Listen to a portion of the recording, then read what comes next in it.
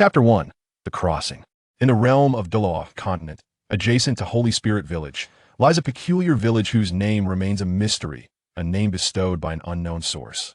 At this moment, outside the village, a young child, perhaps 6 or 7 years old, with flowing dark purple hair, reclines languidly upon a sturdy branch of a tree.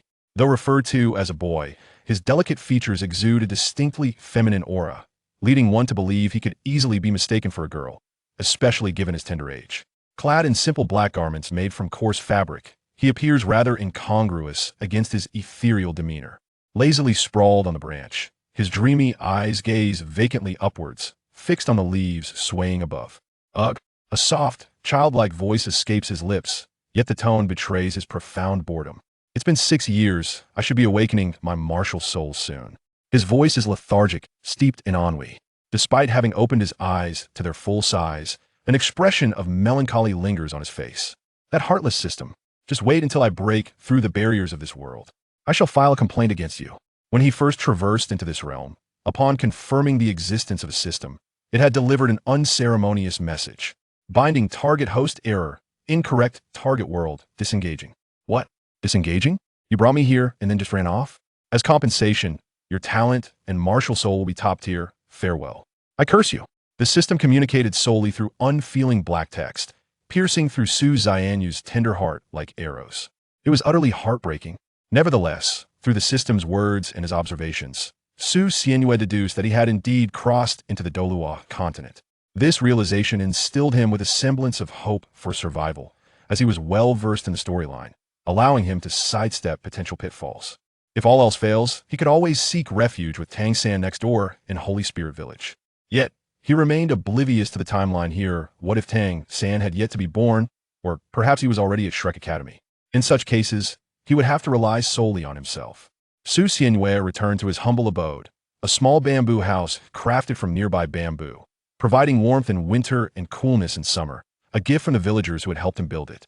Su Xianyu, an orphan, was found by the village chief, Wang Fugue, at the village entrance, having no knowledge of his parents. He grew up on the kindness of the villagers, and when he turned 4 and became independent, they constructed this little bamboo house for him. The house, though modest, was sufficient for a child of his stature. Typically, a child living independently would be met with resistance from the villagers, who suspected the village chief was being unkind. Yet, after numerous explanations and pleas, he was granted this small abode. As for why he chose to live alone, it was simply because, "Brother, are you home? It's Arya." A girl's voice chimed in, exuding a lively and charming energy. Indeed, it was her incessant presence that he found bothersome.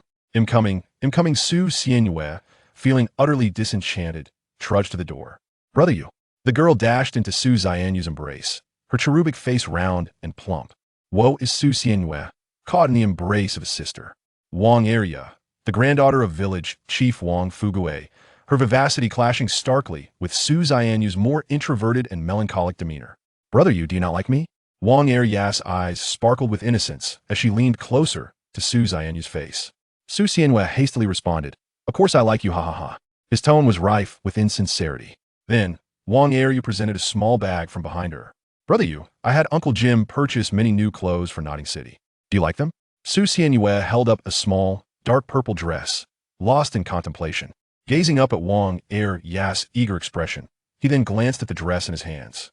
Indeed, this was the primary reason for his earlier departure, yet he had not anticipated that Wang Arya would continue to pursue him. "Well, Arya, couldn't you have bought some clothes for boys instead?" Wang Arya grinned playfully. No can do." Her smile vanished instantly, replaced by an air of solemnity. Su Xianyu stared at the dress in his hands, succumbing to a state of despair. At that moment, an elderly man with long hair, still standing tall with the aid of a cane, entered. "Ah, young you, and Arya is here as well.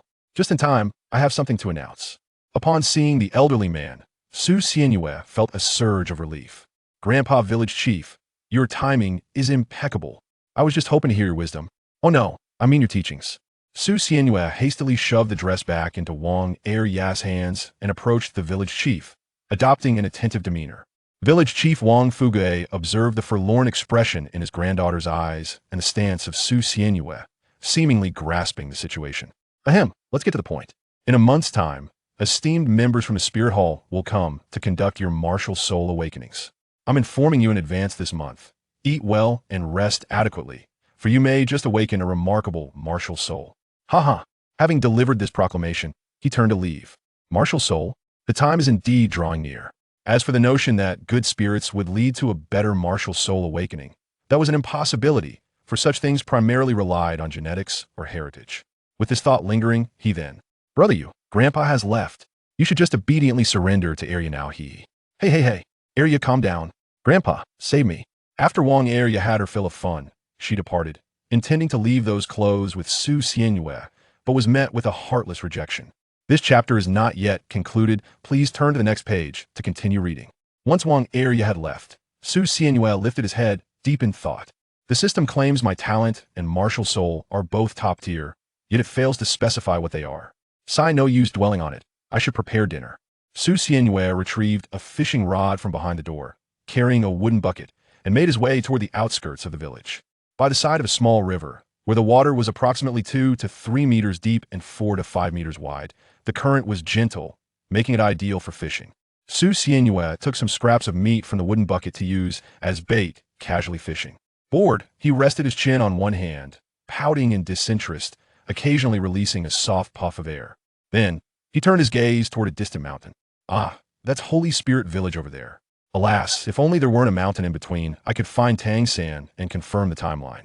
So I can only hope that heartless system proves reliable and doesn't bestow upon me a bizarre martial soul. Oh, a fish is biting.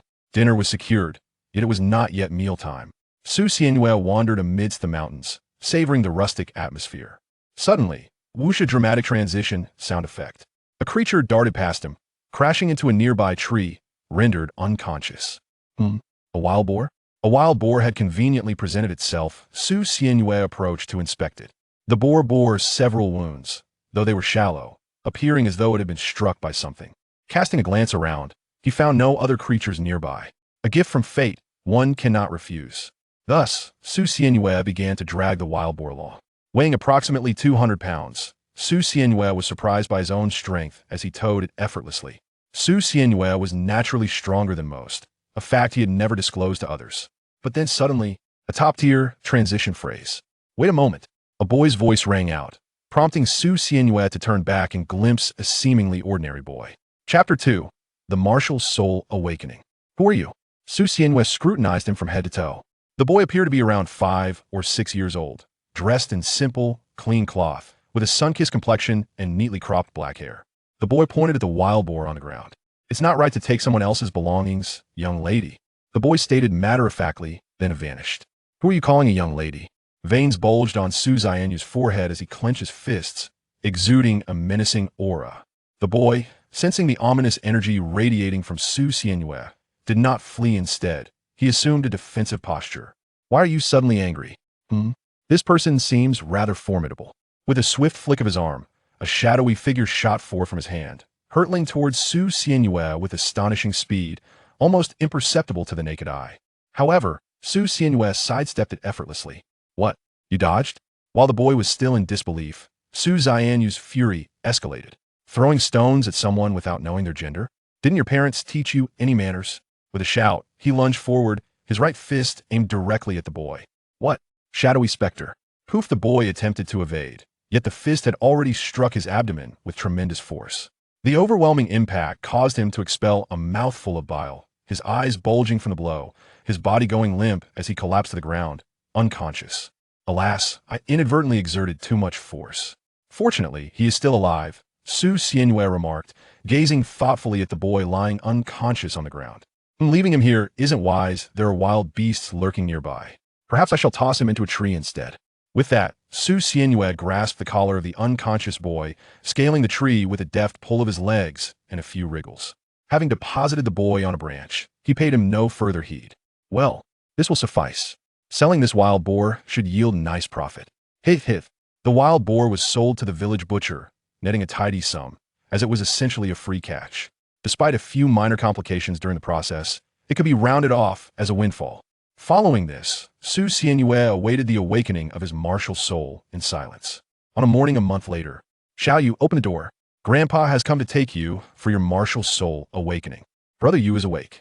At the front of Su Xianyu's small bamboo cottage, village chief Wang Fugue and Wang Area knocked on the door, calling out loudly. Ah, coming, came the languid voice of Su Xianyue as he opened the door. Emerging, Su Xianyue rubbed his eyes and tousled his hair, which was disheveled from sleep, but fell back into place with a couple of shakes, as it was remarkably smooth. Huh. Su Xianyue yawned and followed them. Hurry up, brother you. It's time for the martial soul awakening. Wang Area was particularly cheerful today, bouncing with excitement at his side. Almost there, he replied, his expression still dazed from sleep. Xiaoyu, why are you not excited at all? Aren't you looking forward to such a significant event as the awakening of your martial soul? Looking forward to it. Very much. Dismissibly. Wang Fugue shook his head and continued to walk at a leisurely pace. Under Wang Area's urging, they arrived at the location for the martial soul awakening. We've arrived at the village's martial soul hall, he announced. Though referred to as a hall, it was merely a slightly more ornate building. For a small village, having a martial soul sub-hall of this scale was quite commendable. Alongside Su Xianyue for the awakening were Wang Area and 3 other young boys, who regarded Su Xianyue with curious glances. Due to Su Xianyue's adult soul, he did not engage in play with these children, leaving him with only Wang Area as a friend, and that was by necessity. Before the martial soul hall stood a young man in his 20s, with sharp brows and bright eyes, clad in white attire adorned with a badge on his chest. The village chief approached him to exchange pleasantries, while the children whispered among themselves. Wow, is he a soul master? He looks so imposing. If we awaken our soul power and become soul masters, we should be like him, right? Their words were filled with longing, embodying the simple dreams of childhood. Su Xianyue observed the young soul master with curiosity. Could this be Su Yuntao? He seems quite ordinary. At that moment, village chief Wang Fugue began introducing him. Children, this is the battle soul master from the martial soul hall. You must cooperate well and refrain from mischief. Then, Su Yuntao stepped forward to introduce himself. My name is Su Yuntao, a level 26 soul master, and I will be your guide for the martial soul awakening. With that, he turned and entered the building behind him. Encouraged by their parents, the children ventured inside, while Wang Fugue encouraged Su Xianyue and the others. Do not be nervous. I am looking forward to you awakening a fine martial soul. Now go on. Yes, I will definitely succeed. Wang Area exclaimed, pulling Su Xianyue along as they hopped inside. The hall was stark and devoid of any decorations, with Su Yuntao standing in the center, awaiting them. Stand in a line orderly. I will awaken your martial souls one by one. Su Yuntao spoke little to them, focusing instead on his task. He retrieved 6 black stones and a crystal ball from a nearby bag, arranging the stones in a hexagon on the ground, then gesturing for the leftmost boy to step inside. In this sequence, Su Xianyue was last, yet he felt no anxiety after all. His attitude had grown quite laid back. Regardless of what occurs next, do not be afraid. Close your eyes and feel intently. His voice was gentle, but he immediately shouted loudly. Wolf spirit, possess. With this commanding shout, his body began to swell, transforming into a werewolf, 2 golden rings hovering behind him. The children before him, startled by the loud proclamation, opened their eyes in curiosity, only to be taken aback by the sight of Su Yuntao possessed by his martial soul. The others were left trembling, while Wang Area clung to Su Xianyue, shivering. Fear not, that is merely the manifestation of a martial soul. There is nothing to worry about, Su Xianyue reassured her, patting her back to help her relax. Su Yuntao offered further comfort. This is a normal occurrence for beast martial soul possession. If any of you awaken a beast martial soul, you will transform similarly. Now let us begin the testing. The black stones on the ground illuminated with golden light, shimmering with golden starlight, calming the previously restless atmosphere. The golden light entered the boy's body, causing him to tremble lightly. Extend your right hand, Su Yuntao instructed, and the boy naturally raised his right hand, a glimmer of light emerging from it, gradually coalescing into a hoe. As the golden light receded, Su Yuntao regarded the hoe in the boy's hand. A hoe. Your martial soul is a hoe, an equipment martial soul. Now, let's test your soul power. Simply retract your martial soul with your will and place your hand upon this. Su Yuntao offered the crystal ball to the boy, explaining. However, when the boy placed his hand on the crystal ball, it remained unresponsive. No soul power, you cannot become a soul master. Next, the harsh declaration of the result sealed the boy's fate, foretelling a future devoid of accomplishment. Chapter 3. The Useless Martial Soul. Next, Su Yuntao proceeded to awaken the martial souls of the others in the same manner. An axe? Regrettably, It possesses no soul power. Next, a pair of scissors, lacking in soul power as well. On to the next. The subsequent two boys' martial souls likewise exhibited no soul power, indicating their utter lack of aptitude to become soul masters. After the other three young boys awakened their martial souls, they departed. When it was Wang Aria's turn, she appeared noticeably anxious. There is no need for trepidation, simply relax. The golden light once more illuminated the scene. And after 3 breaths, Wang Aria's martial soul manifested. A needle? Let us assess the soul power. A delicate embroidery needle appeared in her hand, and she, bewildered, proceeded to test her soul power. However, the crystal ball remained unlit. No soul power. Next, Su Yuntao's voice echoed like a sentence of judgment, striking Wang Aria's heart with dismay. No soul power. Oh. Wang Aria stifled her tears, silently retreating to the side. Su Xianyue wished to comfort her, but now it was her turn to awaken before offering solace. It is you indeed. I believe you are the most likely to possess the soul power here. I hope you do not disappoint me, dear girl. Are you being polite? Su Xianyue raised a universally recognized gesture towards him, while Su Yuntao looked at him in utter bewilderment. What on earth? Never mind, let us proceed with the awakening. Instead of probing further, Su Yuntao directly examined his soul power. His tone was somewhat weary, likely due to the considerable soul power expended in aiding others to awaken their martial souls. A golden radiance illuminated the surroundings, heralding the awakening of Su Xianyue's martial soul. However, nothing extraordinary manifested. A few black feathers emerged around him, gently drifting and settling to the ground, only to vanish without a trace. Just feathers? Alas, a futile martial soul. Yet, even in its simplicity, this occurrence is somewhat rare. Let us assess the soul power. As Su Xianyue tested her soul power, her mind wandered, distracted by the sight of Wang Aria, who was on the verge of tears, wishing for a swift conclusion. Suddenly, a dazzling radiance emanated from the crystal ball, nearly blinding them. This brilliance, innate full soul power. You possess innate full soul power. Yet, alas, your martial spirit is merely a feather. Su Xianyue paid no heed to Su Yuntao's words and hurried over to comfort Wang Aria. Brother Yu, what was that just now? I don't know. Let's go and have something delicious first. Su Xianyue had mentally prepared herself for the revelation of her innate full soul power. After all, it was part of the system, though rather unscrupulous. Meanwhile, they completely disregarded Su Yuntao, who wanted to call out to them, but ultimately fell silent, relinquishing his thoughts. Innate full soul power. Yet it was a useless martial spirit. It mattered little whether he was recruited into the martial spirit hall or not. The village chief, seeing them emerge, promptly inquired about their situation. However, upon noticing Wang Aria's expression, he quickly discerned the truth. Aria, Xiaoye, do not be disheartened. It is quite normal to fail in soul power awakening. First, let your grandfather see what your martial spirits are. Wang Aria wiped her tears and revealed her martial spirit. Oh, silver needles? Just like your mother's. Hee, you could become a seamstress in the future. Xiaoye, what about yours? Su Xianyue also attempted to unleash his martial spirit. However, he sensed an insurmountable barrier, akin to a resilient membrane obstructing his efforts, leaving him with a feeling of impotence, unable to fully manifest his soul. When he finally did release it, a few black feathers coalesced around him, gently descending to the ground before vanishing. Feathers? Alas, what a pity. You may go and play for now. Wang Fugue waved his hand, and they departed. At that moment, Su Yuntao emerged from the hall, walking alongside the village chief. Sigh. You have worked hard, esteemed master of battle spirits. Our village has yet to witness anyone awakening their soul power, lamented Wang Fugue, while Su Yuntao's response brightened his spirits. No, there has been one, and she possesses innate full soul power. What? Innate full soul power? Who is it? It is that little girl with purple-black hair. However, regrettably, her martial spirit is merely feathers. That afternoon, as Su Xianyue planned to gather some vegetables from the garden behind his house to prepare a meal, village chief Wang Fugue arrived. Xiaoyu, are you there? Grandpa needs to discuss something with you. Outside the door, Wang Fugue called out. Upon hearing this, Su Xianyue emerged from behind the house, clutching a basket of fruits and vegetables.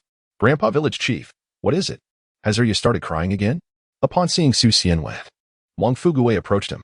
Here you are. I have a matter to seek your opinion on. Su Xianyue picked up a fruit resembling a tomato from the basket and took a bite. What is it? Just tell me directly. Wang Fugue wore a mysteriously amused expression. It's something of great importance. Grandfather asks you. Do you wish to become a soul master? Is that it? Of course I want to.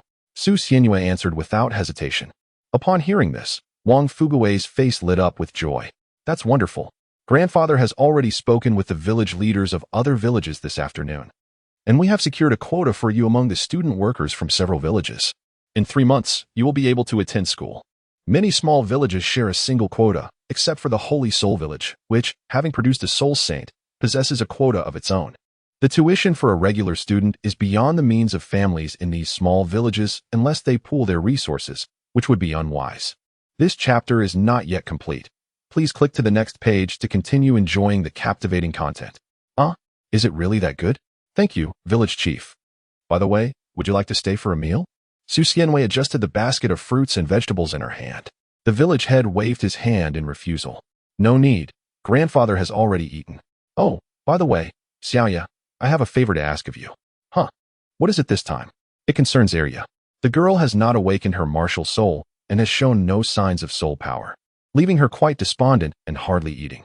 She has always held a fondness for you, so I would like to ask you to offer her some guidance. I see. At the village head's humble yet rather exquisite wooden cottage, he inquired, Arya, what are you up to? Su Xianyue entered with ease. Making her way into a room, Wang Arya lay on the bed, enveloped in melancholy. Observing her, Su Xianyue shook her head and approached. What are you doing? You haven't even eaten. Su Xianyue patted her dairy and stood aside. Do not mind me. I wish to articulate my thoughts, yet found myself at a loss for words. You, too, desire to become a soul master, do you not? Do not entertain such notions. That pursuit pales in comparison to the culinary arts. Su Xianyue spoke thus, yet Wang Arya remained with her head buried in the pillow. However, one might wonder, how can you assert that soul masters are undesirable? Do not deceive me. She suddenly sprang up, her eyes brimming with tears as she gazed at Su Xianyue. Su Xianyue shook her head in resignation and sat beside him. So tell me, do you enjoy fighting? Wang Arya, unsure of what Su Xianyue meant, nevertheless followed her instincts and shook her head. That's exactly right. As a soul master, one is bound to engage in battles, and hunting soul beasts is indeed perilous. Wang Arya crouched down and then settled herself on the ground. That's true. My grandfather has mentioned it before. So, do you not aspire to become a soul master as well? Su Xianyue smiled gently, playfully tugging at her chubby face. As soul masters, they could not only offer protection but also earn a living. Chapter 4, The Ordeal of Hardship. That evening, Su Xianyue chose to spend the night with Wang Arya, who clung tightly to her in peaceful slumber. Su Xianyue gazed out at the luminous moon, then turned his attention to the peacefully sleeping Arya, playfully tugging at her small face. What a handful. Days later, by the riverside, Su Xianyue, with his hair simply tied back, was performing squats while hoisting a stone larger than those lifted by others. 108, 109. His slender frame, clad only in a light short-sleeved shirt and shorts, seemed as if it could be toppled by a mere gust of wind. Yet he persevered with the disproportionately large stone. Eventually, he could endure no longer. I can't do it anymore. I need a break. He discarded the hefty stone and sat upon it, gulping down water from a nearby flask. Observing the gentle flow of the river, Su Xianyue attempted to unleash his martial soul. Yet, only a few black feathers materialized, drifting to the ground and vanishing. Just feathers? Surely it cannot be that simple. Might there be conditions required for its evolution? Or is it merely that his awakening remains incomplete? If it is the former, that would be quite troublesome, if the latter. It presents a different dilemma, as he is unaware of where to seek awakening. Like Tang San's Blue-Silver Emperor, which required the aid of the Blue-Silver King for awakening, perhaps his own situation is similar. Recalling the sensation of releasing his martial soul, which felt akin to being bound by shackles, Su Xianyue was increasingly convinced that he belonged to the category of those whose awakening had not been fulfilled. He must find a way to address the issues surrounding his martial soul. After resting for a moment, Su Xianyue leaped off the stone and continued his training, this time placing the stone on his back to perform push-ups. 1, 2, 3. As evening descended, breathless, Su Xianyue lifted the fishing rod by the riverbank and began to fish. This served as his primary source of meat for the 3 daily meals, as it was the easiest protein to procure, excluding insects, of course. A bite. After a moment's wait, a greedy fish was hooked. Then something peculiar transpired. Upon returning home and preparing the fish, Su Xianyue was astonished to see a small wisp of white, ethereal smoke emanating from the fish's head. What could this be? Su Xianwei leaned in to observe, only to be taken aback as the ethereal mist was suddenly drawn into his body with his breath. Goodness! Could it be some kind of poison? Has someone tainted the river water? He examined his body, yet felt no peculiar sensations. Instead, there was a subtle sense of ease. What on earth is this? After a brief moment of anticipation, Su Xianwei confirmed that there were no abnormalities and proceeded to prepare the fish. Never mind. Dinner is of utmost importance. The small stove before him was ablaze, simmering the fish, while Su Xianwei patiently awaited its completion. In his idle moments, he swatted at the incessantly buzzing mosquitoes. However, at that moment, he noticed that even the mosquito he had just killed emanated a peculiar white, ethereal smoke. Intrigued, he leaned down to observe the slender wisp of smoke, which, inexplicably, wafted into his nostrils from afar. What could this be? He exclaimed in surprise, but soon regained his composure and began to ponder. Could this phenomenon be related to my martial spirit? Reflecting on recent significant events, he recalled yesterday's awakening of his martial spirit, and it seemed plausible that there was indeed a connection. He decided to experiment further. With that thought, he focused on the mosquitoes and flies that continued to dart about, swiftly dispatching one with a decisive clap. As expected, these insects too released the same wispy smoke, which floated upwards and lingered in the air. This time, however, Su Xianwei took a few steps back, curious to see what would happen if he left the smoke unattended. Approximately 3 minutes later, the smoke dissipated. What on earth is this? Perhaps the quantity of smoke from the mosquitoes and flies was too minuscule. He felt nothing upon inhalation. I need to find something larger to test this on. The wild boars in the back mountain are plentiful. I shall investigate tomorrow. Oh no. My fish. It's going to burn. In a flurry, Su Xianwei rushed to salvage his dinner. The following day, Su Xianwei ventured early into the back mountain, wandering aimlessly in search of wild beasts for his experiment. However, after 2 hours, he still found no trace of any creatures. How peculiar. Why is my luck so poor today? Yet, after some time, he did spot a few small birds. Picking up a stone from the ground, he hurled it towards the singing bird perched on a branch, but he missed, causing the startled bird to take flight. Let me try again. Moving to a new spot, he picked up another stone, this time with greater focus. His obsidian-like eyes fixated intently on the bird, and with a swift motion, he threw the stone, striking true. The bird let out a tragic cry as it fell to the ground. A hit. As it landed, a wisp of that same ethereal smoke rose from its head. How curious that this phenomenon occurs consistently. I shall inquire about this when I return. Approaching, he inhaled the wispy smoke, experiencing a gentle wave of comfort. Yet, the sensation was rather peculiar. Suddenly sensing something behind him, he whipped around. In the underbrush, there was a rustling sound, as if something lurked within. Could it be a wild boar? The chapter is not yet concluded. Please proceed to the next page to continue your reading. Su Xianwei brandished his fish-slicing knife and slowly approached the direction ahead. Suddenly, several indistinct objects flew out from the grass, darting towards him like darts. What the? He exclaimed, swiftly dodging while instinctively picking up a stone from the ground to retaliate. Emerging from the thicket was a young boy. It's you. Were you the one who ambushed me with stones just now? The boy was the same sun-kissed skinned lad whom Su Xianwei had previously knocked unconscious with a single punch. To his surprise, they had crossed paths once more. Their previous encounter had already sown seeds of enmity, and this time, it appeared the boy had narrowly escaped being struck by the stone Su Xianwei had hurled at the birds earlier. You again? Are you out of your mind? As Su Xianwei perceived the hostility of the approaching figure, she assumed a defensive stance, firmly gripping a fruit knife in her hand. Although her opponent was merely a child, the ferocity of his demeanor compelled her to exercise utmost caution. The boy opposite her, equally sharp-eyed, kept one hand hidden behind his back, slightly bending at the waist. Both parties stood poised for confrontation, yet neither made a move. Despite the juvenile nature of the standoff, the atmosphere was palpably tense. The boy concealed a handful of small stones behind his back, pinched tightly between his fingers. Since his last encounter, he had ceased to regard Su Xianwei as an ordinary child. Witnessing her arm stance further deterred him from acting recklessly. His eyes shimmered with a violet glow, fixated intently on Su Xianwei. Who could this individual be? Surely not someone of a prestigious lineage, though her attire did not suggest such. He contemplated his next course of action meticulously. Meanwhile, Su Xianwei was equally engaged in strategizing. This boy certainly did not appear benevolent. She needed to devise a plan. Chapter 5. The mediator is Tangs, and both individuals harbored their own agendas, yet the standoff continued without any overt actions. The wind rustled, carrying fallen leaves across their path. Now was the moment. The boy silently shouted within, and his hands swiftly moved back and forth before him with astonishing speed, creating faint afterimages. He relentlessly extracted stones from his bosom, hurling them towards Su Xianyue in a torrential downpour, akin to a rainstorm of projectiles. Upon witnessing this, Su Xianyue's eyes widened in astonishment. Instinctively, she leaped backward, evading the onslaught with remarkable agility. She alternated between climbing trees and descending, her legs bursting with power as she narrowly dodged the barrage of stones, though a few unfortunate hits landed.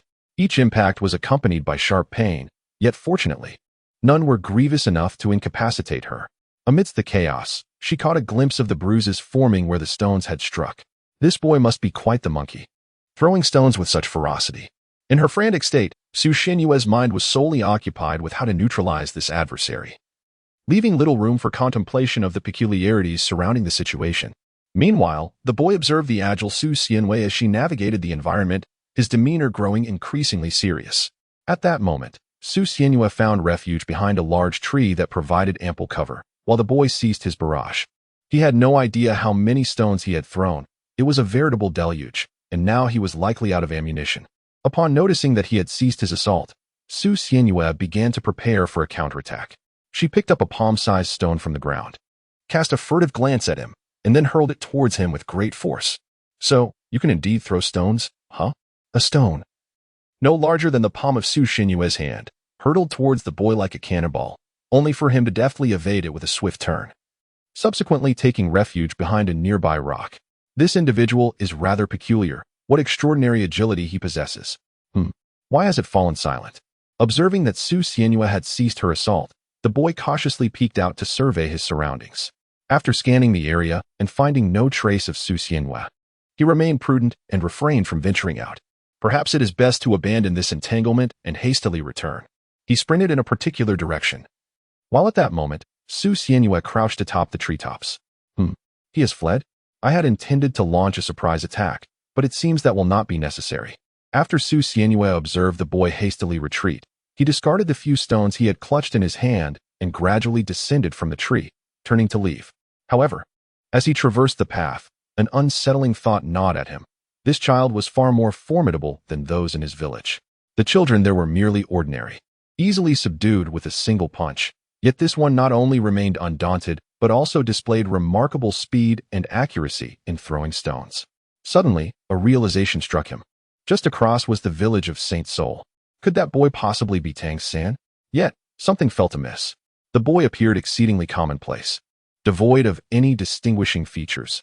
Even the children from his village, though unattractive, possessed a certain uniqueness. This boy was neither ugly nor handsome, merely an unremarkable face lost in the crowd. Could it truly be Tang San? Never mind, he thought. It was best to focus on his own affairs for now. Su Xianyue ultimately ceased to ponder such trivialities and strolled gracefully through the woods. Meanwhile, upon returning, the boy announced, "Father, I have returned." He pushed open the door of a modest earthen house nestled in the corner of the village. At that moment, a tall, burly yet disheveled middle-aged man stood behind him. "What have you been doing so early?" The man's voice was somewhat hoarse, his tone calm, his beard and hair unkempt. The boy, upon seeing the man, exhibited a flicker of surprise in his eyes. "I was just out for my usual morning run, but I inadvertently lost track of time," the boy replied, though the man's gaze was drawn to his somewhat disordered attire. "Have you been fighting again? Did you emerge victorious?" The boy's clothes bore the marks of numerous pebbles he had collected, suggesting a tussle, despite his attempts to tidy himself. The man seated himself beside a humble wooden table and poured water from a kettle. The boy hesitated momentarily but ultimately confessed, "No, it was more of a draw." The man handed him a bowl of water before retreating to another room. "Next time, strive for victory. Also, practice what I've taught you. It will aid you in battle." "Yes, father," the boy replied, gulping down the water before moving to a blazing forge. He extracted a piece of iron from the furnace and placed it upon the anvil, then raised a hammer to strike the glowing metal. Meanwhile, Su Xianyue continued her meandering through the woods, seeking a wild creature for experimentation. As midday approached, she finally spotted a bobcat, slightly larger than a domestic cat.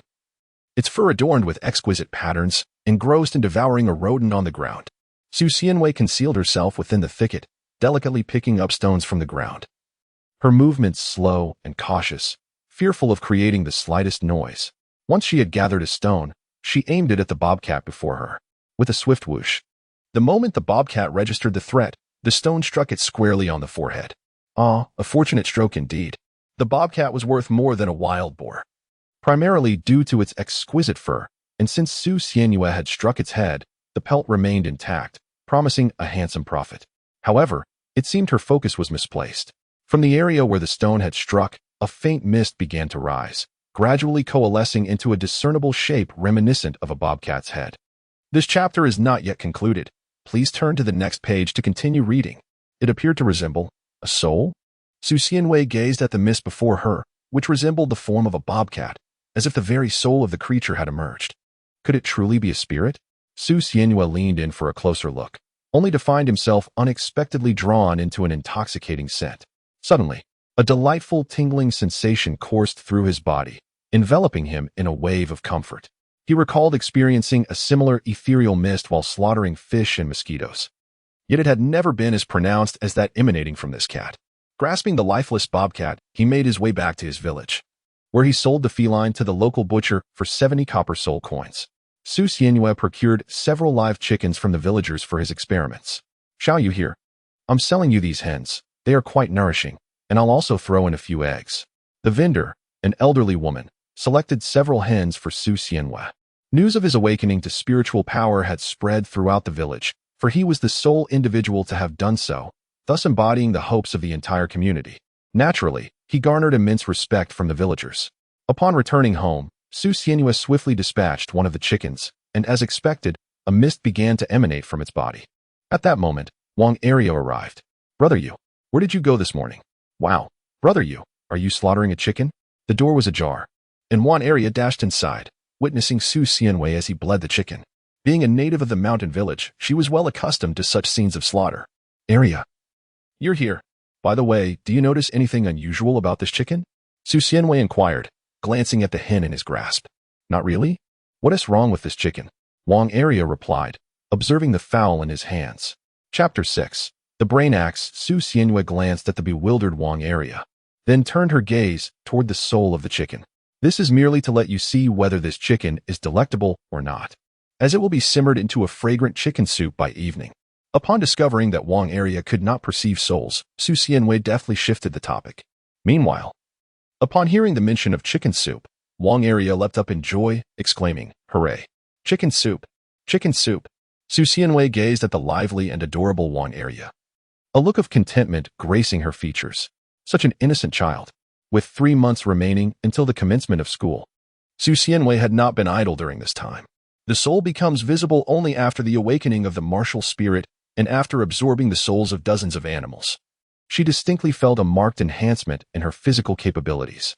This improvement was sudden, creating a palpable sense of disparity, an experience unattainable through mere physical training. This sensation was particularly pronounced after she ventured into the deep mountains to absorb the soul of an ordinary black bear. Now, when she released her martial spirit, the feeling of constraint had noticeably diminished, leading her to conclude that the awakening of her martial spirit was intricately tied to the essence of the soul. Yet, she remained uncertain about the quantity of souls required. However, it seemed that only a few would suffice, as the feeling of constraint had gradually lessened. It should be soon. Su Xianwei clasped her delicate hands, the fair skin briefly tightening before she let them fall gently to her sides. She lifted her gaze and began to walk toward the forest ahead. Over the past few months, she had encountered that boy on several occasions. Yet each meeting ended in discord. Often they would come to blows, but more frequently, they simply ignored one another. With only a few days remaining until the commencement of school, a stirring sensation welled within her. She felt that the awakening of her martial soul was imminent, and she aspired to achieve this before the semester began.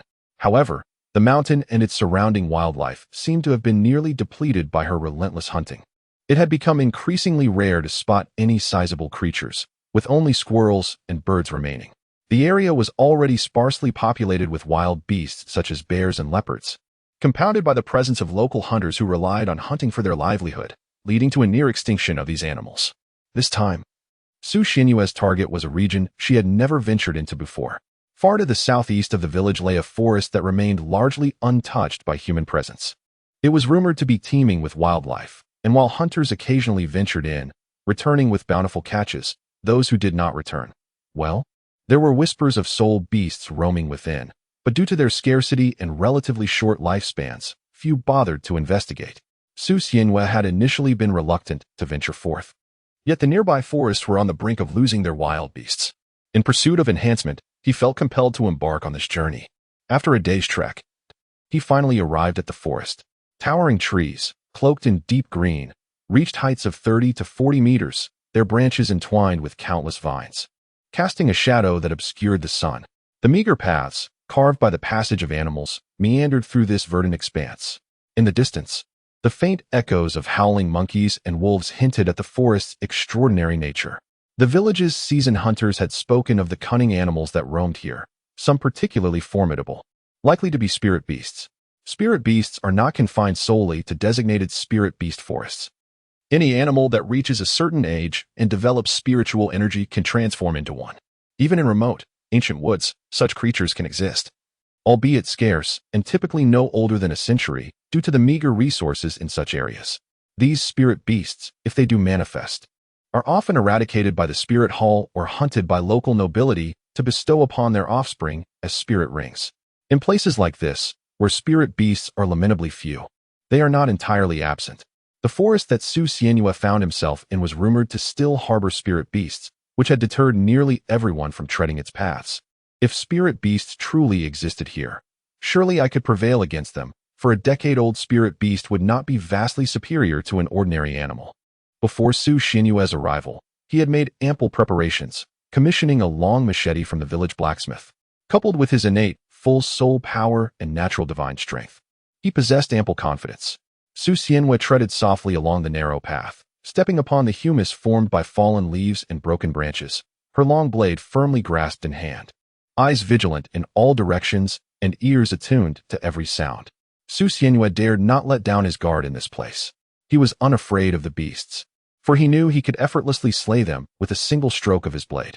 However, if there truly were soul beasts lurking here, he would need to exercise caution, for a moment's inattention could render him as mere refuse to those creatures. The faint howls of nearby beasts had inexplicably ceased, leaving him uncertain whether this signified danger. Typically, it was only in the presence of formidable predators that other creatures would refrain from making a sound. The atmosphere around him had abruptly shifted. The already tense air had become even heavier. Something was lurking nearby, his instincts warned him. He swiftly turned his head to survey the surroundings, gripping his long knife tightly, unwilling to release it for even a moment.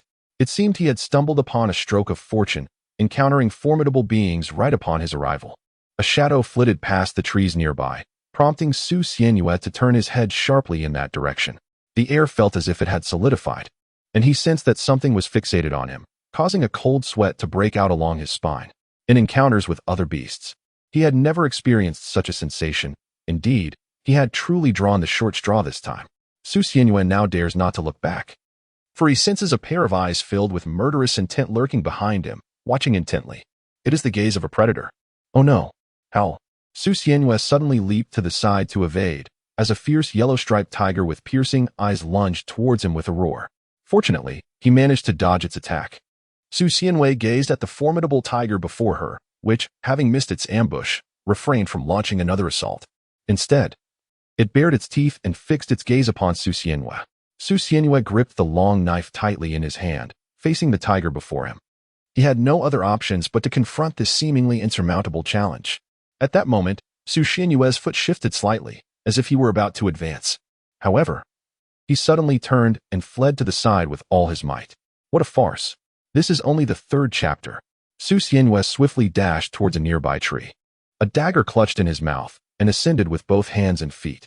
The tiger, equally relentless, pursued him, its powerful claws gripping the stout trunk as it climbed. Upon reaching the midpoint of the tree, Su Xianyue believed he had found safety and glanced back. Oh no! Who on earth claimed that tigers cannot climb trees? This is perilous. The massive tiger, with its gaping maw, was swiftly ascending, its 3-meter-long body leaping several meters at a time, nearly closing the gap with Su Xianyue. As the tiger's claws seemed poised to grasp him, Su Xianyue felt an uncanny calm wash over him. The world appeared remarkably tranquil, the clamor of existence seeming distant and irrelevant, for he was the protagonist, invincible in his tale. How dare you? Su Xianyue swiftly drew her blade, executing a precise backhand thrust that drove the edge directly into the tiger's forehead. Subsequently, both Su Xianyue and the tiger plummeted towards the ground. The tiger let out a frantic roar while suspended in the air, and upon crashing to the earth, it emitted a dull thud, lying utterly still thereafter. As Su Xianyue emerged from the carcass of the tiger, blood flowed from his wounded abdomen. During the chaotic descent of the tiger, he had sustained injuries from its frantic clawing. Chapter 7. Complete awakening. Crimson blood cascaded from Su Xianyue's abdomen like a rushing stream, and in this fleeting moment, his consciousness began to wane. This cannot continue. He was aware that if this persisted, it would spell his doom. Yet, his unsteady steps could not carry him far. Oh, the soul of that tiger. In his injured state, Su Xianyue regrettably realized he could absorb the soul for healing, a discovery he had made during his hunts. He turned around, but instead of encountering a misty soul, he was met with a white ring. A soul ring? There was no time to ponder this. Where was the soul? The soul of the tiger? The head of the tiger revealed no sign of a spirit, which filled Su Xianyue with mounting anxiety. However, before despair could fully take hold, his gaze landed upon the soul ring. Faintly, he discerned a familiar wisp of smoke within the center of the ring. Could it be here?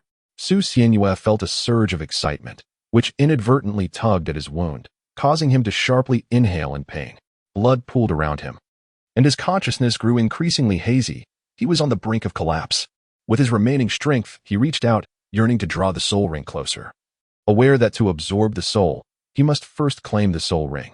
However, Su Xianyue's focus remained steadfastly on the slender wisp of soul, and all that was summoned was that solitary essence. Su Xianyue had no time to concern herself with trivial matters. She greedily inhaled the essence. As anticipated, the wounds on her abdomen healed at a visible pace, and within 3 breaths, they were entirely restored. Aside from the bloodstains on her belly and tattered clothing, her abdomen appeared as it usually did, fully recuperated. Exhaling softly, she felt an urge to unleash her power. It seemed that just one more such tiger would suffice. As she prepared to release her martial spirit, the thin membrane-like shackles were on the verge of shattering, indicating that completion was imminent. Meanwhile, in the nearby thicket, a rustling sound could be heard. Drawn by the scent of blood, how fortuitous, it shall serve as my sustenance. Su Xianyue swiftly withdrew the knife embedded in the forehead of the tiger, her lips curling into a grin as she cast her gaze upon the rustling underbrush. From within the thicket, a creature slowly emerged. 7 or 8 half-human-sized wolves, baring their teeth and drooling, stepped forth, their emerald eyes fixated intently on Su Xianyue. Su Xianyue returned home, retrieved a set of clothes, and hastened to the riverbank to cleanse himself. The tattered garment he wore, stained with blood, was beyond salvage. He cast it aside without a second thought, for the coarse fabric held little value. To the locals, the tiger was a treasure trove. Yet Su Xianyue could only bring back a pelt. He meticulously skinned the animal, ensuring the fur was intact, as it would fetch a handsome price. Prior to this, he had practiced his skills on a few wolves, acquiring several slightly damaged pelts alongside a few pristine ones, all of which would yield a decent sum. After discarding the disarray of items in his home, he sought solace in a bath. The awakening of his martial spirit remained elusive, a disheartening revelation. Although the shackles that had bound him during the manifestation were now absent, he could summon only a few feathers, utterly ineffective. Frustrated, Su Xianyue vigorously rubbed his arms. After donning a fresh outfit and shaking out his damp, purplish-black hair, he made his way home, grasping a handful of pelts he had carelessly dropped on the ground. Heading towards the butcheress shop, "Uncle Dainu, could you appraise these pelts for me?" he inquired. The robust butcher, having just finished his meal and engaged in post-lunch dental care, gaped at the assortment of furs Su Xianyue had presented. Is this tiger skin? Wolf skin? Or perhaps fresh game? Goodness gracious, where did this lad procure such a bounty? The butcher's incredulity was palpable, prompting a sheepish smile from Su Xianyue. From the mountains. Of course. Uncle, could you give me an estimate to see if you might consider purchasing them? The butcher lifted the sizable tiger pelt, his jaw dropping in astonishment. Such an enormous tiger. Are you certain we have such beasts in our mountains? I wouldn't deceive you, lad. I simply cannot afford such a thing. Su Xianyue was indifferent to these matters. Uncle, Just offer the maximum you can. Consider the lower price as a token of your ongoing care for me. The butcher gazed intently at the tiger's skin before him. Are you certain? I shall give you a fair price, a total of 15 silver coins. This is the highest offer I can make. 15 it is, then, it matters not. Clutching the meat provided by the butcher and the pouch of silver coins, Su Xianwei made her way home. It was noon, and she had yet to have lunch. These past few days in the mountains had seen her subsisting on meager rations. Upon returning home, she placed the pork into a pot, seasoning it for stew, when a knock sounded at the door. Xiaoyu, are you there? It's grandfather. The voice of Wang Fugui, aged yet still robust, resonated. Su Xianwei set aside her task and hurried to open the door. Xiaoyu is back. Where have you been these past few days without informing your grandfather? I just overheard that rascal Dainyu say you returned with several wolf skins and a large tiger skin. You Haven Tea spent all your time in the mountains, have you? Let me tell you. As soon as the door opened, Wang Fugui began his lengthy admonitions. Su Xianwei, feeling a bit impatient, listened until he finished before changing the subject. Is there something you need, grandfather? I haven't tea eaten yet. Did you hear me? Oh, my apologies. I tend to ramble in my old age. Ahem, tomorrow marks the start of school. Arya mentioned you have been away and was quite worried about you. It's good to have you back. Prepare to get some rest early tonight, as we shall set off at dawn. That is all, by the way. Oh, the stew smells delightful. With Wang Fugui finally concluding his monologue, Su Xianwei returned to check on her cooking. Would you like some, grandfather? Su Xianwei lifted the lid of the pot, while Wang Fugui waved his hand dismissively. No need. Grandfather has already eaten. Remember, rest early tonight. We shall depart at dawn tomorrow. After speaking, he turned and walked away. Goodbye, grandfather. Su Xianwei waved her hand at him, then turned her head to inhale the tantalizing aroma of the meat. Your culinary skills have improved yet again, heh? A few minutes later, Wang Arya dashed over. Brother you, where have you been these past few days? You didn't even tell me. It smells so delicious. As Su Xianwei placed the meat into the bowl, he noticed Wang Arya rushing in with great enthusiasm. Oh, care for a taste? How delightful. Later that evening, Su Xianwei meticulously prepared his belongings. In truth, there was little to pack. His garments were merely worn clothes, which he planned to replace in Nottingham. The bedding was similarly unremarkable. What he truly needed to gather was money, as the items from home would serve no purpose at the academy. After a quick dip in the river to cleanse himself, he took a moment to ensure there were no unpleasant odors lingering before blissfully settling down on the pristine white sheets and drifting into slumber. The night was enveloped in profound silence. However, Su Xianwei's home radiated an unusual luminescence. A deep violet glow emanated from the crevices of the bamboo walls and windows. And this peculiar source of light was none other than Su Xianwei himself. Su Xianwei lay quietly on his bed, radiating a deep purple-black glow, yet he appeared entirely unaffected, lost in a peaceful slumber. On his forehead, a small purplish-red orb, the size of his own fingernail, slowly began to coalesce. Chapter 8. Subtle changes the following day. Su Xianwei awoke early. That sleep was truly delightful. He stretched languidly, tousled his hair, and then leaped from the bed. He donned a sleek black outfit given to him by Wang Fugui over his short-sleeved pajamas and quickly freshened up, preparing to depart. However, as he washed his face, he felt something hard on his forehead. What is that? Just as he was about to reach up to investigate, Wang Fugui's voice suddenly echoed from outside. Xiaoya, are you up? The carriage is ready to depart. Coming. Without the chance to touch it, he hurriedly dashed out. Outside, Wang Fugui awaited him and, upon seeing Su Xianwei approach, turned to lead him toward the village's entrance. Today is your first day at school. Aren't you excited? The village head glanced back at Su Xianwei, who was still pressing his fingers against the peculiar spot on his forehead. Grandfather, is there something on my forehead? Wang Fugui looked down to examine it. I'm not certain what it is. Perhaps you bumped into something. But when did you start wearing eyeshadow?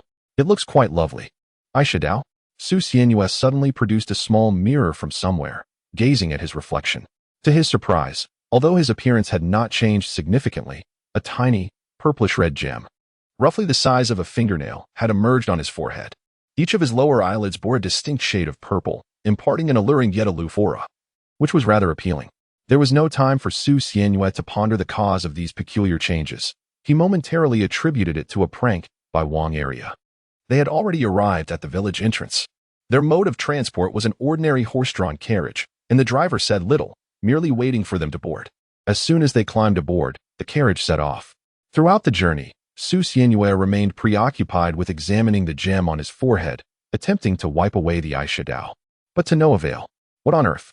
The gem seemed embedded in his skull, causing pain when pressure was applied, while the eyeshadow appeared to be integrated into his flesh. Impervious to removal. Xiaoyu, aren't you curious about what the academy looks like?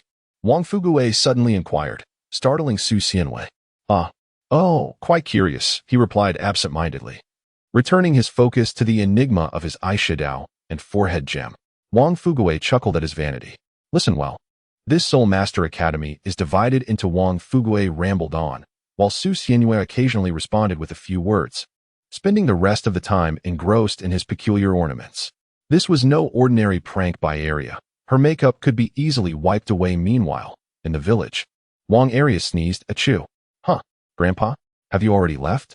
Sitting up in bed after the sneeze, Su Xianyue, deep in thought, could not fathom the reason behind his current state. Ultimately, he decided to disregard it. Meanwhile, Wang Fuguwei continued his incessant chatter, sharing information Su Xianyue had already known. Amidst this stream of dialogue, they finally reached their destination. It was only around 8 or 9 in the morning, and the journey had taken approximately 3 hours. Nodding City was not overly extravagant, but it was clean and tidy, with smooth, paved roads. Most of the buildings were 2 to 3 stories high, constructed of stone bricks, not exceptionally grand, but certainly more opulent than the wooden houses in the small village. Su Xianyue had never visited this place before. His lack of interest was one aspect, and even if he were to come, there was little for him to do. Being a mere street loafer seemed too tiresome. The street was relatively bustling with pedestrians, and it appeared no different from an ordinary thoroughfare. As birds soared above, Su Xianyue found himself inadvertently drawn to them. Following their flight, he soon spotted a familiar figure. Wasn't that Tang San ahead? In the distance, an elderly man leaning on a cane walked alongside Tang San, who had fought with Su Xianyue on several occasions. Su Xianyue squinted at them, while Tang San, ahead, involuntarily shivered, turning back in confusion. He too caught sight of Su Xianyue. Su Xianyue raised his middle finger. Tang San, although perplexed by its meaning, could discern from Su Xianyue's expressionless visage and his indifferent gaze that it was undoubtedly an unfavorable gesture. Tang San reciprocated the gesture before turning away. Su Xianyue expressed her disdain. How absurd. Meanwhile, Wang Fuguwei, noticing them, wore a slight smile, his hands hidden behind his back as he quickened his pace. Familiar with the route, he soon arrived at Nodding Academy, where Tang San and his companions were waiting at the entrance. A sharp-nosed, buck-toothed individual was scrutinizing a piece of paper, accompanied by another similarly attired. Suddenly, the paper was tossed to the ground with a scoff. Innate full soul power? Blue silvergrass. Ha ha ha. Are you jesting? I've been here for years.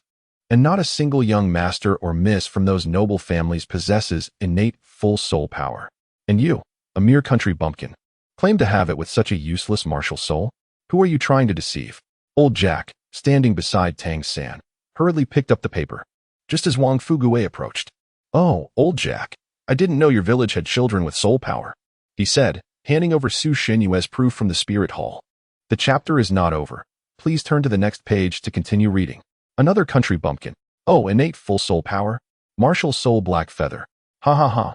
Is forging proofs now free of charge? Each one of you dares to claim your useless martial souls are innate full soul power? The guard's derisive remarks rang out unabashedly as he flung the proof back at Wang Fuguwei's face. Wang Fuguwei and Old Jack naturally engaged in an argument with them, while Su Xianyue and Tang San. Oh, isn't that Tang San? You seem to have fallen behind in these few days. You're not faring any better. Are you? Aren't you also being kept outside? The atmosphere was charged with tension. As for the guards, their threats were futile. No use in arguing. Get lost. Keep this up and I'll make you regret it. The fury in their voices was palpable, drawing the attention of both Old Jack and Wang Fuguwei. With expressions of concern, they realized they were powerless against the guards, who possessed soul power of their own. Su Xianyue clenched his fists, and Tang San beside him understood his intentions. Although he found him rather disagreeable, it was fair for each to have a turn. Tang San's hand slipped to his lower back, as if retrieving something. Just as they were about to act, a voice rang out. Stop! The voice was hoarse and heavy, and the two guards, once brimming with arrogance, now transformed into embodiments of obsequiousness. This sudden shift caught the two men, who were poised to strike, off guard. Unbeknownst to them, a slender, Middle-aged man in a long robe had appeared behind them, his hands clasped behind his back and an expression of grave seriousness etched upon his face. Su Xianhua understood that the person who appeared at this moment was none other than Yu Xiaojing. The gatekeeper, cowering like a quail, watched Yu Xiaojing approach. Master Wei. However, Yu Xiaojing paid them no heed and walked directly towards Wang Fugui and Old Jack. Could you kindly show me the proof from the spirit hall? Chapter 9. The encounter. The two village chiefs, possessing a modicum of discernment, recognized the deference with which the gatekeeper regarded Yu Xiaojing and swiftly presented the documents they held. Yu Xiaojing took one proof in each hand, scrutinizing them before turning his gaze towards Tang San and Su Xianwei. His attention was particularly drawn to Su Xianwei, captivated by the crystal on her forehead and the shadow around her eyes, which he discerned was not merely painted on. Afterward, he tucked the documents away. Everything appears to be in order. I extend my apologies on behalf of the Academy, esteemed elders.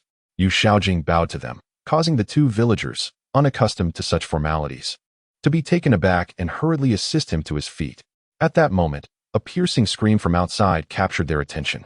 They saw Su Xianhua gripping the collar of the trembling gatekeeper, delivering blows as if he were a helpless chick in her grasp. Stop! Someone's going to die. Master, help! The beaten man had lost the strength to cry out, prompting another gatekeeper to urgently seek Yu Xiaojing's assistance. Xiaoyu, stop this at once. What are you doing? Wang Fugui rushed forward to intervene, while the bruised gatekeeper lay on the ground, his companion shaking him in distress. Su Xianhua, having been pulled away, bore an expressionless countenance, her eyes devoid of emotion. This teacher, our child. Wang Fugui awkwardly addressed Yu Xiaojing. Yet, in Yu Xiaojing's narrowed eyes, there was not indignation but astonishment. Fear not, I shall take care of these two children. He did not reproach Su Xianwei but instead led them towards the academy. Su Xianhua turned back and waved goodbye to Wang Fugui before following Yu Xiaojing. Alas, this child has a rather peculiar temperament, though usually quite obedient. Wang Fugui shook his head, while Old Jack sighed beside him. Our little San is far better than your girl. She's been this careful since childhood. Worried she might not find a husband someday, huh? What girl? That's a boy. Meanwhile, Tang San, trailing behind Yu Xiaojing, was fixated on Su Xianwei. He was taken aback by how devoid of emotion this person appeared on the surface, yet exhibited such brutality. Su Xianhua, maintaining his trademark stoic expression, sensed Tang San's gaze and turned to give him the middle finger. Tang San promptly reciprocated without hesitation, then redirected his attention to the front where Yu Xiaojing stood. Teacher. Thank you. I am not a teacher at the academy. Simply call me master, as everyone else does, Yu Xiaojing replied nonchalantly. Tang San immediately began to flatter him extravagantly. Not a teacher? Then you must be quite an extraordinary person, right? Yu Xiaojing could not help but chuckle. What makes you think so? Such a title as master surely belongs to someone of great prowess. Moreover, your ability to represent the academy implies a high status. You must be a leader, if not the principal. Even if you are not a teacher, you must certainly surpass the teachers here. Su Xianhua found Tang San's words somewhat familiar, but could not resist interjecting, flatterer. Tang San ignored him, and Yu Xiaojing cast a glance before continuing to address Tang San. Your name is Tang San, correct? You must remember that the distinction between a teacher and a master is vast. Do not address them interchangeably, unless... Are you willing to teach me cultivation? Su Xianhua silently observed from the side, ready to depart, just as they were about to enact a ludicrous scene. However, upon gazing at the unfamiliar path ahead, she had no choice but to obediently return and allow Yu Xiaojing to lead the way. The time Su Xianhua was away was but a minute. Upon his return, he found Yu Xiaojing and Tang San gazing at him momentarily before resuming their conversation. I had previously conducted an inquiry involving 647 individuals with the blue-silver grass martial soul, of which only 16 possessed soul power. They continued their animated discussion, compelling Su Xianhua to retreat to the side of a flower bed, his indifferent, non-reflective eyes fixated on them. After a lengthy discourse, Su Xianhua found himself yawning, while Tang San displayed an expression of uncontainable excitement, suddenly kneeling down. Please accept me as your disciple.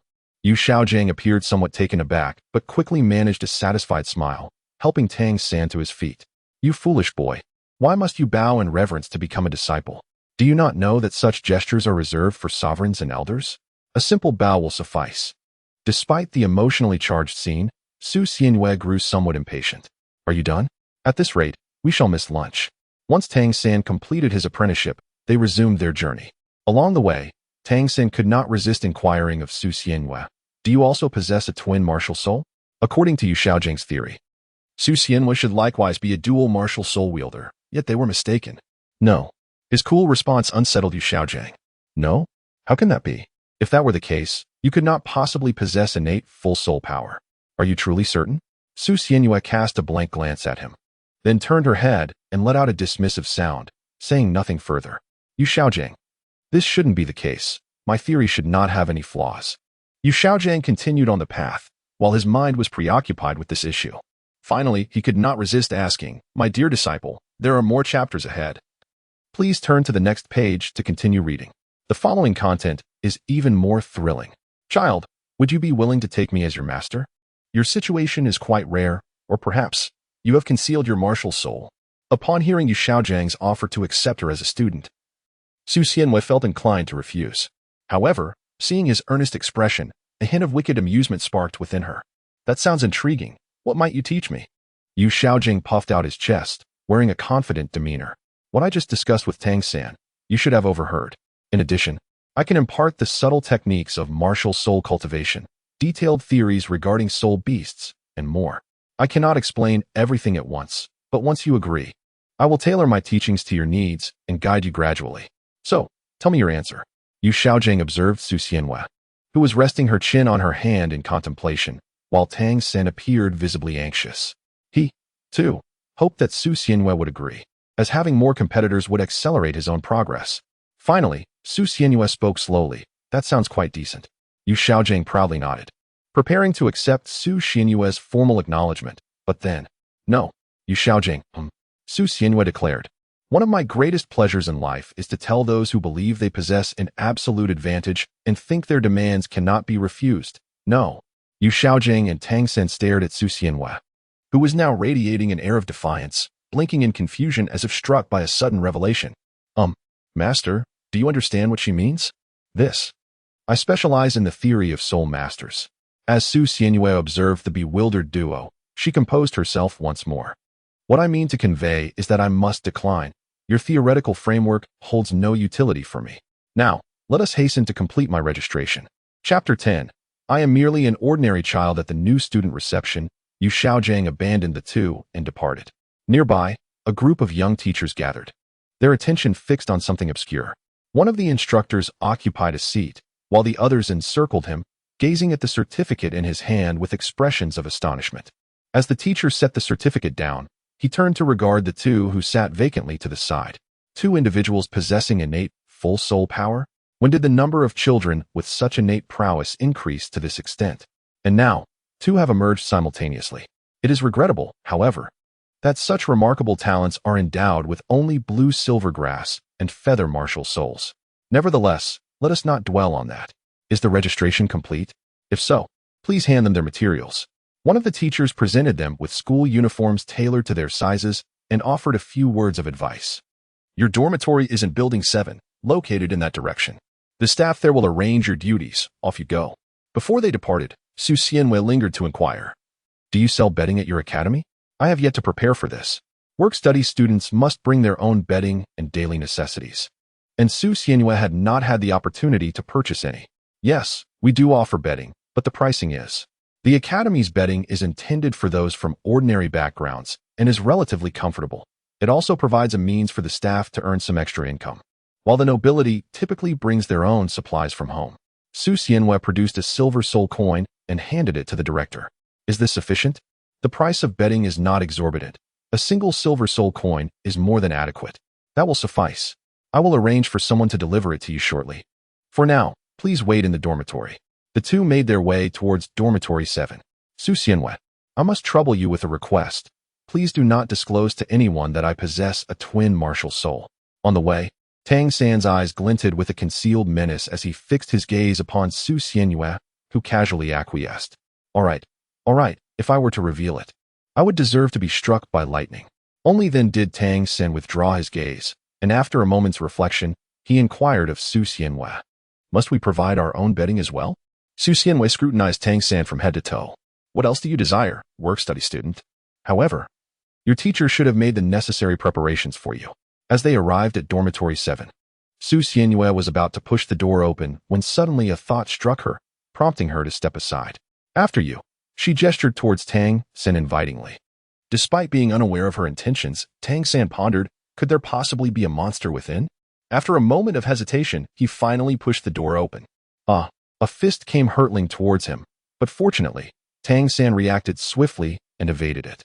What on earth? Taking refuge to the side, Tang San discerned the identity of his assailant, a boy who stood a head taller than him.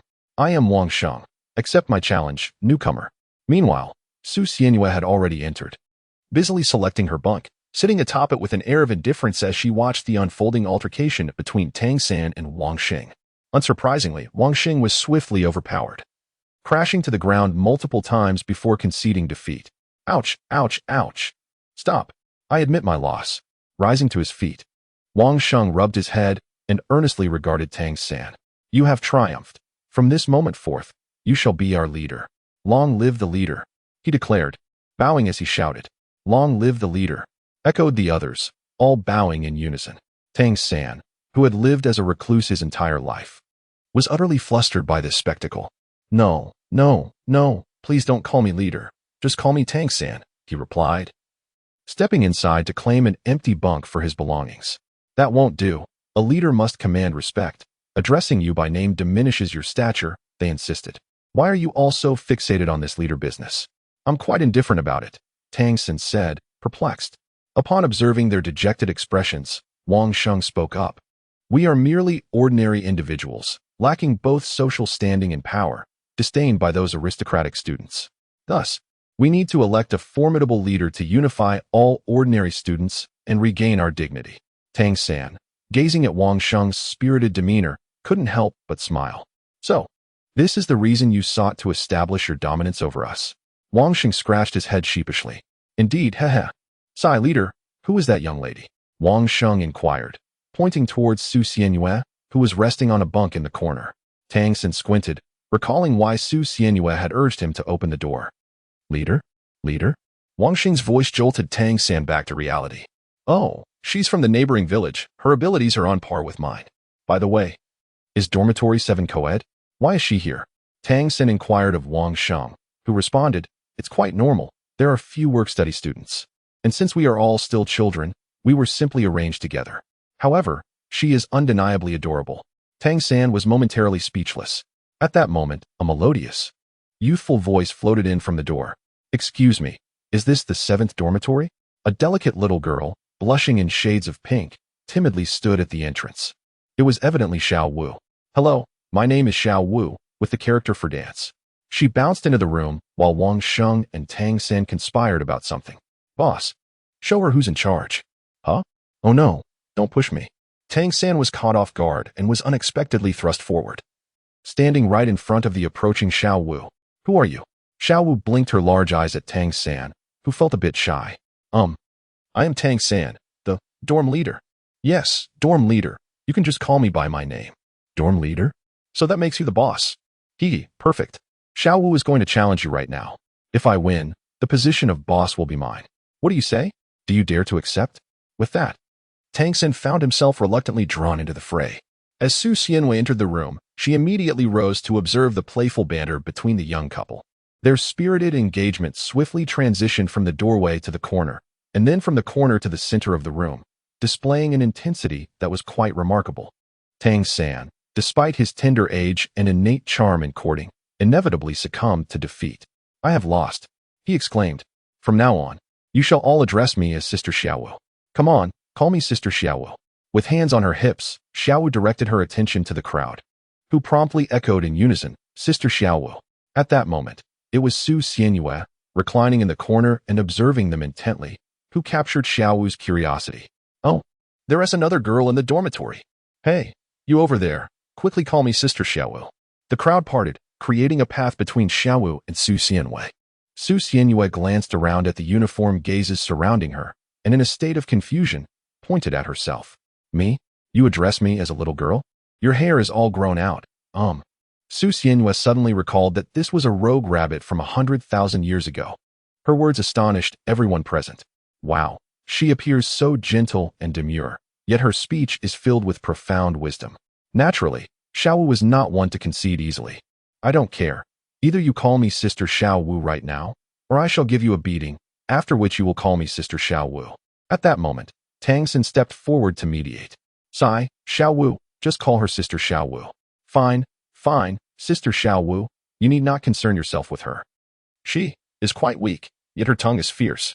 Engaging her in conversation is a laborious task. While Tang San would hold back during his sparring with Xiao Wu, he was uncertain whether Su Xianyue would do the same. Nevertheless, he successfully diverted Su Xianyue's ire towards himself, and she was now fixedly gazing at him. After much contemplation, Su Xianyue finally spoke. I am but an ordinary child. You need not worry about me. Chapter 11. What is it like to be expelled before school even starts? What? Well then forget it. I won't bother with you. Xiao Wu skipped away, selecting her bed. This one will do. Just remove the clutter on top. Tang San observed the spot she pointed to. It was indeed his own bed. This is my bed. Oh, is it? Then take it away from me. Hurry up. Xiao Wu had clearly claimed that position. Fortunately, there were other vacant spots, and Tang Sin moved to one of them. At that moment, the bedding was delivered. All work-study students this year, please come forward. A teacher in his 30s appeared, accompanied by another individual, both of whom were holding a stack of bedding. Tang San, Xiao Wu, and Su Xianyue approached. Which one is Tang San? Tang San raised his hand, and the teacher handed the bedding to him. This bedding is from the master. Which one is Su Xianyue? Su Xianyue took a step forward, and the person behind the teacher handed over a blanket, identical to the one given to Tang San. This led her to surmise that Yu Xiaojiang had likely procured the blanket for Tang San from the academy as well. With the blanket delivered, the teacher addressed the three of them, stating that they would be responsible for maintaining the southern garden, earning 10 copper soul coins each day. However, it was imperative that they adhered to the cleaning schedule. Failure to maintain cleanliness would result in the academy's right to expel them. Wang Sheng, please relay the important matters for the new students to them, he added. With a multitude of tasks concluded, he turned and departed. Su Xianyue cradled her quilt and placed it on the corner of her bed, then gently caressed her belly. Feeling hungry, she inquired, who was it? Wang Sheng, right? Where is the cafeteria? Please take me there. Su Xianyue spoke to Wang Xing, who felt somewhat troubled by her words. However, upon recalling Tang San's assertion that Su Xianyue's prowess was comparable to his own, he calmed down. Oh, splendid. Tang San, Xiao Wu. Let us proceed to the cafeteria for a meal. Yet, Tang San had no money. The earnings from Tang Hao's blacksmithing had all been spent on alcohol, leaving Tang San with only a meager supply of coarse grains to stave off hunger. You all go ahead. I shall refrain from joining. Xiao Wu glanced at Tang San and inquired of Wang Sheng. Does dining require expenditure, specifically that, soul currency? Wang Sheng replied. Indeed, it does. He added, how about this? I shall cover your meals for the next few days. I still possess a little spare change. Wang Sheng could discern their predicament. Su Xianyue was becoming somewhat impatient. So are we going or not? The cafeteria of the academy was quite spacious, comprising 2 floors, sufficient to accommodate 300 individuals simultaneously. Oh, isn't that Wang Sheng and his group of misers? An unpleasant voice pierced their ears, resonating with particular harshness. However, Su Xianyue paid them no heed and proceeded straight to the second floor of the cafeteria. The cuisine on the second floor was notably superior to that on the first. Yet, Su Xianyue could afford it, as the prices at the small academy's cafeteria, no matter how steep, were still manageable. As expected, a dish cost several dozen copper soul coins, which could indeed be considered expensive for a work-study student. Nevertheless, with her wealth of several dozen silver soul coins, she could certainly indulge in a meal or two. After selecting a few appealing dishes, she settled at an empty table to enjoy her meal. At that moment, Xiao Chenyu and his companions, who had just mocked Tang San and the others, approached. That little loli looked rather appealing. Oh, did you see that? Someone like her truly suits my taste. Xiao Chenyu leaned towards one of his sycophants, gesturing with his folding fan towards Su Xianyue. As Su Xianyue was savoring her meal, a sudden loud bang startled her. She looked up to find a child, around 8 or 9 years old, slapping the table before him, his gaze fixed on her. Our leader has something to discuss with you. Hey, don't be so fierce, you might frighten the young lady. A flamboyant figure, Xiao Chenyu, strolled over, tossing aside a lock of hair that fell across his face. Junior, can you manage all this food? It must have cost quite a bit. Would you like your senior to treat you? He propped one foot on the chair in front of him, wearing an air of arrogance as he flashed a smile at Su Xianyue. Meanwhile, Su Xianyu retorted, "Do you think you can dance?" Xiao Qinyu raised an eyebrow in surprise. Below, a girl named Xiao Wu was still seething with anger. "Humph, those guys are utterly infuriating." Tang Xin comforted her from behind. "Let us just consider them a bunch of clowns." Suddenly, a series of loud, cracking noises echoed from above, emanating from the second floor. "What is that sound?" With a thud, a figure fell from the second floor straight to the ground below, unconscious. The cafeteria erupted into chaos as teachers rushed towards the commotion. What happened? Who's fighting in the cafeteria? Goodness. They hurried over to witness a remarkable scene. A purple-haired, seemingly unassuming girl had one hand gripping the neck of a boy who was a head taller than she, lifting him effortlessly. Beneath her feet lay a pile of several other children of similar age. The display was undeniably impressive. "Hey, let go of him." Su Xianyue's brows were furrowed with a palpable intensity, yet her eyes remained devoid of any emotion, resembling hollow voids without reflection. Upon hearing someone call out, she cast her handheld Xiao Qinyu to the ground. "They disgust me." At that moment, the entire cafeteria fell silent. Let's not dwell on that. We must save the injured." A nearby teacher finally reacted, hastily organizing the crowd to assist the few who had been knocked unconscious. The unfolding drama is not yet over. Please turn to the next page to continue enjoying the captivating narrative. The unconscious individuals comprised noble offspring along with their sycophants. Although the academy might endure minor incidents, this situation could still lead to significant repercussions. You, please step aside." They instructed Su Xianyue to remain at a distance while they carried away the injured. In truth, the academy generally does not pursue such skirmishes vigorously, as it is a sole master academy. As long as there are no fatalities or permanent disabilities, they allow for some commotion. The assailants were merely knocked out. They possessed soul power, so death was not a concern. However, the extent of their injuries was for them to discover later. Half a day later, the diagnostic results emerged. Of the 8 individuals, 3 were left with severe impairments, and 5 suffered multiple fractures. The severely injured would likely remain bedridden for years, while the fractured ones would take months to recover, significantly hindering their academic progress. Such brutality from this newcomer, causing trouble before the opening ceremony even commenced. Expulsion. Such egregious behavior warrants expulsion. Consequently, Su Xianyue was officially expelled. Alas, while fighting is not overly serious, causing disabilities or death escalates the matter beyond my ability to resolve. Tang Xin felt a sense of regret regarding his opponent, Su Xianyue, and attempted to enlist Yu Xiaojiang's help to plead for her. Yet, Yu Xiaojiang was no fool. He would not assist someone like Su Xianyue, who had no relation to him. "Teacher, well, let it be. Let it be." Yu Xiaojiang cautioned Tang Xin. "Such a temperament is best kept at a distance. If amicable coexistence is impossible, it is wise to keep as far away as possible, lest you end up. You understand my meaning, right?" Tang Xin nodded in comprehension. Su Xianyue was tidying up her belongings in the 7th dormitory, and she swiftly completed her task. She never anticipated that those individuals would be so fragile, ultimately leading to her dismissal. Alas, how shall I explain this to my grandfather? Chapter 12. An invitation from the Lord of Nottingham City. Su Xianyue hastily prepared to depart under the cover of night. Gazing at the myriad of stars twinkling in the sky, along with a crescent moon that resonated with her name, she let out a sigh, bracing herself for the journey ahead. Just then, a teacher rushed towards her from behind, calling out, "Hey, Su Xianyue, you need not leave." Huh? Su Xianyue felt a tinge of disbelief as she turned to gaze at the teacher. "With a prominent figure backing you, there is no need for you to withdraw from school." A prominent figure? In a lavish living room, a middle-aged man clad in a long robe sat, with Su Xianyue positioned directly across from him.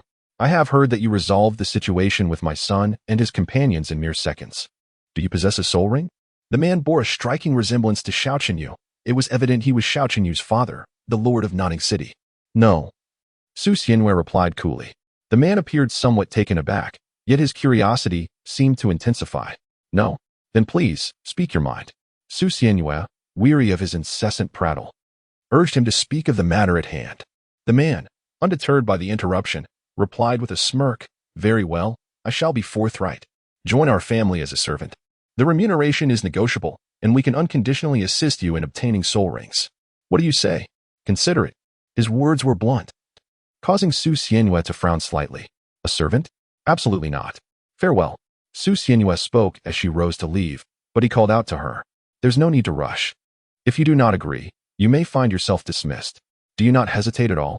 Su Xianwei had already reached the doorway, intending to depart without a trace of hesitation. The lord of the city appeared somewhat helpless. Very well, you need not serve as a servant in our family. Instead, how about acting as a bodyguard for my son, Xiao Qinyu, for a year? He will graduate in a year, and you may continue to stay here afterward. Moreover, the remuneration can be discussed. What do you think? A year as a bodyguard sounds quite acceptable. Well, that depends on your sincerity. Su Xianwei gently rubbed her fingers, and the meaning became evident. The city lord gazed at Su Xianwei and couldn't help but smile. Ha ha, no problem, then it's settled. You will be responsible for my son's safety for a year, at the rate of 10 golden soul coins a month. How does that sound? The compensation is quite generous. 10 golden soul coins is no trivial amount. After careful contemplation, Su Xianwei realized that she resided in Dormitory 7, while Xiao Qinyu was in Dormitory 1, which posed a challenge for their evening meetings. What would they do at night? Our dormitories are different. This is easily resolved. I will arrange for you to stay in Dormitory 1. Thus, it is settled. But what about classes? We are in different classes. Well, you need not follow me to class. The teachers will handle that. The following day, a nervous Xiao Qinyu sat on his bed, his gaze cast downward, unable to meet the eyes of Su Xianwei. It was night, a time when students were typically in their dormitories. However, due to the unfortunate incident where several had been defeated by Su Xianwei, they were still at home recuperating, leaving their beds empty. Only a few timid individuals remained in the dormitory, watching Su Xianwei with bated breath. Thus it was, my son. From now on she will take on the responsibility of ensuring your safety, replacing Lu Long and the others. What? Father? Xiao Qinyu seemed poised to protest, but was silenced by a single stern glance from Su Xianwei. Once the arrangements were made, Xiao Qinyu's father departed, leaving an air of silence that Su Xianwei eventually shattered. If you wish to avoid trouble, remain obedient and do not provoke me. Yes, big sister. Su Xianwei. What is this title? Call me boss. Yes, boss. Xiao Qinyu was rendered docile by Su Xianwei's grip on his neck, resembling a quail in her presence. His injuries were minor, merely the result of her hold, and just as Su Xianwei intended to strike him, she was interrupted by the arriving teacher. Su Xianwei sat on her bed, gently rubbing her shoulders. Oh dear, my shoulders are quite sore. Leave it to me, boss. A young boy rushed over to massage her shoulders. Put some strength into it. Haven't you eaten? Yes. And my legs. Leave that to me. Several boys, around 8 or 9 years old, attended to Su Xianwei with utmost reverence, and she truly felt like the leader of the dormitory. This role seemed rather delightful. Not only was there money to be made, but also servants to cater to her needs. The following morning, Su Xianwei got out of bed and retrieved the set of school uniform bestowed upon her by the academy. This. Su Xianwei held her white school uniform, lost in thought. The upper half appeared quite standard, resembling a sailor's suit. However, the lower half, a skirt? What on earth? How could they claim to be teachers and not discern gender? Who on earth would wear such an outfit? During the orientation ceremony, everyone else donned the same uniform, yet Su Xianwei's short sleeves stood out conspicuously. Where's your uniform? Inquired a passing teacher. There's a slight issue with my uniform. I haven't had the opportunity to change yet. Thus, she endured the opening ceremony. Su Xianwei did not spot Tang San. He was likely taken by Yu Xiaojiang to acquire a soul ring. Instead, Xiao Wu, upon seeing Su Xianwei, appeared somewhat perplexed. Weren't you expelled? What are you doing here? She scrutinized the figure of Xiao Qinyu behind Su Xianwei. My lord, there is more to this chapter. Please turn to the next page for more captivating content. I was spared by his father and am now responsible for his safety. With Su Xianwei's backing, Xiao Qinyu, although his entourage had diminished significantly, had gained a newfound confidence. Now Su Xianwei is my superior. Tell me, are you intimidated yet? You better behave. Don't add to my workload, do you hear me? Before Xiao Qinyu could finish his reckless words, he was silenced by Su Xianwei's thunderous voice reminiscent of Hu Yifei. Is that so? Xiao Qinyu. Looking aggrieved, Su Xianwei continued her inquiry toward Xiao Wu. Where is Tang San? Did he go for the soul ring? Xiao Wu, curious, gazed at him. How did you know? That's none of your concern. Let us go. Xiao Wu glared at the retreating figures of Su Xianwei and the others, fuming. What's the deal with that? Su Xianwei held little interest in Xiao Wu, primarily because he was a Virgo, possessing a penchant for cleanliness, particularly a psychological fastidiousness. The mere thought of Tang San and Xiao Wu's chaotic entanglements, not to mention their 2 children, one could almost call them grandchildren, was enough to unsettle him. However, the dilemma regarding soul rings began to plague his thoughts. Feather martial soul. What kind of soul beast should he hunt? A bird, perhaps? No rush. He mused. After all, as long as his body could withstand the soul power, he would still progress without a soul ring. Over the course of a year, Su Xianhua planned to indulge himself, setting aside the chaotic matters for the time being.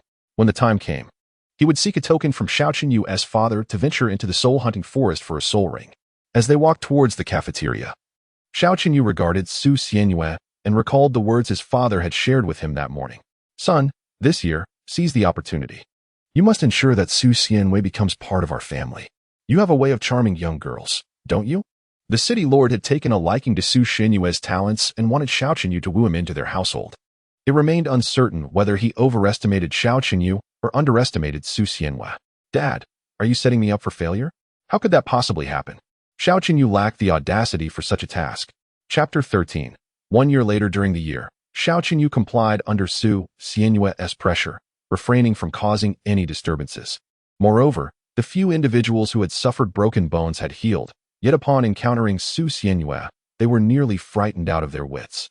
Clearly, they bore psychological scars from their experiences. Over the year, Su Xianhua had grown taller and matured further. He had attempted to hunt for soul rings during this time, but none were suitable for him. Thus, he was compelled to postpone that pursuit. As the semester concluded, Su Xianhua stretched lazily after packing his belongings. Ah, finally liberated. Time to head home and take a look around. Behind him, Xiao Qinyu and the others also released their pin-up energy. At last, we are free. Ha! They were as jubilant as if they had risen from the dead. Nay, even more so than one might feel after resurrection. Throughout the year, Xiao Qinyu and his companions had dared not breathe too loudly in Su Xianhua's presence, which had been quite stifling for them. Now, with the semester over, they had not only graduated but also ascended to a mid-level Soul Master Academy, finally escaping the shadow of Su Xianhua. Hey, you lot. Su Xianhua suddenly turned to face Xiao Qinyu and the others, who obediently stood in a line. Boss, do you have any instructions? Su Xianhua smiled gently. No need to call me boss anymore. You have all advanced in your studies, and I no longer have a say in your paths. I just want to remind you to take good care of yourselves. Boss. Xiao Qinyu and the others gazed at Su Xianhua, whose face radiated a contented smile, feeling an indescribable sense of reluctance in their hearts. After a year of companionship, they had developed a bond, and reflecting on it, they indeed felt a twinge of sorrow at the thought of parting. Su Xianhua shouldered her belongings and turned to leave. As she passed them by, she gently patted Xiao Qinyu's shoulder, bidding him farewell with a smile, until we meet again. Casting a final glance back at them, she pushed the door open and exited. They likely would not see each other again. The group stood in a daze, with Xiao Qinyu reflecting on the spot where Su Xianhua had touched him. Then, he turned and called out, Boss. Take care. At the school gate, Su Xianhua encountered Tang San and his companion. Shall we keep each other company? Tang San extended an invitation, to which Su Xianhua responded with a smile and a wave. Let's go. Over the past year, their relationship had warmed considerably, and they could be considered friends. The two villages were not far apart, making their paths almost identical. On the way, Tang San and Xiao Wu engaged in playful banter, which made Su Xianhua regret her decision to join them. Could you two tone it down a bit? Would it kill you to consider my feelings? Why should we care about your feelings?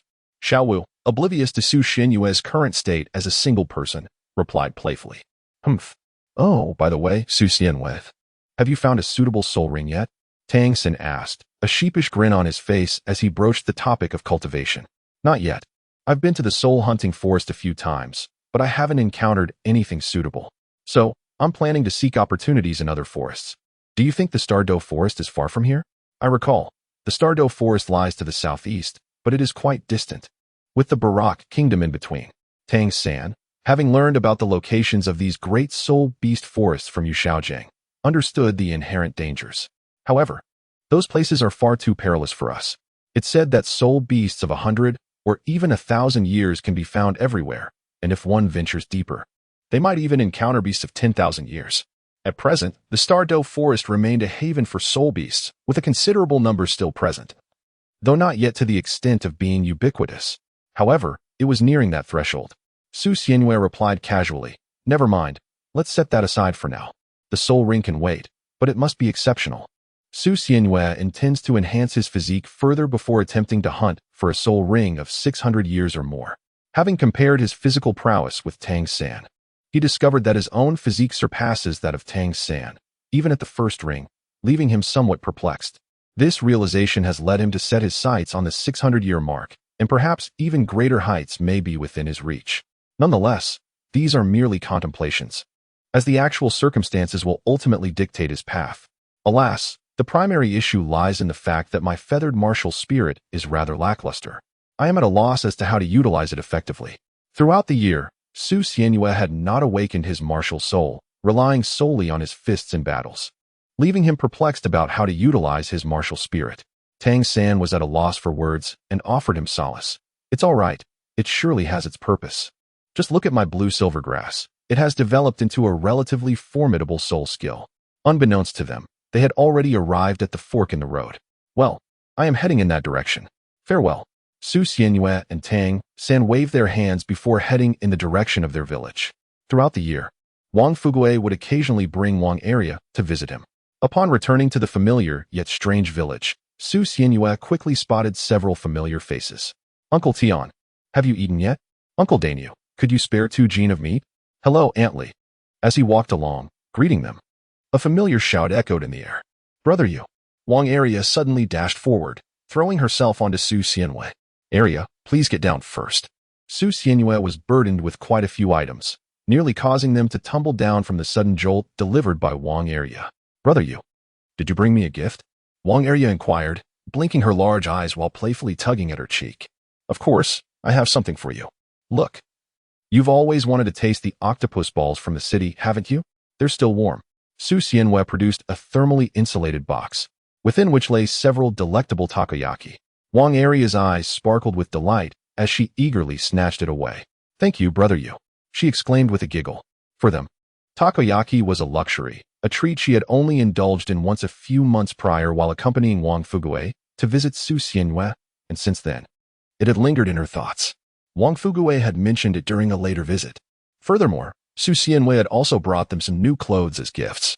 All right, let us hasten home. Grandfather must be awaiting us. Su Xianyue, carrying the freshly purchased meat, strolled alongside Wang Area towards the village head's abode. Grandfather, Brother Yu is back. Wang Area exclaimed, bounding into the wooden house, addressing Wang Fugue, who was busily preparing a meal. Grandfather, I have returned. Wang Fugue, ever spirited, exhibited a moment of surprise upon seeing Su Xianyue. Oh, is today a day of rest? My, how forgetful of me. I neglected to come and fetch you.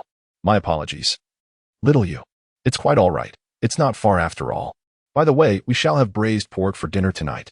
Su Xianyue lifted the meat in her hand, while Wang Area cheered beside her. Hooray! Observing the lively and adorable Wang Area, Su Xianyue felt a genuine happiness welling up from within, causing a subtle smile to grace her lips. Silly girl, stop bouncing around and quickly prepare the seasonings. Oh, all right. Su Xianyue playfully patted her dairy re before bouncing off to fetch the condiments. Su Xianyue approached the stove and donned an apron. Humming to herself, she mused. It has been a year since I last cooked. I wonder if my skills have dulled. Nevertheless, it is time for my performance to commence. Su Xianyue performed a splendid array of culinary maneuvers at the stove, ultimately sprinkling a handful of joint salt before covering the pot to let it simmer. Her skills have not waned. Chapter 14. A year without summoning the martial soul. Who is to blame? Su Xianyue accompanied Wang Area in the village for a few days, but soon began to contemplate her soul ring dilemma. Could it be that she truly has to venture into the Stardo Forest? Given her petite stature, it is likely that she would merely serve as a snack for the creatures there. Su Xianyue sat by the riverbank, her feet gently splashing in the cool water. The refreshing current provided a slight relief to her throbbing head as she gazed at the babbling stream, contemplating the intricacies of her life. After much deliberation, Su Xianyue resolved to venture into the Stardo Forest in search of fortune. Currently, she possessed several dozen gold soul coins. After deducting the expenses for Wang Area's education and daily necessities, she had 70 gold soul coins remaining. Wang Area attended a regular school, learning basic language and mathematics for a brief 3-year period, after which she would pursue her own path. Su Xianyue decided to allocate these funds to hire individuals who could assist her in acquiring soul rings. However, The village was exceedingly distant from the Stardo Forest, and her current age imposed significant limitations. Hiss. Wait, that's odd. If the Stardo Forest is so far away, why did Xiao Wu exert so much effort to come here? This seems quite illogical. Never mind, I won't dwell on that. Instead, I shall ponder how to obtain a soul ring. I can't even find a suitable soul ring in the soul-hunting forest, and I am unsure what to pursue with my feather martial spirit. Su Xianyue sought to summon her martial soul for a glimpse, yet unexpectedly. A resplendent violet luminescence enveloped her entire being, startling Su Xianyue into a hasty halt. What in the world was that just now? Su Xianyue was momentarily taken aback, then prepared to summon his martial spirit. The same purple radiance appeared, causing him to halt in fear once more. Shouldn't it manifest as a few black feathers? Why does it emanate light? Suddenly, Su Xianyue realized something and hurried to the back mountain. If my conjecture is correct, the martial spirit is manifesting.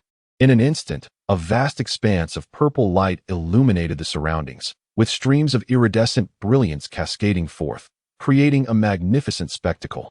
The nearby birds and beasts, sensing some ominous presence, scattered in terror.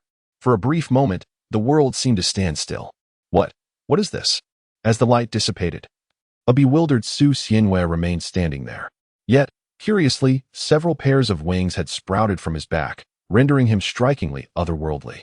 While the terrifying aura he exuded was nothing short of eerie, Su Xianyue unfurled the 3 pairs of ebony feathered wings that gracefully extended from his back.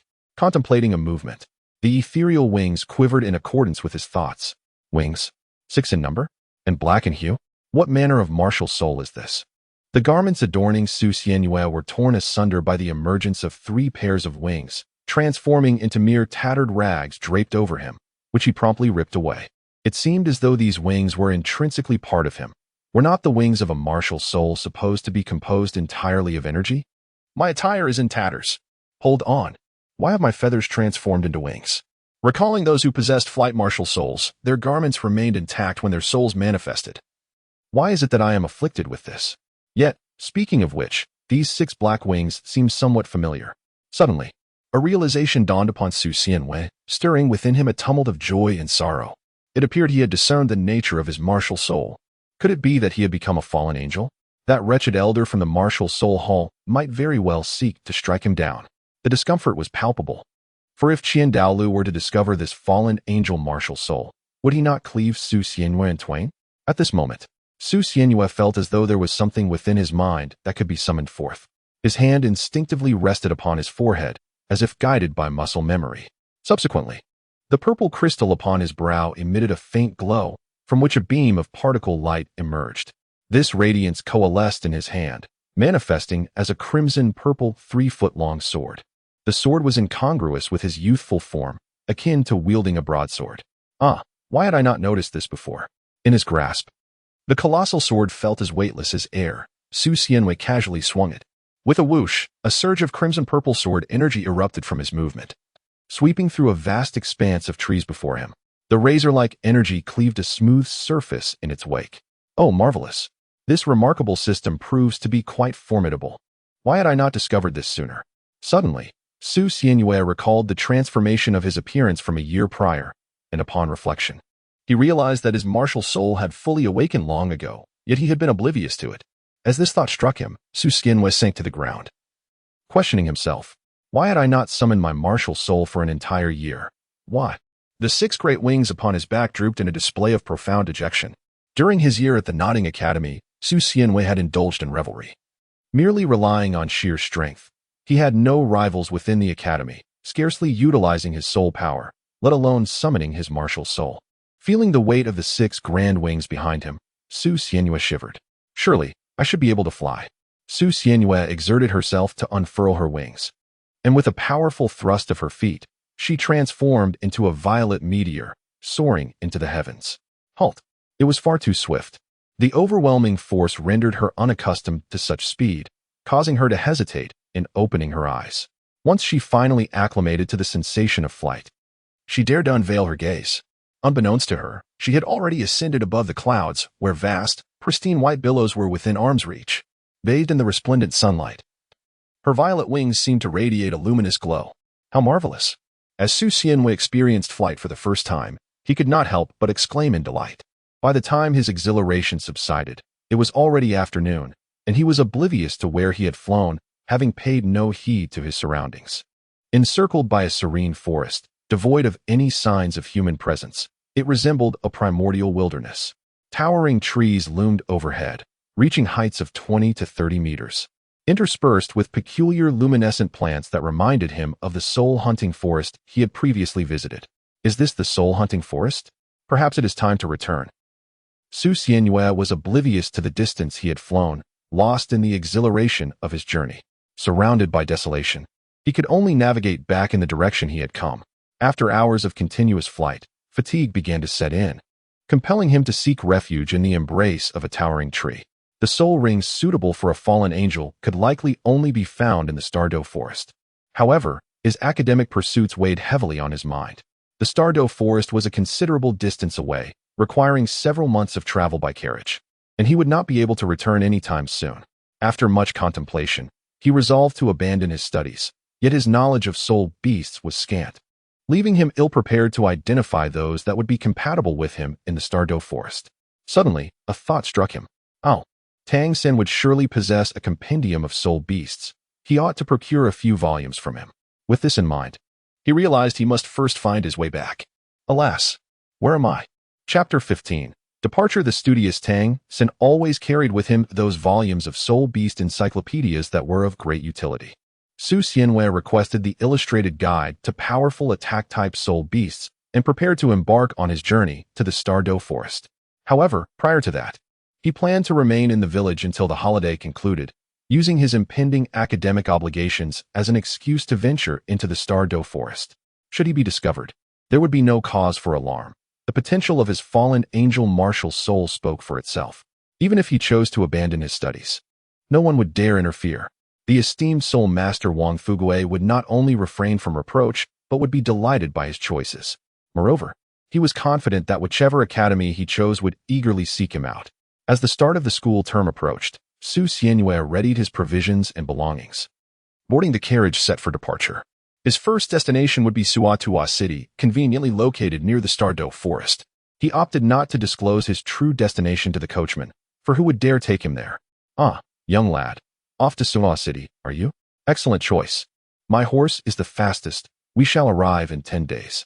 Hold on tight. The coachman, a jovial young man in his 30s, bore a bright smile and was also a novice soul master. 10 days could be considered neither long nor short, yet the journey would not be without its perils. On the 7th day, they encountered bandits. Stop right there. A band of fearsome brigands emerged from the roadside, blocking their path. Seated in the carriage, Su Xianyue draped a cloak over himself, while the other passengers began to panic. Gentlemen, please, this carriage, ah? The coachman was swiftly slain by a bandit's blade, silenced before he could utter another word. The assailants rifled through the coachman's belongings, extracting his coin pouch. Meanwhile, several others advanced towards the passenger compartment. Everyone out. The passengers were mere common folk, devoid of any means to resist. One burly man attempted to fight back, but he was quickly overwhelmed, falling victim to a flurry of blades. Su Xianyue felt a twinge of panic as she fortuitously encountered these bandits. Surrounded by dense mountains and ancient forests, the isolation was palpable. Indeed, they had stumbled upon a stroke of luck. The others had already descended, leaving Su Xianyue with no choice but to obediently exit the vehicle.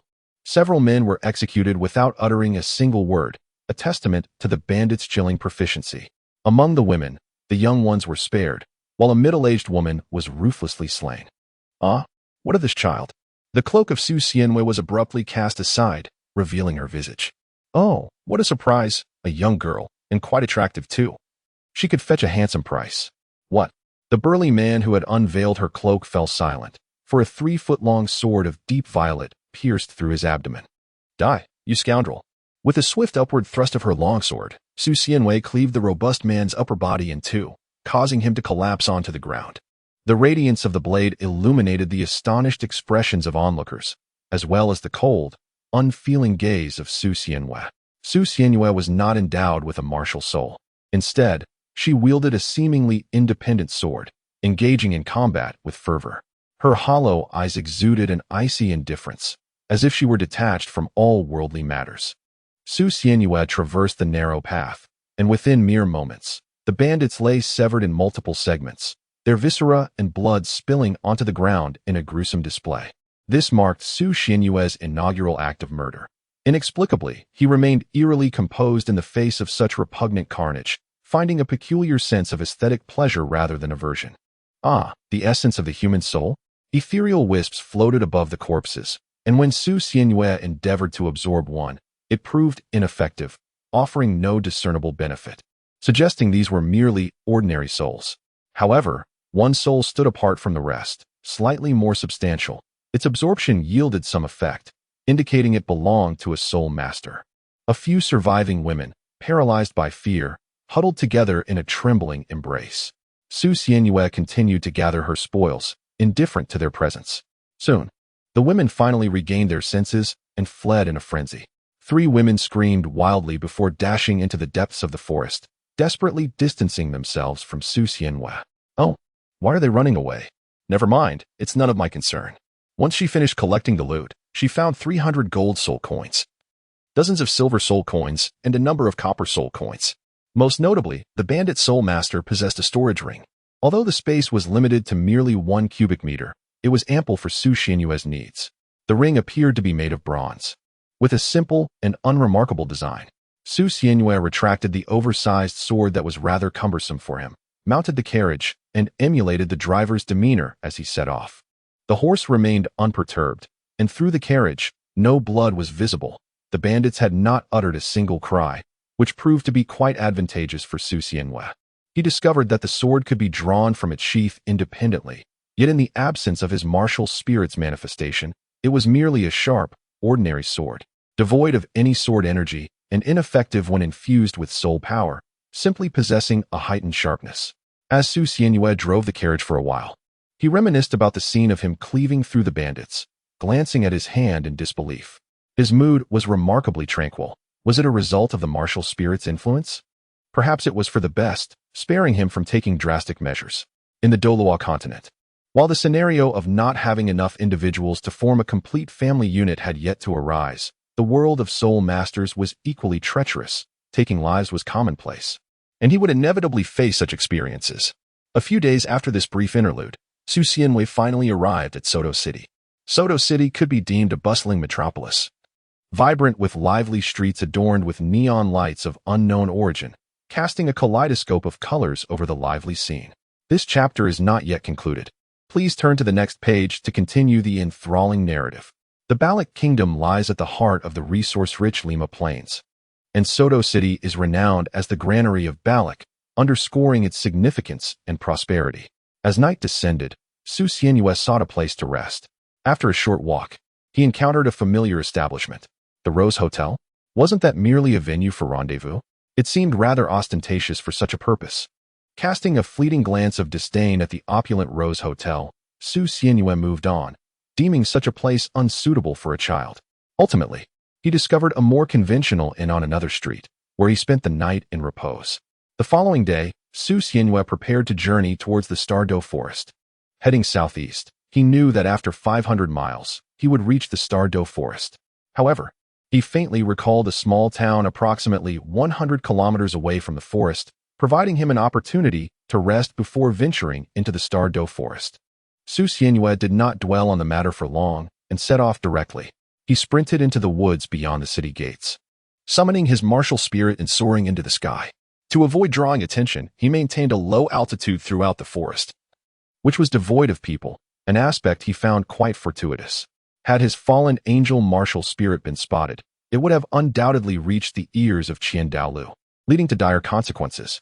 He kept a steady pace, conserving his energy by alternating between flying and resting. Although his speed was impressive, the rest periods consumed considerable time.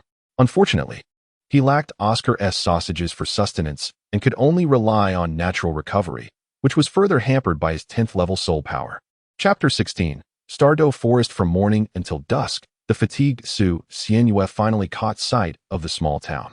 After such a prolonged journey, he began to question whether he had strayed off course. However, it appeared he had not. Before entering the town, Su Xianyue donned his jacket once more. He had forgotten to account for his wings when summoning his martial spirit, resulting in the unfortunate loss of a perfectly good garment. The small town was bustling with activity, offering a wide array of goods, including equipment, potions, and even adventurer attire, replete with numerous pockets. Driven by curiosity, Su Xianyue wandered through the marketplace, purchasing an assortment of potions. He was cautious regarding equipment, as it could hinder the release of his martial spirit. Instead, he bought 5 vials each of healing and detoxifying potions. Though the weariness that weighed upon him had lessened considerably, it still urged him to seek rest. Thus, he did not linger long and hurried to find a hotel. Upon entering the lobby, he leapt onto a stool and lowered the hood of his cloak. "Waiter, I'd like to place an order." "Coming right up, esteemed guest. How many of you are there?" The approaching waiter, dressed elegantly, held a menu in hand. Su Xianyue cast a sidelong glance at him before taking the menu. "One," she replied. The waiter, perplexed, questioned, "Just one? Is it only you?" Su Xianyue did not attend to him. Instead, she selected her dishes and handed the menu to the waiter. "I am quite capable of settling the bill myself. So please expedite the serving of the dishes and prepare a single room for me, along with the bathing water," she instructed. The waiter took the menu, momentarily taken aback, yet complied obediently. "Certainly, please hold on for a moment." Before long, the dishes were served. "Young master, your meal is ready, and here is your room key." Su Xianyue ate heartily, devoid of any concern for his image. After a long day, he had only nibbled on some dry rations and was now ravenously hungry. The waiter stood by, a smile adorning his face as he observed him. "Why are you staring at me?" Su Xianyue finally noticed him. "Young master, I can offer you a discount on these. The total comes to 2 silver coins." Su Xianyue realized that he was concerned about whether he could afford the payment. He retrieved 2 silver coins from his pocket and placed them on the table, continuing to gnaw on the large chicken leg in his hand. The waiter, upon receiving the money, muttered to himself as he walked away. "Are children today truly this formidable? To venture here alone?" After satisfying his hunger and thirst, Su Xianyue had no other matters to attend to, so he followed the number on his key and found his room. The room was modest, neither luxurious nor shabby. It was already prepared with warm bath water, and without hesitation, Su Xianyue indulged in a refreshing wash before drifting off to sleep. The next morning, Su Xianyue awoke. Although the dawn had yet to break, it was likely around 3 or 4 in the morning. He had fallen asleep at 6 the previous evening, and even after such a long slumber, he felt sufficiently rested. "Ah, the sky has not yet brightened. Well, I might as well peruse the Soul Beast Encyclopedia." Lighting a candle, Su Xianyue took out the encyclopedia on assault-type soul beasts that he had obtained from Tang San. He wanted to ensure that he could recognize the age of the soul beast correctly, as absorbing a 100- or 200-year-old beast could lead to disastrous consequences. As the sky gradually brightened, Su Xianyue consumed a light meal before setting out. He continued to soar through the air, and despite the chill against his bare skin, it was bearable. After several hours, he finally arrived. The Stardo Forest was far more perilous than the soul-hunting forest, even at the outskirts. One could be ambushed by soul beasts at any moment. The likelihood of encountering 10- or 100-year-old beasts was high, and with a stroke of luck, he might even encounter one that was 1,000 years old. As far as the eye could see, the trees towered at heights of 50 to 60 meters. And this was merely the periphery. Deeper within, the trees could exceed 100 meters. The lush green sea of trees was invigorating, yet the layers of foliage obscured visibility, allowing him to see only a short distance ahead, while the fresh air brought him a sense of relaxation. The impending sense of danger made the hair on Su Xianyue's neck stand on end. After walking for approximately 10 minutes, Su Xianyue suddenly turned around. He sensed something watching him from behind. Drawing his large sword from his forehead, he pointed it in the direction of his instinct. As expected, a black panther emerged from behind a tree. Excluding its tail, its body measured about 3 meters in length, and it prowled low to the ground, baring its teeth as it approached Su Xianyue with predatory green eyes fixed upon him. Aware that Su Xianyue had spotted it, the creature chose not to hide any longer and boldly stepped into view. Faced with such a soul beast, Su Xianyue felt a twinge of panic. Just that morning, he had come across information regarding this type of leopard, the ghost claw leopard, possessing formidable offensive power and stealth capabilities, ideal for assault type and agile type practitioners. The beast before him, measuring 3 meters in length, bore cloud-like patterns on its claws, indicating it was a 1,000-year-old soul beast. 1,000 years old. He was uncertain if he could withstand it. As Su Xianyue was poised to unleash her martial soul, the leopard unexpectedly darted away. In an instant, It vanished without a backward glance, leaving no trace behind. Alas, why did it flee? As Su Xianhua pondered, a profound sense of impending crisis suddenly enveloped her heart. Typically, such a scenario arises when there is something looming behind me. As Su Xianhua slowly turned her stiff neck, she was met with the sight of a colossal lizard, towering at 3 meters, slithering closer while flicking its tongue. Upon realizing that Su Xianhua had spotted it, the creature sprang forward with a powerful leap. My goodness, what on earth is that? Standing 3 meters tall and stretching over 10 meters in length. Its body was encased in scales as hard as iron, and its movements sent tremors through the ground, truly a formidable ancient soul beast. Su Xianhua hastily unleashed her martial spirit and soared into the sky, disregarding the tattered fabric of her clothes as she fled in a panic. Initially believing herself to be safe aloft, it soon dawned on her that the lizard possessed a long, flickering tongue. The massive lizard's tongue shot towards her like a projectile. Yet fortunately, the distance granted her precious moments to evade the assault. The lizard's tongue collided with a tree, shattering it into splinters, which were then ensnared and consumed by the creature. The force of such an impact would have been catastrophic had it struck a person. Moreover, within the gaping maw of the lizard lay 2 rows of serrated teeth. Should its tongue ensnare her, the consequences would likely be dire. Su Xianhua chose to disregard the gigantic lizard and soared higher into the sky. Phew, safety at last. After covering a considerable distance, Su Xianhua glanced back and saw that the lizard had not pursued him. He wiped the beads of sweat from his forehead. Encountering a millennium soul beast in such an outer region left Su Xianhua pondering whether his fortune was indeed favorable or otherwise. Although he was aware of the perils lurking in the Stardo Forest, the reality had surpassed his wildest imaginings. He realized he must exercise greater caution.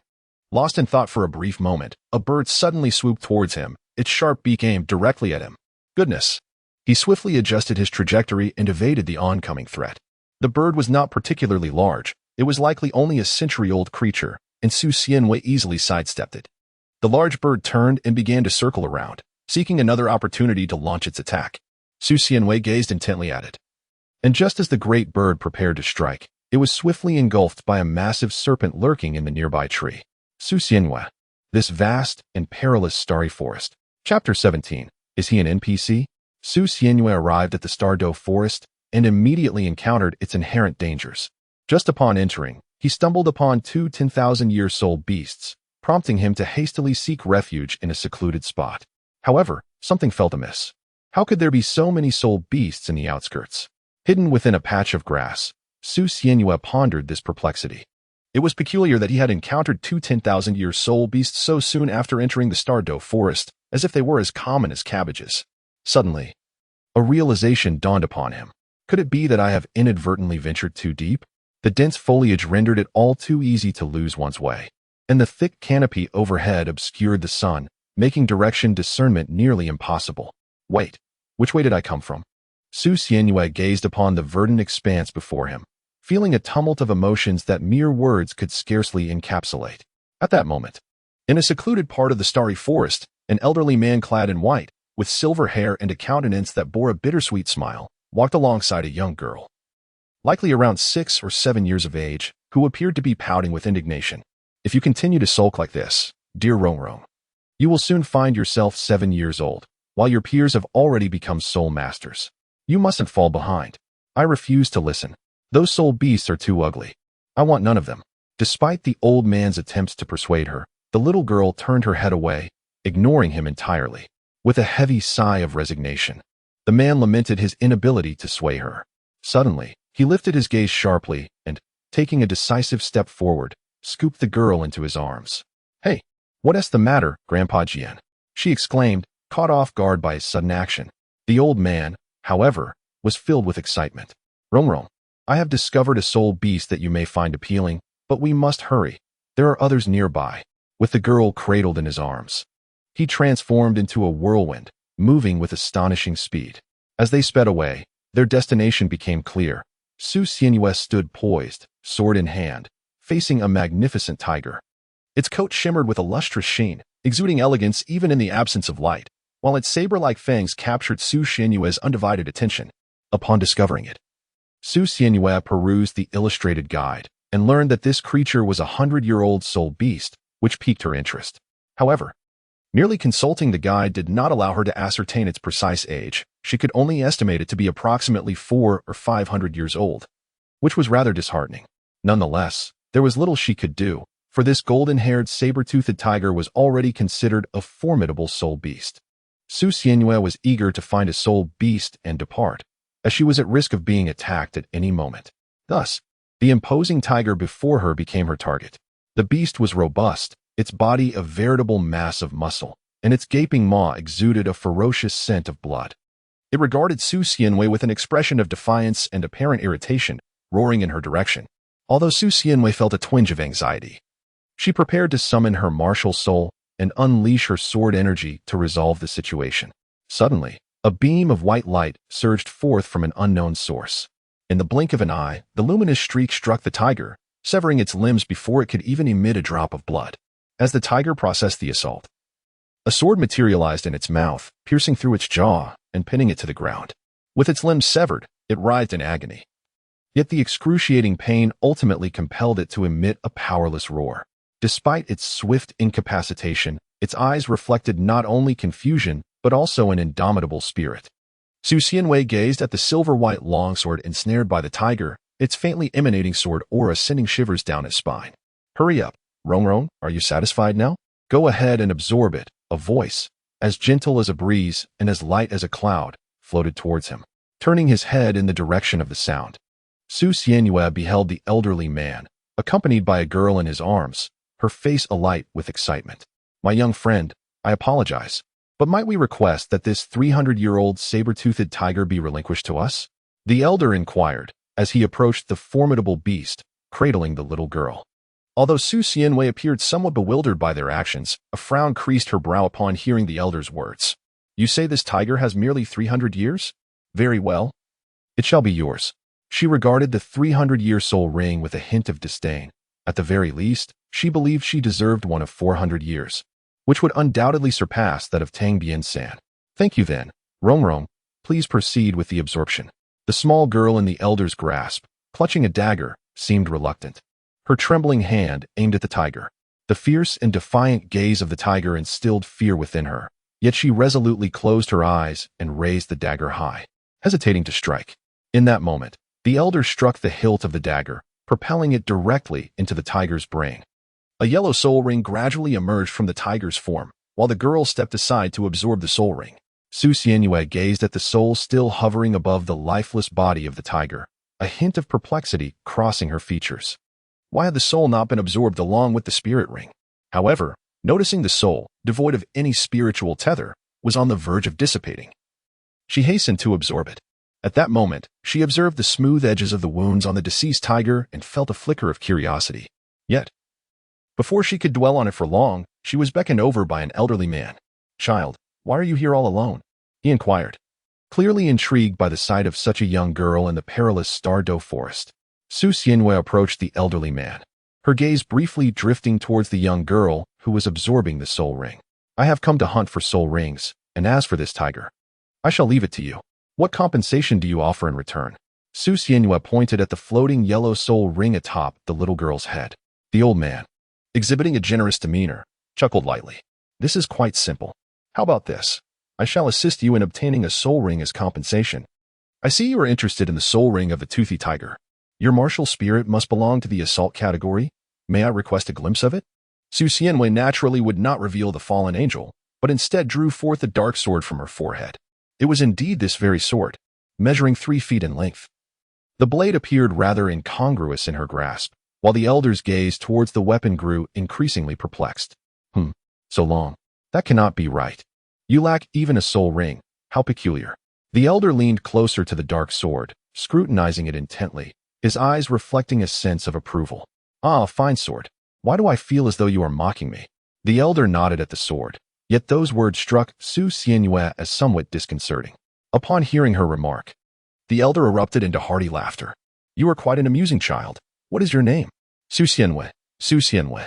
This name is indeed beautiful, yet its connotation. Never mind, the old man murmured, shaking his head, uncertain of what was amiss. And what about you, esteemed elder? Su Xianhua inquired about the elder's name. From the sight of him effortlessly severing the limbs of a tiger and pinning it to the ground without slaying it, one could discern the formidable strength he possessed. "You may call me Sword Elder," he replied. "Ah, and this is my granddaughter, Ning Rongrong. Once she has completed her absorption, I shall take you to hunt for soul rings. For now, please rest." Ning Rongrong. Su Xianwei was no longer composed. "No, it's been a year. And she has only just absorbed a single ring. What is going on? Is this old man the sword-fighting Douluo? Are they randomly generated NPCs? What on earth?" Chapter 18. Emolian. Su Xianwei leaned against a nearby tree to rest, while Chun Xian sat cross-legged on the ground, observing Ning Rongrong as she absorbed the soul ring before her. Su Xianwei languidly reclined against a tree, his eyes half closed in a light slumber, untroubled by the possibility of a soul beast ambush, for he was well aware of Chun Xian's disposition. Undeniably a doting grandfather, Chun Xian would spring into action if any danger approached within 10 meters of Ning Rongrong. As long as Su Xianwei maintained a safe distance, he had little to fear. In addition to remaining vigilant of his surroundings, Chun Xian was also keenly observing Su Xianwei, a solitary figure hunting for soul rings in the Stardo Forest. His information shrouded in mystery exhibited a remarkable level of caution. He appeared to be of a similar age to Rongrong, which piqued Chun Xian's interest. Furthermore, that sword martial spirit, Chun Xian seemed to entertain a flicker of curiosity. An hour later, Ning Rongrong completed her absorption. "Grandpa's sword. Have I succeeded?" "Indeed. Rongrong is truly remarkable." With a beaming smile, Ning Rongrong opened her eyes and immediately spotted Chun Xian, leaping into his embrace. While Chun Xian felt as if a weight had been lifted from his heart, his expression one of joy and relief. It was no surprise, considering Ning Rongrong's fastidious nature. Suitable soul beasts were already scarce, and she was particularly selective about their appearance. "Wait, Grandpa's sword, who is he?" Ning Rongrong finally noticed Su Xianwei standing beside them. At this moment, Su Xianwei had yet to don her attire, and upon rising, her back was still adorned with numerous stains, which she was diligently attempting to brush off. Ah, that spirit beast, originally belonging to her, was requested by her grandfather, who now intended to return it to her as compensation, urging her to wait a while before heading home. However, Ning Rongrong was not pleased. "Why go through all this trouble?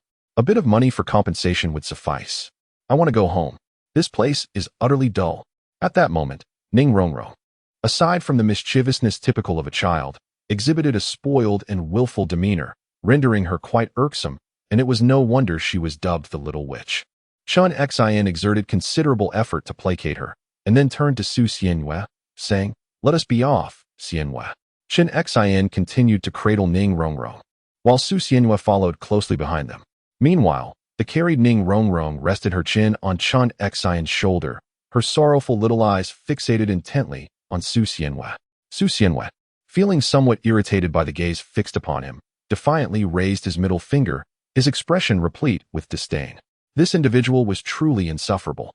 Although Ning Rongrong did not comprehend the significance of that gesture, the contemptuous look on Su Xianwei's face made it evident that it was far from a benign sign, prompting her to return the gesture in kind. Chun Xian, without needing to glance over, was well aware that the two were embroiled in playful banter, yet he chose to remain unfazed. Such antics among children did not warrant his concern, unless, of course, Ning Rongrong found herself at a disadvantage. Thus, Su Xianwei and Ning Rongrong continued their journey, exchanging middle fingers along the way. Suddenly, Su Xianwei felt an inexplicable pull, compelling him to halt and gaze intently in a particular direction. Was there something over there? Ning Rongrong, observing his abrupt stop, inquired with curiosity. Chun Xian also paused, attuning his mental faculties to the source of the disturbance. Indeed, it appeared to be a dark swamp. However, at its center lay an object that resembled a lotus flower. Su Xianwei's intuition suggested that there was something of great value nearby. Should they venture over to investigate? Let us go. Soon, they arrived at the edge of a swamp, littered with the skeletal remains of beasts, accompanied by a foul stench. "Oh, it reeks," Jian Grandpa urged hastily. Ning Rongrong voiced her protest. Yet both Qinshin and Su Xianwei's gazes were fixated on a black lotus before them. This pure black flower, with even its seed pod being entirely dark, surrounded by bones, was particularly eerie. An ink lotus? Quite a rare botanical soul beast. If it has blossomed, it must be at least 500 years old. It is not suitable for you. We should leave, quickly. It stinks here, urged Ning Rongrong. Nevertheless, Su Xianyue remained motionless. His instincts told him that this lotus was well suited for him, and he felt an overwhelming desire to possess it. Xianyue, why aren't you moving? Have you taken a liking to this lotus? Qinxin asked incredulously, noticing Su Xianyue's hesitation. Su Xianyue turned to give a resolute answer. Indeed, this is the one. Jian Senior. I must trouble you. Qinxin shook his head. The lotus is clearly unsuitable for Jian. I recommend seeking a power-type beast for your spirit ring. We should leave at once. Hey, you stubborn brat, let us go? Ning Rongrong urged as well.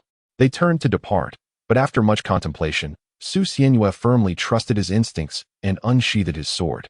Charging towards the lotus. The black lotus sensed Su Xianyue's hostility. Its dark petals swayed gently, releasing several small black orbs from the seed pod, which hurtled toward him. The black orbs were not particularly fast, and Su Xianyue narrowly evaded them. However, the orbs that landed in the swamp suddenly exploded, catching him off guard. The explosion was not overwhelmingly powerful, akin to a firecracker, but it had a significant impact on Su Xianyue. The swamp was relatively dry, allowing him to run without sinking. But the explosion caused him to slow down, and his foot became ensnared in the muck. As the next wave of attack from the Black Lotus approached, Su Xianyue struggled to free his foot from the mire.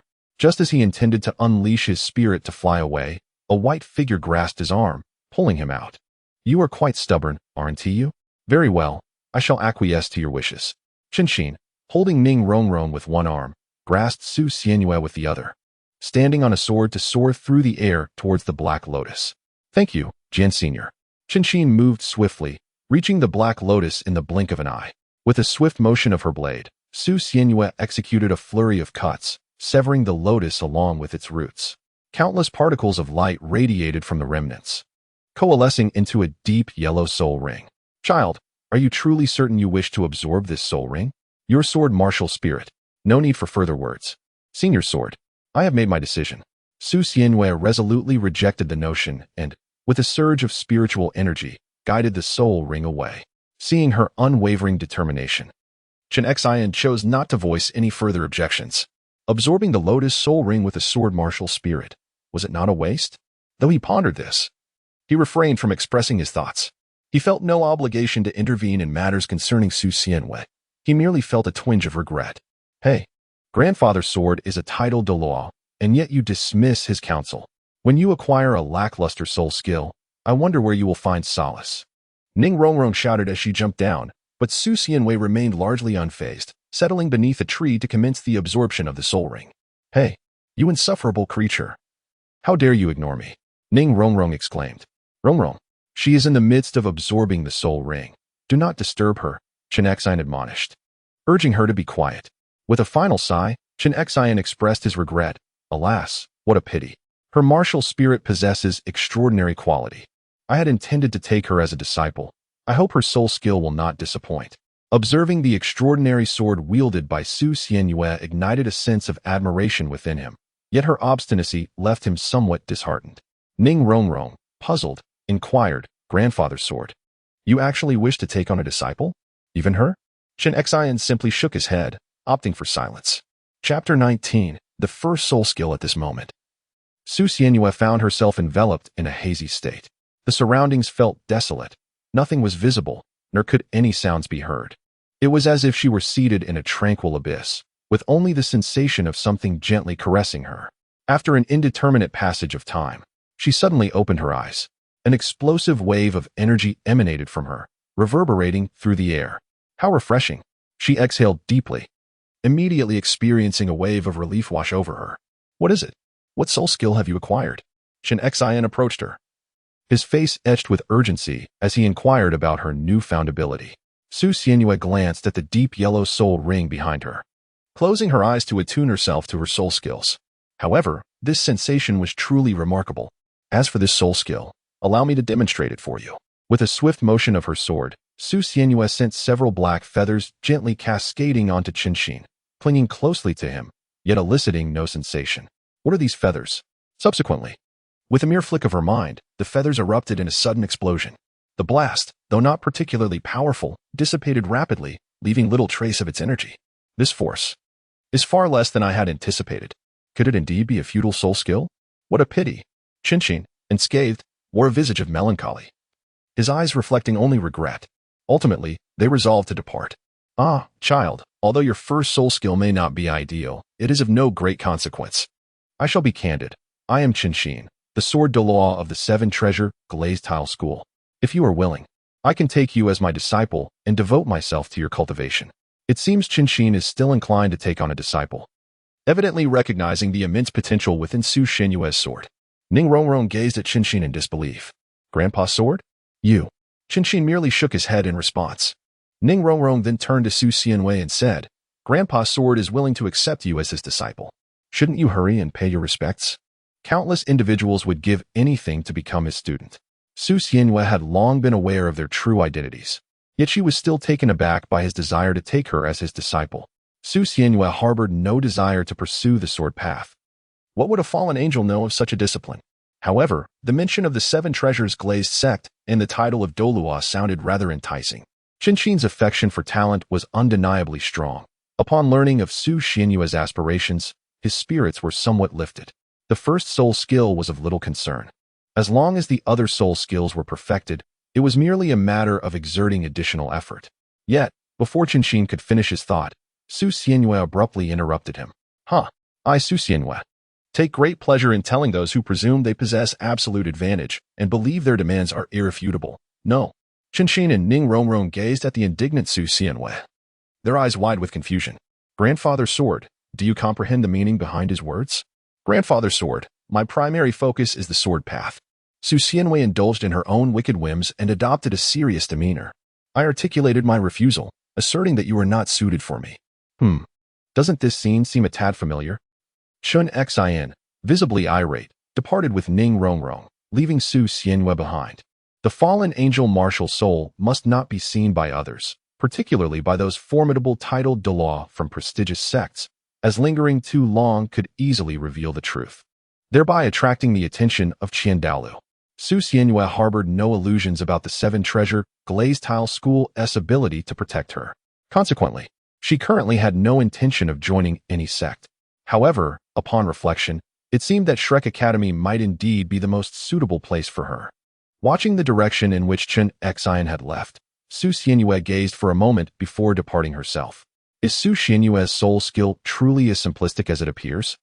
Certainly not. In addition to releasing feathers that adhere to the enemy and explode, each feather, while attached, amplifies the damage received by 5%, stacking up to a maximum of 20%. During this period, it can absorb the opponent's soul power to restore its own, with no upper limit on the absorption. This implies that anyone afflicted by the attached feathers will experience a 20% increase in damage taken, which is significantly more effective than merely enhancing others. Furthermore, the feathers have the capacity to absorb soul power, with effects that can accumulate infinitely. Theoretically, as long as there are enough feathers, one could drain a person's energy in an instant. Does this not resemble a curse? Indeed, the name of this soul skill is Feathers of the Curse. Having acquired the soul ring, Su Xianyue prepared to depart. Initially intending to use her martial soul to fly away, she hesitated, uncertain of whether Chun Xin had left. As a precaution, she opted to run instead. With strides spanning several meters, her speed approached that of ground-level flight, an acceleration far beyond mere increments. How is it that after absorbing just one soul ring, her enhancement is so substantial? Su Xianyue finds her current physical condition somewhat unsuitable. She struggles to maintain control over her speed.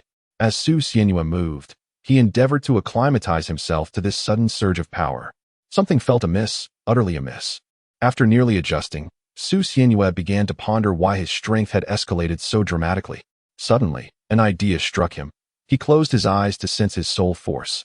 Yet, he still felt that familiar sensation of being trapped at a bottleneck. What could this possibly mean? Su Xianyue finds himself in a state of utter confusion regarding his current predicament. He has now come to appreciate the advantages of having a mentor. This condition, which involves the absorption of a soul ring yet remains a bottleneck, was not mentioned in the original narrative. Furthermore, he is unaware of the precise level of his soul power, as he lacks any concept of it, and there are no means available to assess his soul power in this place. This chapter is yet unfinished. Please turn to the next page to continue enjoying the captivating content. For now, it seems prudent to return to the small town and seek a location to conduct a test, though he remains uncertain if his hypothesis holds any truth. As Su Xianwei traversed a considerable distance, he felt assured that Dust Heart had indeed not followed him, allowing him to summon his martial soul for flight. While one might view Su Xianyue's self-assuredness as vanity, he was compelled to remain vigilant, for this was a matter of life and death. His current speed had effectively doubled. What had taken him over 3 hours to reach, he could return in merely 2, even accounting for the time spent navigating. He nearly found himself unable to return. Upon finally arriving back in the small town, Su Xianyue donned his attire and made his way inside. He discovered a grocery store, which was indeed a chaotic assortment of various items crammed into a narrow room. At first glance, the disorder was overwhelming, yet the arrangement was relatively sensible, ensuring that the items at the back were not entirely obscured. "What do you sell here?" he inquired. The shopkeeper, a gaunt old man exuding an air of weariness, hunched over, standing only a head taller than Su Xianyue. "Do you have a crystal ball for testing soul power?" "Yes, I do." "The fee is 1 silver soul coin per test," the old man rasped in response, before turning to retrieve a crystal ball draped in cloth from a corner. "1 silver soul coin? Is the test really that expensive?" Su Xianyue exclaimed. "This crystal ball is quite precious. If it were to break, it could not be repaired. Such an item would typically cost 50 gold soul coins. What I possess is merely a second-hand item purchased from someone else. So, will you proceed with the test or not?" Su Xianyue sincerely offered a silver coin, subsequently placing her hand upon it to channel her soul energy. Instantly, the crystal orb emitted a blinding radiance, nearly dazzling the elderly shopkeeper. Goodness gracious, is this child truly at level 20? Chapter 20. 20. What does it feel like to be innately level 20? As the glaring light gradually dimmed, the shopkeeper widened his eyes in astonishment at the luminous crystal orb before him. Could it be that the orb is malfunctioning?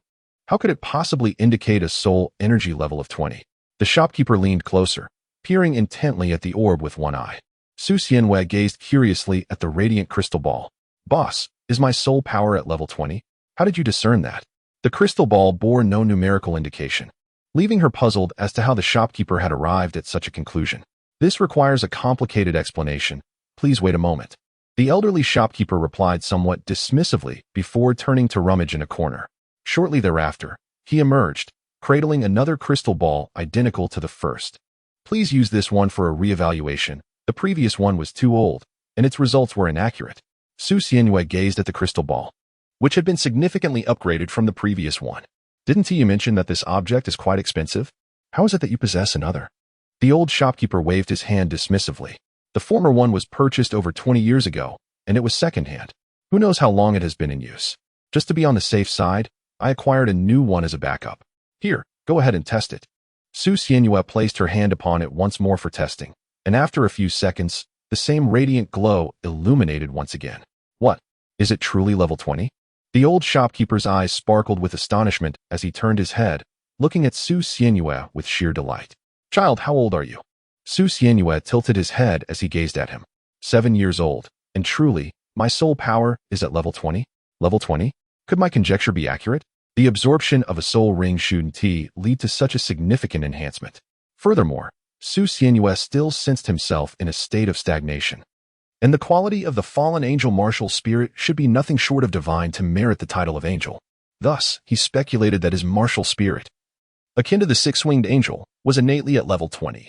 After extricating himself from the clutches of the obsequious old shopkeeper, Su Xianyue returned to the inn. He intended to sleep another night, planning to acquire his second soul ring the following day. With his hands resting behind his head, he lay on the bed, contemplating tomorrow. He realized that such fortunate circumstances would not befall him again, as the title Douluo would not be there to assist him in obtaining the soul ring. He would have to rely solely on himself. Simultaneously, he pondered what form his second soul skill should take. The first soul skill imposed negative buffs on his opponent. Thus, he was uncertain whether the second should also provide buffs or directly be an offensive skill. Nevertheless, Su Xianyue believed that having the initial soul skills focused on buffs would be most advantageous.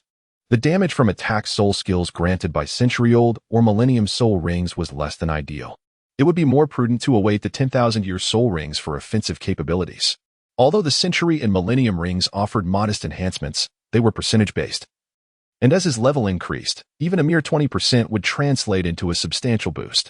Yes, it was decided. It would be best to prioritize buff soul skills in the beginning. as the damage from a century-old attack soul skill would pale in comparison to the might of a 10,000-year soul ring. Yet, the thought of possessing innate soul power at level 20 brought a surge of delight. Ah, innate level 20. He. Time to sleep. Su Xianyue turned over and buried his face in the pillow, rubbing against it. The next day, Su Xianyue awoke early. He needed to quickly acquire the soul ring and return. After all, he had been away for over 10 days. He needed to be cautious today. This time, there would be no sword Douluo to assist him. Suddenly, Su Xianyue recalled a matter of great importance. The fact that she possessed innate soul power at the 20th level, surely, sword Douluo had not discerned this, had he? Yesterday, upon absorbing the soul ring, it was highly likely that Qinshin had recognized it. However, wait a moment, if he had indeed noticed, he would have inquired, yet he did not. It must be that he is unaware. After Su Xianyue absorbed the soul ring, Qinshin merely asked about her soul skills and was subsequently provoked into leaving, showing no concern for her level. Assessing another's level requires mental strength at that time. Qinshin was solely focused on her soul skills and did not employ mental power to probe, thus remaining ignorant of her innate 20th level soul power. If he truly had not discovered it, that would be for the best. Otherwise, it would spell trouble. Had Qinshin realized Su Xianyue's innate soul power was at the 20th level, he likely would have abducted her on the spot. Su Xianyue vigorously shook his head and stepped into the forest. Today he exercised greater caution, for yesterday he had inadvertently ventured too far and encountered a 1,000-year soul beast. Fortunately, those ancient creatures were incapable of flight. Otherwise, he would have met an untimely demise. He remained vigilant, constantly observing the heights of the surrounding trees. As they grew taller and denser, the deeper he ventured.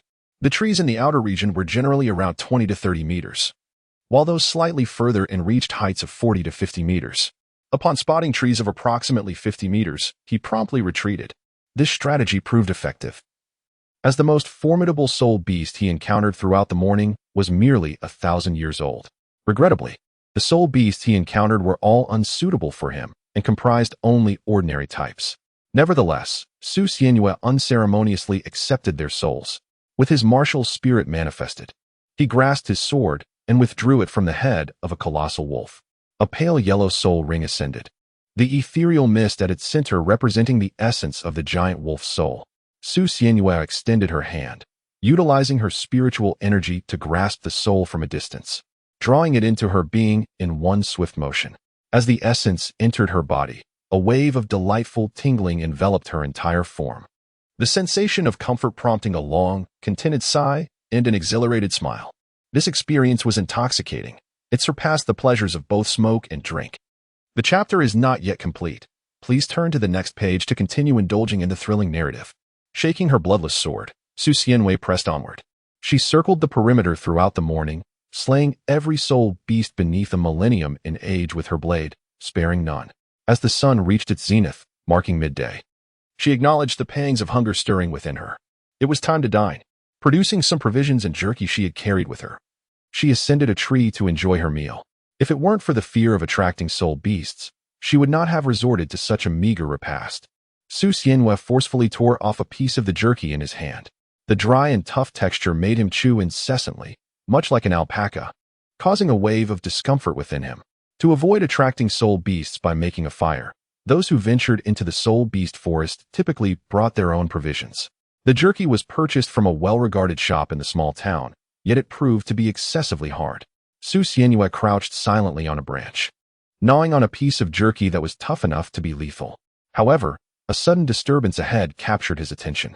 From the thicket emerged the rustling of grass, revealing a dense underbrush where an enormous azure wolf appeared.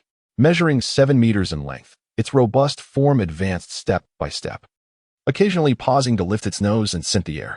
Su Xianyue gazed as the wolf gradually approached, instinctively glancing at the jerky in her hand. Ah, such a keen nose, capable of detecting the scent of the jerky.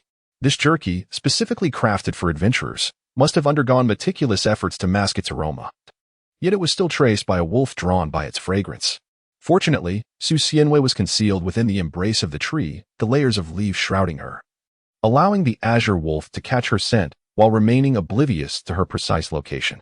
Su Xianyue, with a piece of jerky clenched between her teeth, perused the compendium of fierce attack-type soul beasts, seeking information on the azure wolf. Ah, here it is, windstorm wolf. measuring over 7 meters in length, adorned with intricate patterns across its body. Goodness, this one is a millennium old. Chapter 21. The peculiar bear. The wolf below is indeed a millennium soul beast. However, observing its failure to locate its own kind, Su Xianhua exhaled with relief. The windstorm wolf is categorized as a common soul beast, relatively prevalent, and upon reaching 1,000 years, it tends to separate from its pack to lead an independent existence, though the reasons for this remain a mystery. Su Xianhua remained utterly still, gazing intently at the swift wind wolf below, hesitant to make any rash movements. The swift wind wolf, a creature of the wind attribute, bore a close resemblance to the wind demon wolf and possessed the ability to unleash wind blades as a form of ranged attack, coupled with remarkable speed. Su Xianhua had no desire to engage in a contest of swiftness with this ancient soul beast. The swift wind wolf continued to circle the vicinity, seemingly having locked onto this area, unwilling to relent until it found sustenance. How curious it was that it refused to leave. How then could I make my escape? Su Xianhua felt a sense of helplessness. The level of a 10,000-year soul beast would equate to that of a human at level 50.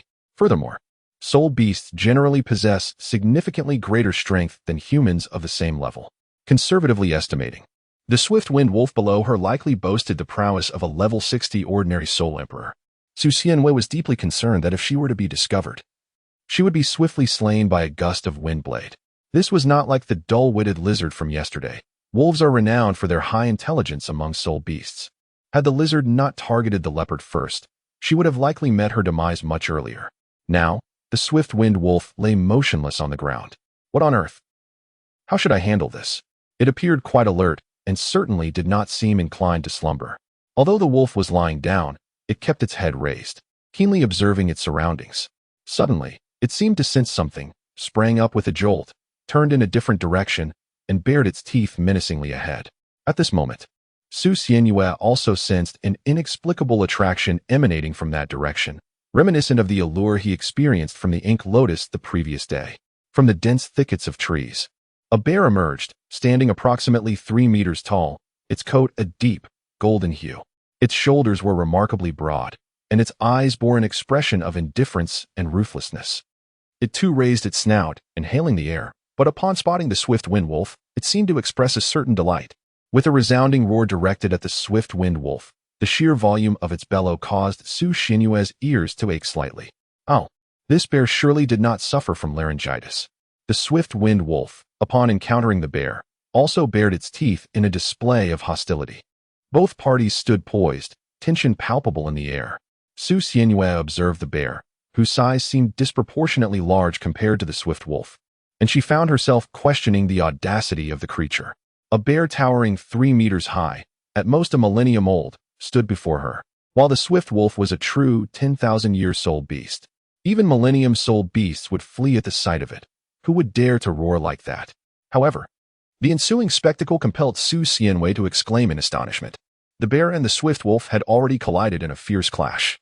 The swift wolf sank its teeth into the bear's neck, but it could only penetrate slightly before being unable to delve deeper. Seizing the opportunity, the bear delivered a powerful swipe, sending the swift wolf flying. The impact disoriented the wolf, but fortunately, the physical resilience of a 10,000-year soul beast was formidable. Though the blow appeared painful, the swift wolf seemed to suffer no significant harm. The bear, on the other hand, bore only 2 small puncture wounds on its neck, showing minimal injury, yet it appeared incensed, roaring as it charged at the swift wolf. The swift wolf, having learned from the encounter, began to evade while unleashing blades of wind. Wisps of breeze manifested around its limbs, enhancing its speed, presumably through some form of acceleration soul skill. Although the bear was swift, it could not match the agility of the wolf. The wind blades merely grazed the bear's fur, producing a humming sound before dissipating, failing to even ruffle its coat. This bear appeared to be quite formidable. Wait, what kind of bear is this? It seems to be absent from the illustrated guide. As Su Xianhua continued to search through the compendium for information on the bear, the battle below was reaching its climax. The wind wolf's attacks could only inflict superficial wounds, while the bear, limited by its speed, was unable to retaliate effectively. Thus, the two adversaries remained locked in a stalemate, neither willing to concede defeat. Both combatants were ablaze with fury, clearly determined not to relent until one emerged victorious. Suddenly, their soul power surged, as if they were preparing to unleash their ultimate techniques. The wind wolf let out a series of piercing howls, its entire body adorned with glowing patterns, radiating an aura of formidable might. In a similar fashion, the bear roared, its dark golden eyes igniting into a fierce crimson, its muscles swelling with newfound strength. It was evident that both were under the influence of a buff skill. With their soul power entwined, they unleashed a final, thunderous roar before charging at one another, colliding with tremendous force. The explosive wave of soul energy generated a fierce gust of wind, sweeping away the surrounding underbrush and creating a small clearing. Following the violent impact, the massive form of the wind wolf staggered before collapsing, its skull shattered and caving in, gradually coalescing into a 10,000-year soul ring. Although the bear still stood, its dim eyes flickered with a faint glimmer, resembling a candle flickering in the wind, on the verge of extinguishing. Blood trickled from its mouth, indicative of severe internal injuries. With a body near its end, it began to drag itself toward the carcass of the windwolf, intent on consuming its flesh to mend its own wounds. At that moment, Su Xianhua declared, "It's my turn to perform." Martial soul manifestation. A radiant purple light flared from the branches above, capturing the bear's attention. However, the bear, now too weakened to respond, could only stand motionless, fixated on the luminous purple glow above. A beam of purple sword energy descended, striking the bear. Yet, the bear's thick fur proved resilient, sustaining no damage. "Oh my, it's tougher than I expected. Let us try again." Two more arcs of sword energy intersected and struck the bear, but this time, the bear, utterly depleted of strength, fell backward onto the ground. Its eyes lost their luster, signaling its demise. Su Xianwei remained vigilant, for the bear had yet to illuminate its soul ring, leaving uncertainty as to whether it was merely unconscious or feigning death to launch a surprise attack. Subsequently, several waves of sword energy descended. With a swift motion, the bear was ultimately vanquished, and a deep yellow soul ring illuminated the air, allowing Su Xianwei to finally descend in relief. However, was there something amiss with the color of that soul ring? A yellow soul ring? This bear had only lived for a century. While the Gale Wolf may be commonplace, this bear was undoubtedly a 10,000-year soul beast. The fact that a mere century-old bear could not only be defeated but also survive was astonishing. Su Xianwei suddenly recalled the species of this bear, the dark golden terraclaw bear, a race capable of contending with soul beasts for millennia. One that stands shoulder to shoulder with dragons. What a tremendous windfall. Su Xianhua smiled broadly, reminiscent of a 300-pound child, unable to contain her joy. However, the soul abilities offered by the dark gold terraclaw bear were predominantly offensive and defensive in nature, leaving Su Xianhua in a state of indecision. Nevertheless, she resolved to accept the situation. Even the offensive soul abilities from a century-old dark gold terraclaw bear surpassed those of other soul beasts of equivalent rank, and they were exceedingly rare. Furthermore, from this particular bear, Su Xianhua sensed a familiar sensation akin to that which she experienced with the yesterday, a profound yearning for something unattainable. Chapter 22. The Extraordinary Ability. Su Xianhua has resolved to absorb the soul ring of this dark, golden, fearsome claw bear. However, before proceeding, she must first. Su Xianhua turned her head to gaze upon the soul of the ancient Gale Wolf, a smile breaking across her face. She extended her hand to grasp the soul, and an unparalleled sensation of euphoria washed over her. The essence of this millennium soul beast was the highest level she had ever absorbed, providing an exquisite thrill and significant enhancement. However, the risks appeared to be rather substantial. Su Xianhua's countenance was etched with agony, as he felt something darting chaotically within his mind, leaving him dizzy and disoriented. What on earth is this? He commanded his soul power to expel the intruder. Yet at the moment of contact, it seemed to absorb that very essence. With a sigh of relief, the sensation of dizziness dissipated. The soul of a 10,000-year soul beast appears to be somewhat perilous as soul beasts reach the age of 10,000 years. Their souls mature and begin to exhibit resistance. The disturbance he experienced was merely a remnant of the wind wolf's fragmented consciousness, but it posed no significant threat. Meanwhile, as streams of energy coursed through Su Xianhua's body, he remained unaware that a portion of this energy was converging towards his soul ring. He intended to absorb the soul ring of the dark golden terraclaw bear, but noticed a faint pulse of soul power emanating from the bear's corpse. Is it still alive? It certainly appeared deceased, as the soul ring had already emerged, initially believing the dark golden terraclaw bear to be alive. He soon discerned that the pulse of soul power was radiating from the bear's right claw. Su Xianyue approached the bear's paw, disregarding the fierce expression of the deceased creature, and crouched down to examine the right claw. A delightful thought emerged in her mind. Drawing her sword, she made a deep incision in the right paw, revealing the golden bone within. Indeed, it was a soul bone. To her astonishment, a soul bone had actually surfaced. Although the probability of a dark gold terror claw bear possessing a soul bone is relatively high among spirit beasts, the likelihood of it manifesting a claw bone is exceedingly low, especially in the case of this century-old dark gold terror claw bear, where the odds remain dauntingly slim. The claw bone is an external soul bone, possessing growth attributes, and its value is immeasurable. What a windfall! Overjoyed, Su Xianyue attempted to extract the soul bone with her sword. However, shortly after her blade made contact, the soul bone inexplicably melted, transforming into a golden fluid that flowed slowly along the blade into the sword itself, leaving Su Xianyue utterly bewildered. Wait. Her perplexed eyes darted from the original position of the soul bone to her sword. It absorbed it?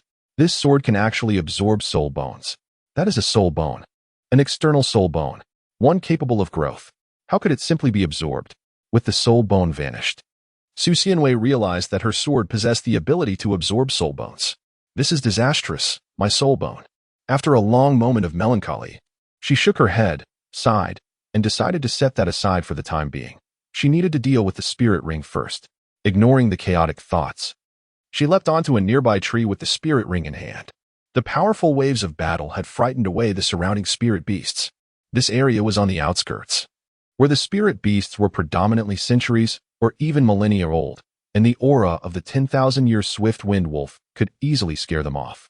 However, Su Xianyue needed to act swiftly, otherwise, the scent of blood would draw the spirit beasts back. At least for the next hour, no spirit beasts would likely approach, as they were uncertain whether the swift wind wolf was dead or alive, and any that did come would probably intend to scavenge the remnants. Though she held this belief, nothing is absolute, so Su Xianyue sought a cave to absorb the spirit ring. Not far away, she discovered a 3-meter-high cave, emanating a strong, pungent odor, yet devoid of spirit beasts. On the ground, she noticed some familiar fur, recalling it belonged to the dark gold terror claw bear. Was this the den of the very bear she had encountered moments ago? How fortuitous. The dark golden terror claw bear is a solitary creature, and Su Xianyue harbored no concerns about the presence of the bear's parents or mate. Typically, the vicinity of the dark golden terror claw bear's lair does not attract the attention of careless soul beasts. After scattering a powder to mask his scent, he found a secluded corner within the cave to begin absorbing the soul ring. Throughout this process, no soul beasts disturbed Su Xianyue as he absorbed the essence. While the battleground of the bear and wolf had transformed into a gathering place for numerous soul beasts, all vying for a share of the spoils, resulting in several skirmishes. The flesh and blood of the dark golden terror claw bear are considered a great delicacy for soul beasts. Even a century-old specimen is a rare treasure, thus igniting fierce competition. However, these matters were of no concern to Su Xianyue at that moment.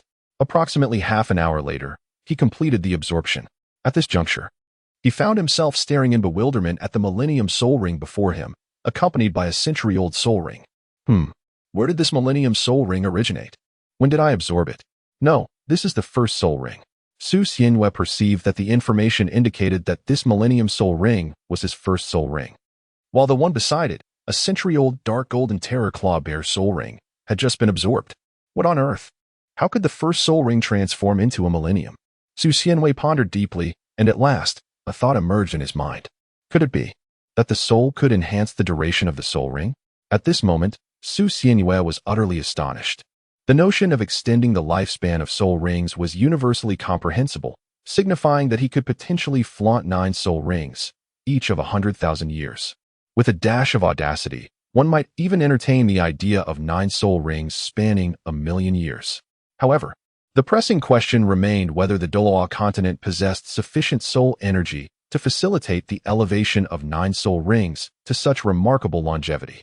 Yet, Su Xianyue had not yet confirmed this possibility. He resolved to conduct an experiment. Rising from his seat, he intended to seek out additional soul beasts to ascertain whether he could augment his second soul ring to a millennium. The battleground between bears and wolves was not far from the cave, and Su Xianyue quickly became aware of the fray. Scattered around were the remnants of various soul beasts, predominantly those of a century in age, seemingly slain not long ago, with their soul rings still hovering nearby. In the distance, a cacophony of sound and a surge of soul power soon captured Su Xianyue's attention. A colossal white python, scarred and battered, faced off against another soul beast of the same age. However, this creature bore an unusual appearance, reminiscent of a large, flat-headed beast, albeit with notable differences in detail. Measuring 7 meters in length, it was an imposing figure, standing defiantly against the giant python. Not far from them lay the corpse of a dark golden claw bear. As they engaged in combat, Su Xianyue felt a thrill of delight. Fight on. Do not just glare at each other. The more fiercely you battle, the more joy it brings me. He chuckled. Su Xianyue concealed herself among the branches of a nearby tree, relishing the spectacle of the two colossal beasts engaged in battle. At long last, they clashed. After a fierce struggle, the giant python gained the upper hand, seizing an opportunity to coil tightly around the body of the large, flat-headed creature, resulting in a stalemate. The flat-headed creature retaliated by biting at the python's flesh, yet its neck was ensnared, rendering it powerless to exert any significant force. Reduced to merely tearing through a few scales and patches of skin. Ultimately, the creature's struggles waned, its roars diminishing into faint echoes. The outcome was unmistakable. Victory belonged to the python. Chapter 23. The Unsettling Skill. After waiting for half an hour, Su Xianyue finally noticed that the flat-headed brother had ceased its movements, and the black soul ring had finally emerged. The gigantic python, having coiled around it for a considerable time, was somewhat fatigued, yet it slowly began to slither towards the lifeless body of the dark golden terror claw bear. Su Xianyue paid no heed to the enormous python. Instead, she seized the opportunity while it was devouring the corpse of the dark golden terror claw bear to absorb the soul of the flat-headed brother. Su Xianyue discerned that the colossal python had cultivated for approximately 20,000 years. He dared not take the risk of attempting to slay it. Although fatigued, he was not utterly exhausted and would soon regain some strength. However, a soul beast of such antiquity could effortlessly extinguish Su Xianyue, a formidable soul master, with minimal exertion. The peril was simply too great for him at this juncture. The potential rewards did not justify the dangers, and thus Su Xianyue chose to refrain from such an endeavor. After absorbing the soul of the flat-headed brother, he hastily departed.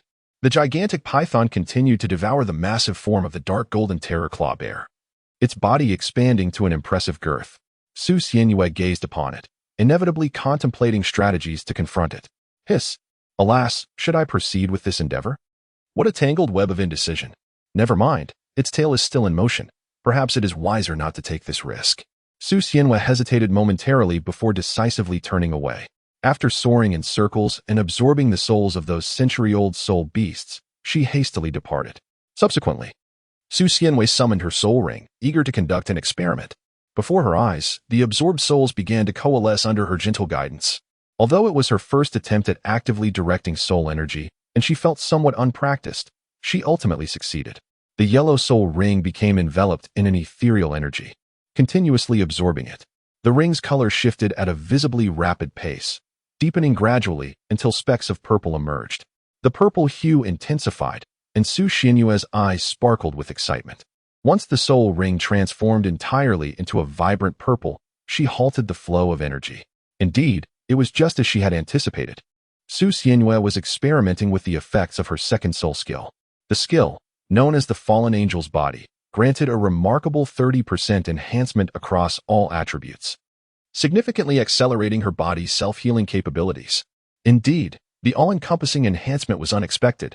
Su Xianyue could hardly believe it was this particular soul skill. It was, without a doubt, a divine ability, and the added benefit of improved recovery was nothing short of a flaw in the system. Although acquiring this skill was unforeseen, it was still within the realm of reason. The quality of the fallen angel was comparable to that of a six-winged angel, and being a gift from the system, it could potentially exceed expectations. The dark golden fearclaw bear was among the elite of soul beasts, rivaling even the pure-blood dragons. With such formidable entities combined, it was entirely logical that she would attain a skill of such extraordinary caliber. Indeed, the enhancement was tangible. Previously, she had only experienced a 15% increase. A giddy laughter, filled with delight, replaced all her joy. Currently, Su Xianwei possesses a soul power of level 22, which is rather peculiar. The energy derived from 2-century-old soul rings has only allowed him to ascend by a single level, despite his occasional training in the past, which, albeit minimal, should not have resulted in such a meager enhancement. Nevertheless, Su Xianwei refrains from dwelling on these thoughts, for he is now preparing to return. Having spent nearly 20 days away, if his journey home takes another 10, it would perfectly encompass a month. It is not an excessively long absence. He can simply claim he ventured out to hunt for soul rings, without the opportunity to notify anyone in advance. Then, a serious matter crossed Su Xianwei's mind. How on earth could he explain his 2 Millennium soul rings? The first 2 soul rings being Millennium in a world like Douluo continent is unprecedented. Even Shinrushua does not possess such a configuration. Should his secret be revealed, it is likely to reach the Spirit Hall. Moreover, the news would probably spread to all prominent factions, as the disparity between Century and Millennium soul rings is not trivial. Who wouldn't desire a descendant of their family to wield a Millennium soul ring by the 10th level? Consequently, Su Xianwei would likely face a frenzy of competition from various powers, with the Spirit Hall being unable to safeguard their interests. And then there's the formidable Douluo. It remains uncertain whether he would take action against him. But yes, if I prove my worth before approaching the Spirit Hall, Douluo may not dare to act against me. Yet, it still seems too risky. Dismissing these thoughts, Su Xianwei hastened his flight. Along the way, he encountered a few individuals, but he prudently chose to steer clear of them. Instead of returning to that small town, he sought the direction to Soto City nearby and flew directly towards it. The journey, which once felt lengthy, has significantly shortened, and he soon arrived. Soto City, the most prosperous city Su Xianwei has ever visited since his birth, ignited within him a desire to explore. Wow, Soto City could be considered a Tier 2 or Tier 3 city. Vibrant and resplendent even at night. He casually selected a bustling restaurant, intending to resolve his dinner first. After a long day of gnawing on tough, leathery jerky, his mouth felt quite sore and his stomach was grumbling with hunger. The chill of the night air was effectively kept at bay. And although the small restaurant buzzed with noise, it exuded a peculiar warmth that felt comforting, despite the strangers surrounding him. He ordered several side dishes along with a glass of fruit juice, settling into a corner to wait for his meal. While waiting, the memory of the dark golden claw bone from the fearsome bear ignited a spark of anger within him. It was infuriating that such a rare external soul bone was devoured by his sword. Anyone would feel vexed in his situation. Yet, upon reflection, if his sword could consume soul bones, could it also be upgraded? With this thought, he chuckled to himself. This chapter is not yet complete. Please turn to the next page to continue reading the captivating content ahead. The dishes were served promptly, and Su Xianwei finished his meal in no time before settling the bill and departing. There was no rush for a break. He intended to wander for a while before returning to the hotel where he had previously stayed for a night's rest, planning to return to Nottingham the following day. However, as he stepped out of the restaurant, a furtive shadow stealthily trailed behind him. Su Xianwei also discerned his presence. The sensation of being observed was unmistakable. What on earth? Uncertain of the stranger's identity and intentions, Su Xianwei refrained from any hasty actions, feigning ignorance as she continued to purchase candied hawthorn from a vendor by the roadside. As she ambled along, savoring the sweet treat, she gradually found herself in a more desolate area, where the pursuer had vanished from sight. As Su Xianwei was still in a state of confusion, a figure suddenly materialized before her. A gaunt man, clad in tattered clothing marred by numerous holes, leered at her with an unsettling expression. "Little sister, all alone. Would you like your uncle to take you home?" His voice was disturbingly perverse, sending shivers down Su Xianwei's spine. "Who are you? Are you out of your mind? Have you lost your senses?" Su Xianwei held a rather unfavorable impression of the individual before her, as he immediately spoke of national treasures. The lecherous man appeared momentarily taken aback. Well, ahem. Uncle is not a bad person. Would you like uncle to take you to see the little goldfish? They are quite lovely indeed." Su Xianwei gazed at him, seemingly recognizing his identity. "Little goldfish? How dare you?" With a swift leap, she aimed a kick directly at him. Caught off guard, he was struck squarely, sent hurtling backward to collide violently with the wall behind him. Crumpling to the ground, clutching his groin and convulsing, Su Xianwei paid him no mind and simply departed. Chapter 24. The return after a night's rest. Su Xianwei sought a carriage early the next morning, preparing for her journey home. Fortune had favored her this time, yielding considerable gains. However, The challenge lay in how to explain the 2 Millennium Soul Rings she had acquired, a predicament that proved rather troublesome. Su Xianyue's release of soul skills does not necessitate the manifestation of a martial soul, yet it requires the presence of that sword and the display of soul rings. The sword can serve as a substitute for the martial soul in utilizing soul skills, thereby concealing the fallen angel martial soul. However, the soul rings are a different matter. Employing soul skills will invariably reveal them, unless one refrains from using such abilities altogether. Alas, it seems best to avoid using them unless absolutely necessary. As they journeyed back in a carriage, the ride was bumpy, and 10 days later, at Notting Academy, it was the end of class. Tang San tidied up his belongings and stood to leave when Xiao Wu playfully tapped him from behind. "Xiao San, how about we go shopping?" she suggested, hands behind her back, bending slightly with a cheerful smile directed at him. Tang San smiled in response, but shook his head. "I'm sorry, Xiao Wu, perhaps next time. I need to see the teacher shortly." Upon hearing this, Xiao Wu's expression fell with disappointment. "Oh, I see." Observing her crestfallen demeanor, Tang San felt a pang of sympathy and gently ruffled her hair in consolation. "Let us make it tomorrow then. I'll treat you to something delicious." Instantly, Xiao Wu's disappointment was replaced by joy. "Really? It's a promise. If you don't accompany me tomorrow, you'll have to sleep on the floor tonight." I will. Tang San replied with a resigned smile. As they walked along the path, they suddenly spotted a familiar figure. "Huh, that person looks familiar. Xiao San, is that Su Xianwei?" Following Xiao Wu's pointing finger, Tang San beheld the recently returned Su Xianwei. As Su Xianwei approached the school gates, the 2 guards, upon seeing him, dared not utter a word and allowed him to pass. He was now on his way to report to the principal. "Hey, Su Xianwei, where have you been this month?" The principal has been furious. Tang San and Xiao Wu approached, and Su Xianwei turned to look at them. "Oh, I went to obtain a soul ring, which took some time. And I didn't have the chance to report back. By the way, Tang San, here is the book I owe you." Su Xianwei retrieved the book borrowed from Tang San from her pocket, which was a storage soul guide, and handed it to him. Tang San took the book, momentarily taken aback. "Did you go to obtain a soul ring? Is the school unaware?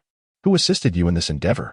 The first soul ring can be acquired with the help of school personnel, otherwise, one must resort to hiring someone. Yet who among the common folk can afford such a price? "Oh, I hired someone to assist me. As you all know, I served as a bodyguard for Xiao Qinyu for a year, and I have a bit of money saved up, sufficient for this purpose." Su Xianyu elucidated this, and Tang San and the others nodded in agreement. At that moment, Xiao Wu leaped forth. "Since you also possess a soul ring, shall we engage in a duel?" The 2 gazed at the proud Xiao Wu in silence for a while. "What is this expression on your faces?" Su Xianyue's lips curled into a gentle smile. "Are you certain you wish to engage in combat with me?" Tang San stepped forward, whispering to persuade Xiao Wu. "Xiao Wu, do not be mischievous. When he fights, he does not comprehend the concept of restraint. Be obedient." Su Xianyue stood to one side, her smile vanishing in an instant. As a soul master of level 20, how could she possibly fail to hear such a distance? However, she did not react. Instead, she calmly uttered, "I shall not converse with you any longer. I must first report to the principal." After bidding farewell to Tang San and the others, Su Xianyue made her way to the principal's office and knocked gently on the door. "Enter." As Su Xianyue entered, the onlookers were taken aback, their eyes widening in disbelief. "Su Xianyue, you actually returned. After skipping classes for an entire month, do you still wish to continue your studies?" The principal, a slightly portly middle-aged man, was visibly infuriated upon seeing Su Xianyue. In his eyes, Su Xianyue was nothing more than a troublemaker. Having previously engaged in a brawl with Xiao Qinyu and causing several serious injuries, and now, at the commencement of the new term, he had chosen to be absent for a month. Who wouldn't be enraged? "Oh, I was just out acquiring a soul ring. Time was of the essence, and I hadn't the opportunity to inform the school," Su Xianyue explained. "Acquiring a soul ring? You spent a whole month on that. Did you travel all the way to the Stardo Forest for it? Couldn't you have requested a leave of absence from the academy first?" The principal continued, his irritation palpable. "Enough. No need to say anything further. You are expelled. This time, there is no lord to protect you. Leave at once." He had long wished to expel Su Xianyue. Even possessing innate full soul power was of no consequence. Keeping him around would only tarnish the school's reputation. And as the principal, his position was at stake. Moreover, this decision was also in accordance with the wishes of the Lord of Notting City. "Expelled? Oh, then farewell." Su Xianyue left without a moment's hesitation. Just as she departed, another individual entered through the doorway. The principal, with his hands clasped behind his back, addressed him, saying, "Please go and inform the city lord." Understood. Su Xianyue had little to retrieve, merely her bedding from the dormitory cabinet. After all, she had invested in it. It was class time, and the dormitory was deserted. Thus, she took her belongings and departed. Upon reaching the school gate, she encountered the Lord of Nodding City approaching her. "Ah, Su Xianyue, it has been a while. How have you been?" He greeted her with a warm smile, while Su Xianyue regarded him with a look of confusion. "What is it? Do you need something?" The Lord chuckled and got straight to the point. "I have heard of your expulsion and came to see you.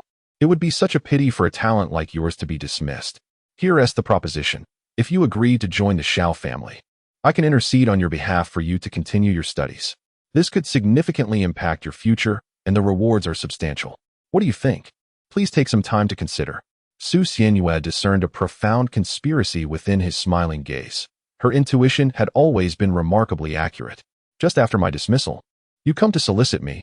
There is something amiss about you."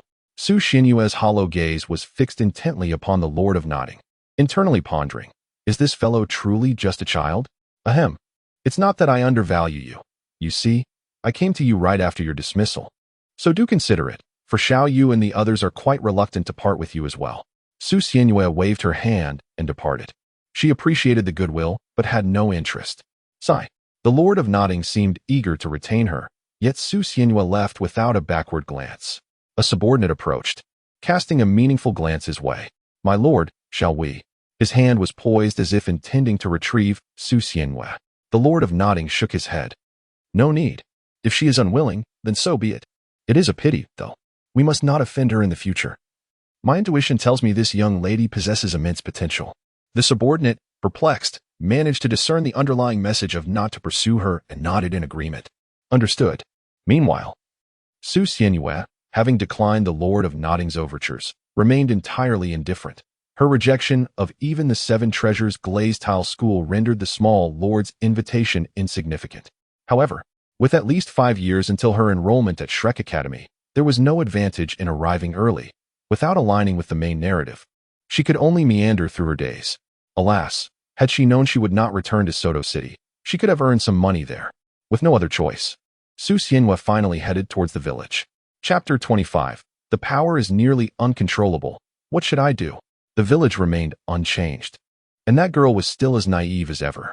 "Brother Yu, how come you're back? Wasn't it said that students from the Soul Master Academy aren't allowed to return?" "Oh, I was expelled, so I came back." Expelled? Wang Area did not comprehend the meaning of Su Xianyue's expulsion, but her heart was filled with joy upon seeing him return. Currently, Wang Area was still on break. The classes at the Ordinary Academy were brief, as they only covered rudimentary subjects such as language and mathematics, which were taught quickly. Wang Fuguei was not at home. Otherwise, upon hearing about Su Xianyue's expulsion, he might have suffered a heart attack from anger. Thus, Su Xianyue decided it was best to inform Wang Fuguei that he had become a soul master to prevent him from being overwhelmed with worry. However, as he was currently absent, only Wang Area remained at home, feeling bored. She eagerly approached as soon as Su Xianyue returned. "Oh right, brother Yu. Are you a soul master now?" Yes, why? What is a soul ring like? Can you show me?" Wang Area looked at Su Xianyue with wide, expectant eyes, resting her chin in her hands. "Well, it's not that I can't show you, but you must promise to keep it a secret." "I promise to keep it a secret. I won't tell a soul," Wang Area quickly assured him, though Su Xianyue felt somewhat conflicted. However, Wang Area was not one to gossip. Seeing the anticipation in her eyes, Su Xianyue decided to release his soul rings. 2 purple soul rings floated behind him, their radiant hues causing Wang Area's eyes to sparkle with wonder. "How beautiful! Can I touch them?" "Su Xianyue, is it possible to touch the soul rings?" "It shouldn't be, right? Soul rings are beyond reach." "All right, I'll take my leave now. My home must be gathering dust." After placing the gifts meant for Wang Area down, Su Xianyue returned to her quaint bamboo cottage. Meanwhile, Wang Area, seated on a stool, gazed at the pastries Su Xianyue had brought back, smiling cheerfully. Inside the small bamboo cottage, Su Xianyue observed the relatively tidy interior with a hint of confusion. "Has someone cleaned up for me?" It must have been the village chief or area. Although the room appeared clean, there remained a thin layer of dust, suggesting it had been quite some time since the last thorough cleaning. Su Xianyue suddenly collapsed onto the bed, the dust above causing him to sneeze. Achoo! He sighed. Perhaps I should clean up first. Grasping a feather duster, he began to sweep away the dust, but lacking a mask. The scattered particles caused him to sneeze repeatedly. Achoo! Achoo! What on earth? With each sneeze, the feather duster in his hand trembled, and before long, the feathers were scattered everywhere. Is the quality so poor? Yet he paid it no mind, as it seemed to have been in use for quite some time. He picked up a cloth and resumed wiping down a cabinet, but his thoughts began to drift. What should I do with my time now? Should I hunt soul beasts or... Oh no, my cabinet. When Su Xianyue came to her senses, she noticed that the cabinet before her was already marred by numerous cracks. The cabinet, crafted from solid wood and polished with wax, was not easily prone to such fissures. My cabinet. Su Xianyue inspected her cabinet and discovered that the cracks upon its surface resembled damage inflicted by external forces. Su Xianyue gazed at her own hand, then shifted her attention to the cabinet. With a gentle yet firm tug, a corner of the solid wood cabinet was effortlessly pried away. Did I cause this damage? Su Xianyue felt a tinge of uncertainty. Despite exerting minimal effort, the solid wooden cabinet had been damaged. At that moment, he seemed to grasp the underlying reason. Having acquired 2 soul rings in one fell swoop, his soul power surged to the impressive level of 22, absorbing a significant number of soul beast souls. While he managed his strength well in everyday life, any moment of distraction rendered his power uncontrollable, a prospect that could lead to dire consequences. Thus, he pondered, I must devise a method to regulate my strength. From the forest on the mountain outside the village, a resounding crash echoed. A tree, 1/2 meter in diameter and 10 meters tall, succumbed with a loud creak, crashing to the ground. Beside the fallen tree, Su Xianyue stared incredulously at his small hand. Did I really bring it down with a single punch? I hardly exerted any effort. Alas! Su Xianyue let out a sigh, drawing her sword to deftly carve away at the branches and twigs, ultimately leaving behind a polished segment of timber. Su Xianyue directly lifted the burden and departed. His arm embedded firmly into the wood. This was the ingenious solution conceived by Su Xianyue. Wood carving. The craft demands a strict precision, as even the slightest error could lead to utter ruin. Thus, he devised this method. He had contemplated other alternatives such as painting and calligraphy, yet he found them unappealing, and the material consumption was excessive, requiring frequent purchases that consumed both time and resources. In contrast, wood was abundant, and tools were readily available for purchase in the village, making it the most convenient option. Now, as he grasped the carving knife before a section of wood, he plunged the blade into it with a decisive motion. The sound of the knife slicing through the wood echoed softly. Slow and steady. Be cautious, he murmured to himself, as the blade meticulously traced patterns upon the surface. Su Xianyue bit his lip, beads of sweat forming on his forehead. After enduring a prolonged period of arduous effort, an unrefined creation materialized before his eyes. It's passable, but this truly requires skill. The essence of his endeavor was not to produce aesthetically pleasing artifacts, but rather to master the control of his strength. This chapter is not yet concluded. Please turn to the next page to continue enjoying the captivating content. Thus, Su Xianyue diligently carved in his small courtyard, having even constructed a modest shed for convenience. A month later, in this brief span, his skills had reached a remarkable level of proficiency. Although his wood carving still lacked visual appeal, his ability to control his strength had significantly improved. At least now he could avoid damaging his work when his mind wandered. Su Xianyue touched the side, realizing that all the logs had been completely utilized. Meanwhile, on the other side, the wood shavings had accumulated into a small hill. Su Xianyue was just about to head up the mountain to chop some wood when she encountered Wang Fuguei approaching her. Xiaoyu, just in time. Grandpa is looking for you, Wang Fuguei said, his face beaming with joy as he gazed at Su Xianyue. Su Xianyue tilted her head, gazing at him. What is it, Grandpa? Ah, it's about those wooden carvings you crafted. Someone has taken a liking to them and wishes to purchase. It's a splendid opportunity for you to earn some extra income. Someone wants to buy them. Su Xianyue was aware of his own limitations in craftsmanship. He could only carve basic shapes, lacking the finesse that comes with experience. After all, he was self-taught. At that moment, the village chief presented a small wooden carving, resembling a woman. This piece was intended as decoration for Aunt Li's stall in the city, but to her surprise, it attracted attention from potential buyers. Albeit in its rough state, if only it were more refined, it could fetch a handsome price. Despite its coarseness, the most striking feature, the long, elegant legs, was surprisingly detailed. Aunt Lee remarked that it reminded her of her youth, which pleased Su Xianyue, leading him to gift it to her, never anticipating that someone would express interest in purchasing it. It seems that earning a little extra could be quite delightful. A bold idea suddenly crossed my mind. Hee hee. Chapter 26. The gradual embrace of power. A year later, a peculiar shop emerged in Nodding City. Inside, an array of wooden carvings was displayed, each more captivating than the last. Among them, the wooden sculptures of several impoverished sisters quickly became the object of fervent desire among men. Su Xianyue was quite surprised to discover that there were indeed enthusiasts for such items here, and the bids were rather substantial. Consequently, she found herself compelled to resort to auctioning her creations. Moreover, her mastery over the control of strength had gradually refined, allowing her to carve even the most intricate details of the wooden sculptures with remarkable perfection. It seems like it is time to bring this to a close. Over the course of a year, Su Xianyue had diligently honed her skills through her carving, and this approach had proven effective. Her control over strength had reached an exquisite level, enabling her to wield power with precise accuracy. Initially, she had not intended to profit from this endeavor, but now that her control was nearly perfected, she wished to conclude her work. Subsequently, Su Xianyue took up a megaphone and shouted out to the outside, "Clearance sale. Everything is just 20 copper soul coins."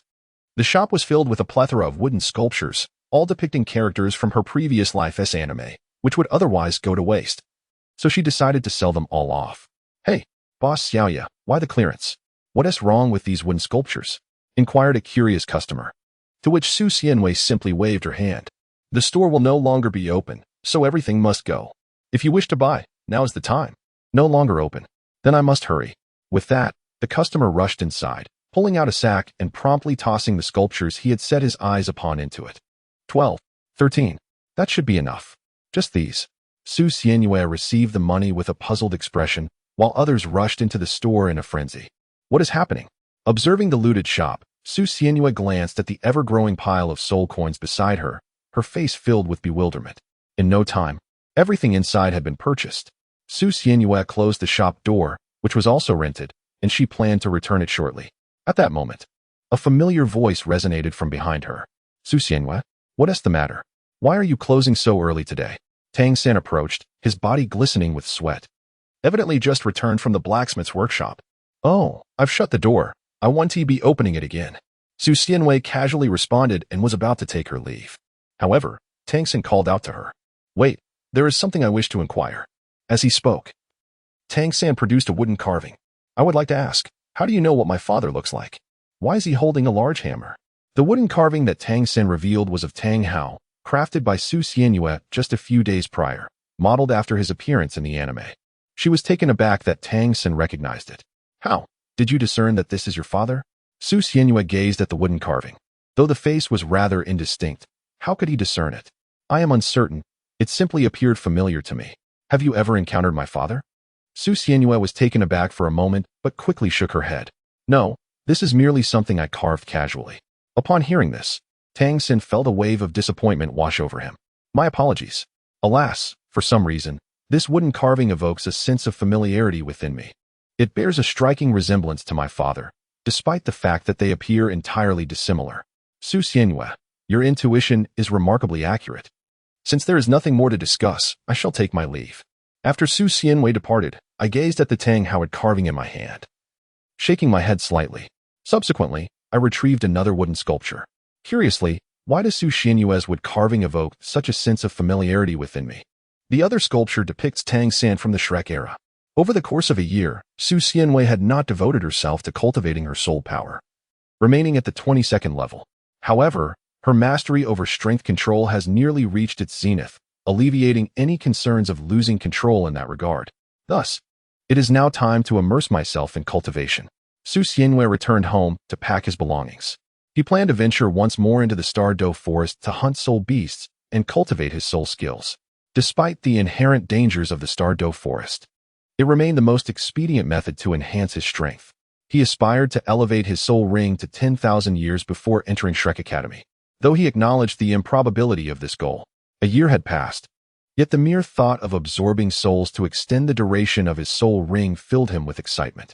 After completing his preparations, He bid farewell to Wang Erya and the others. What? Brother you, where are you going? Wang Erya, alone at home as Wang Fuguei was absent, looked at him with a face full of dismay. I am a soul master, and I must embark on a journey of training. Don't worry, I will return with gifts for you. Be sure to inform Grandpa. I must take my leave now. Su Xianyue gently patted her head in a comforting gesture before taking her leave. Wang Erya wished to express her thoughts, yet ultimately withheld her words. Su Xianyue glanced back at her and waved her hand dismissively. Wang Erya gazed at Su Xianyue's silhouette, feeling a twinge of dissatisfaction. If only I were a soul master as well. Su Xianyue swiftly harnessed her soul power as she made her way to the gates of Nodding City, where the prearranged carriage awaited. Here, we shall omit a span of over 10 days. Within the Stardo Forest, a nimble figure darted amongst the trees, ruthlessly unleashing sword energy upon encountering soul beasts. Beasts under a century were effortlessly cleaved in twain, while those over 1,000 years required a measure of struggle. Unbeknownst to her, Su Xianyue had grown capable of contending with 1,000-year soul beasts, whose strength roughly equated to that of a human at level 30. Considering the formidable constitution of the soul beasts, their actual combat prowess was significantly enhanced. This chapter is not yet concluded. Please turn to the next page to continue indulging in the riveting narrative. She had now developed the ability to gauge the strength of soul beasts through their sensed aura, a skill honed through practice. In addition to her sword energy strikes, Su Xianyue had also discerned some rudimentary sword techniques for close combat, though not profound. They proved somewhat effective in simple exchanges. Although she occasionally encountered others seeking to obtain soul rings, Su Xianyue adeptly evaded them beforehand. To prevent the discovery of her martial spirit, she exercised utmost caution, wary of being seen by others. Alas, weariness began to take its toll, prompting her to alight upon a tree for a brief respite. Just as she settled and caught her breath, a powerful wave of soul power reverberated nearby. This fluctuation must belong to a soul beast of at least 10,000 years. And, is that a human presence? Someone is battling the 10,000-year soul beast? The opportunity for Su Xianyue to collect souls had arrived. He intended to observe from a distance, waiting for the combatants to finish before seizing the souls and making his escape.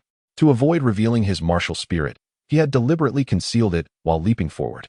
The distance was not too great, approximately 200 meters, and he soon arrived at the scene. Before him lay a small clearing, transformed by the battle, radiating with a brilliant platinum glow. The conflict concluded swiftly, and upon his arrival, he beheld a colossal beast sprawled on the ground, its verdant blood pooling around it. Nearby, a golden-haired maiden stood, gazing intently at the black soul rings hovering above the massive creature. Su Xianyue concealed herself behind a distant tree, just able to perceive the location in question, striving to mask her presence. Yet, she had underestimated the individual who had slain the soul beast. She had initially assumed it to be a group, only to discover it was a solitary figure, a woman, who had swiftly concluded the encounter. The woman now appeared slightly breathless, displaying little reaction as she silently absorbed the soul ring. How astonishing! She simply sat there absorbing it? Does she not seek a place to hide? Chapter 27. The peculiar individual. The souls of soul beasts attach themselves to soul rings, and those of a millennium age can wreak havoc when a soul master absorbs the ring.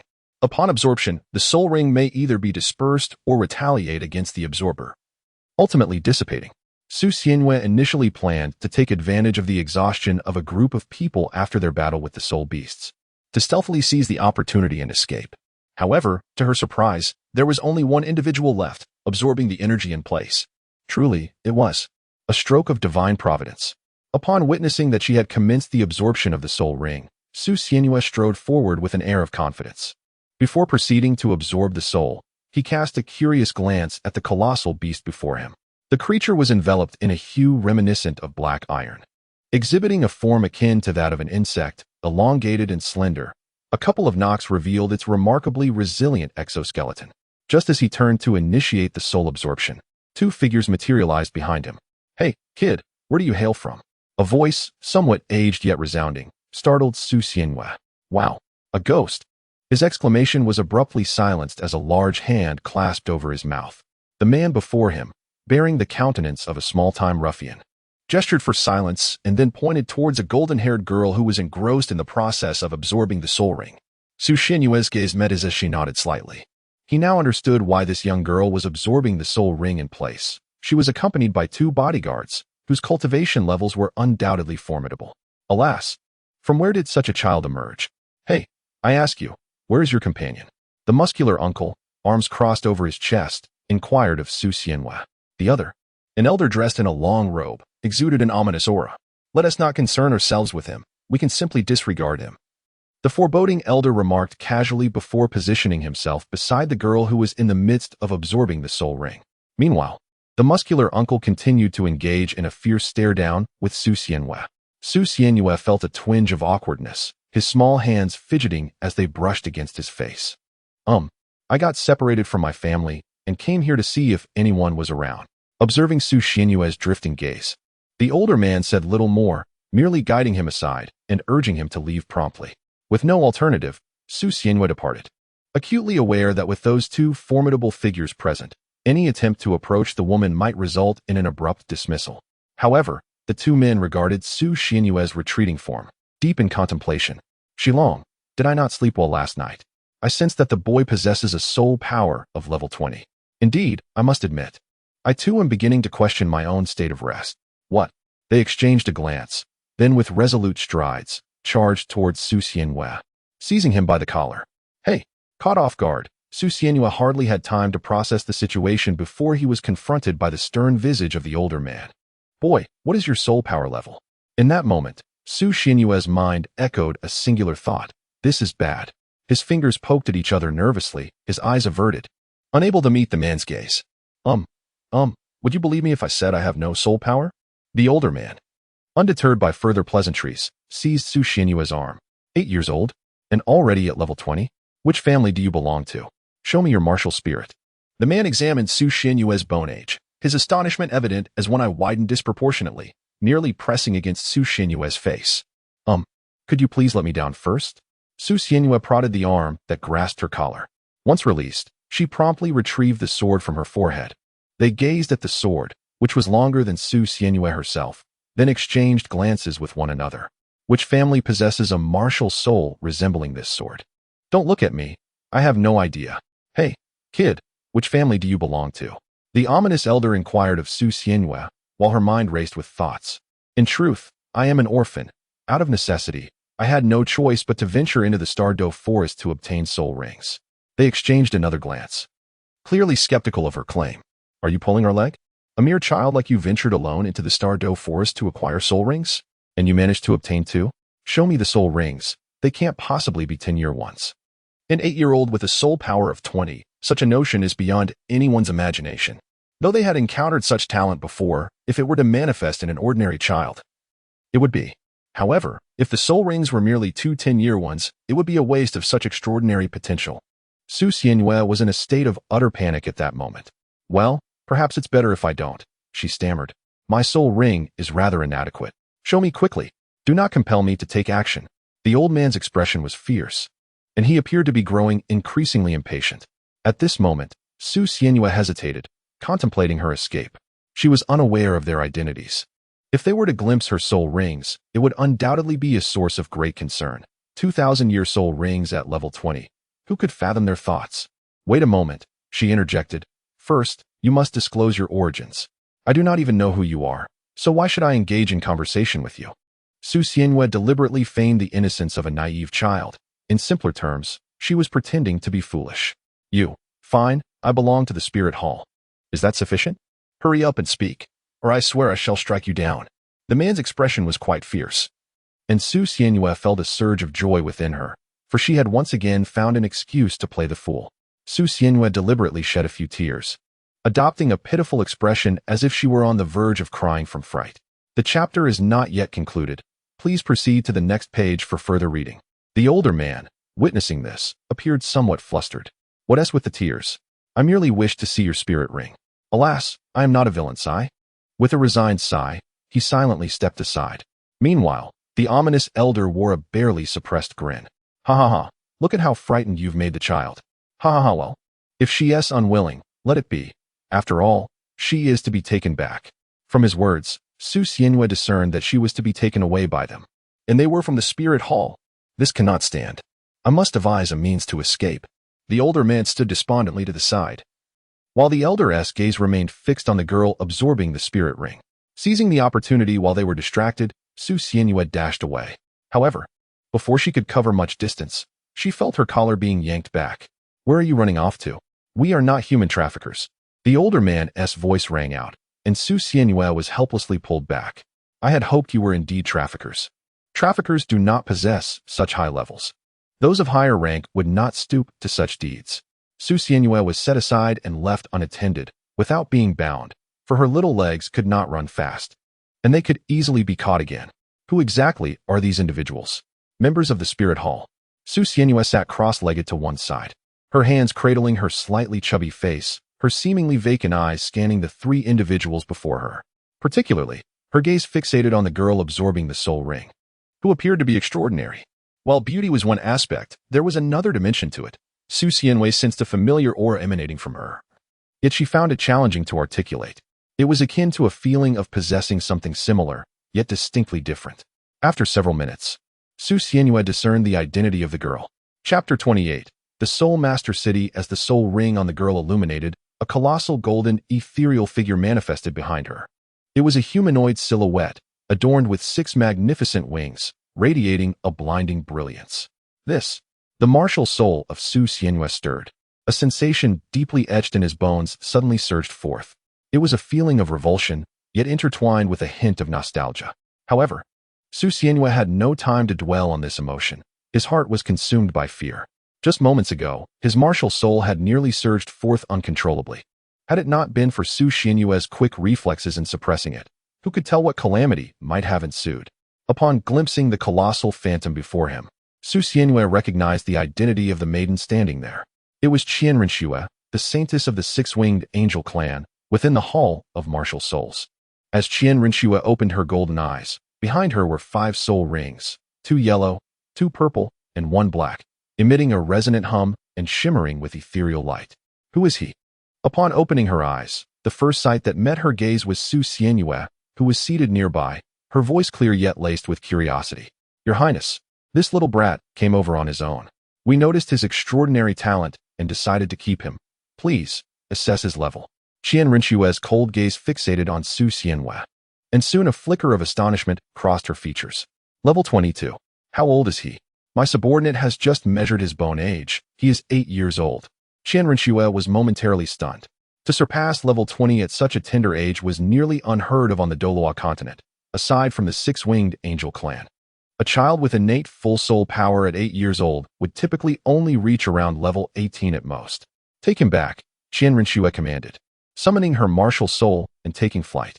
"Kid, come along obediently," a burly man said as he tucked Su Xianyue under his arm, carrying him along. Can't you change positions? This is rather uncomfortable.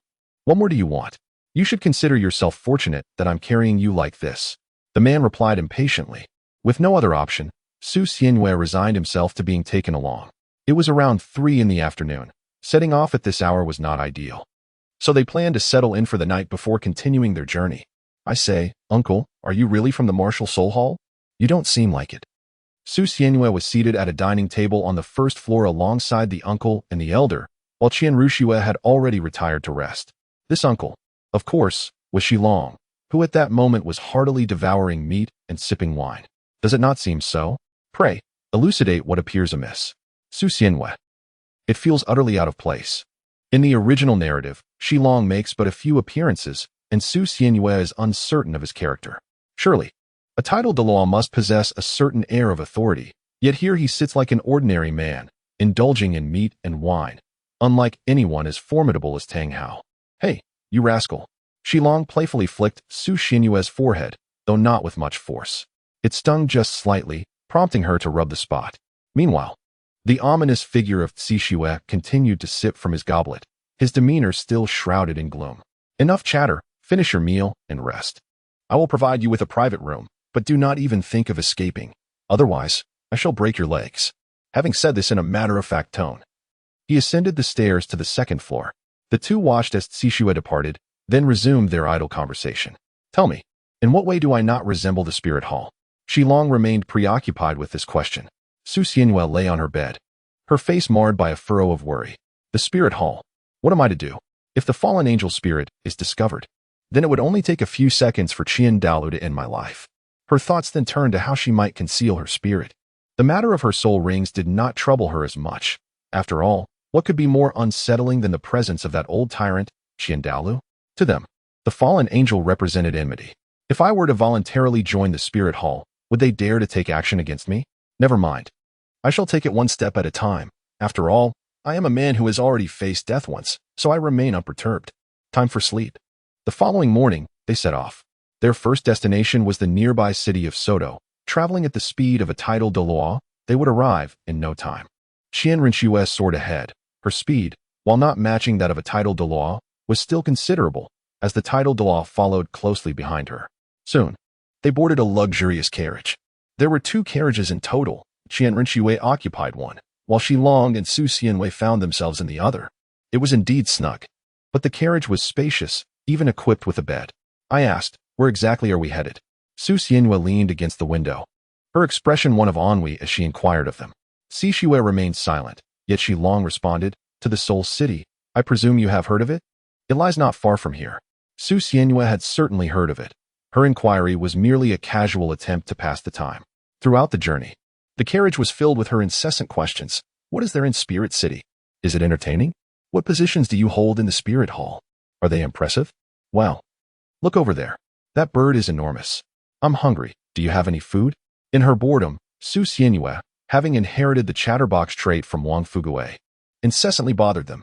Xishue paid her no mind, entering a meditative state, while Shilong would occasionally respond to her queries, but eventually, Su Xianwei grew weary and sprawled on the side to sleep. Little master, there is more to this chapter. Please click the next page to continue reading. The subsequent parts are even more thrilling. Finally, tranquility descended. If it weren't for his remarkable talent, I would have long since silenced him with a slap. Xishue concluded his meditation, gazing at the slumbering Su Xianwei with a sigh. Look at you today, utterly helpless against a child, he chuckled.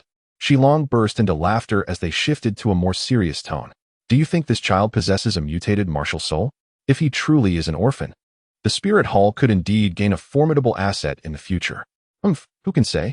Let us not concern ourselves with him. We shall report to His Holiness the Pope, and the rest is beyond our purview. A few days later, they arrived at Spirit City. Located at the intersection of 2 great empires, a city belonging to the Spirit Hall, devoid of any claims from the 2 empires. It boasted some of the most magnificent architecture on the Douluo continent, with the Pope's hall nestled within its confines. The 80-meter-high granite walls exuded an air of opulence. Wow! Su Xianwei exclaimed in awe as she beheld the lavish city. Shortly thereafter, they reached a grand and magnificent palace. This is the Pope's hall. You all wait here while I go report, Xishue stated before vanishing. Shilong continued to caution Su Xianwei. Once we enter, refrain from speaking out of turn. Answer honestly to any questions posed by His Holiness. Do not utter anything else. Otherwise, I cannot guarantee your safety. Su Xianwei was undoubtedly aware that at this moment, Bibi Dong was as fierce as a woman undergoing menopause, and if he did not behave himself, he might be left with nothing but ashes. They were waiting here, while Qianrengshu seemed to have vanished without a trace. However, Su Xianwei paid it no mind, as it was of no concern to him. Chapter 29. Indeed, before long, Xishue returned, and they all stood at the entrance of the hall, awaiting further instructions. The announcement has been made. We shall wait, he said. Approximately 10 minutes later, the grand doors of the hall creaked open. Inside the vast and cold chamber, a figure clad in a resplendent gown sat upon the elevated throne, gripping a scepter. His gaze icy and contemptuous as it surveyed the assembly. Your Holiness, both Shilong and Xishue bowed deeply upon entry, while Su Xianwei, feeling somewhat at a loss, followed suit. What matters do you wish to report? The frigid tone sent a shiver down Su Xianwei's spine. Shilong spoke first. This child was encountered in the Stardo Forest while we were procuring soul rings for Her Highness the Saintess. He is merely 8 years old, yet possesses a soul power of level 20. As soon as Shilong finished speaking, Bibi Dong expressed her confusion, and an overwhelming force of spiritual energy enveloped Su Xianwei. Su Xianwei could distinctly sense the penetrating gaze upon her, a sensation that sent shivers down her spine, as if her very soul were laid bare. Indeed a prodigy. Very well, you may take your leave. I wish to speak with this child alone. Shilong and Xishue departed, leaving an utterly bewildered Su Xianwei in their wake. The hall fell into a momentary silence before Bibi Dong spoke. What is your name? Su Xianwei. And from where do you hail? From the village in the Fasno province of the Tiando Empire. That village? Bai Bai Dong's brow furrowed slightly, an indication of her displeasure. Su Xianyue quickly explained, the village is indeed named that. I am not being mischievous. Only then did Bibidong's expression soften slightly. A prolonged silence ensued. So, do you have any interest in joining the spirit hall? Her tone was laced with an undeniable insistence, causing Su Xianyue to hesitate. If I were to express my reluctance, would you be angered? Bibidong remained silent, simply gazing at him intently. Your Holiness? Su Xianyue called out in a reckless manner. Yet Bibidong remained unresponsive. With no recourse, Su Xianyue could only wait in vain. At last, Bibidong spoke. Show me your martial soul. Oh. Su Xianyue replied affirmatively and took out the sword to serve as her martial soul. The sword? Show me your soul skill. That might not be appropriate. Bibidong furrowed her brow, regarding him with an expression that conveyed a threat of dire consequences should he refuse. I will risk it all. With a flourish of the long sword in Su Xianyue's hand, the violet soul ring behind her ignited, unleashing a cascade of feathers that gracefully descended to the ground. A millennium soul ring? Su Xianyue subsequently employed her second soul skill, yet another millennium soul ring. Su Xianyue was now in a state of panic. Caught in a dire predicament. Employing his soul skill might delay his demise, yet abstaining from it would surely lead to his immediate end. Meanwhile, Bibidong, upon witnessing his 2,000-year soul rings, was so overwhelmed with excitement that she stood up, her gaze fixated on him with unwavering intensity. How did you achieve this? Su Xianyue, feeling helpless, could only ramble on. I am uncertain, but I encountered two soul beasts engaged in a fierce battle, both sustaining injuries. I chose to absorb one of their soul rings, unaware of the significance of the purple soul ring at that moment. Subsequently, I confronted another soul beast. Unable to defeat me, it too possessed a purple soul ring, which I absorbed. Observing Su Xianyue's innocent expression, Bibidong pondered deeply. After a prolonged silence, she spoke once more. You shall remain here for the next few days. I will have arrangements made for your accommodation. You may leave now. In a grand hall before a towering, sacred statue of an angel, a young girl offered a sincere prayer. Her golden hair was bathed in soft light, and her platinum gown accentuated her slender figure. Xiaoxue, what brings you back today? A middle-aged man, around 30 or 40, emerged, gazing at Qian Rengshu with a doting expression. Grandfather. Qian Rengshu respectfully greeted him upon seeing the familiar figure. Oh, you have already reached level 50. Splendid. Yet, there is still much more to strive for. The middle-aged man exclaimed with admiration before turning his gaze to the imposing angel statue. At that moment, Qian Rengshu wore a conflicted expression, as if she struggled to articulate her thoughts. Qian Douluo noticed her demeanor. If you have something to say, do not hesitate. Upon hearing this, Qian Rengshu spoke. While I was in the Stardo Forest obtaining soul rings, I encountered a child.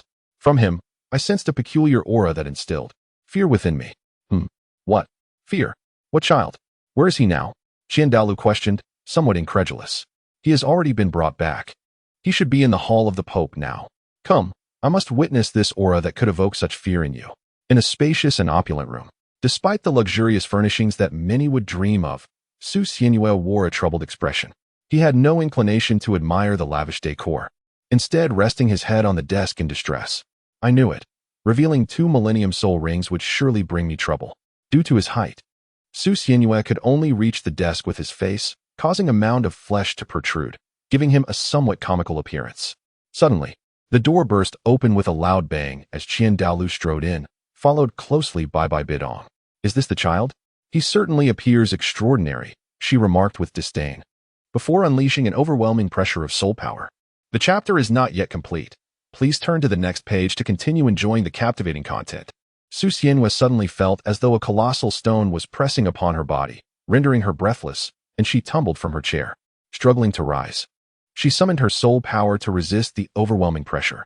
Qian Douluo, noticing that Su Xianyue managed to stand, regarded her with a flicker of approval. It was commendable that she could withstand the pressure at level 30, so he decided to escalate the challenge. The oppressive force increased dramatically, rising by 10 levels continuously. Under this immense pressure, beads of sweat began to form on Su Xianyue's forehead as she gritted her teeth and gazed at the man before her. A flicker of anger ignited in her hollow gaze, prompting a strange sense of fear within Qian Douluo. Although this sensation had minimal impact on him, it piqued his interest, causing a slight smirk to play upon his lips. How intriguing. He then elevated the pressure further. At level 60, Su Xianyue found herself on the brink of collapse, grasping her sword's hilt for support. Her legs had grown weak, and her subconscious urged her to unleash her martial spirit to withstand the terrifying weight. Yet she suppressed that impulse. She had begun to discern the identity of the middle-aged man before her, revealing her martial spirit now would transcend mere pressure. As the oppressive force reached level 60, Su Xianyue was nearing her limits, while Qian Daolu showed no signs of relenting. Bibi Dong observed with a hint of sympathy. Enough. This could lead to dire consequences. Qian Daolu cast her a glance and then withdrew the pressure. To withstand level 60 was no small feat. This child showed promise and deserved proper training. With that remark, Qian Daolu vanished. Bibi Dong continued to fix her cold gaze on the panting Su Xianyue, who appeared on the verge of fainting. He acknowledged your potential, so you shall remain within the spirit hall. I will arrange for someone to mentor you. With that, she too disappeared. Chapter 30. How to save oneself upon entering a den of thieves. Finally, she has departed. Wait, what did she just say? Wiping the cold sweat from her forehead, Su Xianyue felt a wave of relief wash over her as she recalled Bibidong's words before her departure. Did she see potential in me? Is she planning to keep me here? No. Su Xianyue had never intended to join those elite organizations, yet inexplicably found herself at the spirit hall. Observing their demeanor, it seems they will not allow her to depart easily. I am Su Xianyue, currently residing within the spirit hall. The spirit hall stands as the pinnacle of power, commanding respect from all other forces on the continent. To be a part of the spirit hall is a dream cherished by every soul master, even if one's role is merely that of a subordinate. However, I am unwilling. What am I to do? Here I am, stuck in this predicament. Ugh, this hair.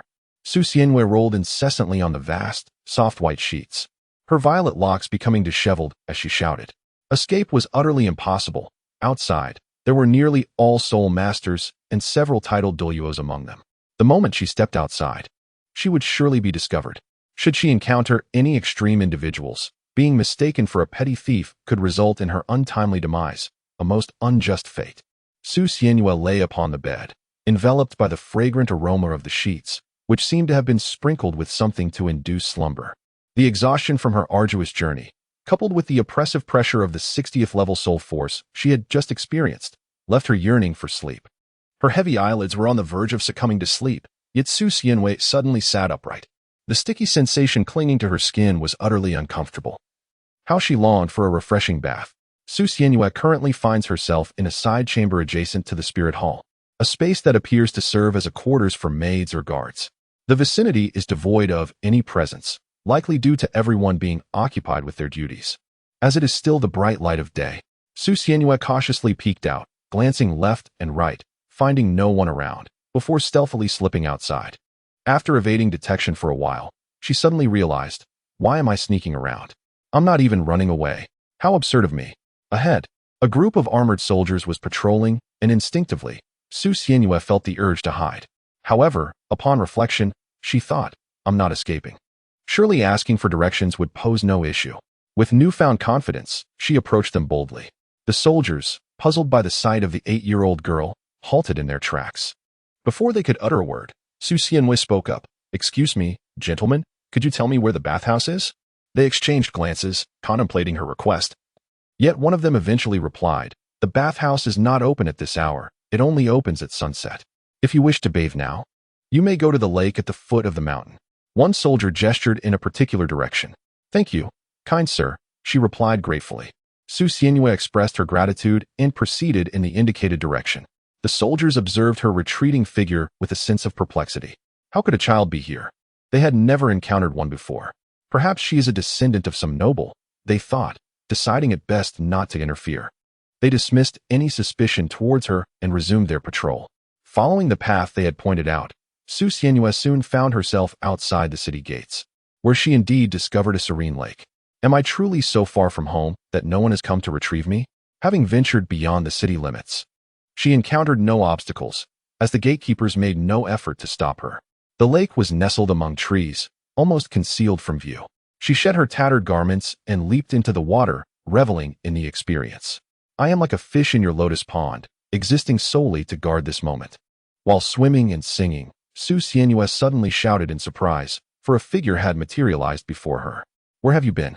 I found you here. Bibi Dong had appeared on the shore, gazing intently at Su Xianyue in the water. "How did your holiness the Pope arrive here?"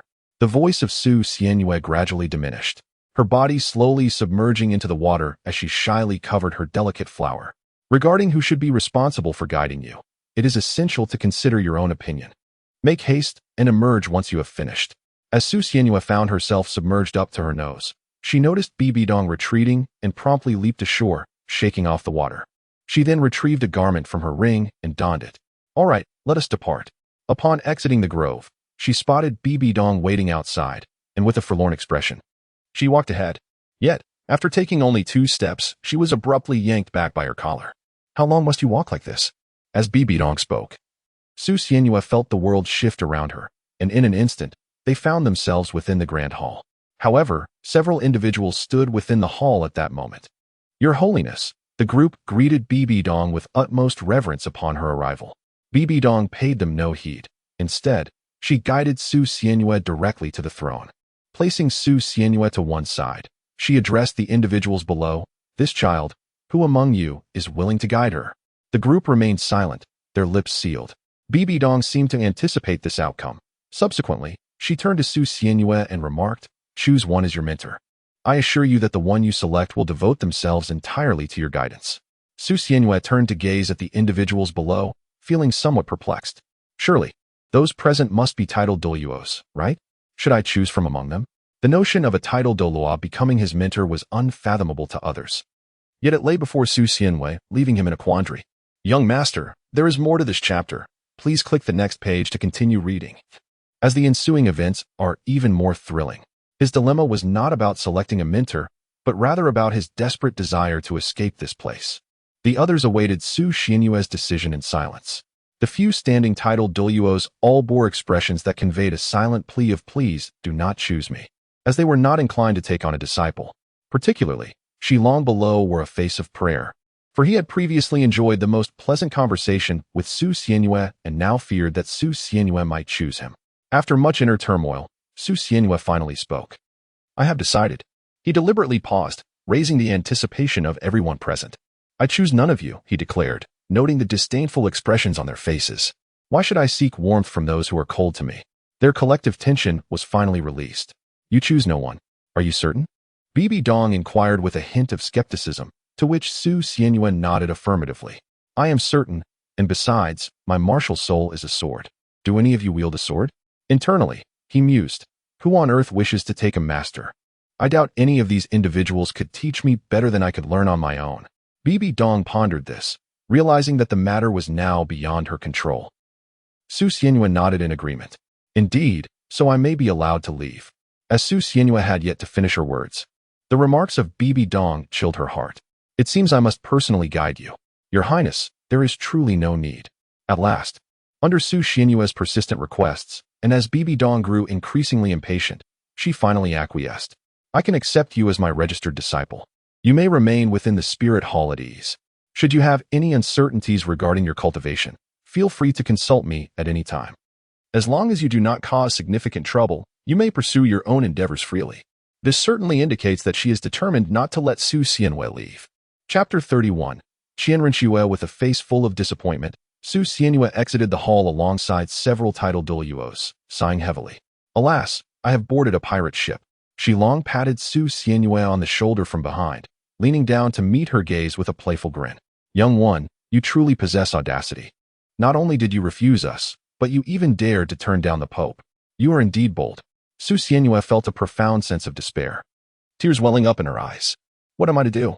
I too am engulfed in hopelessness. By the way, why are none of you willing to teach me?" At this moment, Shilong sat up straight, his expression solemn. "Young one, you still fail to grasp your own standing. At 8 years old, you possess a rank of 20, and I've heard your soul rings are 2,000 years old. Do you comprehend the implications of this? You are a prodigy, an unparalleled genius. If we rough old fellows fail to instruct you properly, it would not only be a loss for the spirit hall, but also a dire consequence for ourselves. Do you understand this? Of course, it might simply stem from our sheer laziness to teach. Nevertheless, it seems I have come to a realization. Ah, no wonder the Pope is so insistent on keeping me around. Upon hearing Su Xianyue's words, Shilong swiftly covered her mouth. You truly dare to say anything, don't you? Aware that you one perish, you recklessly court danger, but don't drag me into your folly. Woo. I understand. Su Xianwei nodded, and only then did Shi Long release his hand.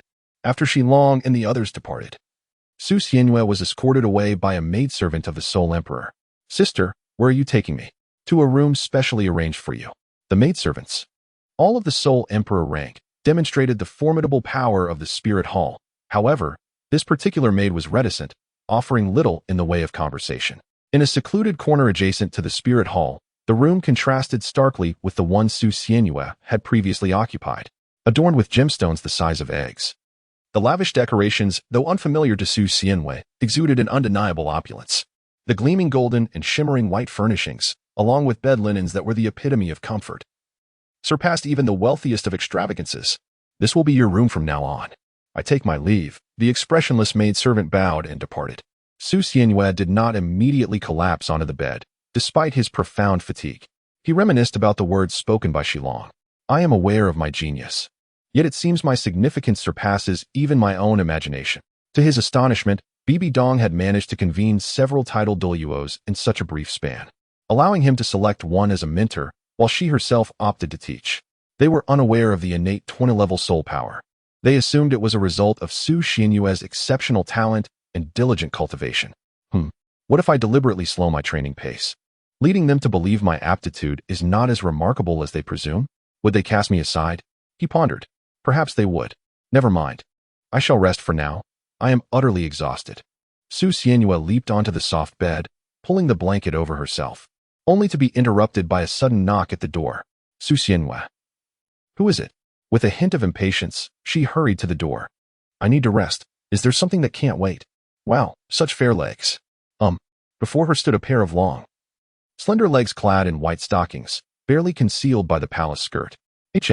Before her, Qian Ringshi squinted her eyes, gazing down at Su Xianwei, sending a chill down his spine. Su Xianwei recognized the visitor and felt a twinge of confusion. Is there something you require, Your Holiness? Qian Ringshi stared at him, remaining still and silent for an extended moment, creating an atmosphere laden with awkwardness. Su Xianwei felt the weight of their gaze. Beads of cold sweat forming on her forehead. They remained locked in a silent stare, neither daring to move. After what felt like an eternity, Qian Ringshi finally broke the silence. I've heard that woman holds you in high regard. Her tone was frigid and cutting. Yet Su Xianwei detected a faint hint of jealousy woven within. Haha, that is somewhat commendable, I suppose. Su Xianwei found himself at a loss for words. His emotional intelligence was so lacking that he had nothing to say except for insults. It would be inappropriate to berate Qian Ringshi, after all. Su Xianwei still wore an awkward smile, yet at that moment, he felt his face being tugged by something warm. Upon opening his eyes, he discovered that Qian Ringshue's hand was grasping his cheek. What on earth? Qian Ringshi maintained her usual icy demeanor. Yet the hand that was clutching Su Xianwei's face was anything but proper. Your Highness the Saintess? What are you doing? Qian Ringshi paid no heed to Su Xianwei's words and continued to pull, eventually using both hands. With both hands, she began to knead and pinch Su Xianwei's face playfully. Su Xianwei felt a surge of frustration. However, after a while, Qian Ringshue's hand came to a halt. I am quite intrigued by you. May I have a glimpse of your martial soul? Su Xianwei felt a bit bewildered as Qian Ringshi approached her with a serious expression, finishing her own tofu before inquiring about her martial soul. Why had she not done this earlier? Su Xianwei, feeling helpless, let out a wry smile before drawing forth her sword. The moment the blade was unsheathed, Qian Ringshi instinctively recoiled as if confronted by a terrifying apparition, adopting a defensive stance with a stern expression. What on earth? Su Xianwei gazed in bewilderment at her, then glanced at the sword in her hand before hastily retracting it.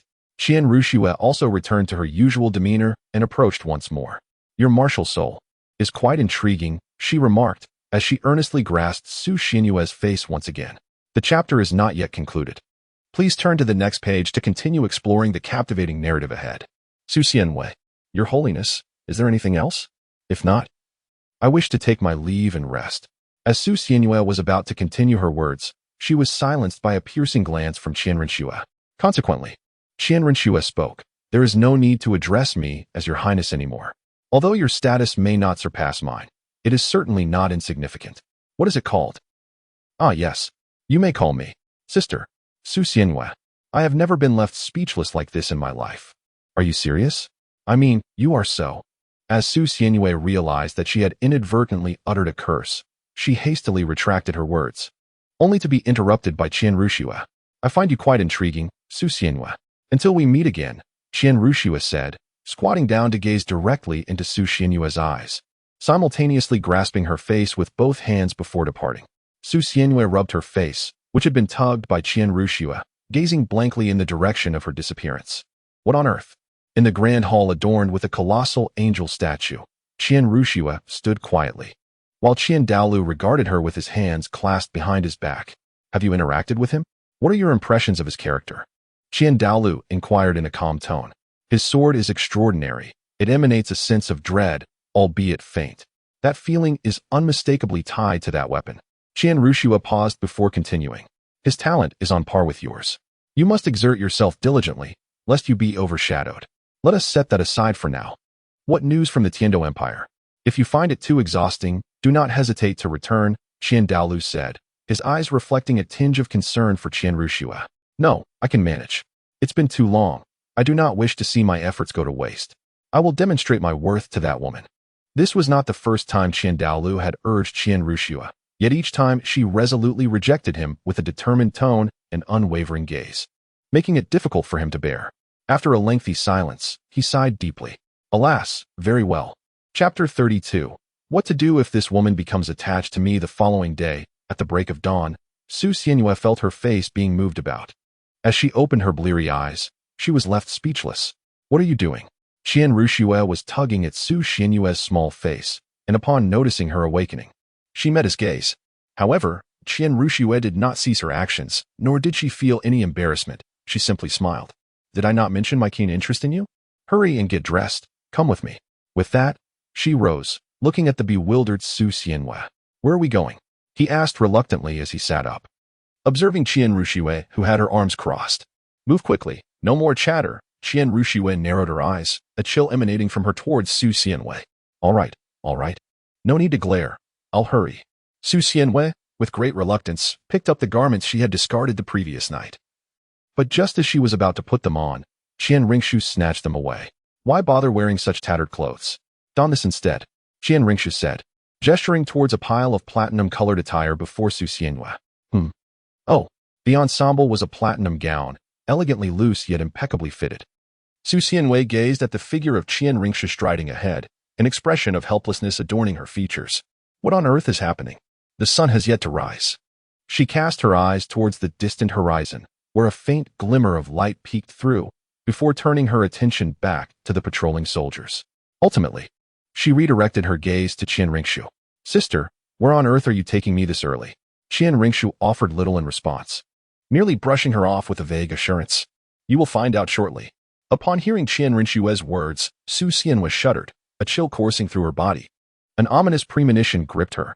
They arrived at an open expanse, secluded and desolate. Su Xianyue gazed at the enchanting silhouette of Qian Ruxue, a chill creeping into his heart. Could it be that Qian Ruxue harbored an inclination for the youthful? Has she lured me here for such a purpose? Alas, if that were the case, would she engage in some peculiar behavior while I slumbered? Nevertheless, it appears he was merely overthinking. Summon your sword. Qian Ruxue's voice interrupted his wandering thoughts. Oh, what is the purpose of this? As Su Xianyue unsheathed her sword, she had yet to fully comprehend the situation when Qian Ringshui charged towards her, wielding a sword that radiated a brilliant golden light. Clash! Su Xianyue instinctively defended himself. The sword was merely a mere 0.01 centimeters from his forehead, a mere breath away from striking him. Mere seconds later, the sword's mistress launched yet another attack. Although Su Xianyue was sent flying several meters away, he was still momentarily stunned. However, as soon as he regained his senses, he erupted in a torrent of curses. What the hell is wrong with you? Is it some sort of joke that you come to me when Aunt Flo visits? Didn't your mother teach you? Alas, it was all for naught. Suddenly, Su Xianyue fell silent, for he beheld the soul rings of Qian Ringshu illuminating. I warn you, do not mention that woman. A powerful wave of energy surged forth as the tumultuous soul force swept across the small clearing. At this moment, Su Xianyue's mind was consumed by regret. Cursing had become a habitual response for him, yet this time he had directed his ire at the wrong person. While others might remain indifferent to such insults, Qian Ruxue was not one to overlook them. She cared deeply. At this moment, Su Xianyue's mind was a blank slate, and the sight of Qian Ringshu before her instilled a fear that she might be struck down at any moment.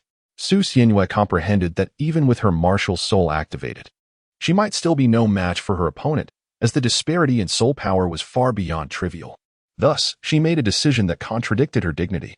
Sister, I was wrong. With a resounding thud, she knelt down without hesitation, pleading for mercy. Su Xianyue, am I being cowardly? This is merely following my heart. Can a man's desire to act from the heart truly be deemed cowardice? This tactic seems to hold some merit, as Qian Ringshui has retracted her soul rings. With a disdainful glance at Su Xianyue, she raised her sword towards him. Get up and continue. With the golden tip of the sword pointed at his nose, Su Xianyue rose to his feet, gripping the sword and facing Qian Ringshui, pondering within. Qian Ringshui possesses a strong-willed character. If I appear too weak, she will likely despise me. If that's the case, she might refrain from seeking me out. No, should I proceed in such a manner? I would be fortunate to escape unscathed. Perhaps I should display a more formidable demeanor. If you wish for me to serve as a sparring partner, you should have mentioned it sooner. I was under the impression we were to engage in something else. Well then, prepare yourself, for I am about to strike. Noticing a flicker of determination ignite in the otherwise vacant gaze of her opponent, Qian Ringshui smiled. Bring it on. Su Xianyue has also begun to treat Qian Ringshui before her with utmost seriousness, regarding her as a genuine adversary. The second soul ring behind her illuminated, signifying a comprehensive enhancement of her attributes. Su Xianyue's entire being erupted with a wave of violet soul power, her vacant eyes now reflecting nothing but indifference. With a sudden forceful step, the floor beneath her cracked slightly, and she transformed into a streak of light, hurtling forward. But something felt amiss. What was this sensation? A primal fear, emanating from the depths of her very blood, was instigated by none other than the approaching Su Xianyue herself. Yet, Qian Ruxue remained unperturbed, steadfastly parrying Su Xianyue's strike. After a resonating clash, they stood locked in a stalemate, their swords raised, and Qian Ruxue found herself gazing directly into Su Xianyue's eyes. Her expression was devoid of emotion, yet at this moment, describing her demeanor as coldly indifferent was most fitting. Her gaze held a chilling disdain that instilled fear deep within Qian Ruxue's heart. Suddenly, lost in thought, Qian Ruxue found herself caught off guard and was sent flying by Su Xianyue's onslaught. Sister, are you coming back?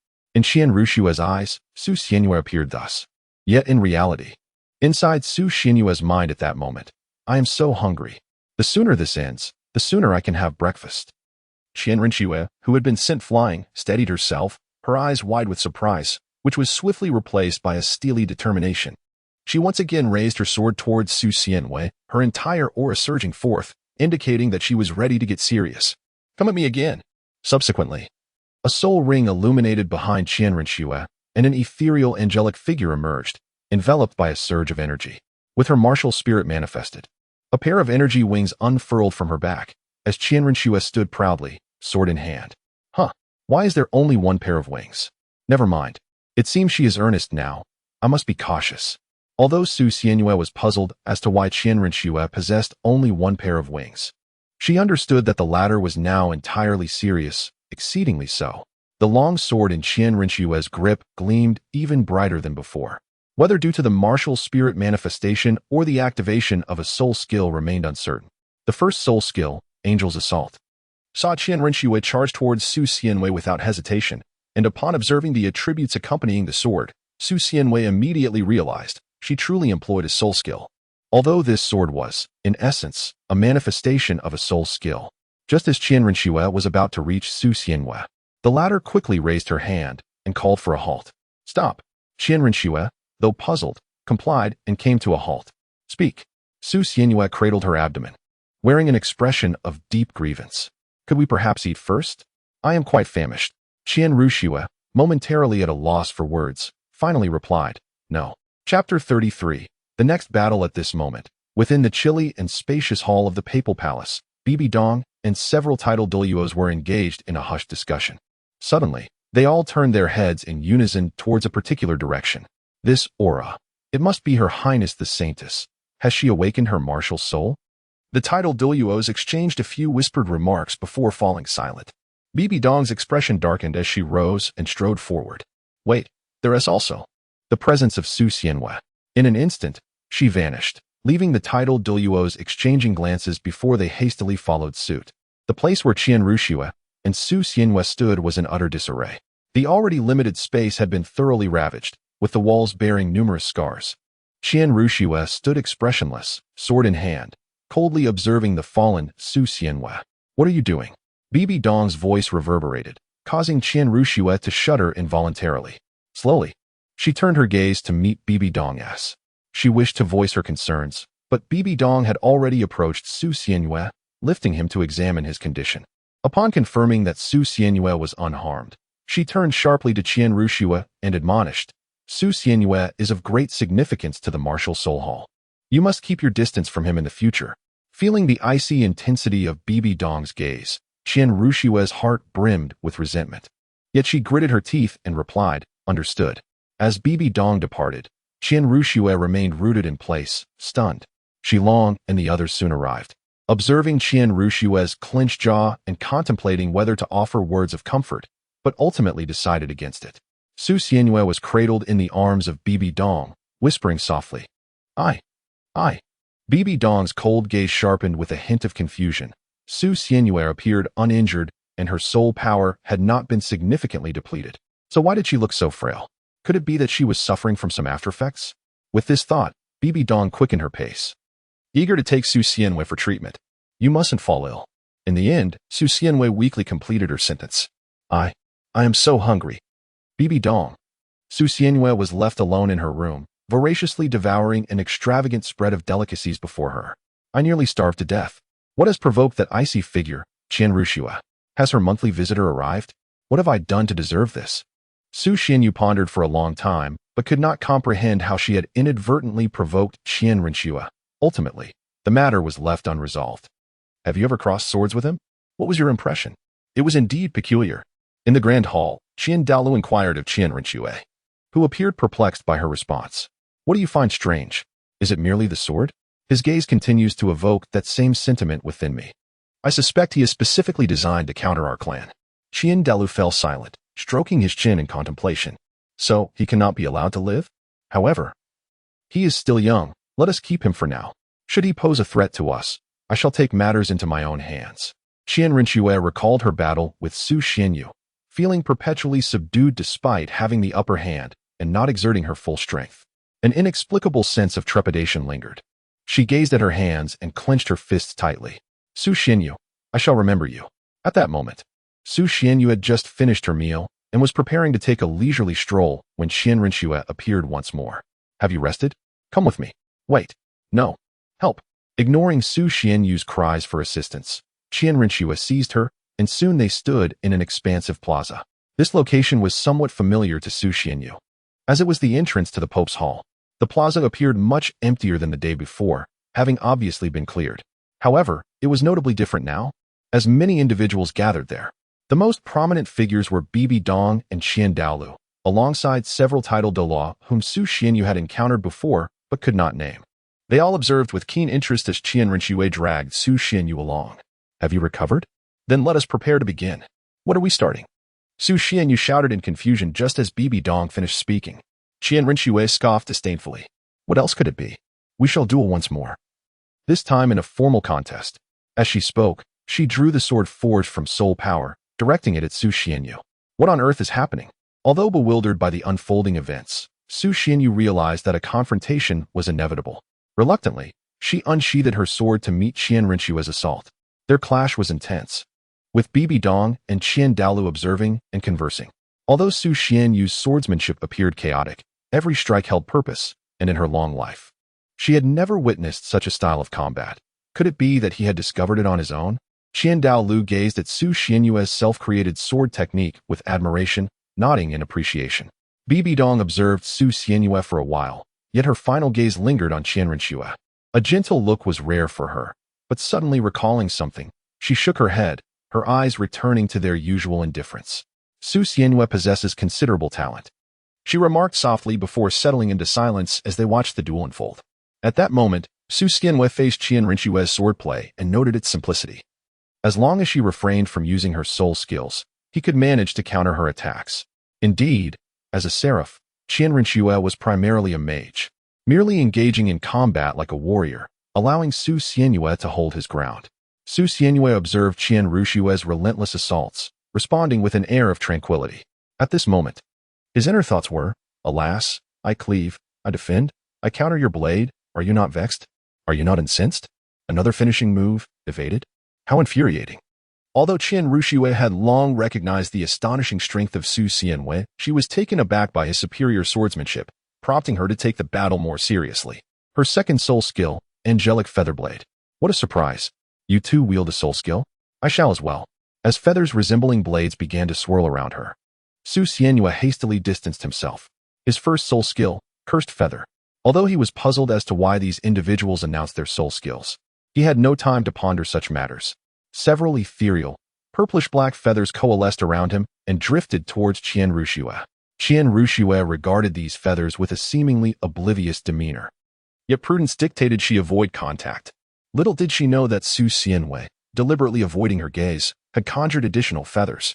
While she focused on the ones in front of her, he stealthily maneuvered the others behind her, adhering them to her back. Both Qian Douluo and Bibi Dong were struck with disbelief upon witnessing those feathers. How could they possibly obscure mental perception? What kind of soul skill is that? Even with Qian Daoliu's formidable mental prowess, he could not sense those feathers, relying solely on his sight, let alone Qian Rushue, who was increasingly feeling overwhelmed. What is happening? My soul power is steadily depleting. She quickly discerned the source of her waning energy and identified the feathers behind her. These feathers can absorb soul power? Chapter 34. Qian Rushue, upon discovering those feathers, summoned her soul power and forcefully dispelled them. What? She managed to dispel them outright? Let us see if it can be done again. Upon witnessing the feathers being effortlessly dislodged, Su Xianyue felt a twinge of surprise and prepared to unleash a few more feathers. However, Qian Rinxue had taken precautions this time, emanating a golden radiance from her wings to form a protective soul force shield. She believed that this barrier would suffice to withstand the feathers, remaining focused on confronting Su Xianyue. Yet, to her astonishment, the feathers penetrated the shield with ease. What? What a splendid opportunity. Just as Qian Rinxue became aware, Su Xianyue seized the moment to shatter the shield with a decisive strike, causing Qian Rinxue to suffer a setback. How infuriating, this little brat. I must take this seriously now. Being repelled by an 8-year-old child struck a severe blow to Qian Rinxue's pride. Clenching her lightsaber tightly, a cold glint flashed in her eyes as she executed 2 backward flips, propelling herself directly towards Su Xianyue once more. This sudden surge of speed caught Su Xianyue completely off guard, as it was astonishingly rapid. Su Xianyue was forcefully kicked to the ground by Qian Rinxue, who stood atop her with a sword embedded beside her face. You truly are formidable, Su Xianyue. The ominous expression on Su Xianyue's face instilled a wave of panic within her, causing cold sweat to cascade down her brow, rendering her mind momentarily blank. Why you? Please let me up. Su Xianyue exclaimed in a flurry, her anxiety palpable, yet Qian Rinxue merely turned her gaze towards Bibi Dong. Bibi Dong regarded her with an unwavering indifference, prompting Qian Rinxue to pout in frustration before returning her attention to Su Xianyue. Call me sister, and promise to follow my lead from now on, and I shall release you. Otherwise, sister, I promise. Please let me up. It wasn't he that Su Xianyue was cowardly. The pressure of Qian Rinxue's foot was excruciating, as if her ribs might fracture. Once freed, Su Xianyue clutched her chest and approached Bibi Dong. Teacher, you aren't just here to witness her tormenting me, are you? Bibi Dong's icy gaze softened ever so slightly as she looked at Su Xianyue, though it was merely a hint of warmth. Indeed, to discern what you currently lack. I had intended to intervene personally, but it seems someone beat me to it. Let it be. Bibi Dong unconsciously cast a glance at Qian Rinxue, who stood before Qian Douluo. Before continuing, it appears that you have developed your combat skills independently. However, you lack practical experience. In the future, you may seek out peers of similar rank at the Martial Soul Academy for practice. I shall grant you this privilege. As she spoke, Bibi Dong directed her staff towards a specific direction. Must I go? Bibi Dong's expression hardened, her brows knitting together, revealing a hint of displeasure. Why? Su Xianyue was momentarily startled, yet candidly confessed, whenever I engage in combat, I struggle to restrain my strength, which ultimately led to my expulsion from the academy. I fear I might inadvertently harm those with similar soul power. This was the truth, although Lord of Nodding had intervened to allow her a year of study.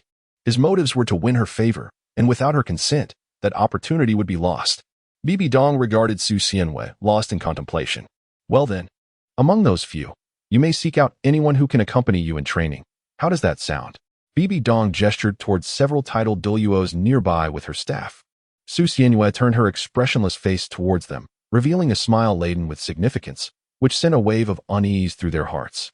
Among them, 5 individuals shifted their gaze towards Qian Douluo, who merely nodded slightly before returning his attention to Su Xianwei. However, Shi Long and C.I. Shui remained unperturbed. For in just a few days they would accompany Qian Rinxue back to Heaven-Do City, away from the Spirit Hall for an extended period. Yet, the others began to panic, acutely aware of Su Xianyue's formidable capabilities. Should anything untoward occur during their sparring session, they could face dire consequences. A good mentor. I shall seek them out, ha. The prospect of a titled Douluo-selected sparring partner was enough to excite anyone. Bibi Dong nodded in satisfaction, signaling the dispersal of the gathering. All right, everyone, return and rest. With that, she vanished in an instant. The others departed one after another, leaving only Qian Douluo and Qian Rinxue. Child, let me see your martial soul once more, Qian Douluo said as he approached Su Xianyue, addressing her with warmth. Su Xianyue gazed apprehensively at the elderly man, fearing that he might unsheath his sword and strike at any moment. Nevertheless, she obediently drew her own sword. For mere observation could not reveal its true nature. Qian Douluo bent down, scrutinizing the blade while stroking his chin in contemplation. Yet, after a prolonged examination, he arrived at no definitive conclusion. This sword indeed possesses extraordinary qualities. Very well, it seems there is nothing more to discuss. I shall take my leave. With that, Qian Douluo departed, but Qian Rinxue remained. You come with me. Where to? Hey, don't pull me. Is this what you brought me here for? To accompany you on a shopping spree? On the bustling streets of the Spirit City, Su Xianyue followed behind Qian Rinxue, her head hung low in dismay. Was this supposed to be a time of relaxation? Besides, I have nearly forgotten the sights here. What if I get lost? Su Xianyue could not help but murmur inwardly. Are you still lost? With the manifestation of the martial soul, a group of people rushed towards you. No, something is amiss. Su Xianyue's gaze sharpened as she sensed that the matter was not as straightforward as it appeared. Observing the swaying figure of Qian Rinxue ahead, Su Xianyue couldn't help but ponder the underlying intentions, questioning what secrets lay hidden beneath the surface. As Su Xianyue pondered, Qian Rinxue had already entered a jewelry store. Your Grace, the Saintess. Aye. The shopkeeper's face was a tapestry of excitement, disbelief, and exhilaration. Having opened a store in the Spirit City, she had certainly seen Qian Rinxue's portrait, yet had never encountered her in person. Now, the illustrious figure stood before her, akin to a luminary unexpectedly gracing her establishment to make a purchase. Go away, don't bother me, Qian Rinxue remarked with a fleeting glance at the shopkeeper. As she began to select various pieces of jewelry, Su Xianyue could not help but scoff. Do you still need accessories? Come here to buy them. Qian Rinxue responded with a swift slap, offering no further words. Su Xianyue became subdued, covering her head as she stood aside. She could not fathom why Qian Rinxue would still choose to stroll through the streets. Thus, she quietly observed her. After a brief moment, Qian Rinxue completed her purchase and tugged Su Xianyue away. I must inquire, dear sister, what exactly are you intending to do? Would it not suffice for you to explore the shops alone? What purpose does my presence serve? Am I merely to carry your bags? After all, a storage soul guide could easily substitute for me. Su Xianyue chattered incessantly, but Qian Rinxue turned back and coldly uttered a single phrase, silence. Su Xianyue occasionally displays her loquacious nature, leaving one utterly speechless. They stroll quietly along the sparsely populated street, while Qian Rinxue occasionally glances around, seemingly captivated by something unseen. It has been ages since she last beheld this scene. The changes are truly remarkable, Qian Rinxue murmurs to herself. Yet her voice reaches the attentive ears of Su Xianyue behind her. It has been a long time since she last visited? Ah, that makes sense. She must still be undercover in the Heavenly Do Imperial Palace. Wait, that doesn't add up. If she isn't diligently carrying out her undercover duties, what brings her back? Chapter 35. This grudge, I shall remember. After accompanying Qian Rinxue for a leisurely stroll through the streets, Su Xianyue was ready to return. Having merely traversed the thoroughfare without much delay, just as she believed she would soon be liberated from this endeavor, Qian Rinxue unexpectedly uttered, Have you rested? Let us go again. Su Xianwei, are you out of your mind? I am but a child. In the evening, Su Xianwei returned to her room, her body heavy with fatigue. Lying on her bed, she recalled Qian Ringshu's frenzied demeanor and silently vowed, "This grudge, I shall remember it." The following day, upon awakening at noon, Su Xianwei found the table laden with an array of sumptuous dishes. Qian Rushue has not come to pester me today? How delightful. As he savored the meal before him, Su Xianwei recalled the events of the previous day with Qian Rushue. A shiver coursed through him at the memory. Goodness, how fierce she was. I certainly did not provoke her. Yet she regards me as though I were her adversary. While still grappling with his thoughts, a maid entered the room. Young Master Su, Her Holiness has instructed me to inform you that she wishes to see you before the papal hall once you awaken. As Su Xianwei was momentarily relieved, a sudden chill washed over her. Fine, I understand. How bothersome. Although she was quite resistant to Qian Ringshu, she found herself unable to contend with her at present and thus had no choice but to comply. Wait a moment. Why does Qian Ringshu want me to call her sister? Pondering this perplexity, she made her way toward the entrance of the papal hall. From a distance, she beheld the dazzling holy light and the sounds of combat. Qian Ringshu and Shilong were sparring at the gates of the papal hall. Is it permissible for them to engage in battle there? Would Bi Bidong take issue with it? Despite her curiosity, Su Xianwei refrained from delving deeper into their complicated family matters. The spectacle of their training was indeed magnificent. With an array of skills unleashed as if they were without cost, particularly Qian Ringshu, whose resources seemed to be ablaze. Standing nearby, Sishue observed the duel, and upon noticing him, Su Xianwei approached. Why did Her Highness the Saintess summon me? She asked you to cheer for her, Sishue replied nonchalantly. Oh, what is that supposed to mean? Su Xianwei found it hard to believe her ears. Qian Ringshu actually asked her to cheer? Qi Shui responded, somewhat indifferent. I don't know either, but in any case, that's her instruction, so just shout. Su Xianwei's face was a canvas of confusion as she exclaimed for encouragement. Does she really need to cheer herself on? Like a cat demanding a treat? I shall remain silent. If anyone is to shout, it should be you all. With a piercing glance, she shot him a look. Do as you wish. My words have already reached her, and when the time comes, she will hold you accountable. Su Xianwei. Ahem, sister, keep it up. You are the best. Upon hearing Su Xianwei's voice, Qian Rushue displayed a faint smile and then called out to her, urging her to continue. Su Xianwei. What a whimsical person. How can this Qian Ringshu be so unrestrained? Fine, you've pushed me to this point. I shall remember this grievance. Su Xianwei took a deep breath, then exclaimed, Sister, you are so incredible. Go for it, sister. Keep it up. In this lifetime, I am infatuated with you. I am mad for you. I would even run headlong into a wall for you. Oh dear, this is exhausting. Why do you gaze at me like that? As soon as Su Xianwei finished speaking, the puzzled expression on the face of Sishue beside him was evident. It's nothing, he replied, turning away. Upon hearing this series of flattery from Su Xianwei, Qian Rushue stifled her amusement and continued to engage in battle. Opposite her, Shilong chuckled heartily, remarking on the young man's quick wit. After their skirmish concluded, Su Xianwei was once again pulled away by Qian Rushue. Sister, please spare me. Where are you taking me now? He inquired. Weren't you quite cheerful calling me sister just a moment ago? Why the sudden change? Qian Rushue grasped Su Xianwei's hand and led him to a secluded grove outside of Seoul City. A grove? What are we doing here? Just taking a stroll, she replied. Is that so? Have you eaten your fill and now find yourself idle? I was mistaken, dear sister. In the tranquil grove. The fragrance of the flora and the melodious chirping of the birds quickly enveloped them, offering a serene atmosphere conducive to relaxation. As Qian Rushue held Su Xianwei's hand, she instinctively surveyed her surroundings, realizing she had never truly taken in the beauty of such a place before. Su Xianwei gazed at her in confusion, momentarily frozen.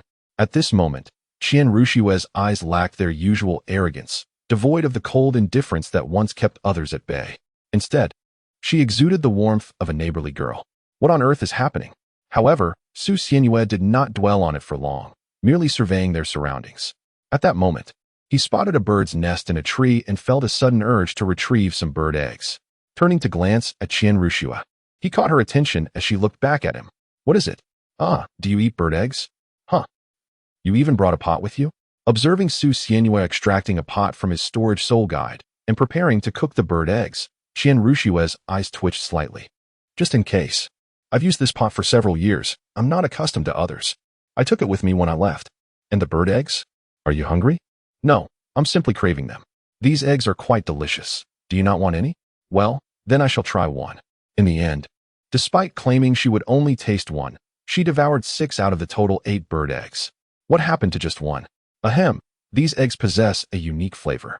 Watching Qian Ruxue with egg yolk at the corner of her mouth, her cheeks slightly flushed, the image of the aloof goddess in Su Xianyue's heart shattered completely.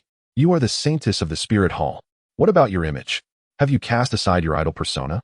In response, Qian Ruxue playfully tapped his head before nonchalantly taking his hand and continuing to walk. This matter must not be disclosed.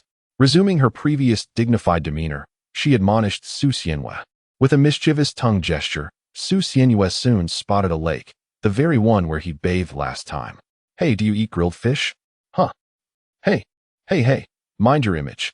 Su Xianyue gazed at the utterly unrefined Qian Ruxue before her, questioning whether she had inadvertently traversed into a counterfeit Douluo realm. Upon hearing Su Xianyue's remark, Qian Ruxue finally acknowledged that her appearance was indeed rather unseemly. Yet, after a moment's hesitation, she continued to savor the grilled fish, unfazed. Why do you look as if you've never encountered grilled fish before? A casual remark from Su Xianyue seemed to strike a chord with Qian Ruxue, causing her to pause in her meal. Indeed, she had never tasted such fish before. What's wrong? Qian Ruxue shook her head and gazed up at the darkening sky. She had never felt this relaxed before. The stars began to twinkle in the heavens, and under the flickering firelight, Qian Ruxue appeared as if frozen, bereft of dreams. Su Xianyue inquired, "What is it? Do you know why I asked you to call me sister?" Qian Ruxue looked at Su Xianyue, her gentle gaze accompanied by a serene smile. "Since childhood, I have been alone. My mother despised me, the world feared me, and the only companion I had was my grandfather, who listened to my woes. However, ever since I was sent to the Tiando Imperial Palace, I seldom found solace in that one refuge. Observing the princes, I often fantasized about having siblings by my side. Perhaps then, my life would have been different." So tragic. Qian Ruxue shook her head. "It's not truly tragic, merely exhausting. But thank you, Su Xianyue." Chapter 36. The Lonely Path of Cultivation. The next day, Qian Ruxue was to depart. This farewell left uncertainty about when they would meet again. She urged, "You must strive diligently." "Understood," came the reply. Qian Ruxue bid farewell to Su Xianyue, embodying the essence of an elder sister, and Su Xianyue responded sincerely in kind. The carriage was prepared and ready for departure, marking the conclusion of their parting. "All right, I shall take my leave. Remember to cultivate well, otherwise, I shall look down upon you." "Got it." As Qian Ruxue departed, Su Xianyue watched the carriage recede into the distance, a twinge of reluctance stirring within her. Although she found Qian Ruxue rather disagreeable after their encounter the previous evening, her feelings had shifted more toward sympathy. Alas, it is fate, she sighed helplessly, turning to return. Born of noble lineage yet unable to dictate her own destiny, it was lamentable to think that after finally achieving divinity, she would merely serve as a stepping stone for Tang Biansan. "I too must cultivate earnestly, otherwise, if I find myself in peril, I will be utterly doomed." Su Xianyue, though embodying the spirit of a slacker, understands a profound truth. Possessing a sword yet refraining from its use is fundamentally different from being without one entirely. As Su Xianyue gazed up at the sky, a figure suddenly appeared before him, obstructing his path. "Oh, it's you, teacher." Bibi Dong materialized in front of Su Xianyue, her cold gaze fixed intently upon him. "How have you been these past few days?" "Not too bad." After exchanging a few pleasantries, Bibi Dong began to admonish Su Xianyue regarding his cultivation. "After a few days of frivolity, it is time to devote yourself to training. Do not squander your innate talent." "Yes." After a brief conversation, she departed, allowing Su Xianyue to exhale in relief. "Phew, I must diligently cultivate. The rank of my spirit power remains crucial." For years later, sunlight streamed into Su Xianyue's room, illuminating the violet-haired youth seated at his desk. At 12 years of age, Su Xianyue stood at a height of 165 centimeters, still adorned with long, purple locks. His gentle visage bore no sharp angles. Were it not for his slightly broad shoulders, he could easily be mistaken for a girl. His slender physique appeared fragile, yet the reality was quite the opposite. Calculating the days, it seems Shrek Academy is about to commence. Should I go? With a neutral tone, he casually set down the book he had been holding. His gaze remained vacant as he contemplated the serene sunlight outside. He could attend the Spirit Hall Academy at any time, but he deemed it of little significance. The theoretical knowledge imparted was not particularly beneficial, and he could easily self-study. Besides, with Bibi Dong, his affordable mentor in matters of spirit, his primary concern was the tedium that occupied much of his time. Although Su Xianyue had already aligned himself with the Spirit Hall faction, he remained curious about Shrek. I suppose I shall pay a visit. Staying cooped up in the Spirit Hall is becoming rather unbearable. Su Xianyue suddenly sprang to her feet, preparing to report this matter to Bibi Dong. Venturing to Shrek was driven not only by curiosity, but also by the intention to subtly undermine Tang San and his companions, preventing their growth which could pose a threat to her. Su Xianyue's emotional attachment to the Spirit Hall was rather tenuous. Despite having spent 4 years there, he had nearly isolated himself, avoiding interaction with others, as he intended to remain an observer of their conflicts, as long as they did not impede his own existence. Their battles provided him with an abundance of souls for his own ascension. His only condition was that no harm came to those he cherished. Are you planning to venture out for training? What has prompted this sudden desire? Bibi Dong expressed her surprise at his words. Given that Su Xianyue had nearly secluded himself for 4 years, staying here is making me feel moldy. If I don't step out, I might as well grow mushrooms. Bibi Dong refrained from further comment and readily acquiesced. Very well, I shall send a few people with you. No need, teacher. I can manage alone. Please do not send anyone to accompany me. What would be the point of going to Shrek if I have someone trailing behind? Are you certain you do not want any company? Indeed, having bodyguards defeats the purpose of training. It is no different from a vacation. If you are truly concerned, simply provide me with some protective items. Observing Bibi Dong's conflicted demeanor, he noted her eventual concession. All right then, as you wish. Take this bracelet. It can withstand 2 attacks from soul masters below the rank of Soul Douluo. Bibi Dong handed Su Xianyue a bracelet that appeared to be crafted from crystal, entirely transparent. Thank you, teacher. I shall set off now. Su Xianyue turned back as she departed, reminding with a playful tone, please do not send anyone to follow me. I would be quite displeased. Bibi Dong, observing the mischievous expression on Su Xianyue's face, could not help but chuckle. Ah, this little rascal. Su Xianyue preferred solitude, naturally seeking to absorb souls to enhance her power. The years spent in seclusion were also aimed at better concealing her fallen angel martial soul, preventing others from uncovering her secret. If her martial soul were to be unleashed or her soul absorption activities were discovered, the consequences would be dire. Su Xianyue settled into the carriage, embarking towards Sodo City. At this moment, a girl in a white dress strolled down the streets of Sodo City. Her face adorned with a radiant smile, playfully walking with her hands behind her back. Ah, indeed, the outside world is far more entertaining. Staying cooped up at home is dreadfully dull. The young girl glanced around with curiosity, seemingly enchanted by her surroundings. Amidst the throng of people, one particularly striking individual captured her attention. That person looks so familiar, she murmured to herself as she made her way in that direction. Meanwhile, standing before a small stall, Su Xianyue found herself lost in contemplation while gazing at a small wooden carving in her hands. Excuse me, how much is this? She inquired. The shopkeeper, beaming with delight, responded, What a keen eye you have. I acquired this for 10 silver coins, so I shall sell it to you for 15 silver coins. Although Su Xianyue was unaware of why her wooden carving could fetch such a high price, inquiries yielded no answers. Why is this wooden carving so expensive? It is evident that you lack understanding of the field. This is a piece of art, featuring a novel design that those affluent nobles particularly cherish. Hence, it commands a high price. Alas, I wonder who the talented artisan behind this creation is. Indeed, artistry transcends worlds. Well then, having seen and inquired, I might as well purchase it. Even though it was not her intention to buy, she felt a sense of obligation not to leave empty-handed. At that moment, a voice suddenly interrupted her thoughts. This item, I shall take it. A gold soul coin was tossed into the hands of the stall owner, prompting Su Xianyue to turn in confusion towards the sound. A girl in a white dress stood with her hands on her hips, looking proudly at Su Xianyue, extending a hand towards her. This now belongs to me. Hand it over. Su Xianyue glanced at her, then at her outstretched hand, and handed over the wooden carving. Here. Take it. Please do not return it to me. She had initially hesitated to spend this money, yet fate had presented her with an unsuspecting benefactor. After passing the wooden sculpture to the young girl, Su Xianyue turned to leave, while the girl stood there, bewildered, staring at the carving in her hands before looking up to catch a glimpse of Su Xianyue's retreating figure. Is this person the one I find so insufferable? Have I mistaken her identity? Hey, how do you remember these things? Do you hold grudges that tightly? Chapter 37. Entanglements and Resentments. May I inquire when Shrek Academy begins its enrollment? In a modest little village, Su Xianyue spotted the Shrek sign and asked an elderly gentleman passing by. Oh, it begins tomorrow. You wish to enroll, I presume? Just be patient. It won't be long now. We have to wait until tomorrow? How troublesome. Su Xianyue turned back to Soto City, intending to spend a night at an inn. Upon her return, as she passed the Rose Hotel, she gently touched her bracelet. A storage soul guide. In the past, she could not afford such luxuries, and now, perhaps it is best to refrain. Such a place does not suit me.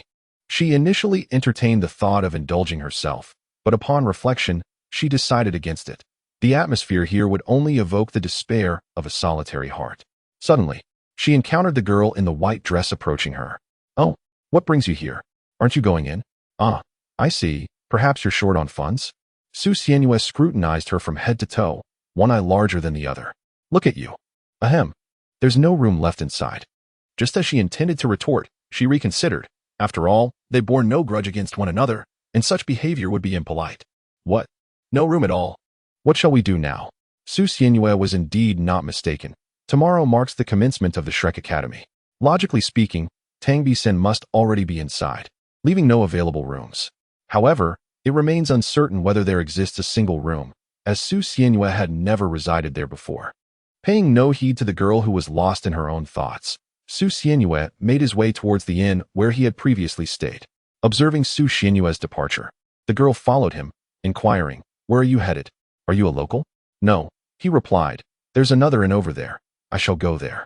Su Xianyue casually pointed ahead without glancing at her. The young girl followed his direction and indeed spotted an inn. "Oh, is it here? How shabby it is." Su Xianyue paid no heed to her and proceeded deeper inside to request a room.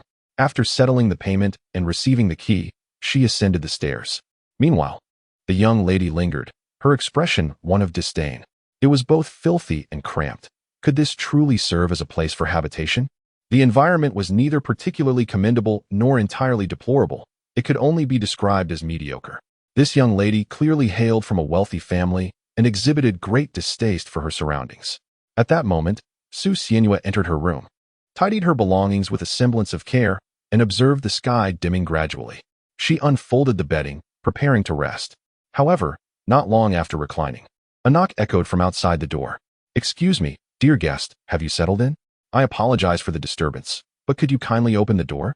The voice of the attendant resonated, and with great reluctance, Su Xianyue approached to answer. "What is it?" she inquired, opening the door to reveal the young lady and the attendant standing before her, both wearing expressions of discomfort. "The matter is this, since yours is the last available room, we would like to inquire if you might be willing to relinquish it or perhaps share it with this young lady." Su Xianyue listened to the server's explanation and glanced at the girl, who was of similar height to herself, before responding without hesitation, "I am quite concerned." With a resounding bang, she slammed the door shut.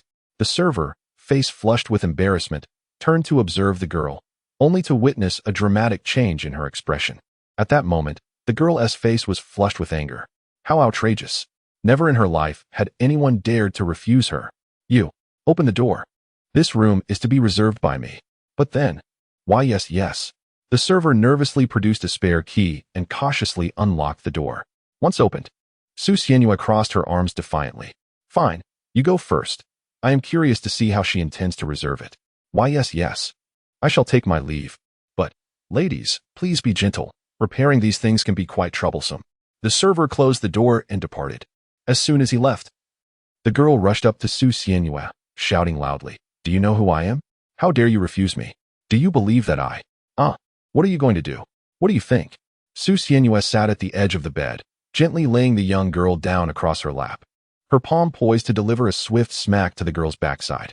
Smack. "Ouch. You actually hit my bottom. My father has never done that." No wonder.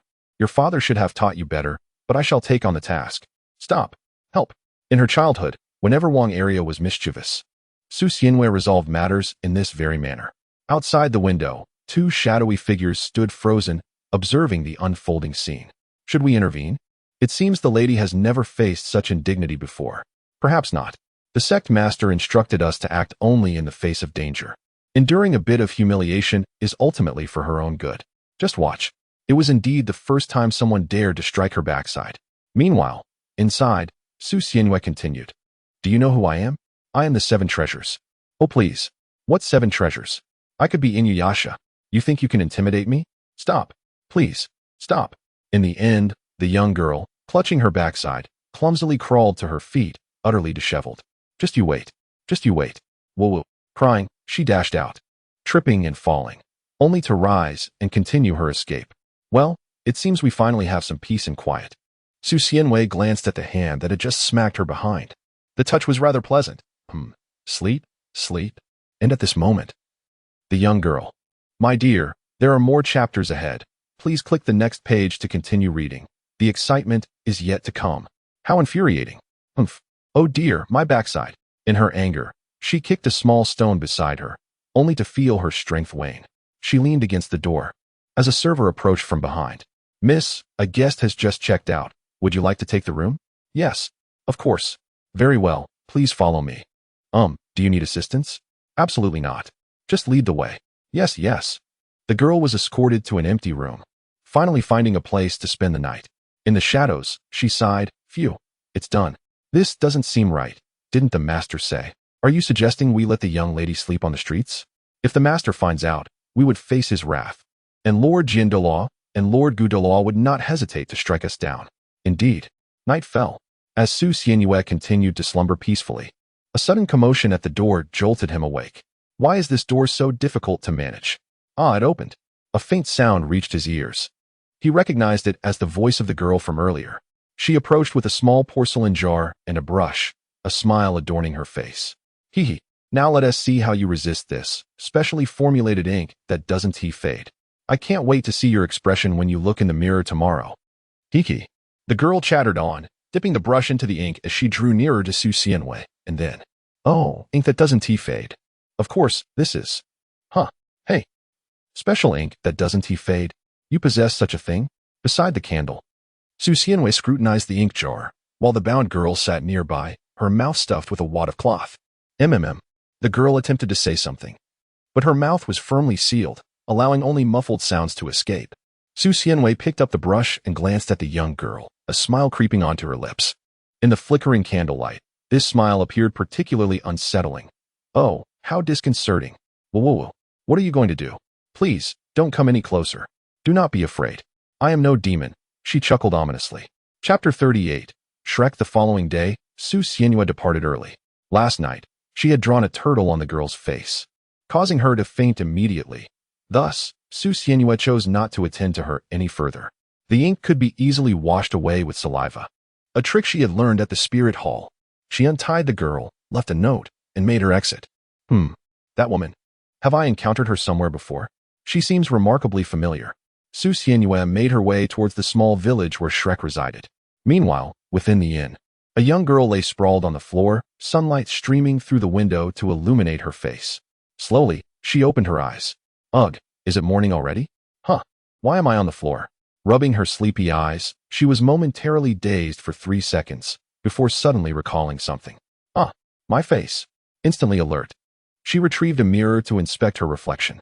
Indeed, there was a large bruise on her forehead, grinning back at her. Just you wait. Maintaining a habit of rising early, Su Xianwei was accustomed to this routine. The sky was still dimly lit, the sun just beginning to ascend. And she encountered only a few farmers who were up before dawn. Shrek. It should be somewhat interesting, right?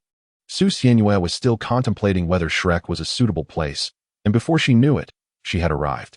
Shrek, an academy that only accepted peculiar and eccentric beings. The dilapidated entrance of the institution, if one could even call it a gate, was merely marked by a wooden sign that bore the word Shrek Academy, accompanied by the iconic Shrek logo, a large-headed emblem. At the entrance, a wooden table was occupied by an elderly man, while a young man with tousled blonde hair sat beside him, stifling a yawn. Mr. Lee, is it really necessary to arrive this early for recruitment? I hardly slept a wink, the blonde youth remarked lazily to the elderly man, who shot him a disapproving glance. Well, perhaps if you hadn't indulged in your escapades last night, twice, no less. You would be more restrained, young man. But enough of that. We have visitors. Who would come at such an early hour? Wow. Su Xianyue approached directly, placing 10 gold soul coins upon the table before introducing himself. I am Su Xianyue. Male, 12 years old, possessing the martial soul of Black Feather, with a soul power level of 27.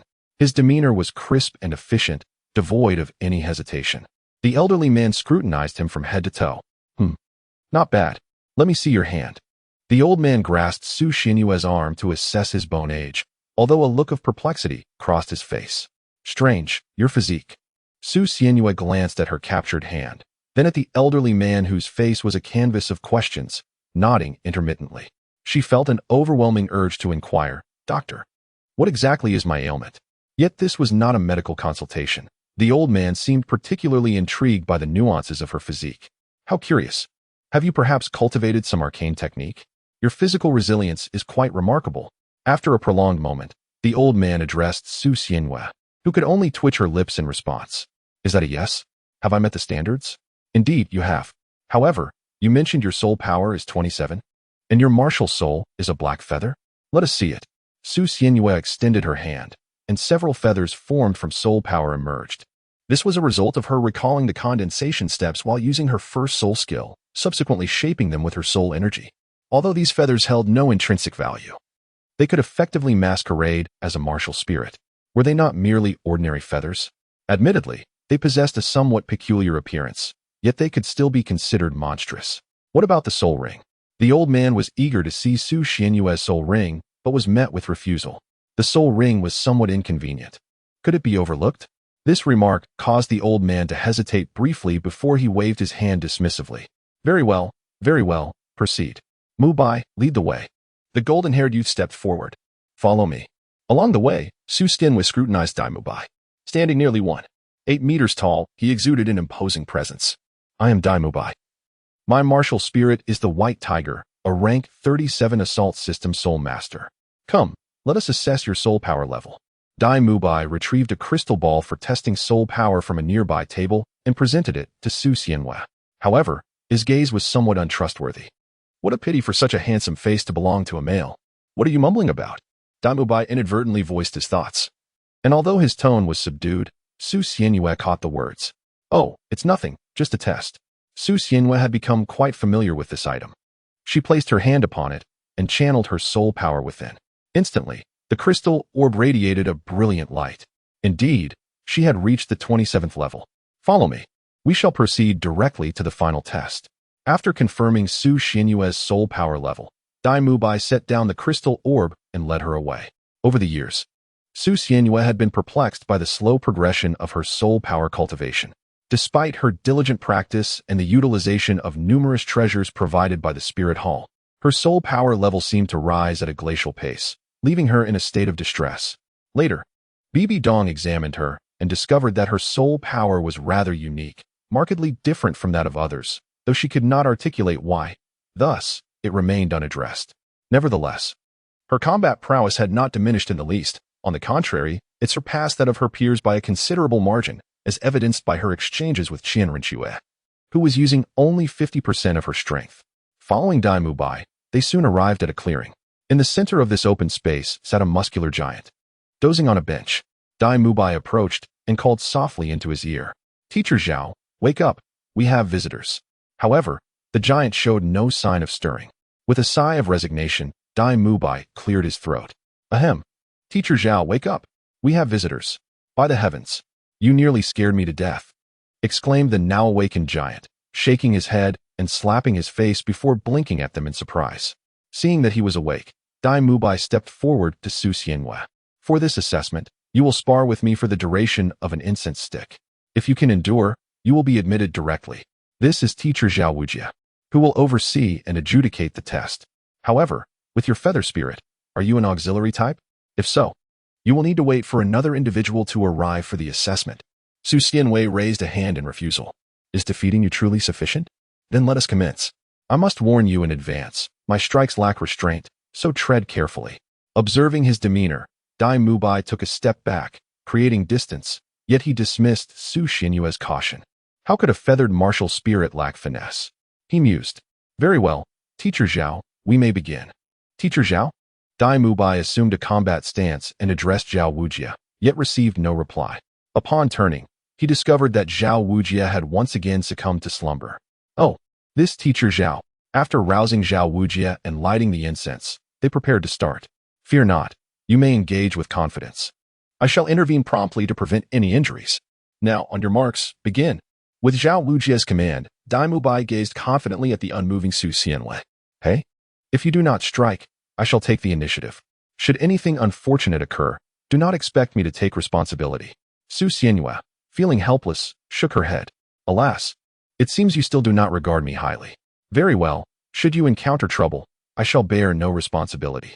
Chapter 39, The Ailing Catum? The young man possesses quite the bravado. Then, prepare yourself. White Tiger's radiant wave. Dai Mubai instantaneously manifested his martial soul and unleashed a barrage of words. Although the light wave traveled swiftly, to Su Xianwei, it appeared painfully slow. With a gentle sidestep, she evaded it effortlessly, as if gliding on air. Is this all? Proceed. As Su Xianwei observed Dai Mubai seemingly beginning to take her seriously, she expressed her discontent regarding his previous dismissive behavior towards her. I am quite displeased. In response, Dai Mubai activated a protective shield and charged toward her. Don't get too cocky. Brace yourself. The clawed strike, enhanced by his martial spirit, was unceremoniously aimed at Su Xianwei, yet she effortlessly evaded it with a backward lean. Is that all you've got? She taunted while dodging. Dai Mubai appeared somewhat irritated as he unleashed a flurry of frantic swipes, but they all missed their mark. Su Xianwei refrained from counterattacking, instead retreating gracefully while swaying her upper body to avoid his claws, even taking a moment to nonchalantly pick her nose. Oh, are you tired? She remarked, observing Dai Mubai's labored breathing with a look of disdain. Ha, don't get too proud. Constantly dodging is meaningless. Face me head on. Before Dai Mubai could finish his sentence, a swift jab from Su Xianwei connected with his abdomen. You are utterly pathetic. Perhaps you should concede now. As the match has barely ignited. Provoked by her taunts, Dai Mubai's anger began to simmer. A tiger does not show its might, and you think I am. His voice trailed off abruptly as he met Su Xianwei's expressionless gaze, her fist raised toward him, her hollow eyes radiating a terrifying aura that left his mind in a daze. Hello, sickly cat. Farewell, sickly cat. The sound of impact echoed, punctuated by a series of thuds. Su Xianwei forcefully pinned Dai Mubai to the ground, gripping his throat as she rained blows upon his face. After an uncertain number of strikes, Dai Mubai lay motionless on the ground, utterly limp. Ah, he still breathes. Confirming that he had merely lost consciousness, Su Xianwei hurried over to rouse the drowsy Zhao Wujia. Zhao Wujia. Zhao Wujia. Ah, who is it? How rude. Who are you? Zhao Wujia, abruptly awakened, gazed at the unfamiliar Su Xianwei. Following her pointed finger, he noticed Dai Mubai sprawled on the ground. What happened to Mubai? You. Suddenly recalling that this was part of the freshman assessment, Zhao Wujia glanced back at the incapacitated Dai Mubai, then at Su Xianwei, and immediately rushed over to assess Dai Mubai's injuries. Goodness, his face is swollen like a pig. You stay here. I will take him for treatment. Without hesitation, he lifted Dai Mubai into his arms and dashed off in a determined direction. Su Xianwei disdainfully gazed in the direction from which they had departed, then made her way to the bench where Zhao Wujia was seated, seeking a moment of respite. Dai Mubai, is he truly this pathetic? Well, I suppose a brief rest wouldn't hurt. After approximately 10 minutes, Zhao Wujia returned, his expression rather grim. Accompanying him was a middle-aged man with quite distinctive features. Old Zhao, if you dare to deceive me, you can forget about your salary for this month. Alas, Boss Flinder, I assure you I am not fabricating tales. Though I did not witness it firsthand, I can guarantee that there were no others present at the time. It was undoubtedly that new student who did it. The two of them approached Su Xianwei, who was resting on the bench. Ahem, I am Flinder, the principal of Shrek Academy. Is this the student responsible for the condition in which you left Dai Mubai? Flinder's voice bore a slight lisp, as he seemed to be making a concerted effort to articulate his words clearly. Su Xianwei rose from the bench, brushing off her backside. What is it? She inquired. Flandra and Zhao Wujixian exchanged glances. It's nothing, just, allow me to see your martial soul. Su Xianwei concentrated her soul power, manifesting several black feathers, while Flander and the others gazed in astonishment. It was nothing extraordinary. How could one possess such formidable strength? Nevertheless, I shall not dwell on the realm of martial spirits. Ahem, No matter. I am here to extend my congratulations. You have been accepted. Zhao Wujie, please escort him to the dormitory. After Flander uttered these words, he turned and departed. Once Flander had left, Zhao Wujie beckoned to Su Xianhua. Follow me. The journey was unremarkable, save for one notable aspect. The surroundings were indeed impoverished. The buildings consisted merely of basic stone bricks and wooden structures. Though sturdy, they were rather rudimentary, which slightly unsettled Su Xianhua, who had spent 4 years in the Martial Soul Palace. Zhao Wujie seemed to notice her discomfort and explained, Shrek Academy is a place for extraordinary individuals. We accept only monsters, not ordinary people. Once you enter Shrek, regardless of your origin or status, you must adhere to the rules here, eschewing arrogance and capriciousness. However, Su Xianhua paid little heed to these trivialities. Soon, they arrived at the Shrek dormitory. Here we are. These 2 dormitories are both vacant. Feel free to choose one. Though it is unlikely you will be assigned a roommate, Zhao Wujie stated before taking his leave. Su Xianhua gazed upon the dilapidated abode before her, harboring a sense of disdain, yet nonetheless stepped inside. To her surprise, the interior was quite tidy, featuring a dressing table, a writing desk, and 2 beds, albeit rather simple and unadorned. This chapter is not yet complete. Please turn to the next page to continue enjoying the captivating content. Alas, having arrived, she resolved to stay for a while. Approaching the bed by the window, she retrieved the sheets and bedding she had prepared in advance. Although the bed was already furnished with clean linens, they were excessively worn. In contrast, her own bedding, procured from the Spirit Hall, had been used for 4 years and was of a luxurious variety. Let us air this out a bit. Su Xianhua was still inspecting the dormitory equipment when Flander inquired, Mubai, how are you feeling? Much better. Ouch, it hurts. Dai Mubai had awakened, but speaking caused him considerable pain. Nearby, a bearded man chuckled mischievously. Ha ha ha. Dai, look at you now. Dai Mubai remained silent. Yet he pulled the man into an embrace, rolling him playfully. I was wrong, let go. Flander interrupted them. All right, Oscar, enough of that. Let Mubai rest properly.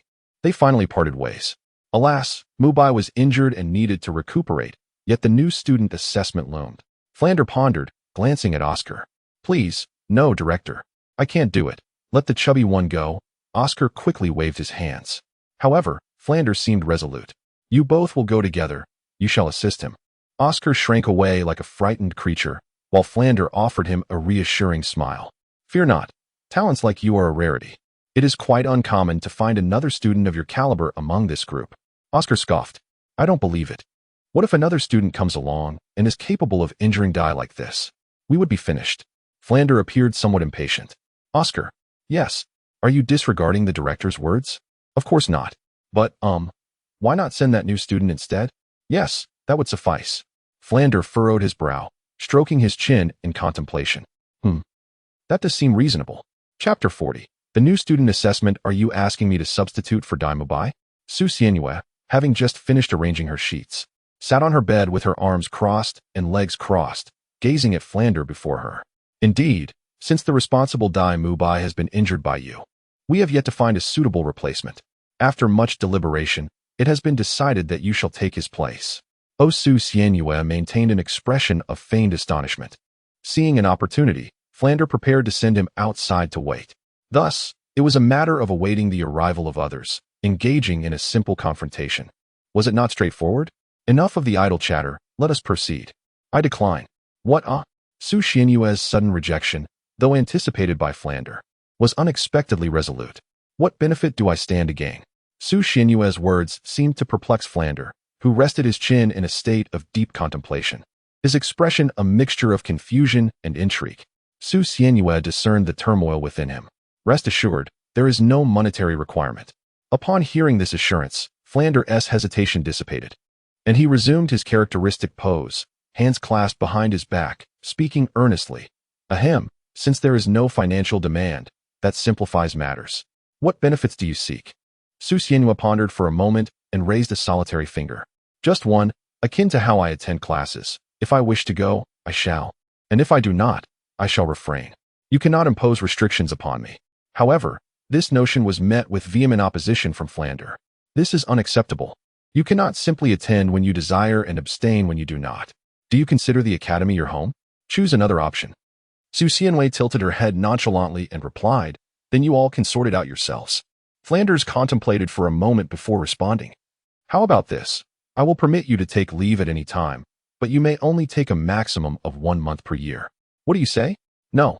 You all can handle it yourselves. That's enough. I need to rest. Is there anything else? Seeing Su Xianyue dismiss him, Flanders shook his head in resignation and departed. Very well, you rest. Take care. After Flanders left, he hesitated for a while before finally coming to a decision. Sigh.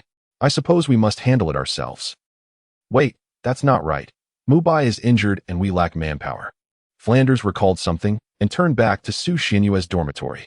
In the end, Flanders persuaded Su Xianyue to allow him 2 months of leave each year, so he could replace Dai Mubai, as he was somewhat familiar with the process after just having gone through it. Accompanying him was a man with a bushy beard. Hee, may I inquire your esteemed name? My fellow student? The cheeky tone of voice ignited in Su Xianyue an impulse to strike him. Get lost. Su Xianyue coldly retorted without reservation. All right then. Oscar readily conceded. Upon returning to the entrance, they found a long queue of people. A throng of individuals accompanied by their children stood in line, each one paying the registration fee. Suddenly, a voice pierced through the air, capturing their attention. You were just here to swindle money, aren't you? My child is a genius with a century-old soul ring. How can he be deemed unqualified? If he is unqualified, then refund the registration fee. The elderly man handling the registration stood up, visibly impatient, and addressed them. You should have inquired thoroughly before coming. Just because you graduate and obtain a Viscount title does not mean you can rush over here. This will only waste your registration fee and our time. I will say it once more. Anyone under 12 who does not possess at least level 20 should go back. Those individuals appeared undeterred, prompting the old man to release his 6 soul rings. Although his configuration was not particularly impressive, those 6 rings exuded a significant aura of intimidation, causing the previously arrogant crowd to deflate, hastily departing with their children. What remained were those confident in their admission, all of whom were 12 years old and at least level 20. Among them, Su Xianyue spotted a striking girl, all in pink and exuberant, standing out amidst the crowd. Beside her was an ordinary-looking boy. Had it not been for the girl, Su Xianyue might not have noticed him at all. Clearly, these two were Tang San and Xiao Wu. Oscar approached the elderly man to greet him, while in Su Xianyue's line of sight, the boy also noticed him. Strange. Why does this person seem so familiar? Tang San squinted, pondering over Su Xianyue, while Xiao Wu also took note of his gaze. Bro, what are you looking at? Huh? What? Stop staring. Xiao Wu, what's wrong with you? Xiao Wu hurriedly threw herself in front of Tang San, shielding his line of sight, while Su Xianyue chose to disregard their antics. Nearby, Oscar and an elderly man who had registered were engaged in a hushed conversation. The old man gasped in astonishment, spinning around to cast a glance at Su Xianyue. Oscar, you cannot be deceiving me. This child, you claim he injured Mubai? Indeed. I am not lying to you. That is why he is not here to face Dai Lauda. Despite the incredulity in the air, they had little time to verify the claims, as they still had to assist the others in registering. One after another, individuals successfully registered, forming a group that Oscar led inside. However, the few individuals before Su Xianyue presented a source of vexation. Zhu Zhuqing, with her 2 orbs, stood beside Su Xianyue, emanating a chilling aura that could rival his own. Yet, while Su Xianyue exuded a softer, more delicate essence, Zhu Zhuqing embodied an unmistakable frostiness. Tang San and Xiao Wu approached as well. Su Xianyue? Tang San tentatively called out, prompting Su Xianyue to turn and scrutinize him from head to toe. Tang San. Although Su Xianyue had recognized him from the outset, he feigned ignorance. It truly is Su Xianyue. What brings you here? Xiao Wu chimed in, also examining Su Xianyue. Upon noticing a certain flatness about him, she seemed to exhale in relief. Su Xianyue silently gazed at her. Did she misunderstand something? Well, there shouldn't be anyone else around. It's time to enter. Su Xianyue glanced back and, finding no one else around, noticed a sulky young girl in a white dress approaching from a distance. This is infuriating. I swear, if I catch you again, you'll regret it. She muttered to herself as she strode over to the registration desk, slamming her palm down on the table. I wish to register. The old man looked at her in astonishment. Although he found her demeanor somewhat peculiar, he refrained from commenting further. Are your family members aware of your presence here? The girl crossed her arms defiantly, her chin held high as she regarded him with an air of arrogance. What business is it of yours? Just tell me, am I qualified or not? With that, She revealed 2-century-old soul rings. The old man, rendered helpless by her boldness, accepted 10 gold soul coins and permitted her entry. Once inside, she finally beheld the crowd that had been waiting patiently. Ah, it seems there is no one left now. Everyone, follow me. As Su Xianhua stepped inside, Tang San and the others followed closely behind. However, upon seeing Su Xianhua, a young girl rushed forward, exclaiming, "I knew I couldn't be mistaken. You are that insufferable brat from back then. Apologize to me at once, or I shall summon Grandpa Jian to sever your legs." Humph. Ning Rongrong. Her cheeks puffed in indignation, stamped her feet in frustration. Yet, Su Xianhua remained remarkably composed, raising one hand in a gesture of calm. The moment Ning Rongrong beheld this, her bravado faltered. "Have you calmed down? Then follow me." The elderly man behind them observed the scene with a melancholic shake of his head. Alas, this generation truly harbors an abundance of peculiar talents. Chapter 41. The uninvited Zhao Wujie. Su Xianhua walked alongside them, and Ning Rongrong leaped to her side. "Hey, you annoying brat, what is your name?" Su Xianhua cast a fleeting glance at him. "I am called Wang Dezhuang." When Su Xianhua was taken in by Wang Fugue, this name was bestowed upon him. Otherwise, Wang Area would have had to call him Wang Danio. Su Xianhua spoke with utmost seriousness, uttering such a cliché name, which left Ning Rongrong clearly in disbelief. Who would believe that? "Quickly speak," Ning Rongrong exclaimed. Adopting a petulant demeanor, Su Xianhua silently raised her hand. Yet, she immediately faltered, recalling the shadow that had been cast upon her during that one instance. When Su Xianhua first encountered Ning Rongrong, she mentioned her name. However, it seems that time has dulled Ning Rongrong's memory. "Ah, I recall you had a name that included moon. But what was it exactly?" Ning Rongrong persistently chattered away, attempting to engage Su Xianhua, who, utterly disinterested, chose to ignore her. Finding her incessant prattle bothersome, Su Xianhua raised her hand in a gesture of dismissal, causing Ning Rongrong to immediately quiet down. Meanwhile, Tang San and the others remained notably composed as they swiftly made their way to the location of the second assessment. A group of 12-year-old youths lined up for their evaluations when the bearded Oscar approached, holding a crystal ball. Come, let's test your soul power. And ladies, would you care to sample my sausages?" As Oscar extended the crystal ball towards them, he also offered a few sausages. Su Xianhua wore a serious expression as she snatched all the sausages from Oscar's hands. At this moment, what are you flirting for? Hurry up and proceed with the test. Thus, Oscar began testing the soul power of Tang San and the others. At this juncture, Tang San inquired, "Excuse me, sir, besides testing our soul power, is there anything else we need to do?" "Sir? You're the one who's a sir. Your entire family is full of sirs. I'm only 14. Is it wrong to have a bit of facial hair?" "Oh, my apologies." Oscar was immediately taken aback, while Tang San silently offered an apology. This was merely a small episode. Although everyone was somewhat astonished by Oscar's facial hair, the reaction was minimal. Wow, there are quite a number of formidable individuals this time, each above level 25. Ahem, let us proceed directly to the fourth test. We can skip this part. Straight to the fourth test? May I ask what that entails? As Tang San conversed with Oscar while walking, he bit into the sausage that Oscar had handed him.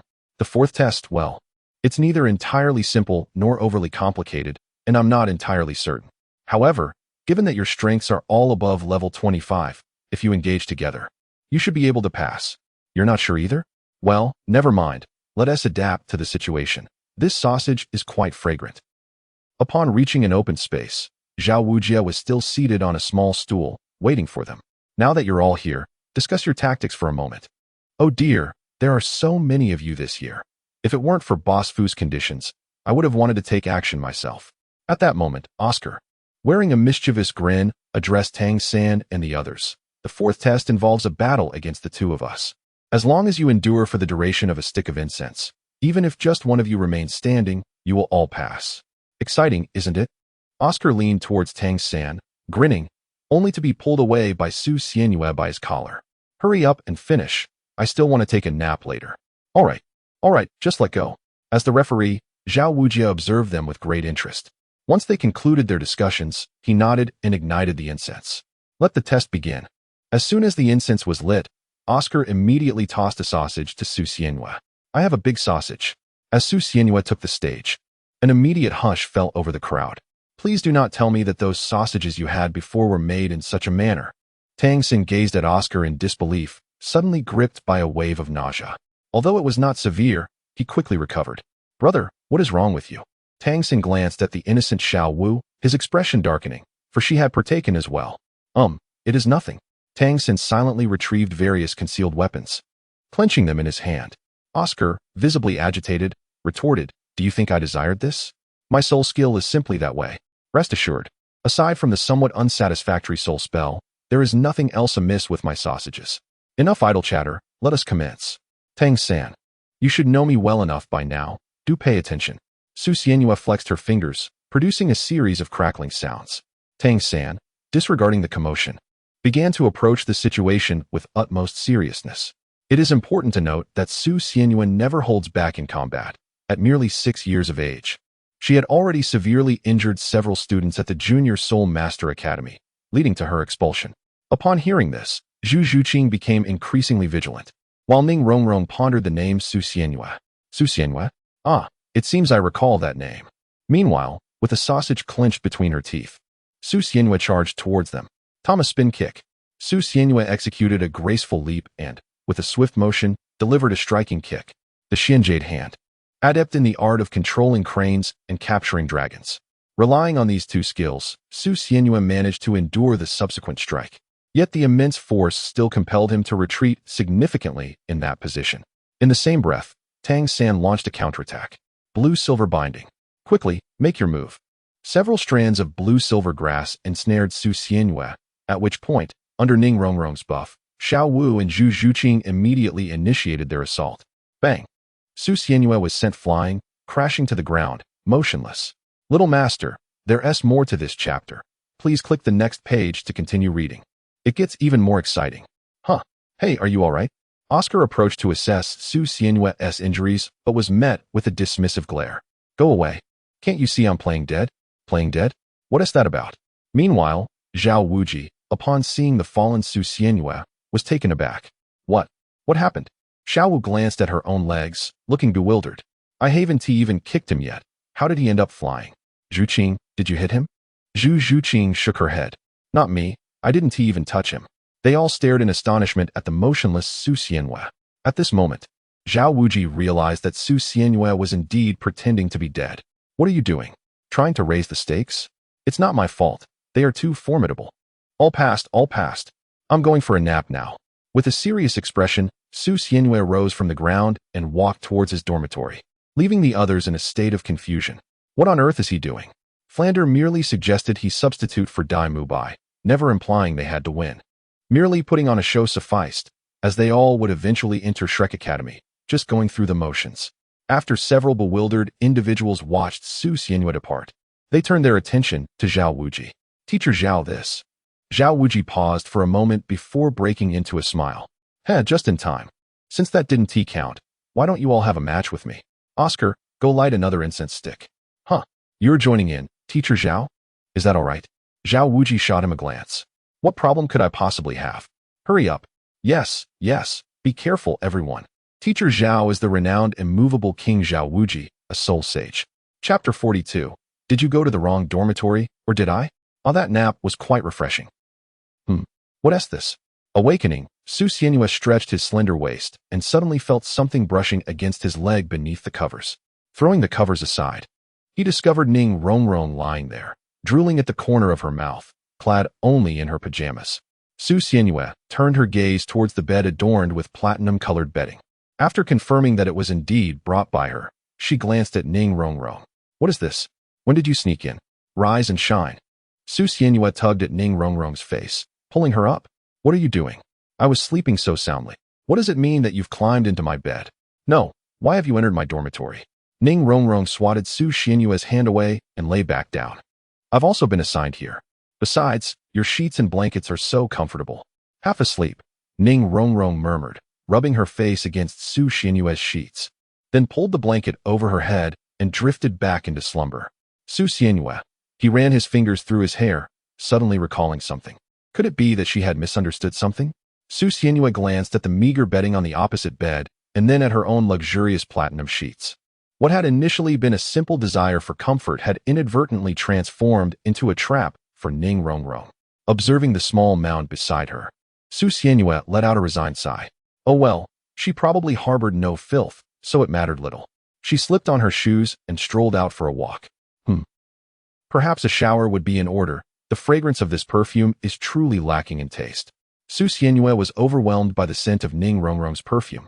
Feeling quite disdainful, after a considerable search, she finally located a bathhouse, yet hesitated momentarily. Should I really enter the men's bath? No. Why am I even contemplating this? Resolutely, she stepped into the men's bath, only to discover that it was equipped with running hot water and divided into small rooms, a rather considerate arrangement. Fortunately, while she bathed, no one else came in. She had brought her own bathing supplies. Meanwhile, Ning Rongrong had awakened, rubbing her sleepy eyes and surveying her surroundings in confusion. The shabby walls and the bedding she lay upon seemed to belong to entirely different realms, and she found herself somewhat intrigued by the contrast. This place is rather dilapidated. Yet, that annoying fellow even provided bedding, making it surprisingly comfortable to lie down once more, a blissful expression crossing her face. Gurgle, gurgle. I'm so hungry. At the Shrek dining hall, Su Xianyue had initially intended to grab a quick bite, but upon seeing Tang San and the others, along with a rotund individual already feasting, she suddenly felt a wave of distaste. Particularly the plump fellow, with his unrefined manners, awkward appearance, and the way he groped for buns with his hands, stuffing one into his mouth indiscriminately, was quite off-putting. Hey, Su Xianyue's here. Come join us, Xiao Wu exclaimed, waving at her as the others turned their attention towards Su Xianyue. Dai Mubai looked much better now, the bruises on his face fading, and the rotund individual gazed at Su Xianyue with wide eyes. Su Xianyue waved her hand towards them. No, you all eat, she said, turning to leave. Seeing Su Xianyue flee in a flustered manner, they exchanged glances. You scared her, didn't you? Oscar quipped, unabashedly mocking Ma Hongjun. Is it my fault? What about you? You're the same. They continued their playful banter, when Tang San voiced his confusion. By the way, has Su Xianyue been here for long? Not really. He arrived this morning and then managed to injure Dai Long, replied another. Oscar, you really deserve a beating. Ow, ow, ow. Dai Mubai attempted to warn Oscar, but accidentally aggravated his wound. He just got here this morning? Tang San pondered for a moment before shaking his head, deciding not to dwell on it. Meanwhile, Su Xianyue was delightfully roasting a chicken by the riverside, having purchased it from a villager. Is it done yet?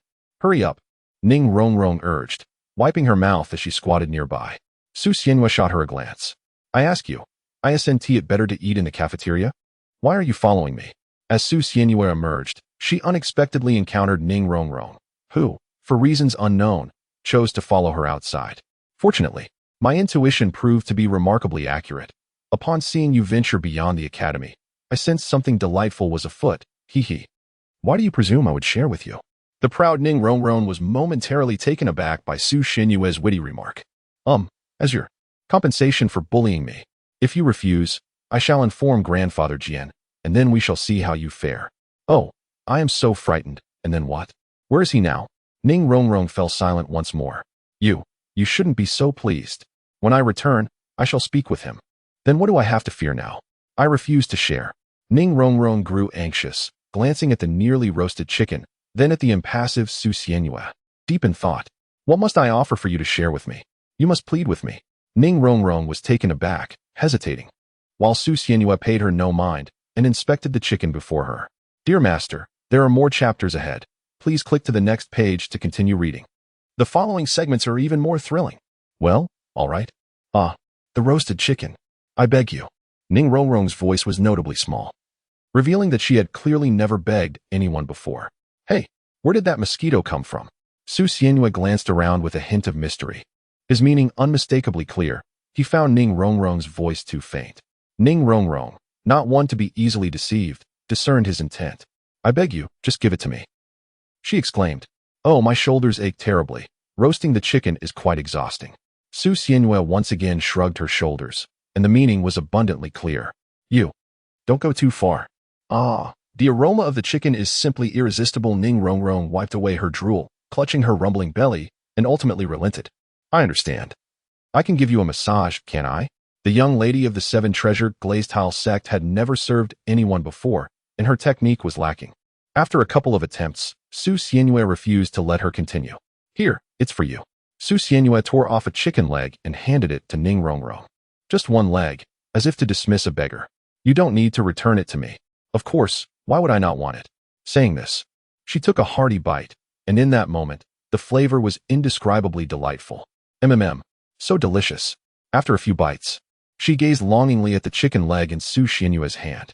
Please, don't look at me like that. Ning Rongrong stared. All right, I'll give it to you. I'm afraid of you. Su Xianyue tore off half a chicken and handed it to her, prompting her to finally behave. Su Xianyue cast a disdainful glance at Ning Rongrong, who was squatting and gnawing on a roasted chicken as if she had never tasted such a delicacy before. Furthermore, could you elucidate why you were in my bed this morning? Without a doubt, the sheets were in a deplorable state, which I found quite unappealing. It just so happened that I caught sight of your sheets and decided to squeeze in beside you. Surely, you cannot be so petty? As the daughter of the Seven Treasure Glazed-Tile Sect's leader, I do not hold any disdain for you, yet you seem to harbor such feelings. Su Xianyue. Should I tell her?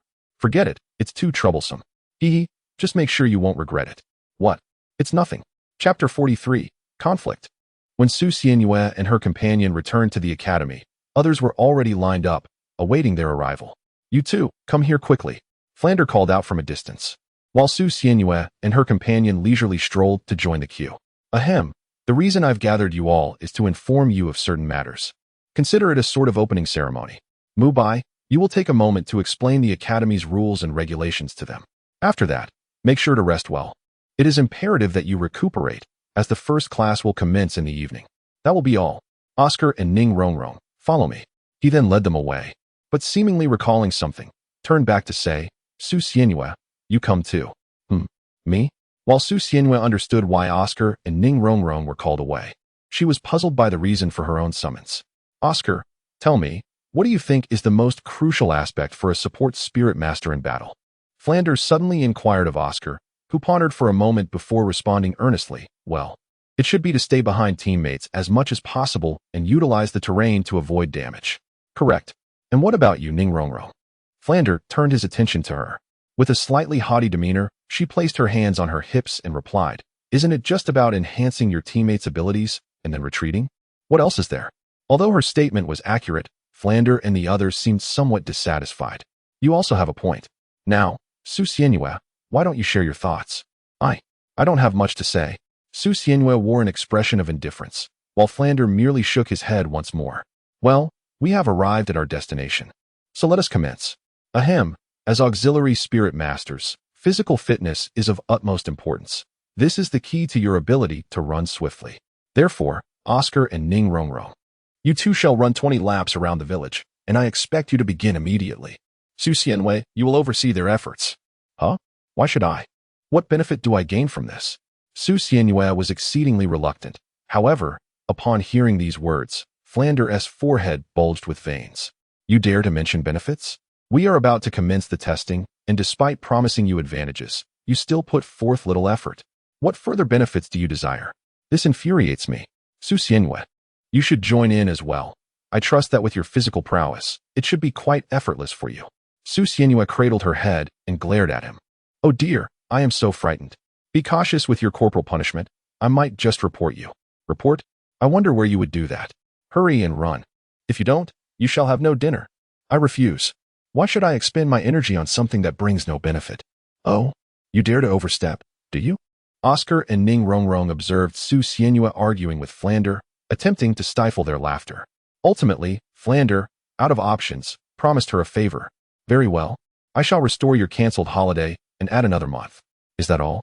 Am I to be treated like a beggar? Su Xianyue, are you here to learn or simply to vex me? Eventually, Flander erupted, his formidable presence overwhelming. Oscar and Ning Rongrong summoned all their soul power to resist.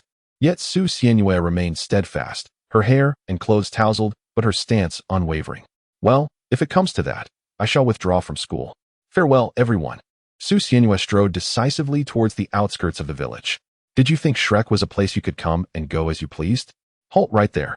Flinder was evidently furious, his soul rings glowing ominously. Oscar hurriedly attempted to intervene. Director, please calm down, calm down. Oscar, you two go about your own business. This does not concern you. Meanwhile, Su Xianyue remained undaunted, her vacant gaze fixated on Flinder. Is this what it takes to provoke anger? Does Flinder possess such a volatile temperament? In truth, It is not Flinder's temperament that is at fault. Rather, Shrek represents Flinder's unwavering principles. And Su Xianyue's blatant disrespect towards Shrek's core values is what infuriates him the most. Oh dear, I am so frightened. Su Xianyue arrived at Shrek out of mere curiosity, harboring no intention of becoming a part of it. Consequently, he felt no obligation to heed Flander's words. Furthermore, having spent 4 years in the Spirit Hall, his mentality had become somewhat aloof. Do you truly believe I would hesitate to take action against you? Who do you think you are? In Shrek, compliance with the arrangements is imperative. I refuse to comply. Can I not simply leave? You. Very well. Then be gone. Do not let me lay eyes on you again. Su Xianyue departed towards the edge of the village, leaving with a mocking remark. 13 points. Watching Su Xianyue swagger away while cradling the back of her head, Flander compelled himself to regain his composure. Such audacity. Could it be that she possesses some formidable backing? Flander glanced at Ning Rongrong, who was lost in thought, and found himself contemplating this possibility. As the dean, Flander prided himself on his psychological resilience. Despite his earlier agitation, he swiftly calmed himself. Wait, Su Xianyue. I concede to your demands. From this day forth, as long as you do not disrupt discipline, affect others, or violate school rules, you may act as you wish. Flander yielded, yet Su Xianyue showed no sign of halting her stride. I've had enough. Farewell. Sighing, Flander addressed Ning Rongrong and Oscar. Could one of you persuade her? His concern was not for fear of Su Xianyue, but rather his keen awareness of her talents. He did not wish to squander such potential. What? We aren't even familiar with her. How can we persuade her? Oscar replied, clearly troubled. It was then that Ning Rongrong volunteered, I'll go. At that moment, Su Xianyue was already drifting further away. Let us head to the Stardo Forest. Hey, you annoying brat. Wait a moment. Ning Rongrong's voice echoed from behind, prompting Su Xianyue to turn and face her. What is it? Do you really need to act like this? He told you to leave. And you just walked away? Don't you feel that is rather undignified? Initially, Su Xianyue had not considered this perspective, but Ning Rongrong's words struck a chord, making her realize that complying with Flander's command indeed seemed rather humiliating. You're right. Why should I let this slide? All right then. Thus, Su Xianyue followed Ning Rongrong back. Along the way, an unsettling thought suddenly struck Su Xianyue. Wait a minute.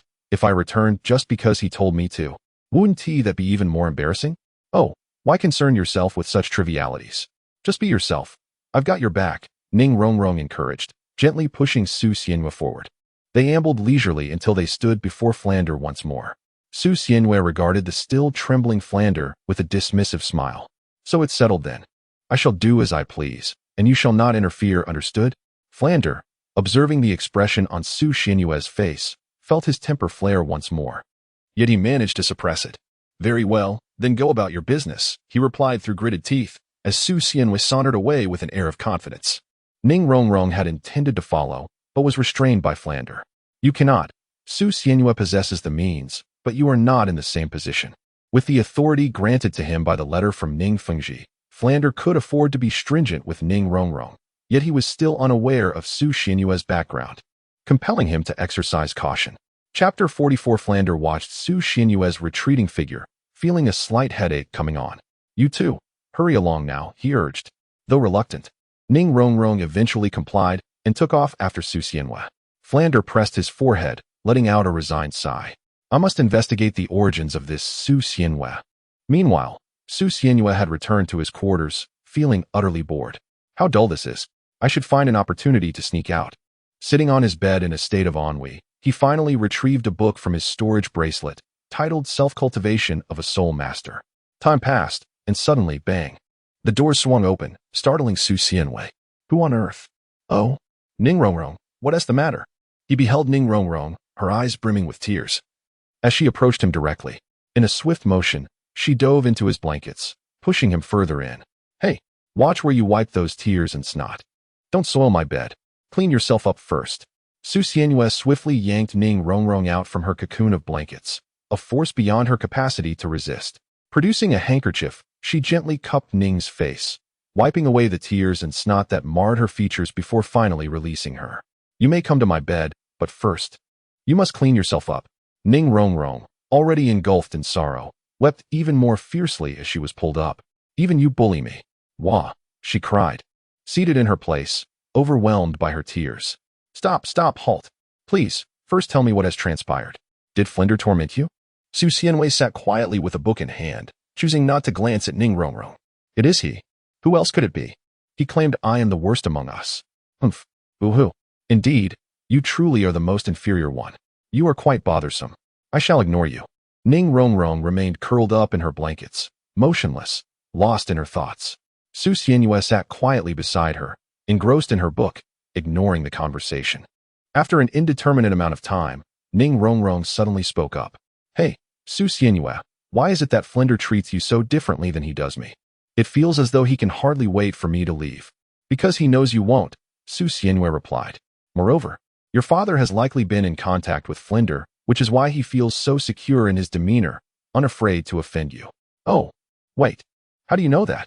Ning Rongrong asked, peeking out from her blanket with one eye fixed curiously on Su Xianwei. Su Xianwei pointed to the book in her hand. Reading more not only helps pass the time, but also enhances one's intellect. Oh. Ning Rongrong left home in a fit of anger, and her pride would not allow her to return in such a pitiful manner, which Su Xianwei rightly observed. They fell silent once more. Hey, Su Xianwei. Do you find me annoying? Su Xianwei replied without hesitation. I find it quite annoying, especially at this moment when you are competing with me for the bed. You are truly bothersome. Your entire family is bothersome. Ning Rongrong stood up and playfully punched his flat chest with her small fists. You are such a washboard, hee. Ning Rongrong seemed to have found an opportunity to mock Su Xianwei, doing so with unreserved sarcasm. Su Xianwei exhibited little reaction, merely glancing back at her. If I were to reveal the reasons behind my indifference, I fear it might be too much for you to bear. Ning Rongrong expressed a hint of curiosity. Then do enlighten me. Why would your indifference be so intolerable for me? Su Xianwei closed the book, gazing at her with a gentle smile. Are you certain? Ning Rongrong felt a bit anxious under that gaze, but after swallowing hard, she replied resolutely, absolutely, just say the word. The smile of Su Xianwei remained ever present, causing Ning Rongrong to feel increasingly anxious. Why are you looking at me like that? Speak up. In the end, Su Xianwei withdrew her smile. Never mind. It seems too troublesome to say anything. Are you deliberately teasing me? Ning Rongrong pouted, lightly thumping her chest. Oh. Let's not dwell on this for now. Tell me, what will you do next? Will you change your attitude to integrate with them? Or return home to continue living as the young lady you are? Su Xianwei shifted the topic, causing Ning Rongrong to pause, lost in thought. After a considerable time. Why should you care? I'm going to sleep. With that, she burrowed into her blankets, leaving Su Xianwei shaking her head in exasperation. Is it only this early and you're already asleep? Are you a pig? Su Xianwei gently tapped Ning Rongrong's backside, prompting her to rise with a pout. Gazing at him. Will you accompany me for some fun? She inquired. I won't go. If you wish to, you must go alone, he replied. Then what are you saying? With that, Ning Rongrong turned her head away, distancing herself from him. However, after what seemed like an eternity, she suddenly spoke again. Su Xianwei, do you think we are friends? Although Su Xianwei felt a hint of confusion, she resignedly responded, It depends on your definition of friendship. Perhaps you equate friends with our servants. Of course not. I'm not that foolish. I do understand the meaning of a friend, came the reply. That's good. If so, it should count as friendship. Really? Indeed. Not only me, but if you adjust your personality, you could have other friends as well. Is that so? Ning Rongrong was uncertain of Su Xianwei's meaning. Yet in a vague sense, she seemed to grasp something. In that case, I think I understand. This chapter is not over. Please click the next page to continue reading. That's reassuring. After chatting with Ning Rongrong for a while, mealtime approached. It's time to eat. Let us go to Soto City, shall we? Sure. Today I'm in a good mood, so it's on me. Eat as much as you like. Ning Rongrong, suddenly enlightened, chuckled as she pulled Su Xianwei along. The feeling of having a friend is rather delightful. In Soto City, Ning Rongrong bounced along the street, dragging Su Xianwei to explore. Grandpa Bon told me that the best delicacies are found at street vendors. While restaurants are good for filling the belly, they can't compare to the flavors of street food. Oh, the takoyaki over there is delicious. You promised to treat me. I know. Let us hurry over. The two approached a small stall. Excuse me, ma'am, we'd like 2 servings of takoyaki. Upon seeing Ning Rongrong, the stall owner looked a bit intrigued. Oh, little girl, you brought a friend. I'll give you a discount. Do come often. Thank you, ma'am. Ning Rongrong had visited once while jogging, and it was clear the owner remembered her. These takoyaki are quite tasty. I told you so. Where to next? As they walked and ate, they soon arrived in front of a particularly grand building. The battle arena? So this is where it is. Shall we go in and take a look? Su Xianyue inquired of Ning Rongrong, who merely curled her lip in disdain.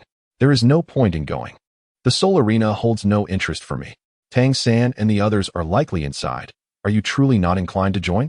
It might be amusing to witness their blunders. Upon hearing this, Ning Rongrong's interest was piqued. Well then, let us go take a look. The hall of the Soul Arena exuded an unusual tranquility. A few individuals meandered about, yet the crowd was sparse, as most had already settled in to observe the soul battles. To partake in the viewing of these contests, one simply needed to select a soul battle area and pay the requisite fee to gain entry. Su Xianyue pondered. I recall that Tang San and his companions seemed to be at the Soul Arena number 14. Let us take a look. Chapter 45. On one's own initiative as expected. Within the confines of Soul Arena number 14, the masked Xiao Wu was engaged in an intense battle with a burly man. The audience was sparse, rendering the arena quite spacious. This was hardly surprising, given that Arena number 14 was merely a subsidiary venue. Not far away, Su Xianyue spotted Tang San in a small section below, though his gaze remained fixed upon the stage, oblivious to the spectators. By the time they arrived, the battle on stage was nearing its conclusion. The burly man was thrown out by Xiao Wu, signaling the end of the match. Indeed, it was rather unremarkable. Su Xianyue gazed for a moment, feeling somewhat regretful about the cost of the ticket. Let us leave, it is dreadfully dull here, she remarked, echoing Ning Rongrong's complaints nearby. Suddenly, an idea struck Su Xianyue. May I inquire if you are interested in earning some pocket money? Su Xianyue suddenly gazed at Ning Rongrong with a beaming smile, to which Ning Rongrong tilted her head in curiosity. What is it? Could you please assist me in registering a soul fighting quota in the front hall? Su Xianyue spoke to the front desk staff, producing 10 gold soul coins as the registration fee. The staff, motivated by the transaction, did not look down upon Su Xianyue and handed her a form. Please provide your name, age, soul weapon, and place of birth. There were no issues with this, and Su Xianyue filled it out truthfully. Ning Rongrong blinked her eyes, observing Su Xianyue. Is this what you meant by a way to earn pocket money? Indeed, I will participate in the fights, and you will place the bets. It is that simple. Su Xianyue spoke as she handed back the completed form. A wager? Although Ning Rongrong was familiar with the term, its true significance eluded her, and she merely followed Su Xianyue in a daze towards a specific direction, regardless of the level or number of participants. Such wagers would invariably take place at the central main spirit arena, a location that was easy to locate. At the registration desk, the staff member regarded Su Xianyue with a hint of perplexity. Are you certain about participating in the wager? Yes. But may I request that you refer to me by my code name when announcing me on stage? Certainly. What is your code name? I shall note it down. Su Xianyue pondered for a moment before slowly speaking. Let us go with Lucifer. Lucifer, famously known as the name of the fallen angel before his descent, was directly appropriated by Su Xianyue. Is it written like this? Yes, my apologies. By the way, how long will it take to find an opponent? After the staff confirmed the name she had written down, Su Xianyue inquired about the approximate wait time. It 1 TB long. Please wait in the rest area for a moment. As Su Xianyue entered the rest area, she was met with several pairs of fierce eyes fixated upon them. These individuals appeared rather peculiar. Participants in such gambling fights were typically those who risked their lives for money, or were inherently bloodthirsty, or merely tools sent by powerful factions to earn profit. Thus, their expressions were generally unwelcoming. In contrast, Su Xianyue and Ning Rongrong emerged as a refreshing anomaly amidst the crowd. Why do I feel that something is amiss? Su Xianyue, do you truly wish to partake in this gamble? Ning Rongrong, hiding behind Su Xianyue, cautiously stepped forward, completely disregarding the onlookers. What is there to fear? The security here is quite decent. If anyone attempts to take advantage of you, just shout. The security at the Grand Soul Arena was relatively good, at least. No one would engage in private fights before the match. The number of competitors in the rest area was not overwhelming, and some, like Ning Rongrong, had accompanied participants. They merely glanced curiously at Su Xianyue and her friend before returning to their own affairs. Su Xianyue occupied an unassuming seat, suddenly recalling something. She retrieved a malevolent mask from her soul guide bracelet. Ah, indeed, the mask must be worn. With codenames in play, her face ought to be concealed, though it might prove futile, as her hair was quite distinctive. Nevertheless, a sense of ritual was essential. However, They had waited for an extended period, yet still received no notification. Why the delay? She decided to inquire. Approaching the front desk, Masked Su Xianwei asked the staff, "Excuse me. Could you enlighten me as to why no opponent has been matched yet?" The staff replied, "It appears that, for reasons unknown, there are exceedingly few opponents at level 20 today. It may take a while longer. Would you be willing to wait?" Su Xianwei rested her chin in contemplation for a moment. "Very well, then. Please provide me with an opponent of level 30. Surely there exists one," she stated. Are you certain?" The staff member, somewhat incredulous, confirmed her request several times before proceeding to match her with a level 30 adversary. "There is indeed one available, but I would advise against engaging him just yet," he cautioned. What seems to be the issue?" The staff member, with an air of mystery, replied. "That individual is known for his lethal prowess, carrying the moniker Bloodblade. He has achieved 8 consecutive victories in the betting arena, and the odds have plummeted to 3-1. It would be wise to wait a while longer." Upon observing his seemingly genuine concern, Su Xianwei felt a tinge of confusion. However, without a moment's hesitation, she resolved that he was the one. "It shall be him. Make the arrangements," she asserted. "You, very well, just do not harbor regrets." The staff member refrained from saying much more, recognizing that he had no personal connection with Su Xianwei, and merely offered a kind reminder. Noting her unwavering determination, he decided not to intervene further. "Once the battle on stage concludes, it will be your turn. Do prepare well." "Thank you." As Su Xianwei returned to the place where she had previously rested, she found Ning Rongrong staring at the battle on stage with a face full of terror. The chapter is not yet concluded. Please turn to the next page to continue reading. Su Xianwei, someone has died. Someone has been killed up there. The battle on stage had come to a grim conclusion, with the vanquished having had their heads severed. This gruesome scene was extremely difficult for Ning Rongrong to accept. "What is the big deal about death? The deceased had no connection to you. But you never mentioned that killing was permissible here.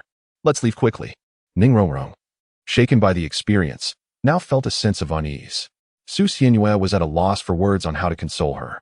She wished to say something, yet remained silent. At that moment, a figure entered from outside and called out loudly, "Lucifer! Is Lucifer here? Your match is about to begin. Please follow me." Su Xianwei gently patted Ning Rongrong's head. "I shall go ahead. Remember to bet on my victory and wager a substantial amount, 50-50. Sighing, he added, "Oh, it's too perilous. Would it be too much to ask you not to go?" Ning Rongrong attempted to grasp him, yet Su Xianwei had already ventured far away. "Remember to place your bets on my victory and wager generously," he reiterated, raising his hand in a farewell gesture before departing with the others. Ning Rongrong stood there in a daze, her face etched with worry. The bets began to pour in. Bloodblade yielded 3-1. Lucifer offered 30-1. Such a 30-1 odds from the outset were seldom seen in this grand soul arena. The crowd surged to place their bets, but without a second thought. None wagered on Su Xianwei. All were inclined towards Bloodblade. At that moment, a youthful voice resonated from outside the throng. "I bet 100,000 on Lucifer." The voice, though modest in volume, struck the ears of all like thunder, prompting the crowd to part and grant her passage. "Are you certain? Betting on Lucifer? 100,000? Inquired the individual overseeing the wagers, squinting at Ning Rongrong. "I am certain," she affirmed, placing several gold soul cards upon the table. Chapter 46. The renown of Lucifer. Su Xianwei followed that individual as they walked down the corridor leading to the stage. "Your opponent is a level 38 soul master wielding the flame blade as their martial soul, having achieved 8 consecutive victories, resulting in the demise of 6 adversaries, while 2 others were left severely injured. Prior to this, they had fought 12 matches, suffering defeat only 4 times. It is not too late for you to withdraw. Thank you for the reminder, but having come this far, I shall certainly face the challenge." Su Xianwei casually dismissed him, while the guide offered little more in response. "Very well, please wait here for a moment. Once the gate opens, you may enter." The arena required time for publicity. The longer it took, the more attendees there would be, resulting in greater profits from ticket sales. Ultimately, the odds for that Bloodblade were not particularly favorable. Yet the ticket revenue would cover expenses and yield a handsome profit. Su Xianwei stood before the door, awaiting her moment while warming up. At level 30, she believed she could prevail. If not, she would resort to revealing her martial spirit for survival. Even in this corridor, the cacophony of excited shouts from outside reached her ears. "Lucifer's odds have soared to 40-1. Will you place a bet? Who would bet on him?" A level 27 novice facing a level 38, especially the Bloodblade? What could her such odds? Yet, she had just heard that a young girl had wagered 100,000. What? How much? 100,000? In gold soul coins? Indeed. One might wonder if this Lucifer is just a ruse orchestrated by the arena. Such thoughts occupied only a fraction of the minds present. The rest remained skeptical. For if it were indeed a scam, it would be all too evident. On the stage, Ning Rongrong gazed anxiously at the frenzied audience and the daunting odds, her heart racing with unease. This irritating fellow, why must he engage in gambling battles? She hoped nothing disastrous would occur. Unlike strategic games, gambling battles were grounded in life and death struggles, meaning fatalities could ensue.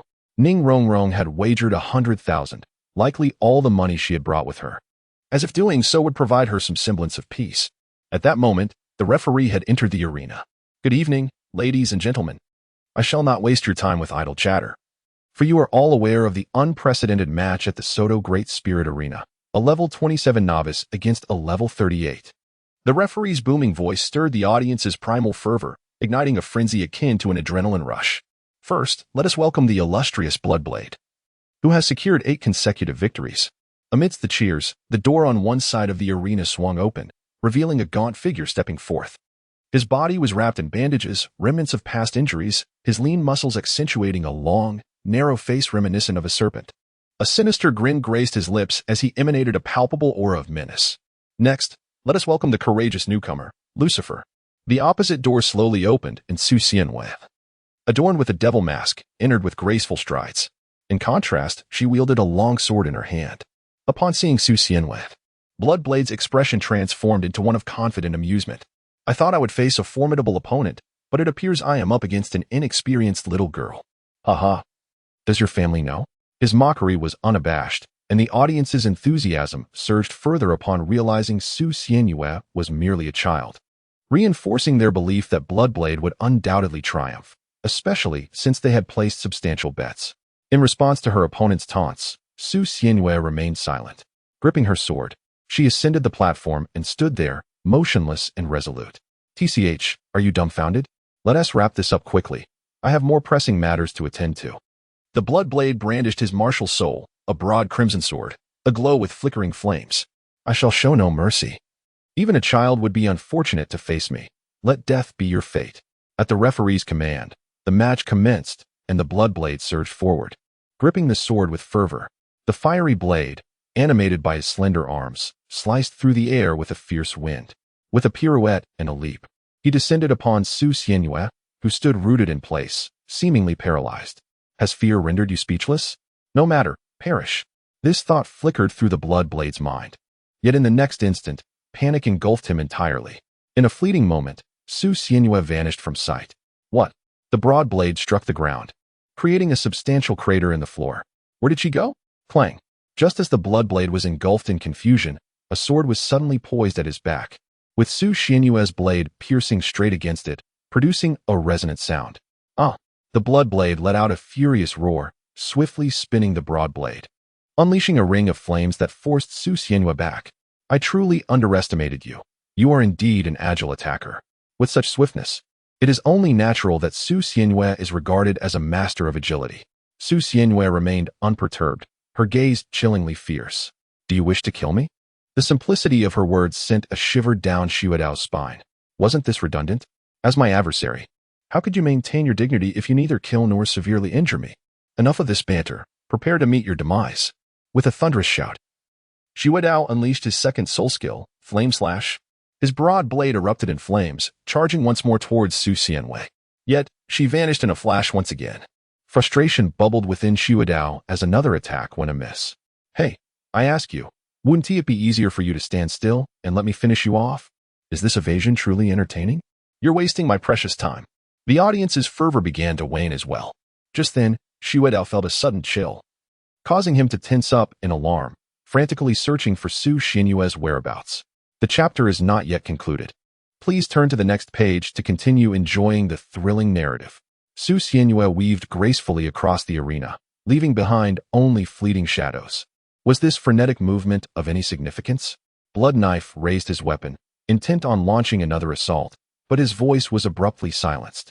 A crimson line appeared upon his neck, gradually oozing with blood. Then, in a moment of horror, his eyes rolled back, and his head fell straight down. His body, still clutching the knife, remained upright. Yet the neatly severed wound on his neck plunged the arena into an eerie silence, a deathly stillness. The referee, taken aback, was gently reminded by Su Xianwei, who casually flicked his sword. Despite his initial shock, the referee quickly regained his composure. I declare, the victor of this match is Lucifer. Ning Rongrong, with her eyes tightly shut in dread, opened them in disbelief upon hearing the result. She beheld Su Xianwei standing triumphantly, alongside a blurred figure, and joyfully leaped into the air. Hooray! We won! Ahaha! Her laughter stirred those around her, but their thoughts were consumed by a singular concern, their lost wagers. In the rest area, Su Xianwei sat with a beaming smile as Ning Rongrong bounced back, leaping into his embrace. You cheeky rascal, you truly are formidable. Managing to secure a victory, Su Xianwei appeared momentarily dazed, but then recalled something. By the way, have you placed your bet? I have. Your odds just surged to 50 to 1. Let me calculate how much that amounts to. Observing Ning Rongrong's earnest calculations, Su Xianwei remarked, 50 already? That was swift. How much did you wager? 100,000. I staked all the money I brought with me. Let me see. 100,000 multiplied by 50 equals 5 million. Chapter 47. In a lavish room, a middle-aged man clad in a long robe sat in a grand chair, savoring tea and massaging his back, eyes closed as he stroked his leg. Two elegantly attired women attended to him when a flustered voice broke through the tranquility. My lord, a grave matter has arisen. What is causing such a commotion? A languid voice inquired, but the messenger hesitated, unable to articulate. Speak freely, do not waste my time. After much hesitation, the individual handed a document to one of the women beside him. She presented the file to the middle-aged man, who then erupted with a roar akin to that of a distressed animal. What? 5 million? How are you managing this? Hey, where's my money? Surely, this Grand Soul Arena will not default on its debts. At the front desk, Ning Rongrong was demanding her 5 million. I apologize, Mississippi. 5 million is no trifling sum. You will need to wait a few days. Who would believe that? With the revenue you generate daily at this Grand Soul Arena, how could you not produce 5 million? The personnel at the betting counter wore expressions of conflict and helplessness, while Ning Rongrong's temper flared. Do you know who I am? Summon your superior. What is all this ruckus about? The middle-aged man approached leisurely, accompanied by several others. My lord, this at the glance from the man. The counter staff stepped aside, allowing him to saunter over to Su Xianwei and Ning Rongrong. Ah, is that not Miss Ning? What seems to have upset you? It was evident that he recognized Ning Rongrong, yet he exhibited no hint of trepidation. Are you the boss here? Excellent. Quickly hand over my 5 million. Otherwise, you know the consequences. Despite Ning Rongrong's assertive declaration, the man remained unfazed. Oh dear, Miss Ning, do not be angry. Rest assured, the funds will not be diminished. It is merely that the funds are too substantial to process promptly, thus it becomes somewhat complicated. I assure you, I will deliver the full amount to the 7 Treasure Glazed Tile School soon. What 7 Treasure Glazed Tile School? I want it now. Hand it over. Although Ning Rongrong has expressed her displeasure, the individual remains unfazed, exhibiting an air of audacious confidence. Ah, dear Miss Ning, please do not be angry. How about this? If you do not mind, why not stay for a meal? It would be my pleasure to extend my hospitality. The person deftly shifted the conversation, causing Ning Rongrong to stomp her foot in frustration. However, Su Xianwei could only shake his head in resignation. He had anticipated this turn of events. Come here. Su Xianwei unceremoniously pulled the man aside.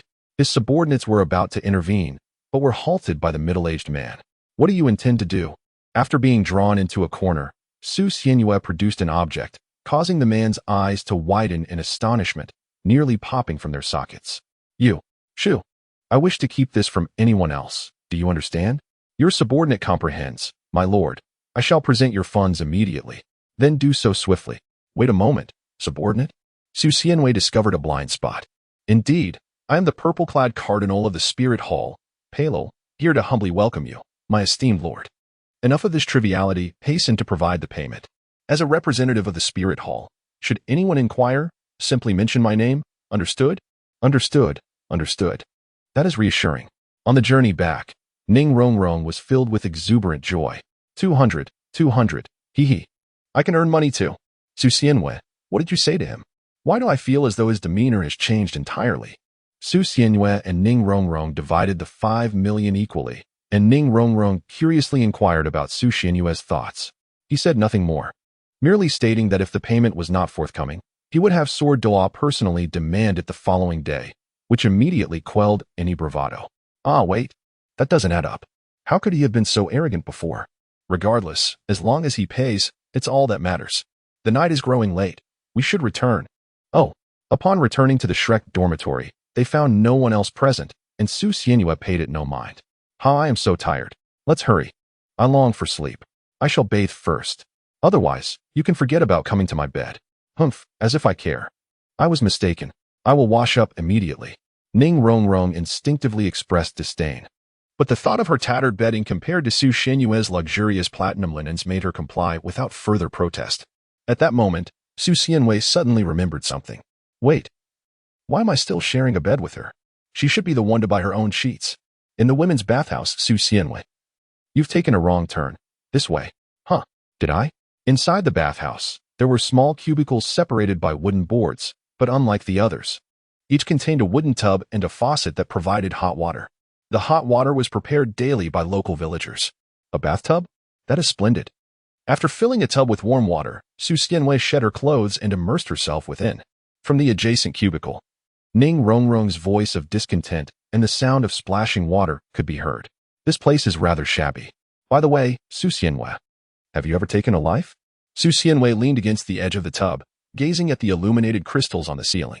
Yes, why do you suddenly ask that? Oh, little master, there is more to this chapter. Please click the next page to continue reading. The story becomes even more exciting. Ning Rongrong replied with an acknowledgement and then fell silent. Yet, after a considerable pause, her voice returned.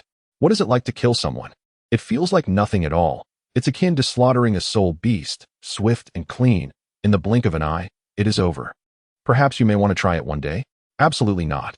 And once more, silence enveloped the air. Su Xianyue opened a small jade vial and let a single drop of its contents fall into the water in which she was soaking. Oh, it smells delightful. What are you up to, Su Xianyue? It's a potion, though I am unsure of its name. My teacher suggested I add a drop while bathing, claiming it enhances cultivation efficiency and may even have skin whitening effects. Skin whitening? Do share some with me. Ah, never mind. Just wait a moment. From the next room. A startled exclamation from Ning Rongrong was followed by a clattering commotion. Suddenly, the door burst open and Ning Rongrong, clad only in a towel, leapt into Su Xianyue's bathtub. It smells so good. Add some more. Su Xianyue was taken aback. Is this the content I can access for free? Su Xianyue was still in a daze when Ning Rongrong gently patted him. Come on, don't be stingy. Su Xianyue. Su Xianyue could hardly fathom the troubles that would ensue if Ning Rongrong were to witness that scene. Thus he concealed his thoughts meticulously. On his way back to the dormitory, Su Xianyue rested his chin on his hand, deep in contemplation. How peculiar. Why do I not feel any of those sensations at all? Oh, it is evident that there are moments when I still feel aroused. Su Xianyue and Ning Rongrong shared a bath, yet there was an absence of any intimate feelings, which led him to ponder. Meanwhile, Ning Rongrong occasionally inhaled the fragrance of her own arm, her face beaming with delight. How fragrant. Huh. Su Xianyue, you often use this. So why do you lack any scent? Oh, I don't know. Well, it doesn't matter. Why are you concerned about this? Go back to sleep. Chapter 48. Indulge in sausages early the next morning. Su Xianyue, accustomed to his routine, awoke on time and donned his clothes, gently nudging Ning Rongrong. Ugh, is it already dawn? Ning Rongrong mumbled, still rubbing her eyes, while Su Xianyue had already laced his shoes. Otherwise? Oh, wait, breakfast is an issue. Although Su Xianyue could manage the offerings at the Shrek cafeteria, the blandness of steamed buns, plain porridge, and pickles proved to be too insipid for his palate after 4 years in the spirit hall. Never mind, I shall prepare some fried rice. At least it will be tastier than buns. At the Shrek cafeteria, Tang San and the others were already enjoying their meal. Bright and early, they were lively and boisterous, brimming with energy. As Su Xianyue and Ning Rongrong arrived, they successfully captured everyone's attention. Ning Rongrong sat at the table, her brow furrowed as she surveyed the meager offerings of steamed buns, plain porridge, eggs, and pickles. This is breakfast, and there isn't even a morsel of meat. Although she expressed her disdain, hunger compelled her to obediently pick up a bun and take a slow bite.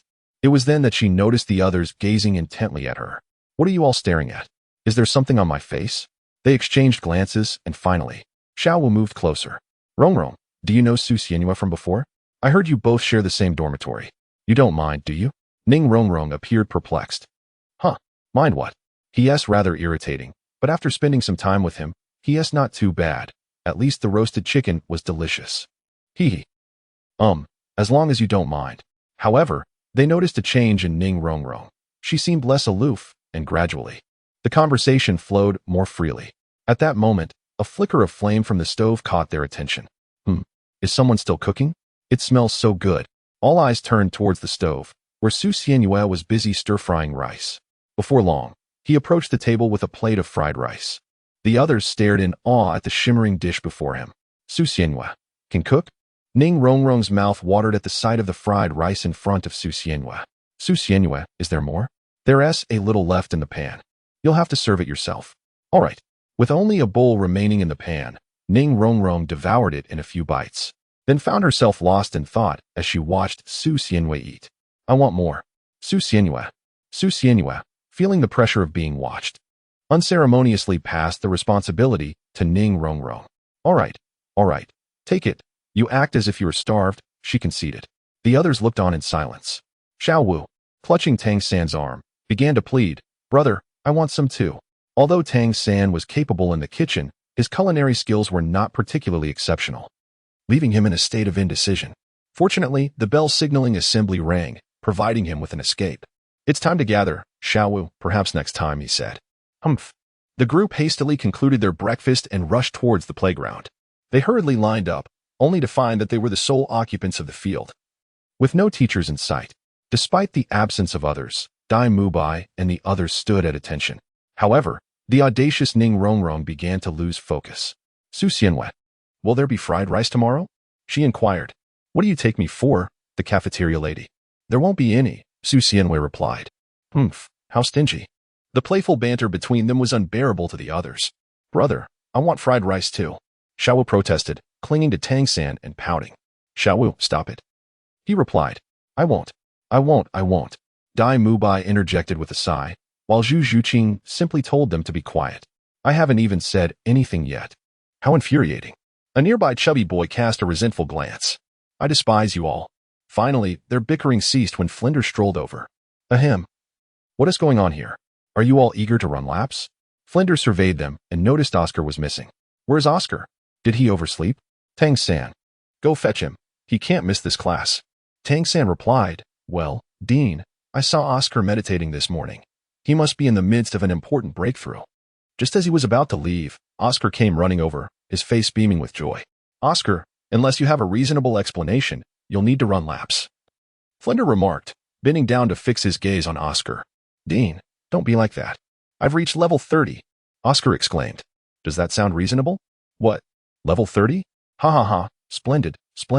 Oscar, you have not disappointed me. You are the second student to achieve level 30. On behalf of the Academy, I congratulate you, Flinders said, patting Oscar on the shoulder with a beaming smile, while Oscar sheepishly scratched the back of his head. Now, let us help you hunt for your soul ring. First, return to class. Yes, Oscar replied, rejoining the group and standing beside Dai Mubai, who casually draped an arm over Oscar's shoulder. Well done, little Oscar, level 30. Though you may not surpass me, that is quite impressive, I assent it. You are transforming sorrow into strength. How amusing. Dear friend, there is more to this chapter. Kindly proceed to the next page for further reading, as the tale grows ever more captivating. Let us not dwell on this matter.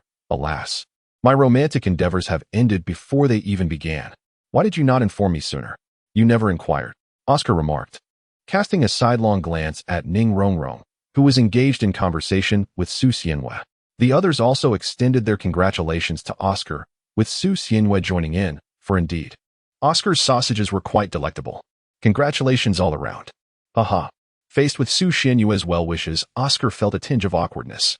At that moment, Flanders' voice brought the group back from their celebration of Oscar. Ahem, enough of that. Let us commence the lesson. Today's task is quite simple. Each person shall partake of one sausage crafted by Oscar, one of each variety. What? Upon hearing this, various complex expressions adorned the faces of the others. Dean, I adore you. Hee hee hee. Everyone, indulge in my brother's sausages. Ha ha. Ahem. Oscar's cheeky laughter abruptly ceased under the disdainful gazes of the group. Flanders continued his usual discourse, which left many feeling queasy, particularly Ning Rongrong, who was on the verge of losing her composure. Oscar, with a mischievous grin, proclaimed what they deemed an indecent soul incantation. I possess a grand sausage. I possess a petite sausage. Hee hee. Who wishes to partake first? The group wore expressions of dismay, yet none stepped forward, though Ma Hongjun and Dai Mubai, having experienced this before, reluctantly approached despite their discomfort. At that moment, however, a figure had already moved ahead of them. Perfect, breakfast was snatched by someone. So let us have a few more. All right then. Su Xianwei returned, holding several sausages, with one clamped between her lips, eliciting astonished gazes from those around her. Oh dear. Su Xianwei, don't you find that disgusting? Ning Rongrong remarked, stepping back with a hint of disdain, while the others regarded Su Xianwei with a look of admiration that seemed to convey, what a bold individual, I respect you.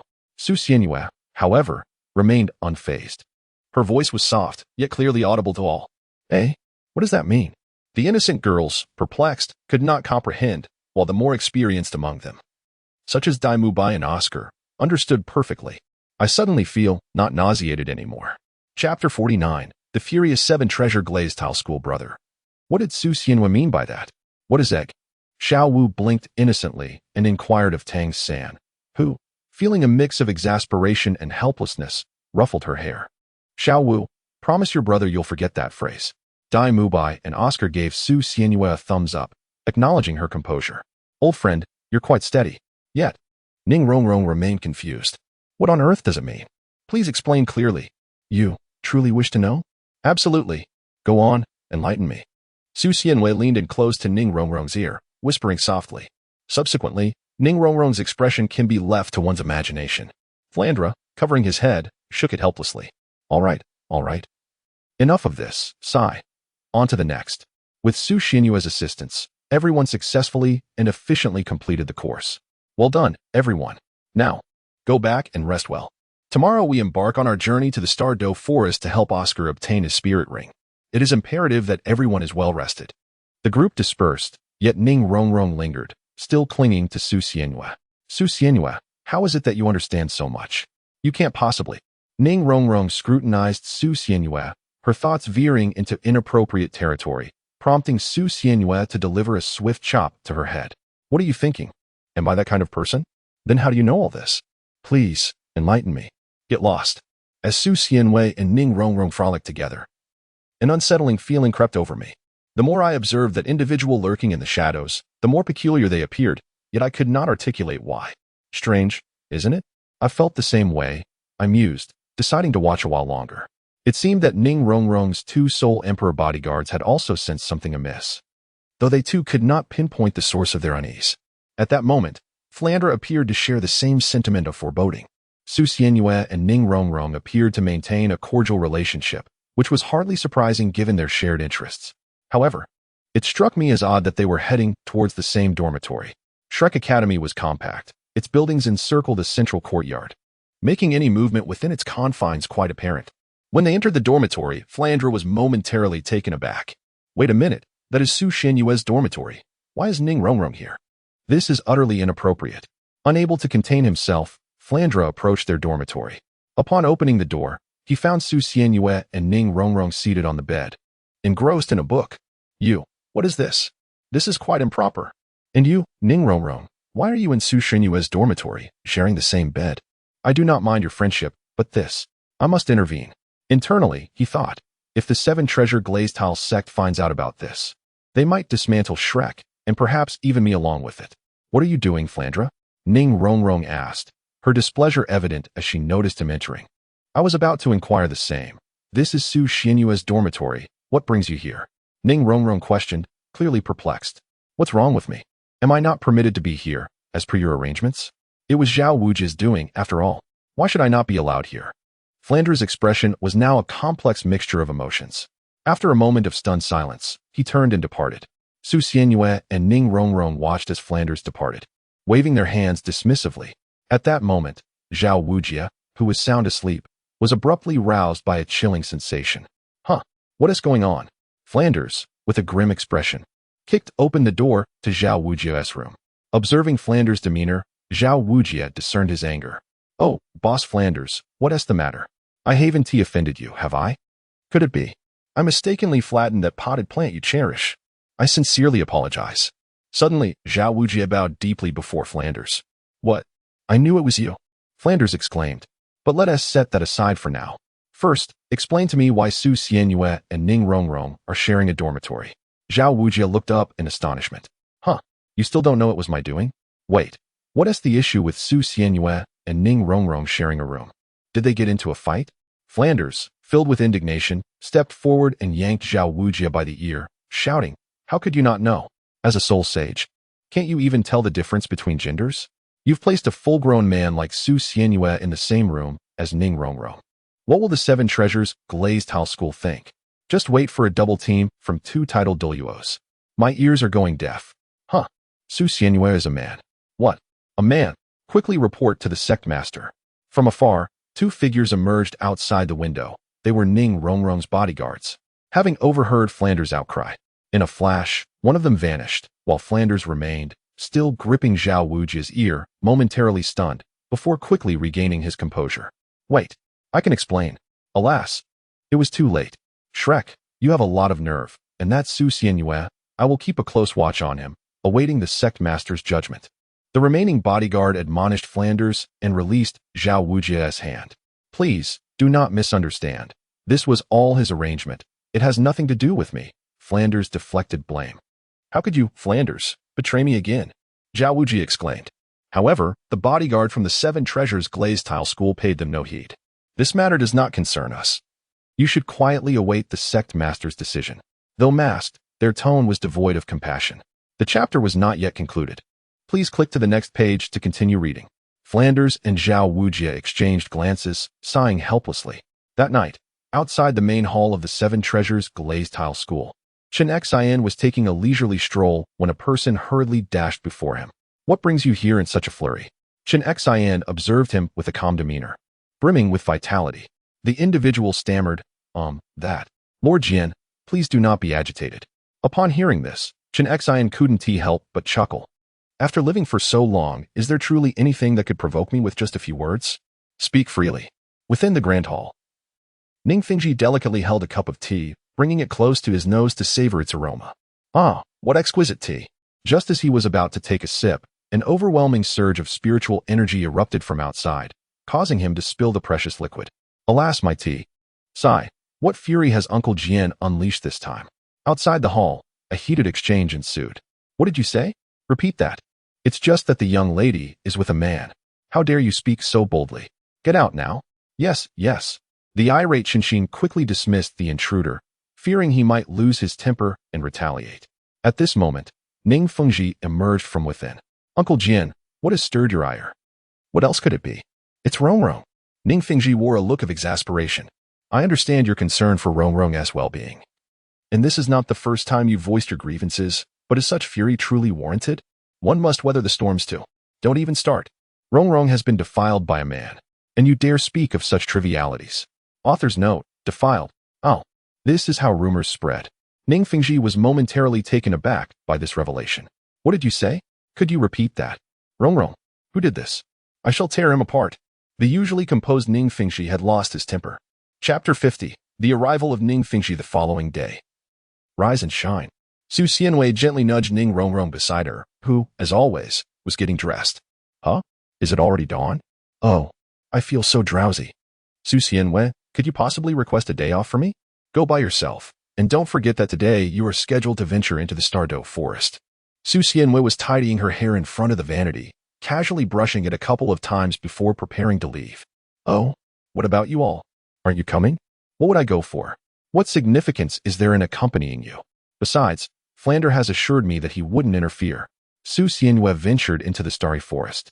And if it were not for the pursuit of souls, it would hold no significance. Accompanying them imposed excessive restrictions. It would be more prudent to seek an opportunity to venture forth alone. Meanwhile, Ning Rongrong felt a sense of imbalance. Had I known. I too would have contended for a chance with Flanders. Ugh, how vexing. As Su Xianwei made her way towards the cafeteria, She paid no heed to Ning Rongrong's calls from behind. "Hey, wait for me," Ning Rongrong shouted. Upon entering the cafeteria, Su Xianyue found Tang Xin busily working at the stove. "I must warn you in advance, my culinary skills are rather lacking, so don't hold your expectations too high," he stated. The others looked at Tang San with encouraging gazes. "Don't worry, Xiao San, we won't mock you if it doesn't turn out well. Indeed, we will be grateful for whatever you prepare." With a renewed sense of determination, Tang San glanced at the ingredients he had chopped and proceeded to heat the oil in the pan. "Brother, you can do it." As Su Xianyue entered, she overheard Xiao Wu encouraging Tang San, who was skillfully preparing a meal. She sat quietly on a stool, observing him. Tang San is cooking? What could this be about? At that moment, Ning Rongrong rushed in, supporting herself on her knees, gasping for breath. "Su Xianyue, wait for me. I might just perish." She playfully punched Su Xianyue and then noticed Tang San at the stove. Tang San is making dinner? Perfect. May I have a taste? Tang San glanced at Ning Rongrong, nodded in acknowledgement, and returned to stir-frying the rice. Before long, the dish was ready. "All right, I have not disappointed you. Come and taste." Tang San wiped the sweat from his brow as the others eagerly approached to serve themselves. Ning Rongrong was no exception. While it might not be as delectable as Su Xianyue's cooking, having something to eat was certainly satisfactory. "Su Xianyue, would you like a bowl?" Tang San extended the invitation. Noticing her hesitation, Su Xianyue glanced at them, closed her eyes, and shook her head in refusal. "No, you all eat." "Oh, what a pity." After finishing breakfast, they gathered on the playground. "Su Xianyue, you should cook for me next time. Tang San's is decent, but yours is far more delectable. What do I gain from it? Why are you always thinking about such things? Does cooking for me deprive you of some benefit?" While they were waiting, they chattered noisily until finally, Flander and Zhao Wuji approached. "Ahem, I won't waste words. You will accompany Zhao Wuji to the Stardo Forest. Su Xianyue and Ning Rongrong, you two stay behind." Although Su Xianyue had no intention of going to the Stardo Forest, she was surprised that Flander had taken the initiative to keep her and Ning Rongrong back. "Oh, I don't have to go either." Hearing that she was also exempt, Ning Rongrong joyfully skipped a couple of times. "What? Why do you both get to stay?" Though the others grumbled, they complied obediently. Su Xianyue discerned that something was amiss. Her own decision to remain was justifiable. However, it was perplexing that Ning Rongrong was also left behind. If the intention was to foster a sense of teamwork in Ning Rongrong, it would have been most appropriate for her to accompany them to the Stardo Forest. Su Xianyue gazed at Flander, discerning a hint of concern in his eyes beneath his thick brows. There was an oddity, yet its nature remained elusive. Thus, Su Xianyue could only proceed with caution. At that moment, Zhao Wuji bellowed towards them. "Come on, you little rascals.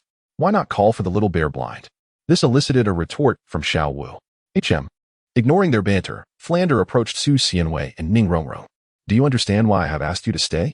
There are matters to discuss and truths to unveil." Su Xianyue's remark caught Flander off guard. "Hey you, never mind. Soon, someone from the Seven Treasures Glazed Tile School will likely come looking for you.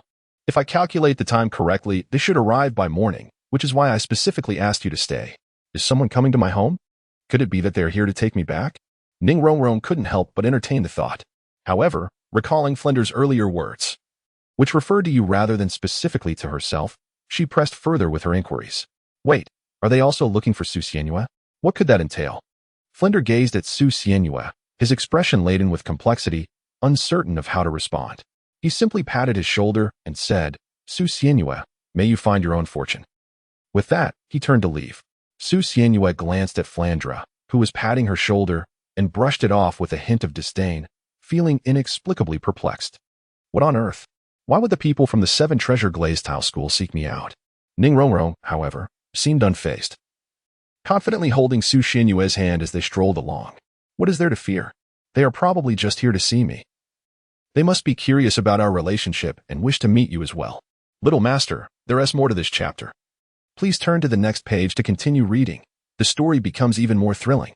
It appeared that Ning Rongrong had an inkling that there were bodyguards nearby, though their identities remained concealed, leaving her uncertain. "Your words are laden with suspicion. Never mind that. First let go of my hand. Have you finished your meal and washed your hands? They're quite greasy. Are you criticizing me? I haven't complained about you at all. Besides, I didn't eat with my hands, so where could the grease possibly come from? Your obsession with cleanliness is rather excessive." While they continued their playful banter, a figure suddenly descended from the sky. Rongrong. Huh. Grandfather Jian, what brings you here? As Qinxin landed, he immediately checked on Ning Rongrong, who, upon seeing him, leapt into his embrace. Rongrong, I heard that you grandfather Jian, it's perfect timing. Do you remember him? Qinxin was about to say something when he was interrupted by Ning Rongrong, who pointed at Su Xianwei and inquired, let us not get sidetracked, wait. Aren't you the child from the Stardo Forest a few years ago? What are you doing here? Qinxin cast a glance at Su Xianwei and immediately recognized her. After all, the crystal on her forehead and her eyeshadow were quite distinctive. Long time no see, Senior Jian. Qinxin exchanged a brief greeting with Su Xianwei before turning back to Ning Rongrong. Let us not focus on anything else for now, Rongrong. I heard that you were involved with a rascal named Su Xianwei. Wait a moment, isn't that your name? Su Xianwei squinted her eyes in bewilderment as she gazed at Chen Xian. What is the matter with me? Chen Xian gazed at Su Xianwei, momentarily at a loss for words. At that moment, another figure descended from the sky. Rongrong, Daddy has arrived. As Ning Fengji touched down, he embraced Ning Rongrong, tears still glistening in the corners of his eyes. Father, what has happened to you? Ning Rongrong, in a state of bewilderment. Rongrong, quickly tell me which scoundrel it is. Do you see that I will not tear him apart? Huh? Which scoundrel? At that moment, Chen Xian gently prodded Ning Fengji from behind. Fengji, mind your demeanor. There are others present. Chapter 51, Master Bai Bai Dong Ah. This tea is remarkably unpretentious. In the Shrek reception room, Chen Xian, Ning Fengji, Su Xianwei, and the ever-smiling Flander were seated, savoring the tea. Unaware that the esteemed leader Ning and the illustrious Chen Xian had graced them with their presence, Flander expressed his apologies for not having welcomed them properly. After exchanging a few pleasantries, they swiftly transitioned to the matter at hand. Uncle Jian, did you not mention that Rongrong had been involved with that individual? How can our thoughts differ so? With a fleeting glance, Chen Xian remarked nonchalantly, I am uncertain of your interpretation, but my intention was quite clear. If it were indeed as you suggest, do you believe I would be sitting here quietly, sipping tea? Could you please clarify? How am I to discern which one you were referring to? It startled me. Which one are you speaking of? Su Xianwei and Ning Rongrong gazed at them in bewilderment, uncertain of how to respond. Eventually, Chen Xian shifted the conversation towards them. Let us engage in a candid discussion, he said. Su Xianwei, please elucidate the nature of your recent days spent with my dear Rongrong, dining, shopping, resting, and bathing together. Particularly the bathing aspect. You certainly have a knack for mischief. Note, Ning Rongrong's 2 bodyguards are female. The ethereal Chen Xian, when broaching the subject of Ning Rongrong, appeared to transform into a jovial figure. Su Xianwei scratched her face in silence. What does it have to do with me? Your Ning Rongrong has taken my food, sleep, belongings, and entertainment. And I have yet to ask for compensation. Beside her, Ning Rongrong could not help but shout at Su Xianwei. Hey, you annoying person, do you despise me this much? Ning Fengji interjected. Let us not discuss anything else for now.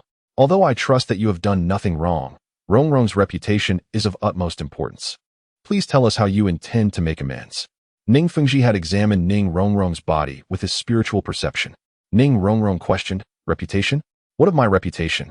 At that moment, all 3 present turned their gaze toward Ning Rongrong, while Su Xianwei averted her attention. Rongrong, you are still unaware? Ning Fengji asked tentatively, and Ning Rongrong blinked in confusion. Unaware of what? Suddenly, Qinxin unsheathed his sword, pointing it directly at Su Xianwei. I never imagined you to be such a person. Su Xianwei, you have truly disappointed me. Ning Rongrong gasped in shock. Grandfather's sword, what are you doing? She exclaimed, sitting upright. This does not concern you. Meanwhile, Su Xianwei, expressionless, stared blankly at the blade directed toward her. What kind of person do you think I am? It is not as if I lured her in. She crawled into my bed when I was not paying attention. How can you blame me for that? She crawled in. Ning Fengji furrowed his brow and called out to the outside, someone come in and explain. Just then, Ning Rongrong's bodyguard entered, while another had not yet returned. Master. Lord Sword, he began, please explain why you did not prevent Rongrong from behaving this way. The man hesitated momentarily, but eventually spoke. It was our oversight.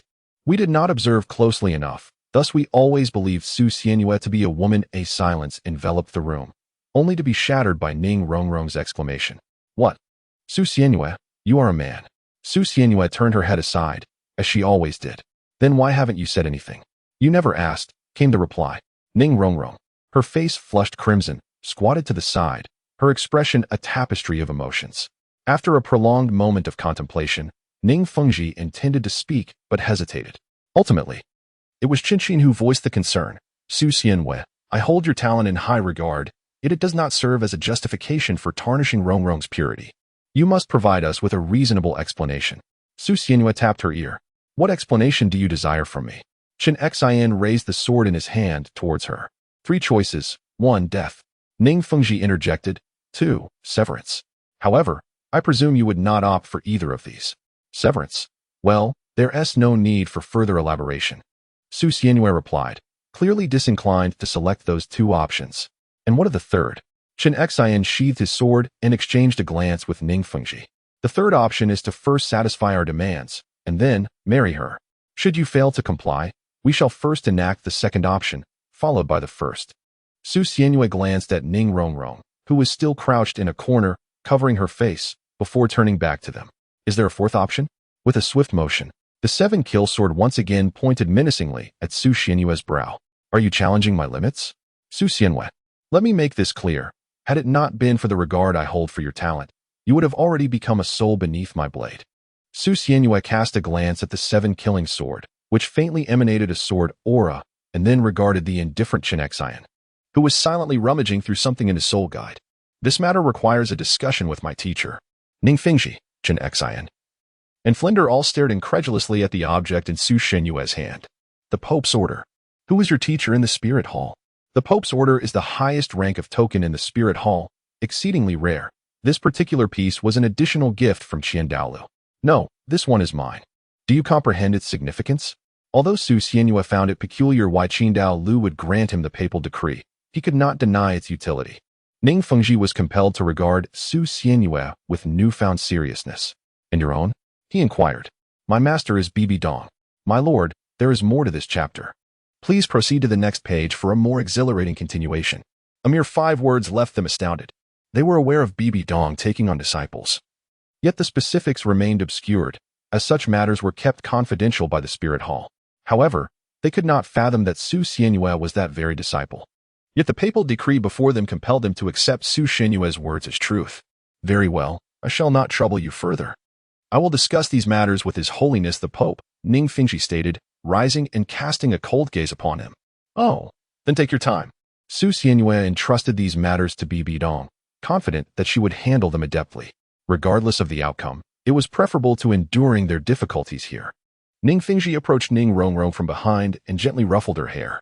Rongrong, since we are already here, let us go out for a stroll. Ning Rongrong, startled like Xiaowu, hurriedly tugged at Ning Fengji to leave.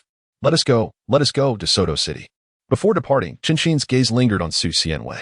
But after a brief exchange of glances, he turned away. Su Xianwei, you have rejected me yet chosen to join the Spirit Hall. Alas, it is what it is. Once they had left, Su Xianwei sighed and slumped into her chair. Ah, they have finally gone. Flander, please pour me a glass of water. You, do not think that just because you are the Pope's disciple, I shall be intimidated by you. Su Xianwei rose from his seat. Oh, when I return, I shall inform my teacher that Shrek has bullied me. Huh? Good. You have spirit. I respect you as a man. Reluctantly, Flander poured a glass of water for Su Xianwei. Despite his unfriendly demeanor, Su Xianwei paid it no mind and lifted the teacup to his lips. Let me marry Ning Rongrong. Never mind, that's distasteful. The thought of the original Ning Rongrong failed to ignite any enthusiasm in Su Xianwei. Being friends was bearable, but the idea of marrying her felt quite repulsive. Flander, remember to keep this confidential. With that, Su Xianwei departed, leaving Flander muttering to himself. Chapter 52. Su Xianwei under surveillance on the streets of Soto City. Qin Xin and Ning Fengji strolled alongside Ning Rongrong. Though Soto City was not vast, it thrived with vibrancy. Oh, there's a soul arena. Shall we take a look?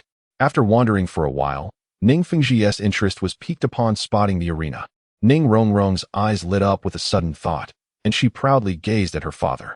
Father, I've also made some money, you know? By betting at the Soul Arena, I won quite a bit. Oh, haha, then Rongrong is quite impressive. Ning Fengji chuckled as he ruffled Ning Rongrong's hair, though she seemed somewhat dissatisfied. Father, why don't you ask me how much I earned? How much did you win, my dear Rongrong? Betting at the Soul Arena, regardless of the amount, did not impress Ning Fengji, who felt indifferent to such matters. Hee, a total of 5 million, which Su Xianyue and I split. 5 million was no trivial sum. Impressive, Rong. Wait, did you win 5 million in one go? How much did you wager? 100,000. Father, I must tell you. The odds were 50 to 1. Su Xianyue, at level 27, defeated someone at level 38, which is why the winnings were so substantial. Ning Fengji furrowed his brow, exchanging glances with Chen Xin. Su Xianyue, at level 27, bested a level 38. Although Ning Fengji had heard from Chen Xin that Su Xianyue possessed considerable talent, this revelation far surpassed their expectations. While there were instances of individuals challenging those of higher levels, to triumph against someone over 10 levels higher, and to observe that Su Xianyue appeared unscathed, compelled them to reassess their perceptions of him. Let us set that aside for now. Rong, it seems you have experienced the world. Let us proceed to the betting area for further exposure. It won't do you any harm. Ning Fengji had initially intended to visit the gambling section, where the matches typically ended quickly, lacking excitement. Oh. Ning Rong felt a bit queasy at the thought of violence. However, having witnessed it twice before, she had grown somewhat accustomed. The betting area buzzed with energy as the ongoing battles drew a crowd, creating a lively and bustling atmosphere. It's rather animated here. The competition on stage swiftly drew to a close. Although the spectators beside them cheered a few times, they appeared to be far from satisfied. Another loss. Alas, what bad luck. The winnings from yesterday have vanished just like that. Seriously? Just the day before. You placed a bit of 10 gold soul coins on Lucifer with odds of 50 to 1, and now you've squandered those winnings? Had I known, I would have wagered more. This money is far too fleeting. Their conversation reached Ning Fengji's ears, piquing his curiosity. My friend, you speak of Lucifer. They scrutinized Ning Fengji for a moment. You don't know? You must have just arrived in the city. Allow me to enlighten you. That Lucifer, at level 27, dispatched the Bloodblade, who had won 8 consecutive matches, in mere moves, with odds of 50 to 1. The entire city is abuzz with the news. And guess what? A young girl wagered 100,000 gold soul coins on Lucifer. I suspect they are shills for the battle arena. I placed a bet myself. And now I regret not having wagered more. The speaker continued to ramble on, while Ning Fengji pondered thoughtfully. It appeared that Lucifer was none other than Su Xianyue, defeating an experienced soul master at level 38 in just a few moves. Such talent. A bold idea began to form in Ning Fengji's mind. But he quickly shook his head. No, the spirit hall is a troublesome entity. Ning Rong noticed the peculiar look on Ning Fengji's face and abandoned her focus on the competition. Father, what troubles you? Ning Fengji was roused from his reverie by Ning Rong's inquiry.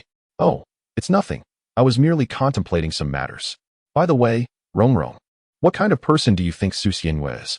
Ning Rong suddenly blushed, lowering her head and stumbling over her words. Father, why do you ask me this all of a sudden? Ning Fengji chuckled softly. If you prefer not to answer, that is perfectly fine. Let us dismiss it as mere paternal chatter. He turned his gaze back to the combat on stage. Su Xianyue, I hope you prove to be a reliable support. After watching the soul battles for a while, the family realized it was time for lunch. Are you hungry? Rong, it's time to eat. Let us go, let us hurry. Ning Rong urged eagerly, seemingly eager to depart. Ning Fengji allowed her to observe the bloody contest. Considering it a form of training, yet now, out of boredom and disgust, she was keen to leave. Let us go. It's a perfect opportunity to taste the local specialties. As they prepared to leave, they sensed something amiss. Why does it feel like there are suddenly so many more people? Ning Fengji noticed that while the crowd had been significant, it was not yet overwhelming. But now it had become nearly impassable. Just as Chen Xin intended to clear a path with his soul power, the voice of the referee captured their attention. Dear audience members, I believe everyone is still reminiscing about the battle from the day before yesterday. Now, the exhilarating moment has arrived. Let us welcome our prodigious contestant, Lucifer. The masked Su Xianyue, wielding a long sword, gracefully emerges from the grand entrance below the stage, striding towards the center of the arena. As Su Xianyue made her entrance, the audience erupted in fervor, and the excitement was palpable at the betting counter. I wager on Lucifer. 500. 500? What nonsense. I stake 1,000. 1,003. Lucifer. You all have lost your minds. That day, Lucifer was merely fortunate. I bet on the beast team. Enthusiastic spectators clamored to place their bets. Yet some still chose to wager on Su Xianyue's opponent. It was understandable, as the situation was utterly astonishing, and disbelief was only natural. Moreover, Su Xianyue was challenging an entire team. The Beast Team, a 20th level squad comprised entirely of formidable martial spirits, a sight not uncommon in the arena. And their name was well known throughout the battle arena. Su Xianyue initially intended to engage in some spirited combat in the arena, as he was on the verge of leveling up. However, after an extensive wait with no opponents in sight, he reluctantly resorted to leveraging connections to assemble a level 20 team for a match. Yet, the prospect of facing an entire team alone left him feeling uncertain, though he could always concede the match without any real loss. Upon finally encountering his adversaries, he felt a sense of reassurance. They exuded an air of complacency that did little to instill fear in him, and he had great confidence in his instincts. Nevertheless, as they gathered, Su Xianyue realized he had to summon his focus. "So, you call yourself Lucifer? You seem rather audacious." The captain of the Beast Squad was a greasy, overweight man who bared his decayed teeth while shouting at Su Xianyue. Su Xianyue instinctively covered her mouth and stepped back, not for any particular reason, but simply out of disgust. "May I take your life?" she uttered, with a touch of scorn. Su Xianyue could not help but utter a curse, yet to her surprise, the rotund fellow seemed even more emboldened. "Oh, you swing your axe. Go on, strike true. I am eager to see how you wield it," he taunted, stretching out his neck and patting himself. Unable to contain her frustration any longer, Su Xianyue shouted, "Referee, begin." The referee, who was engaged in an elaborate speech to build the atmosphere, was momentarily taken aback by her commanding tone. Yes. The match commences." Startled by Su Xianyue's impatience, the referee hastily declared the start of the competition. Su Xianyue stood before her, the sword held upright, her vacant gaze fixed intently ahead. "Misfortune has befallen you." Chapter 53, Outrageous. The ferocious beasts of the team simultaneously manifested their martial spirits. Tigers, leopards, bears, and the synchronized emergence of soul rings created a breathtaking spectacle. "Hey, you've got some confidence, brothers. Let us finish him off." With that, the rotund figure transformed into a wild boar bellowed, prompting the others to charge at Su Xianyue. A leopard and a wolf flanked her, while wild boars, tigers, bears, and lions engaged her head-on, with an eagle spirit soaring above. Most would likely quail before such a scene, as a frenzy of wild beasts bore down upon them. Yet, the sword in Su Xianyue's grasp emanated a faint glow, and behind her, a black soul ring gradually illuminated. The second soul skill, Fallen Body, a 50% enhancement to all attributes. Over the years, Su Xianyue had occasionally ventured out to hunt, successfully raising her second soul ring to the 10,000-year mark after defeating several 10,000-year soul beasts and numerous 1,000 and 100-year ones. However, her first soul ring remained around 1,000 years in age, as she had not focused on its enhancement. The pack of beasts before her was now frenzied. Though the agile attackers retained their composure, relying on their comrades without a hint of panic, all their soul rings glowed behind them, each unleashing their respective soul skills. In the blink of an eye, Su Xianyue vanished, only to reappear behind them moments later. A throng of individuals surged forward, only to realize belatedly that Su Xianyue had deftly evaded them. What transpired? How could she move so swiftly? "Boss, where's your head?" By the time they grasped the situation, the head of the corpulent figure had already rolled onto the ground, soon followed by the thundering collapse of his hefty body. Su Xianyue flicked his sword and then shrugged his shoulders, adopting an air of nonchalance. He beckoned me to strike, and thus I obliged him. "You, meet your demise." Enraged, the few individuals charged at Su Xianyue once more. Ning Fengji and his companions watched in astonishment as the battle unfolded. Absurd, utterly absurd. "Uncle Jian, that must be a soul skill that enhances all attributes, and it's even a 10,000-year one. Is he truly only at level 20? Level 20, with a 10,000-year spirit ring. His speed is already that of a sensitivity-focused soul master. It's genuinely outrageous." The spirit hall has nurtured a prodigy. They were mesmerized by Su Xianyue, while Ning Rongrong nearby. "Lucifer, charge forth." Ning Fengji sighed. "A woman of great stature does not remain." Ning Rongrong, who had initially been disdainful and eager to depart, suddenly became exuberant. Su Xianyue's 10,000-year spirit ring was visible to all the spectators, igniting their fervor even further. On the stage, Su Xianyue stood amidst a pool of blood, flanked by two corpses, facing four individuals who trembled in fear. "They're dead, truly dead. Let us concede. This fellow is no mere human." One among them, wielding an eagle spirit, was beginning to lose his composure, only to be slapped by the one with the tiger spirit. Don't utter such defeatist words.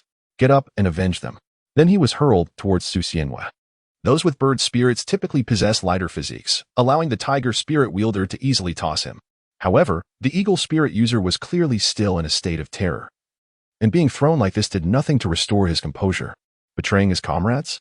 Su Xianhua effortlessly resolved the situation with a single sword strike. Now, before him stood only the tiger, the leopard, and the bear. It is not too late to concede. I was not born to hold back.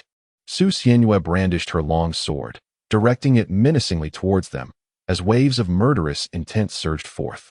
We concede, cried the individual with the leopard martial spirit, unable to endure any longer, yet he was silenced by the one possessing the tiger martial spirit. Concede? Not a chance. All of you advance. Then, he was abruptly silenced by the bear spirit. Judge, we concede. With his declaration, the judge announced the outcome. In this battle of souls, Lucifer emerges victorious. Su Xianhua sheathed her long sword and proceeded towards the entrance from which she had initially appeared. Due to their earlier exchange of positions, she was destined to brush past them. They too were making their way towards the entrance they had entered from. However, just as they were about to pass each other, the individual with the tiger martial soul unexpectedly launched an assault. I shall perish with you. The attack was so abrupt that the referee barely had time to intervene, and many spectators were caught off guard, unable to react in time. Though Su Xianhua had realized the situation, the proximity and suddenness left him no choice but to brace himself with his arm against the impending strike. From the very beginning, he had maintained his martial soul's manifestation, and now a colossal tiger claw descended upon him with great force. Suddenly, a sharp sound pierced the air. A splatter of blood fell upon Su Xianhua's head, as the menacing claws were severed and cast aside. Amidst the heart-wrenching screams, Su Xianhua turned his gaze towards a particular direction. In the audience, he noticed Ning Rongrong, who gasped in astonishment, Ning Fengji, who nodded in his direction, and Chen Xian, who sat nearby, eyes closed in meditation as if nothing had transpired. It became clear to Su Xianhua that Chen Xian had intervened to aid him. What a remarkable coincidence, Su Xianhua. In a private room of a restaurant, Ning Fengji sipped his tea while smiling at Su Xianhua. Meanwhile, Ning Rongrong sat demurely beside Ning Fengji, her head lowered in bashfulness, too timid to raise her gaze. Su Xianhua furrowed her brows and pouted, feeling utterly perplexed. What a coincidence, encountering you all here. What do you want from me? This chapter isn't over. Please click the next page to continue reading. Ning Fengji set down his teacup, gazing at Su Xianhua with a cheerful smile. You are a straightforward person, so I shall be direct. Your second soul ring is from a 10,000-year-old spirit, correct? I merely wish to inquire if you would be so kind as to disclose this information. It was evident that Ning Fengji was keen to understand how Su Xianhua had managed to absorb such an ancient soul ring. Well, you see, I possess a robust constitution, the stronger one's physique, the higher the age of the soul ring one can absorb. Surely, you are aware of this. Ning Fengji stroked his chin thoughtfully. We are indeed aware, but when absorbing a 10,000-year soul ring, one's spirit is subjected to assault, necessitating formidable mental strength to dispel it, which typically requires at least the realm of a soul king, and you are merely at the 20th level. Su Xianhua waved her hand dismissively. In any case, I only know these things. There is no secret method, merely a stroke of good fortune. Noticing that Su Xianhua had no intention of elaborating, Ning Fengji chose not to press further, as he had never truly expected her to divulge more. Very well. Let us not dwell on this. I actually have another matter I wish to inquire about. What are your feelings towards Rongrong? Father, what are you suddenly saying? Ning Rongrong shyly playfully hit Ning Fengji twice. Rongrong, dear, your father is discussing something important. Ning Fengji reassured her, then turned back to Su Xianhua, continuing his inquiry. So, what are your feelings? Su Xianhua glanced at Ning Rongrong, who was blushing with her head lowered, before turning back to face Ning Fengji. Very well. But she is rather mischievous. She won't listen without discipline. Won't listen without discipline. What do you say? What? Ning Fengji abruptly stood up. I can hardly bear to discipline my own daughter. How dare you? Su Xianhua, Chapter 54. After a hard-won calm, Ning Fengji and Qinshin continued their conversation. Is there anything besides disobedience? Aside from disobedience, the waist is too slender, the legs too robust, the arms too thin, and there is some flab on the stomach. Everything else is quite satisfactory. Hey, that is not true of me. Ning Rongrong protested. By my standards, that is how it is. Ning Rongrong actually had a fine figure, Perhaps it was merely a difference in aesthetic appreciation on Su Xianyue's part. Heh. Your taste is rather unique, remarked Ning Fengxi as he appraised Ning Rongrong from head to toe. Overall, it's acceptable, but why do you ask? You wouldn't truly wish for her to marry me, would you? I certainly do not. I have someone I admire already. What? Who is it? A sudden exclamation drew the attention of the three. It's nothing. You may continue. Ning Rongrong sat back down, her head lowered. And they turned back to their conversation. Since your heart is already claimed, then. Swordmaster. In an instant, Qinshin drew his sword towards Su Xianyue. What are you trying to do? You already have someone special to you, so the third option is off the table, but I cannot allow you to perish. Thus, the second option must be chosen. I trust that His Holiness the Pope will understand. Ning Fengxi spoke calmly while sipping his tea, and Ning Rongrong anxiously inquired of them. What are you talking about? Sword Grandpa, what are you planning to do? Qinshin glanced at Ning Rongrong, but made no move, turning his gaze away once more. Su Xianyue, unwilling to back down, drew her sword and pointed it at them. Do you think I fear you? Just because your sword is larger, does it make you formidable? Dare to make a move against me, and see if the Pope will show you mercy. As tensions escalated, Ning Rongrong exploded in anger. Father, Sword Grandpa, if you continue like this, I shall ignore you both. Her voice shattered the standoff, prompting Chen Xian to hastily sheath his sword, while Ning Fengxi approached her, attempting to placate her. Rongrong, do not be upset. It was your father's fault. Meanwhile, Chen Xian stood coldly to the side, his piercing gaze fixed intently on Su Xianyue. Su Xianyue withdrew her sword and silently observed them. After a considerable amount of time, Ning Rongrong was finally consoled. Jianshu, why don't you take Rongrong out for a stroll? Ning Fengxi addressed Qinshin, and Ning Rongrong, not foolish, understood that Ning Fengxi had matters to discuss privately with Su Xianyue, so she obediently followed Qinshin out. Father, please don't bully him. Ning Rongrong left with lingering thoughts. After watching them depart, Ning Fengxi shook his head. Indeed, a daughter grows up too fast. I wonder what you have done to her in just these few short days. She speaks of you incessantly. The old father, Ning Fengxi, felt quite troubled. Yet, it was not entirely surprising. Su Xianyue was initially mistaken for a woman by Ning Rongrong, leading her to engage without any guard. Moreover, Su Xianyue's indifferent demeanor only served to fuel her curiosity, transforming it into dependence. As the only friend she could confide in here, this reliance grew particularly profound. How would I know? So what exactly do you wish to convey? Ning Fengxi took a sip of tea, his expression shifting to one of seriousness. I hope you keep your distance from her. Just a moment ago, you seemed eager to send your daughter off. Why the sudden change? Ning Fengxi smiled faintly. If you were a worthy match, I would not object. But given your current demeanor, I cannot place my trust in you. Moreover, Rongrong is my only daughter and will inevitably inherit the 7-treasure glazed tile school. Should you two marry, it would only mean you're entering our family. As a disciple of the Pope, I cannot fathom that she would agree to such a situation. That sounds just fine. A good parting is in order. By the way, can we serve the dishes now? Su Xianyue exhibited an air of indifference, while Ning Fengxi also regained his tranquil demeanor. That would be splendid. Waiter, please take our order. The waiter, who had been patiently waiting outside the door, entered and presented a menu. Su Xianyue took the menu and glanced at it. Ning Fengxi spoke again. Feel free to order whatever you desire. It's on me. Su Xianyue cast a glance at him before selecting dishes. This one, and these 3. Ning Fengxi observed his choices of inexpensive dishes and furrowed his brow. There is no need to be so restrained. Do order some for me as well. To his surprise, Su Xianyue replied, who is being restrained? What I meant was, in addition to these few, bring out everything else. Ning Fengxi responded, you are indeed quite unreserved. With an entire afternoon ahead, he inquired, do you have any plans? After satisfying his hunger and wiping his mouth, Ning Fengxi turned to Su Xianyue, who was still savoring a chicken leg. What plans could there be? One must eat and drink. This chicken leg is quite delectable. Waiter, bring me 3 more chicken legs. You certainly have a hearty appetite. Ning Fengxi remarked. What can I say? I just had a bit of a scuffle, and I need to replenish my energy. How could I not indulge? He chuckled. So, do you have any free time this afternoon? After Su Xianyue finished chewing the meat in her mouth and swallowed it, she found herself at a loss for words. This was already anticipated by Ning Fengxi, who chose not to elaborate further. Very well, we shall take our leave now.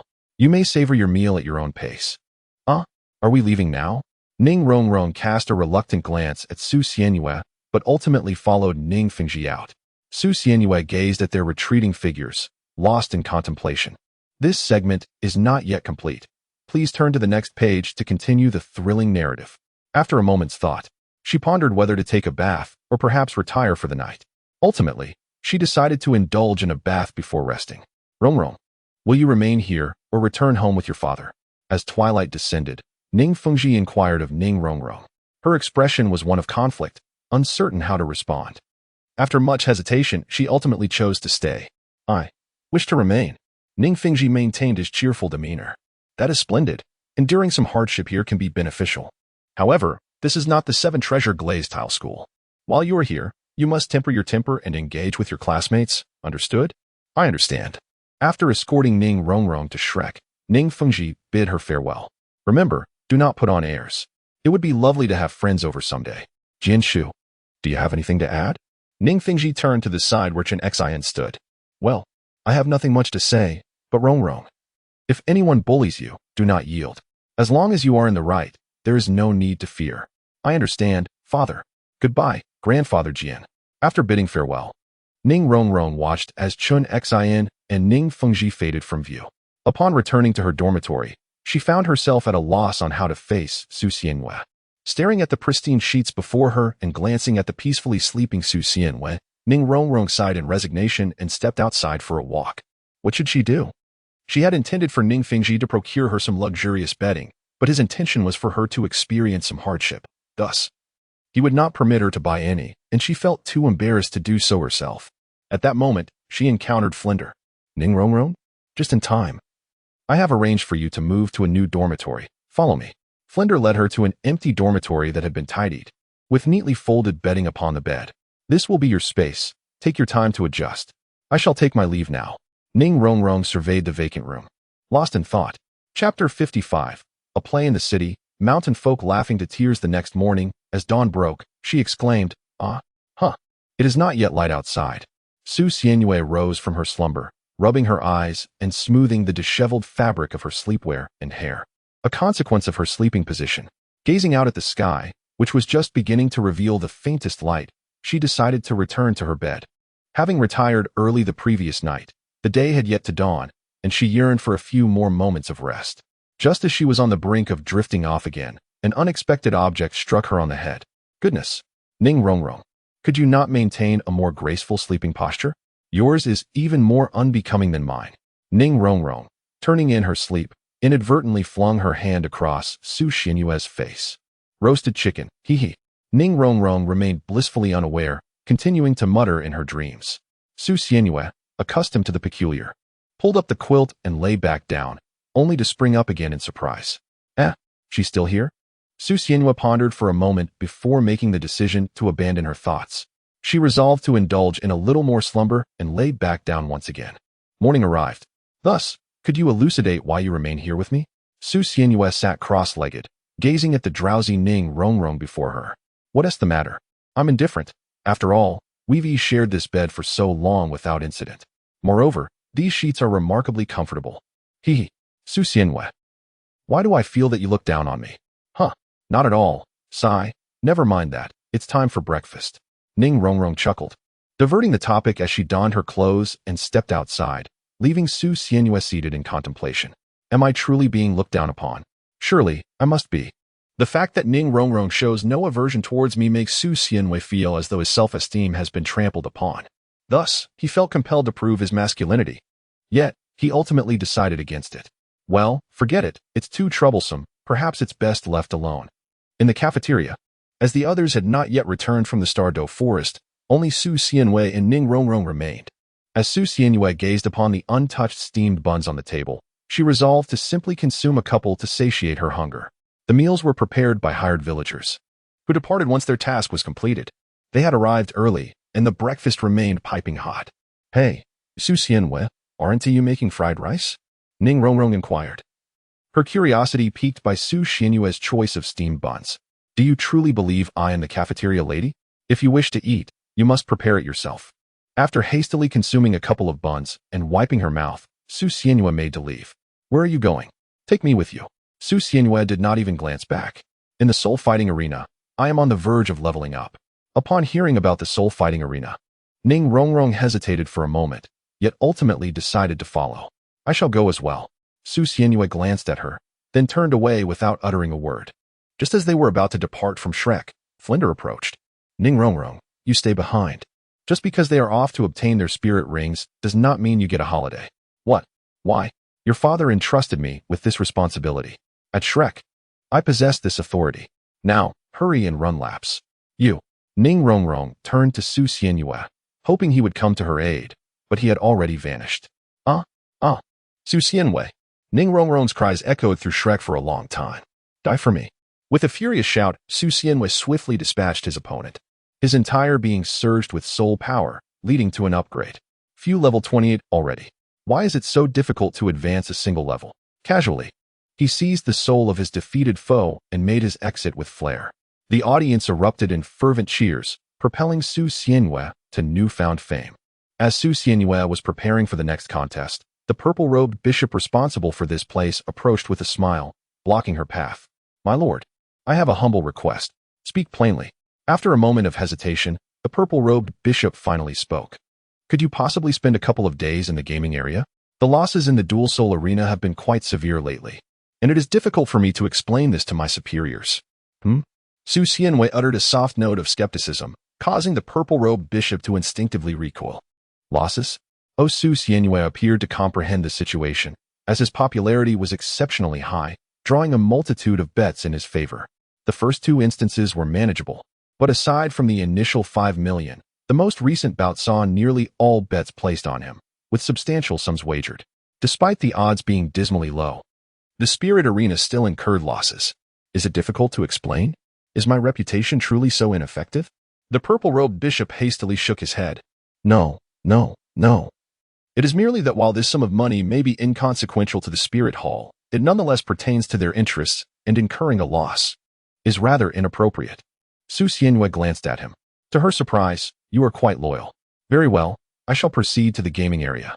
But should an unfortunate incident occur resulting in someone's demise, I shall not be held accountable. The purple-robed bishop quickly smiled in response. Rest assured, my lord, we will ensure the safety of your opponent. Why does that sound rather peculiar? Su Xianyue cast a disdainful glance over her shoulder before striding towards the gaming area. It was yet another day of arduous toil, yet everything proceeded smoothly. Aside from the unbearable stench of her opponent, it could be deemed a splendid day. Upon her return to Shrek, the afternoon had already descended. The chapter is not yet complete. Please turn to the next page to continue enjoying the captivating content. Upon her arrival, she was met with the furious countenance of Ning Rongrong. Su Xianyue, how dare you return? You actually left me to play alone. I am utterly exhausted from running laps. Ning Rongrong exclaimed, hands on her hips. Su Xianyue nonchalantly dismissed her, replying, if you're tired, just wash up and rest. And if you're so fatigued, how do you find the energy to shout? If I'm weary, you should be too. Now, off you go. Su Xianyue brushed aside the obstructive Ning Rongrong and made her way toward the bathhouse. With her cheeks puffed and feet stomping in protest, Ning Rongrong quickly ran back to block her path once more. After a long day, can't you utter a few kind words? Su Xianyue gazed at Ning Rongrong, a sense of familiarity washing over her. Do you wish for me to coax you? Upon hearing these words, Ning Rongrong's face flushed crimson. She realized how candidly it had been expressed. Hiki. Suddenly, Ning Rongrong began to fidget, eliciting goosebumps on Su Xianyue's skin. Coax you? What a ridiculous notion. Are you my sister or my wife for me to indulge you? With a dismissive wave, Su Xianyue pushed past Ning Rongrong and stepped into the bathhouse. Ning Rongrong, utterly bewildered, stood there for a long while, tugging at her hair in frustration. Su Xianyue, you better wait for me. In the bathhouse, Su Xianyue, who was enjoying a soak, heard Ning Rongrong's exclamation. What a lunatic, she muttered, pouring a whitening, body-enhancing potion into the bathwater. Suddenly, faint sounds filtered in from outside, but Su Xianyue paid them no mind. However, out of the blue, Ning Rongrong burst in. Wrapped in a towel, leaping into the tub, her face inches from Su Xianyue's. Apologize to me at once, or I shall scream foul play. Su Xianyue, why are you here again? Shouting for injustice? Go ahead, scream until your throat is hoarse. Let us see if anyone responds. Su Xianyue pushed her away with a hand against her face. You, this is an affront. Someone come here. In the shadows, a voice murmured, Hey, miss. What should we do about this situation? I'm not sure, but the sect master seemed unfazed by their previous shared bath. It should be fine, right? Well then, let us just observe for now. If anything happens, we'll act immediately. Though I must say, they do seem quite well matched, haha. Don't you think so? I feel the same way, hee hee. Chapter 56. Am I being looked down upon again? A few minutes later, Su Xianwei finished her bath, while Ning Rongrong continued to fuss. Go ahead and shout. I'm going to sleep now. As she wrapped the towel around her essential areas and attempted to leave, she suddenly felt something tugging at her towel. Do not leave. Su Xianwei. Ning Rongrong. Su Xianwei turned her head stiffly, a forced smile adorning her face. What do you intend to do? Su Xianwei grasped her own face with one hand, locking eyes with her. Do you hold me in esteem, or do you disdain me? You do not regard me as a man, do you? You think you can act recklessly without consequence? Ning Rongrong was taken aback by Su Xianwei's demeanor, shrinking back in uncertainty, trembling all over. Su Xianwei chose to disregard her and departed without a backward glance. Foolishness. As she donned her clothing, Su Xianwei turned momentarily to utter a remark before continuing on her way.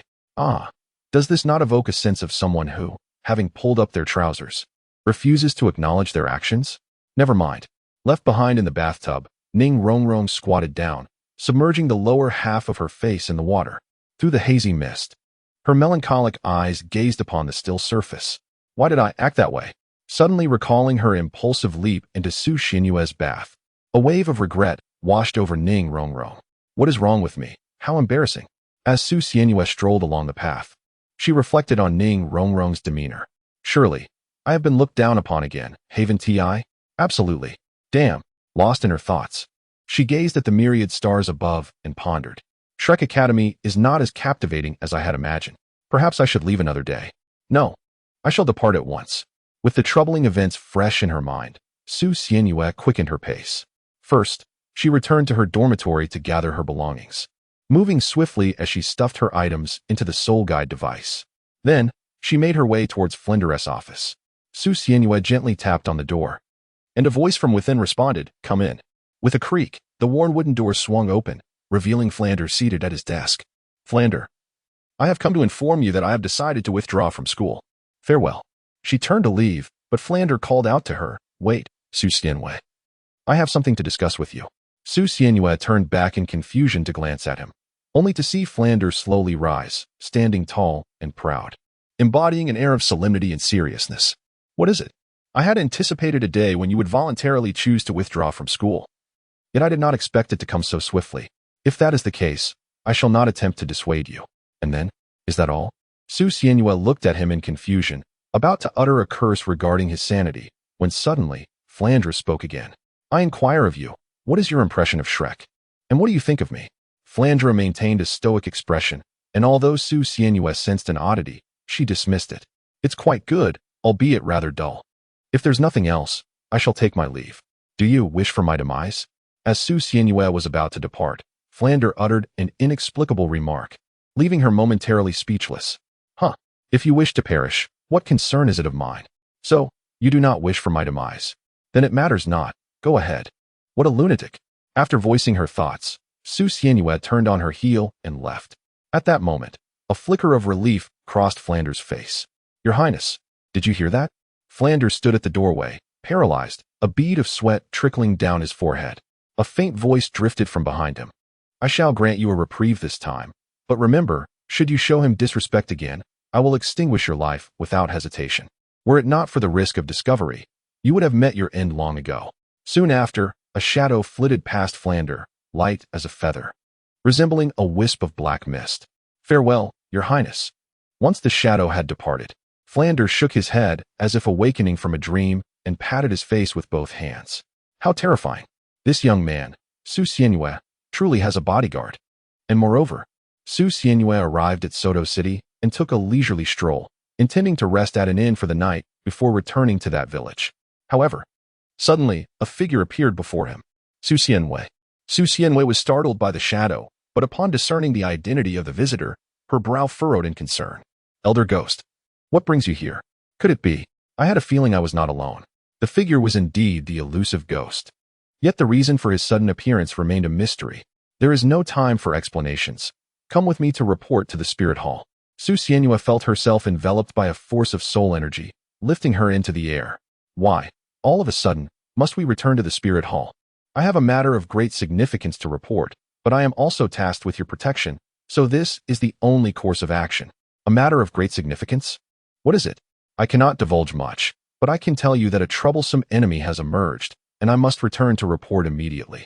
A troublesome enemy? Su Xianhua was lost in thought. Who could possibly be an enemy of the spirit hall at Shrek? Wait, Tang Hao. He had only appeared once while dealing with Zhao Wujia. His whereabouts at other times remained unknown. The urgency displayed by Gui Mei could only be attributed to this matter. If this truly is the case, then Tang-san, may you seek your own fortune. Gui Mei had discovered Tang Hao. Yet it seemed that Tang Hao remained oblivious to his presence. Otherwise, a confrontation would have already ensued. This chapter is not yet concluded. Please turn to the next page to continue enjoying the captivating content. However, why had he not revealed himself earlier?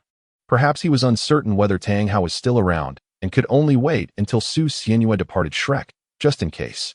So, am I to be carried away by you for an entire night? It seems there is no other choice. The Spirit City is not particularly far from Soto City. With Gui Mei's speed as a sensitive attack type titled Douluo, a night would indeed suffice. At Shrek, in Su Xianhua's dormitory. Su Xianhua, you actually put away the sheets. Do you find me so distasteful? Ning Rongrong exclaimed in a fit of rage. Fortunately, the surroundings were not a residential area, and there was no one nearby to disturb. Stop shouting. He is withdrawn from school, Flinder remarked as he rushed over upon hearing Ning Rongrong's outcry. I just came to check if he left anything behind. You do as you please. Flinder entered the dormitory to inspect for any items Su Xianhua may have overlooked, while Ning Rongrong stood frozen, as if her soul had departed. Withdrawn? Just a moment ago. A thought suddenly flashed through her mind, and she shook her head vigorously, seemingly in disbelief. It cannot be true. How could this be possible? Su Xianhua's sudden departure left Ning Rongrong in a state of distress, her mind racing with troubling thoughts. Flinder conducted a brief inspection and emerged, observing the disconsolate Ning Rongrong squatting on the ground, shaking his head in disapproval. Do not be too sorrowful. You two were indeed ill-suited for one another. Parting ways sooner may allow you to move on more swiftly. Mind your own business. Away with you, Ning Rongrong retorted, her voice sharp, akin to a cat whose tail had just been stepped on.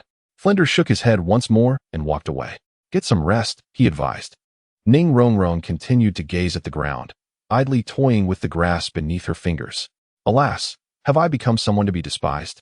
That night, yet another young woman found herself sleepless. Chapter 57. The magnificent and resplendent Platinum Hall was bathed in the light of dawn.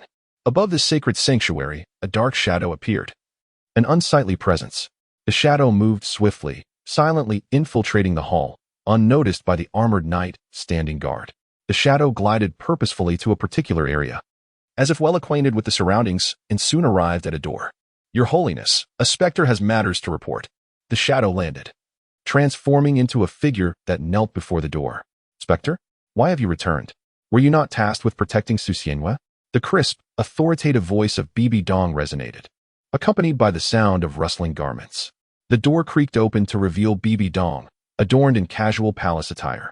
Your Holiness, I have urgent news to convey, and regrettably, I had to bring him back with me. Urgent news? What news? At this moment, Su Xianhua was still in her chamber, attempting to catch up on sleep after a night of tossing and turning, cradling a pillow and drooling slightly. She suddenly felt someone shaking her awake and swatted away the intrusive hand. Ning Rongrong, go away, she mumbled, turning over to continue her slumber. Abruptly, she opened her eyes wide and sat up, staring at the person before her. Ah, Sister Xue, what brings you back? Qianrenxue stood before Su Xianhua, her more mature visage strikingly beautiful, though her demeanor seemed somewhat troubled. I have acquired the 6th spirit ring and returned to check on you. Coincidentally hearing that you had also come back, I didn't expect to learn something of great significance. Su Xianhua turned her head away, feeling a pang of guilt. Unable to meet her gaze, Qianrenxue took a deep breath, seemingly suppressing her anger. Ning Rongrong, the one from the 7 treasure glazed tile sect? Su Xianhua scratched her face and nodded. The scene once again fell into silence, only to be broken by a soft chuckle from Qianrenxue. Little Su is quite remarkable. Isn't he? He has even managed to win over the young lady of the 7 treasure glazed tile sect, and it appears their relationship is quite amiable. Su Xianhua forced a smile. Haha, not at all. I find her quite distasteful. You can ask her yourself when the opportunity arises. Haha. So, How about you accompany me for some practice, little brother Su? Let me see how much progress you have made. Could I possibly refuse?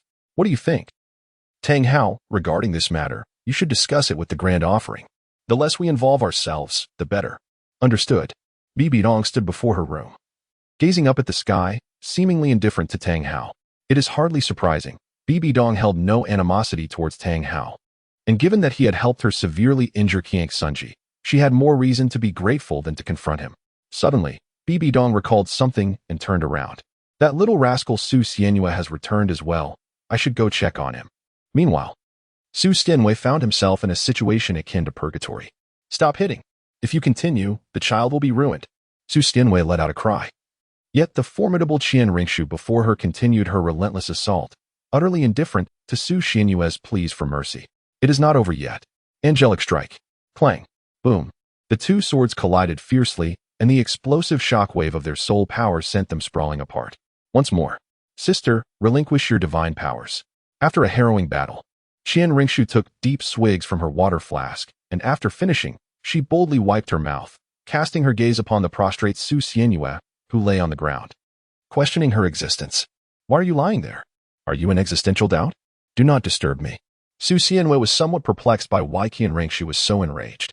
He pondered whether she had encountered distress within the imperial palace or perhaps felt a twinge of jealousy. However, jealousy seemed an unlikely cause. It was more plausible that she had suffered some indignity.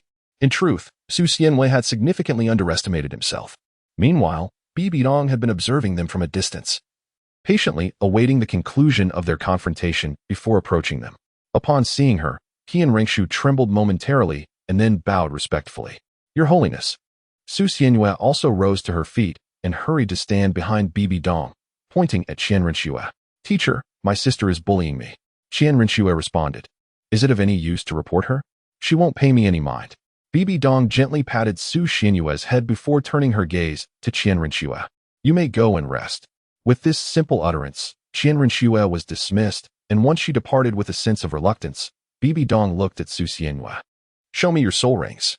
Su Xianhua, is it possible not to shine? What do you think? It's over. It's utterly disastrous. It seems that Su Xianhua's second soul ring, which is a millennium old, was witnessed by Gue Mei in the soul arena, and has already been reported to Bibi Dong. Now, Su Xianhua can only pray that she will not delve deeper into the matter. Reluctantly, Su Xianhua drew his sword, revealing his soul rings. As anticipated, 2 rings, one purple and one black, floated behind him. Bibi Dong's gaze narrowed upon the black soul ring. What is the nature of your soul ring? She inquired, a hint of suspicion in her voice. The only known means to enhance the age of a soul ring in the Douluo continent is through divine trials. Bibi Dong understood the implications of this, yet Su Xianhua found himself at a loss for a more satisfactory explanation and could only speak the truth. I can absorb the white mist that emerges from a creature after its demise to enhance my physical abilities and the longevity of my soul rings. Though I have long hesitated to disclose this, Bibi Dong closed her eyes in understanding. She recognized the nature of that white mist. With a playful flick, she tapped his forehead. Young master, there's more to this chapter. Please proceed to the next page for further excitement. What is there to fear? Are you wary of me? Upon reopening her eyes, they were filled with displeasure and indifference, sending a shiver through Su Xianhua, though he quickly regained his composure. Bibi Dong sighed, her tone laced with exasperation. Remember, I am your mentor and would not harm you. While caution is prudent, there is no need to guard against me. At the very least, such significant matters must be communicated. Otherwise, complications may arise. Su Xianhua gazed at the fleeting gentle gaze of Bibi Dong, although the moment was brief. He indeed perceived it. Ah, I understand now. Bibi Dong affectionately ruffled his hair, yet her expression remained stern. By the way, how did you find that place called Shrek these past few days? It was tolerable, though I found it exceedingly dull, and the people there were all quite eccentric. Tang Hao? Has he reappeared? Beneath the angelic statue, Qian Douluo listened to his subordinate's report, finding it utterly astonishing. A middle-aged man with a somewhat aged appearance approached him and clasped his hands in greeting. Brother, allow me to go. Qian Douluo regarded him, pondering for a moment before advising. Very well, but if you encounter him, do your utmost to capture him alive. After the man departed, Qian Douluo stood with his hands clasped behind his back, contemplating the lofty angel statue before him, his eyes filled with melancholy. Tang Chun, you have an admirable descendant. The volunteer, of course, was the second elder, Golden Crocodile Douluo, unsure if Tang Hao and his companions could evade this calamity. At that moment, Qian Rinxue entered. Her face a picture of grievance. Grandfather, Little Snow, who has wronged you? Qian Rinxue had always been strong-willed, yet she was not made of stone. Her heart was flesh and blood, and holding in her grievances could be quite detrimental. Naturally, she would come to her grandfather to weep. What ill intentions could Qian Rinxue harbor? She merely wished to play with her brother. Chapter 58. The search. After conversing with Bibi Dong for a while, Su Xianwei returned to catch up on his sleep. I am so tired. Perhaps I should rest a little longer. After a couple of murmurs, Su Xianwei, feeling utterly fatigued, collapsed onto his bed. As he lay there, his thoughts wandered aimlessly. With Tang Hao's presence at Shrek now known, Tang San's identity must be close to being uncovered as well. Alas, what does it matter? It is not my concern. Suddenly, a thought struck him, and he jolted upright. Oh no, the main storyline has been altered. What shall I do? Without the system, I am utterly unaware of the main plot. I could be eliminated at any moment.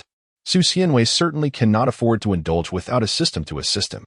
Presently, his only two advantages lie in his own martial spirit and his familiarity with the main storyline, enabling him to foresee and evade potential dangers.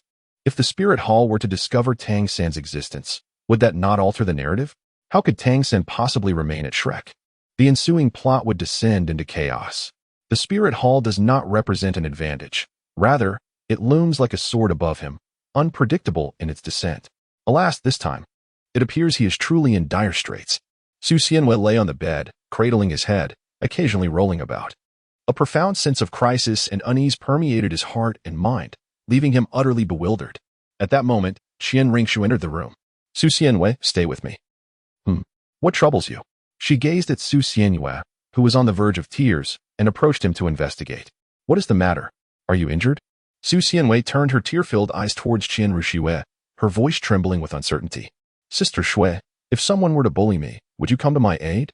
The overwhelming sense of anxiety coupled with her fatigue plunged Su Xianwei into a state of confusion, leaving her utterly disoriented. It was not merely the consequence of a restless night, but the fierce reprimand she had just received from Qian Rinxue had drained her of all energy. The sudden wave of crisis and unease struck her like a fist to her head, further clouding her mind. Qian Rinxue gazed at Su Xianwei, bewildered. Why are you suddenly expressing such thoughts? Su Xianwei remained silent, her eyes brimming with tears as she gazed at Qian Rinxue, making the latter feel quite uncomfortable. Of course.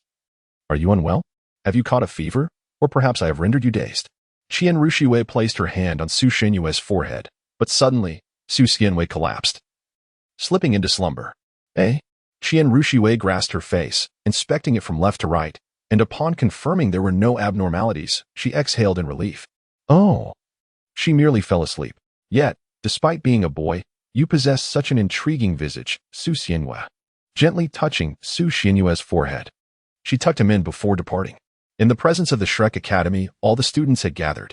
The humble Flinder wore a forced smile as he spoke to the figure before him, while Tang San and his companions, who had recently returned from the Stardo Forest, stood behind. Jin Ao disdainfully surveyed the crowd, demanding, "State your identity, name, and place of birth." As several were about to respond, Flinder abruptly interjected. Ah, you wish to learn about my students, then it is I, the Dean, who must present them to you.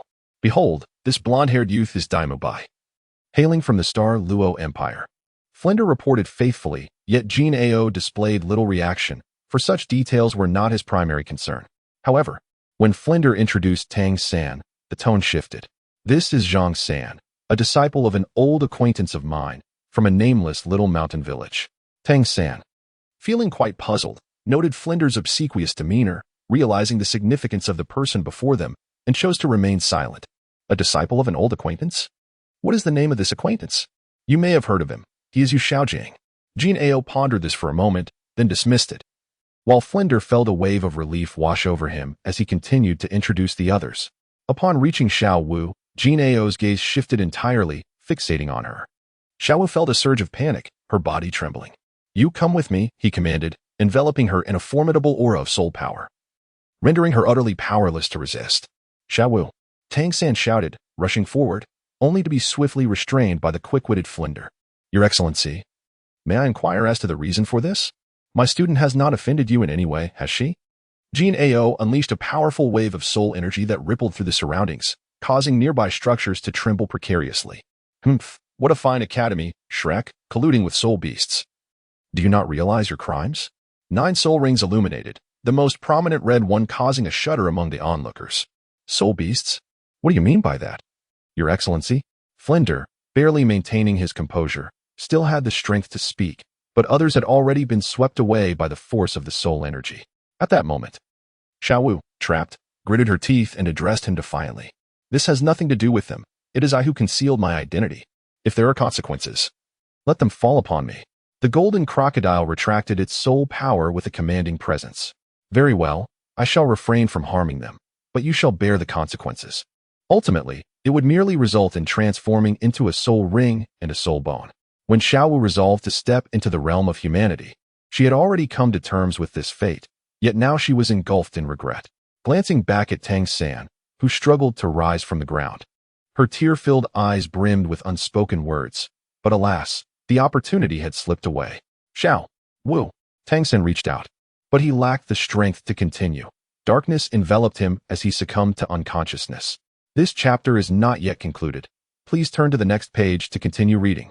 The golden crocodile's robust soul power surged with Xiaowu, soaring into the heavens, disregarding its original intentions. For the worth of a 10,000-year soul beast far outweighed the elusive whereabouts of Tang Hao. Unexpectedly, there were unforeseen gains from this excursion. A smirk played upon the golden crocodile's lips as it regarded Xiaowu, who seemed resigned as she closed her eyes. After Xiaowu was taken away, Flander immediately began to assess the injuries of the others. Fortunately, they were merely stunned, but Flander turned his gaze towards the direction in which the golden crocodile had vanished. Who would have thought that girl Xiao Wu was a soul beast? Old Zhao, he has already departed. Hurry and assist. Qian Douluo remained poised before the statue when the golden crocodile appeared behind him. Brother, I have not discovered Tang Hao's whereabouts. Yet there is an unexpected find. Xiao Wu, cast aside, lay unconscious, prompting a moment of astonishment in Qian Douluo's eyes, which soon transformed into delight. Excellent. Your fortune is commendable. Secure her and keep a vigilant watch. Understood. As the golden crocodile departed with Xiao Wu, it lifted its gaze, contemplating a 10,000-year soul beast. Such fortuitous fate. The soul ring shall go to Xiao Shui, but as for the soul bone, Qian Douluo seemed to have a candidate in mind, yet hesitated, ultimately shaking his head. Let us defer this discussion until that day, Su Xianhua. I hope you do not let me down. Achum. Su Xianhua sneezed softly, her sleepy eyes fluttering open as she sat up. Oh, is it already afternoon? She murmured, followed by a yawn. Rubbing her head, she rose to dress herself. What should I do now? The plot has shifted. Never mind, I shall take it one step at a time. Su Xianhua gazed at the sky, lost in contemplation. Perhaps it would be wise to visit the library. After all, idleness is a burden. Reading and cultivating had become her means of passing time within the Spirit Hall. The collection housed not only theoretical texts but also numerous first-hand adventure accounts and cultivation experiences, akin to thrilling tales of exploration, which piqued her interest immensely. Chapter 59, The Quest for Love as evening descended. Su Xianhua made her way towards a secluded room designated for storing books. Having just awakened, still ensnared in a fog of drowsiness, she suddenly felt a broad hand resting upon her shoulder. Her movement halted as she glanced at the hand, instantly recognizing its owner without a second thought. Ah, Su Xianhua, what a coincidence! A hearty voice exclaimed. Su Xianhua, however, displayed little reaction, merely, Stop. I understand. My hands are clean. See for yourself. A robust youth with fiery red hair, appearing to be around 17 or 18, stood before her. Just because he looked clean does not necessarily mean he is so. What do you want? If you're looking for a fight, seek someone else. Su Xianhua gently patted the shoulder of Yin, who was resting his hand on it, and continued to stride forward. Are you going to read again? What is so captivating about that? Wait. You must listen to me first. I have something to say. Su Xianhua did not turn her head, nor did she slow her pace, completely disregarding Yan's presence. Meanwhile, Yan followed closely behind. It was an opportunity for the three of us to embark on an outing for a month-long training session. Would you care to join us? I'm not going. I have just returned from outside. Please don't be so hasty in your refusal. Officially, it is a training expedition, Yet in reality, it is merely an excuse for leisure, perhaps a visit to the soul arena or the spirit beast forest for a bit of diversion. Are you truly not interested? I said no. Unless there is something else, do not impede my time. Upon reaching the library, the walls were adorned with a myriad of books. Su Xianhua walked directly to the side, her hands and gaze gliding over the bookshelf. After selecting a book, she settled down at a nearby desk. Meanwhile, Yan's expression was one of inner turmoil, as if he had something to express but felt too shy to articulate it. What are you still holding back? If you have something to say, do so promptly.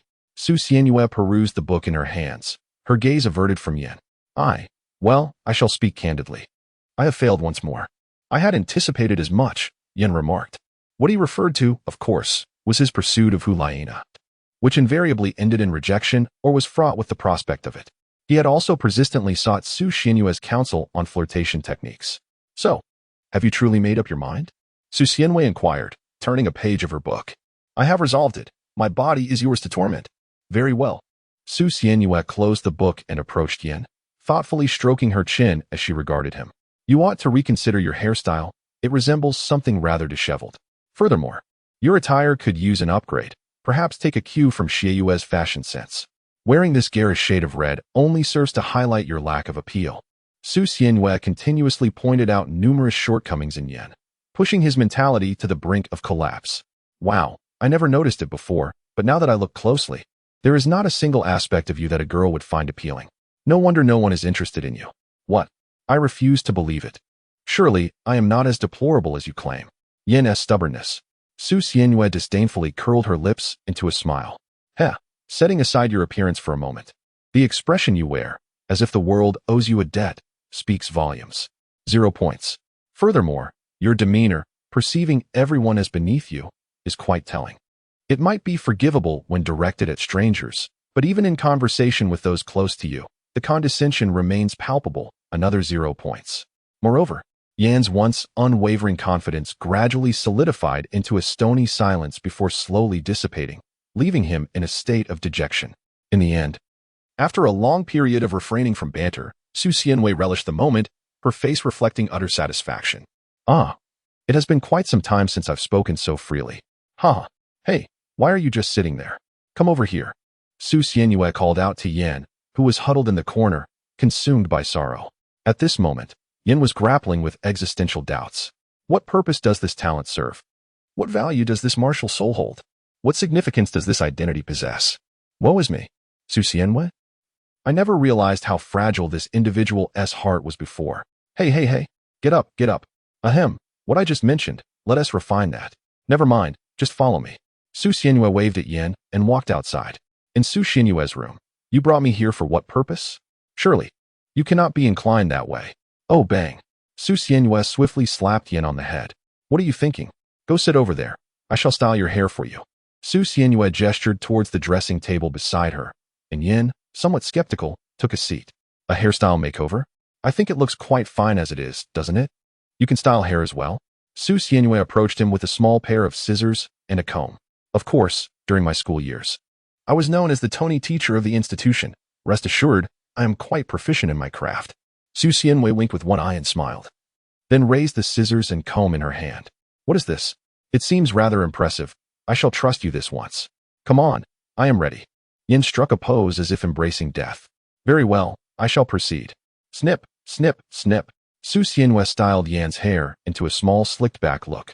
Executing the technique with remarkable skill, the hairstyle suited him exquisitely. In my opinion, Sister Na has a penchant for the domineering CEO archetype, so you should pursue that direction. Domineering CEO? What? Yin reached up to touch his hair, only to have Su Xianhua swat his hand away. Don't mess with it.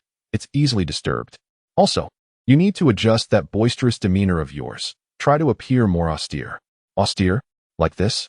Yes, your every gesture should embody that. In a clearing amidst the woods, 2 figures were darting about, intermittently producing the sounds of a vigorous sparring match. The chapter is not yet complete. Please turn to the next page to continue enjoying the captivating content. Eventually, someone entered from the edge of the forest, prompting them to cease their combat and approach the newcomer. Yin, why did you just arrive? What happened to your hair? Xiaoyu and Hulaina stared in astonishment at the transformed Yin. Oh, it's nothing. I just tidied it up a bit. What do you think? Not bad, right? His tone was refined yet authoritative, a stark contrast to the carefree image they had of him. What is this? Never mind. Did Su Xianwei agree? Yin smiled. Of course. Hey, why does it feel a bit off? Aren't you supposed to boast a little after accomplishing something? Why this time? Are you unwell? Yan's transformation left them utterly flabbergasted. They could hardly believe their eyes. Yin covered his forehead, revealing a confident smile. I am who I am, still the same fiery spirit. But different. I'm fine. You needn't worry. By the way, it's time to eat. Let us go. As Yin departed, Hulaina and Xie exchanged incredulous glances. Nah. Isn't he supposed to be trailing behind you? Why is he walking off on his own? I don't know. But perhaps it's a good thing. Still, his sudden lack of annoyance is quite an adjustment. Never mind. Let us go. That evening, as Yin walked alone along the path to their residence, Su Xianwei suddenly appeared before him. How is it? Not bad, right? Yan's face lit up with excitement. It really works. You know, she actually initiated a conversation with me. Ahaha. Su Xianwei observed Yan's sudden boisterous laughter, her eyes twitching slightly. I had advised you long ago to behave this way, yet you did not heed my counsel. The results are rather splendid, are they not? Remember, when pursuing a young lady, the art of feigned indifference is a common stratagem. Akin to fishing, one must know when to ease the line. Otherwise, as was your previous folly, one might only exert force, and it would be nothing short of miraculous if she did not sever ties with you. Chapter 60. The following day, Hulaina and Xie arrived early at the gates of Wuhuan City, several carriages awaiting behind them. Has Yin overslept? Why is he still not here? Su Xianwei mused, perplexed by the delay. Hulaina glanced skyward at the sun peeking through the clouds, arms crossed as she regarded Xie. Don't look at me. I have no idea. Let's wait a bit longer. At that moment, a tall figure emerged from the city. After a prolonged wait, Yin, why are you so slow? Hulaina gawked at the emerging Yin, rubbing her eyes in disbelief. There is something distinctly unusual about you. They exchanged incredulous glances, observing Yin, who appeared transformed. Clad in a striking black and red suit, his hair impeccably styled. Exuding confidence with piercing eyes and a subtle smile, he bore no resemblance to his previously boisterous persona. All right, let us depart. Su Xianwei stepped forward, speaking in a calm tone. They gazed at one another in disbelief as they boarded the carriage, gradually following suit. So, where exactly are we headed? Su Xianwei leaned against the window, gazing at the scenery outside. Xie replied, Our plan is to venture into the Stardo Forest for approximately 10 days of training, followed by a few casual matches in nearby cities' soul arenas. The remaining time will be a rare opportunity for rest. To the Stardo Forest. You say that sounds perilously adventurous. Su Xianwei had previously contemplated venturing into the Stardo Forest, yet the prospect of traversing it alone seemed perilous. Unbeknownst to him, a specter had been trailing his every move. Otherwise, he would have boldly embarked on the journey, relying solely on his ability to absorb souls, which the specter would likely not discern. However, with Elder Ju by his side, he felt a semblance of security, even if the elder would refrain from intervening unless faced with imminent danger. Suddenly, he heard a voice calling out to him. Ahem, the peculiar tone of Yue Guan echoed as he materialized in an adjacent seat. You see, with Elder Ju present, there is nothing to fear. Having a title Douluo as a bodyguard, our journey into the Stardo Forest should be devoid of trepidation. Do not rejoice too soon, Yue Guan cautioned. As you just mentioned, I will not intervene unless life is at stake. Understood. Yin remained silent within the carriage, eyes closed in contemplation, enveloping the space in an eerie stillness. Hey, Su Xianwei, did you give Yin some sort of medication? Ever since he sought you out yesterday, he has been like this. Shiyue leaned closer to Su Xianwei, gesturing towards Yin. Su Xianwei, engrossed in his book, chose not to respond. Indeed, I orchestrated his current state. You're aware of his affection for your sister, and he has resolutely committed himself to pursue her. What? He truly is going to great lengths, isn't he? Su Xianwei suddenly lifted his head, sensing a chill in the air. He glanced around and ultimately noticed Xie glaring at Yin with a dark expression. The murderous aura emanating from him was no ordinary threat. It was the wrathful intent of a brother. Hey, is it really necessary? He thought. Even a rabbit wouldn't consume grass near its burrow, yet he had not given up. Xie brandished his moonblade, aiming it at Yin. Why has the temperature suddenly dropped? Yin exclaimed as he caught sight of the gleaming blade beside him, jolting in fear. Xie, what are you doing? Why do you ask? Just die? Hulaina interjected, Enough of this, you two. After a tumultuous journey, they finally arrived at the Stardo Forest. Now that we're here, let us all behave, Hulaina remarked, casting a glance back at Yin and Xiaoyu as she walked ahead. Yin remained composed, striding forward with steady steps, while Su Xianyue walked alongside him. Hey, Su Xianyue, do I really have to keep walking like this? I'm so tired. Su Xianyue cast him a sidelong glance. If you wish to walk normally, that is acceptable. But what of my desires as your wife? Very well. I shall endure. After walking for a short while, noticing the absence of any soul beasts, Yin could no longer resist the urge to engage in conversation with Hulaina. Upon witnessing this, Su Xianyue promptly intervened. Hey, you've endured this far. Can't you hold on a little longer? You know I've been patient all along. It's just a few words. It shouldn't matter much, right? The moment you start speaking, you resemble a sycophant, and that makes me uneasy. Observing Yan's conflicted expression, Su Xianyue extended a hand before him.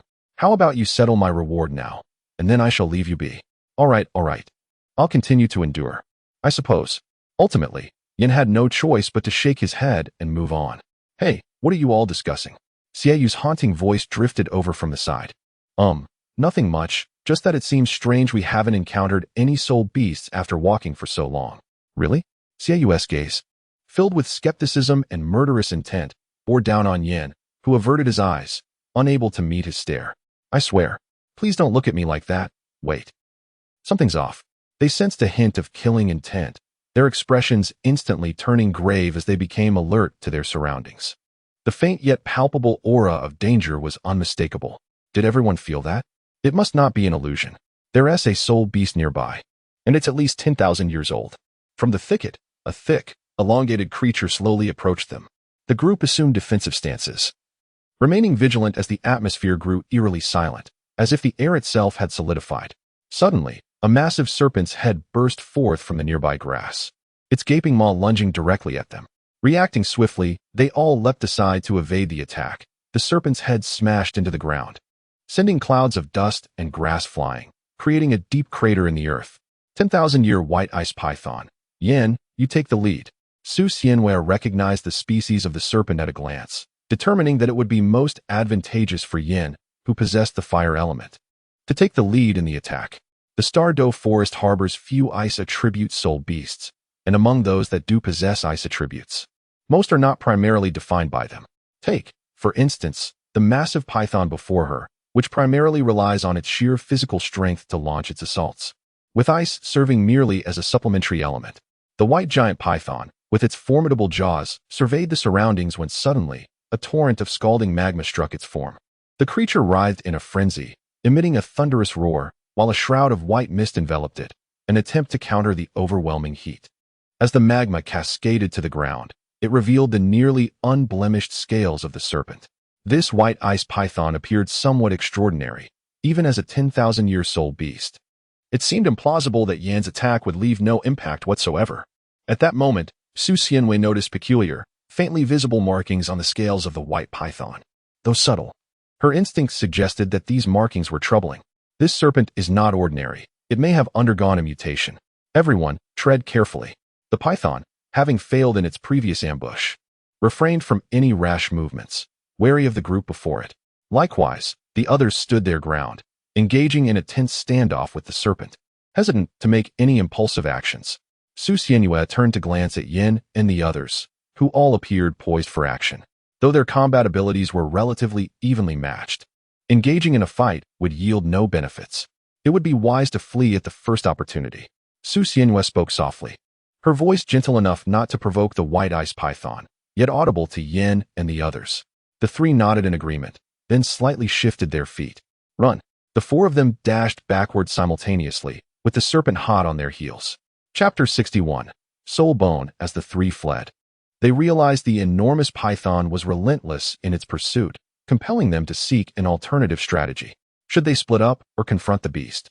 They could not afford to divide their forces. Instead, they needed to find an opportunity to counterattack. Just as Yin shouted this, he was abruptly silenced by a sharp reprimand from Hulaina. The perils of the Stardo Forest were well known.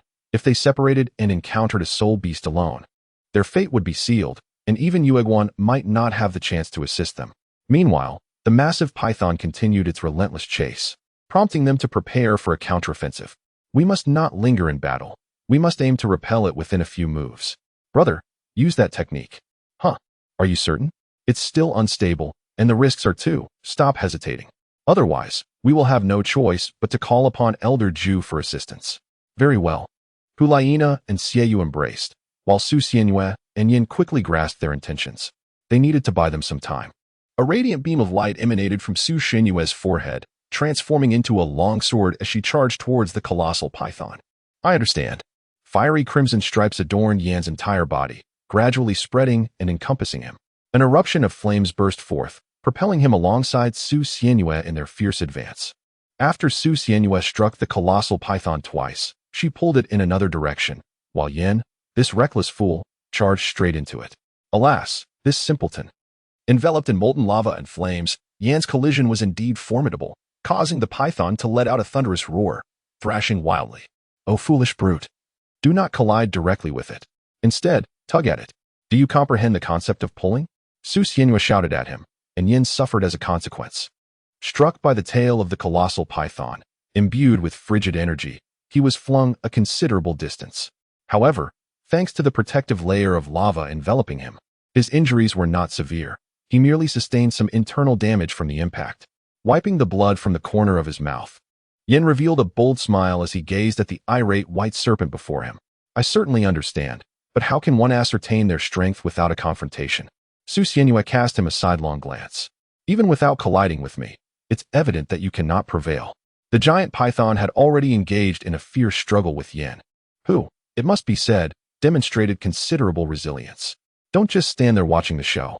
Come and lend a hand, Yin shouted, while Su Xianyue silently observed the beleaguered Yin. It's unnecessary. They have already accomplished their task.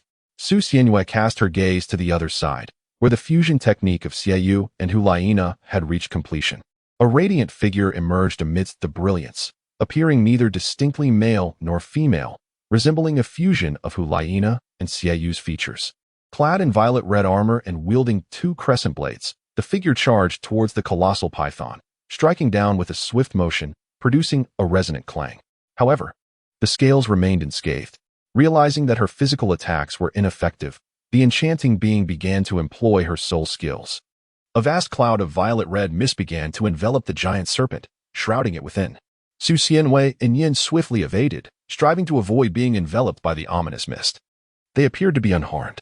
However, this crimson fog rendered us powerless to assist.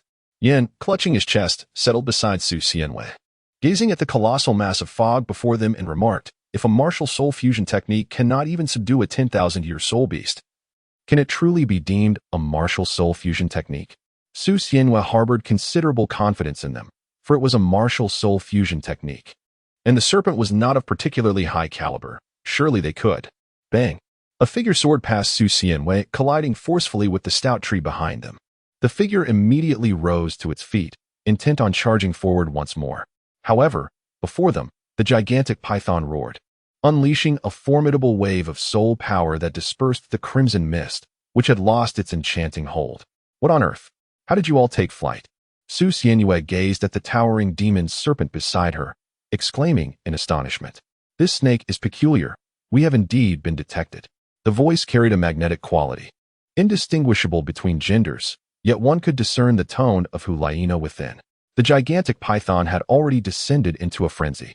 Its scales shimmered with dark golden stripes, and its already fearsome head appeared even more terrifying. The immense dark golden vertical pupils burned with fury as it let out a thunderous roar and lunged directly at them. This serpent seems to possess a berserk ability. What should we do? Should we summon Elder Ju for assistance? Let us give it another try. The demoness shouted, charging once more at the colossal python. The sheer audacity of her determination moved Su Xianyue deeply. Very well, then I shall too. With a soft gurgle, the demoness was swallowed whole by the gigantic serpent. Nana, do not fear. I am coming. After a brief moment of bewilderment, Yin unleashed his potential and surged forward. Su Xianyue contemplated seizing his neck and pulling him back, yet the flames above caused him to hesitate for a moment. In that fleeting instant of indecision, Yin had already charged forward. Oh no, don't go rushing in. Damn it, Elder Ju, if you don't intervene, we'll be utterly annihilated. This group of youngsters truly made one anxious. Very well then. Yuguan materialized before Su Xianyue. a resplendent chrysanthemum of golden light manifesting in his hand.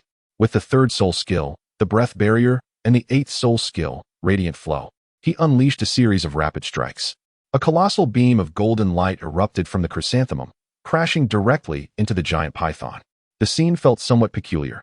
Nevertheless, the attack proved effective as a gaping wound opened atop the python's head. It must be dead now. Yin stared at the massive explosion before him, momentarily stunned, before rushing forward. This chapter is not yet complete. Please turn to the next page to continue reading. Upon reaching the forefront, he noticed a gash carved into the python's neck, from which a mesmerizing figure emerged, tearing through the serpent's skin and scales. Subsequently, the figure radiated a luminous aura. Reverting to its original form, both individuals now besmirched with the serpent's saliva. Yin rushed ahead, while Su Xianhua scrutinized the motionless giant python, assessing it from various angles. Is this serpent truly 10,000 years old? Why is it so formidable? However, the black soul rings encircling it confirmed that it indeed was a 10,000-year soul beast. You lot are quite disappointing. How could you fail to defeat even a 10,000-year white-ice python? TSK, TSK, TSK.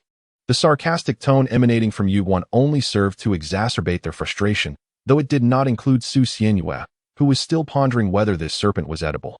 Suddenly, he sensed a faint fluctuation of soul power emanating from the serpent's carcass, leading him to believe it might still be alive, prompting him to leap back. Yuguan noticed him, glanced between him and the giant python, and his eyes widened in surprise, revealing unmistakable delight. He leapt onto the python's back and, using his soul power-infused hands, tore open the creature's back, immediately releasing tendrils of light. Soul bone. Yuguan extracted a small fragment of soul bone, raising it high to admire it under the sunlight. What remarkable luck to uncover a soul bone. I shall take this back and present it to His Holiness for judgment. Casting a glance at the few individuals below, Yuguan feigned composure as he stowed the soul bone away. It was evident that they desired it, yet he maintained his pretense. Who wouldn't covet a soul bone? However, Yuguan was discerning enough to distinguish between what was worth coveting and what was not. Ahem, enough of this chatter. Let us proceed. There lies a river ahead. You all should wash up. As Yuguan walked away, his silhouette vanished, leaving Hulaina behind, her hands clenched tightly, teeth gritted, and her gaze sharp. She harbored a deep sense of unwillingness regarding her inability to defeat the colossal python. Chapter 62. The tenacious soul beast in the gently flowing stream. Several figures immersed themselves. Ah, this water is quite pleasant to soak in. Aren't you of the fire attribute? Why do you enjoy being in the water? Does having a fire attribute preclude one from enjoying water? Is there a contradiction? Moreover, how did you end up here? I think I shall visit Sister Na. She wouldn't mind. As Su Xianhua attempted to rise and depart, Yin abruptly pulled him back. Hey, I was just joking. If you go, believe me, I will pluck your eyeballs out. Come at me. Am I afraid of you? The two bearskin men, clad only in their shorts, engaged in a contest of wills, while Xiaoyu looked on in exasperation. Could you keep your voices down? Aren't you afraid of attracting soul beasts? Meanwhile, upstream, water cascaded from Hulaina's hand, her melancholy gaze fixed on the clear stream, silent in contemplation. Suddenly, her previously bewildered expression solidified, as if she had resolved something within herself. However, the ruckus from afar interrupted her quiet vow. Could those fellows not be a little quieter? It's utterly deafening. Wait, should I pull Su Xianhua over? What if they do something peculiar to him? Downstream, a heated exchange ensued. You act like a fiery gorilla. It's no wonder people dislike you. Oh, you're the fiery gorilla. Your entire family is a fiery gorilla. No, wait. You little sissy, how dare you criticize others? Your methods are utterly useless. You're trash, and you blame me for it. If it were someone else, that kid would be able to fetch soy sauce by now. Su Xianhua and Yin exchanged glances filled with playful rivalry, while Xiaoyu quietly observed them, munching on snacks. Ah, what a spectacle. Suddenly, Su Xianhua spoke to Yin with a serious tone. Do you know? Sister Na is bathing upstream. Yin replied. And then? What do you mean? Su Xianhua continued. Oh, I certainly don't mean for you to spy. Just think about it. The water from upstream flows down. Do you realize what that implies? What? Wait, are you suggesting? How vulgar. Utterly vulgar. Yin turned his head away, feigning indifference, while Su Xianhua nudged him playfully with her elbow. Don't be shy. I know exactly what you're thinking. After all, this is Sister Na's bathing water, don't you want to? Heh, be a bit naughty? Yan's face reddened even more than when he was possessed by a martial spirit, displaying a mix of pride and embarrassment. After a moment's hesitation, he quietly crouched into the water, causing the temperature around him to rise. Su Xianyue's lips curled into a subtle smile. Evil Moon, Yin desires to drink your sister's bathwater. Hey, I don't. I never said that. Stop talking nonsense. A chilling aura of brotherly malice enveloped the air. Su Xianyue, this melon is quite delightful. Hiss. Xianyue, do you really have to be so ruthless? Humph, if you weren't so twisted, I wouldn't be in this predicament. A few individuals strolled along the path, Yin rubbing his face that had been struck by a punch, while Xianyue stood with an air of nonchalance, arms crossed. Su Xianyue stifled a laugh nearby. Hulaina turned her head to gaze at them. What mischief have you concocted now? What kind of perversion is this? Su Xianyue immediately raised her hand. I know. Yinhe. MMM. Yin swiftly covered Su Xianyue's mouth. It's nothing. Absolutely nothing, right? Xianyue turned away, choosing not to glance at them. Despite their playful antics, he would never betray his brothers. Hulaina cast a disdainful glance at him before turning back. Hey, you've gone too far. I never intended to drink, you know? Yin continued to cover Su Xianyue's mouth, whispering softly. Who would believe it? Double the reward. And I'll keep quiet. With her mouth covered, Su Xianyue raised 2 fingers, and Yin understood the implication. Hey, this is really too much. I can't produce that.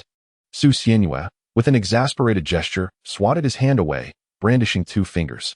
It's merely double the amount. If necessary, we can barter with something else. Fine. I shall concede, you cunning merchant. Now, that seems more reasonable.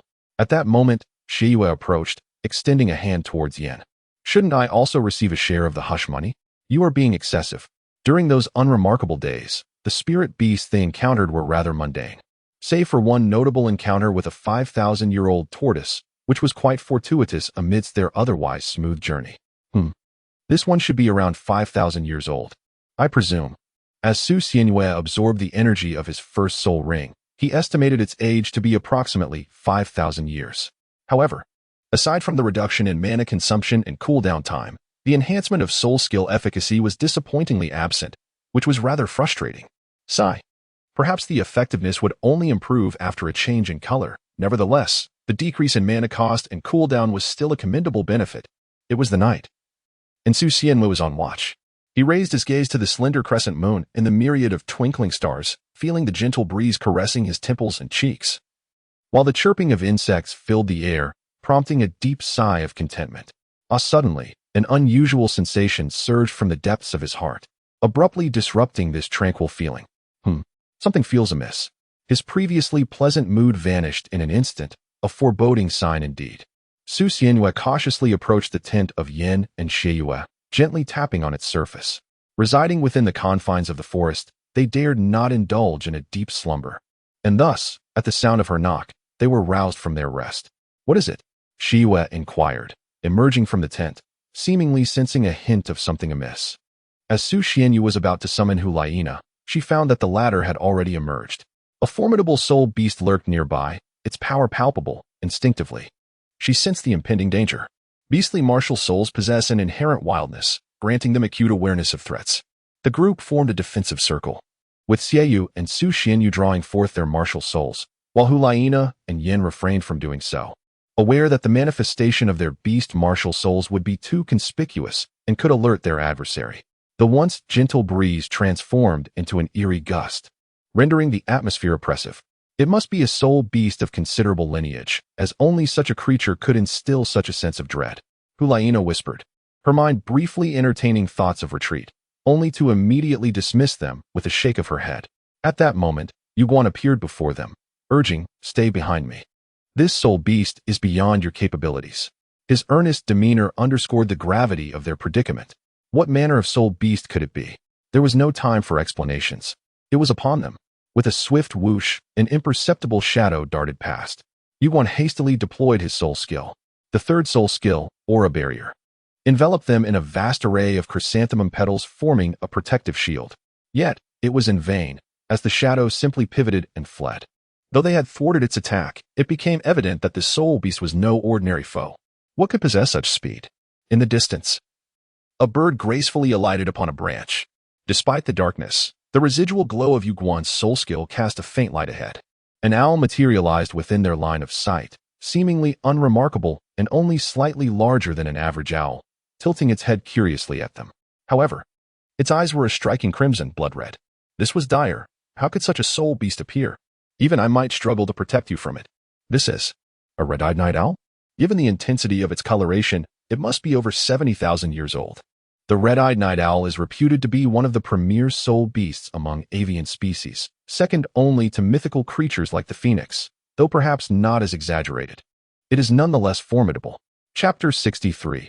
A troublesome soul beast. The atmosphere grew tense as the night owl fixated intently upon them. Its blood-red eyes paired with its owl-like visage creating a chilling sight amidst the night. The owl, wary of Yuguan, hesitated to act, instead twisting its head at unnerving angles to scrutinize them.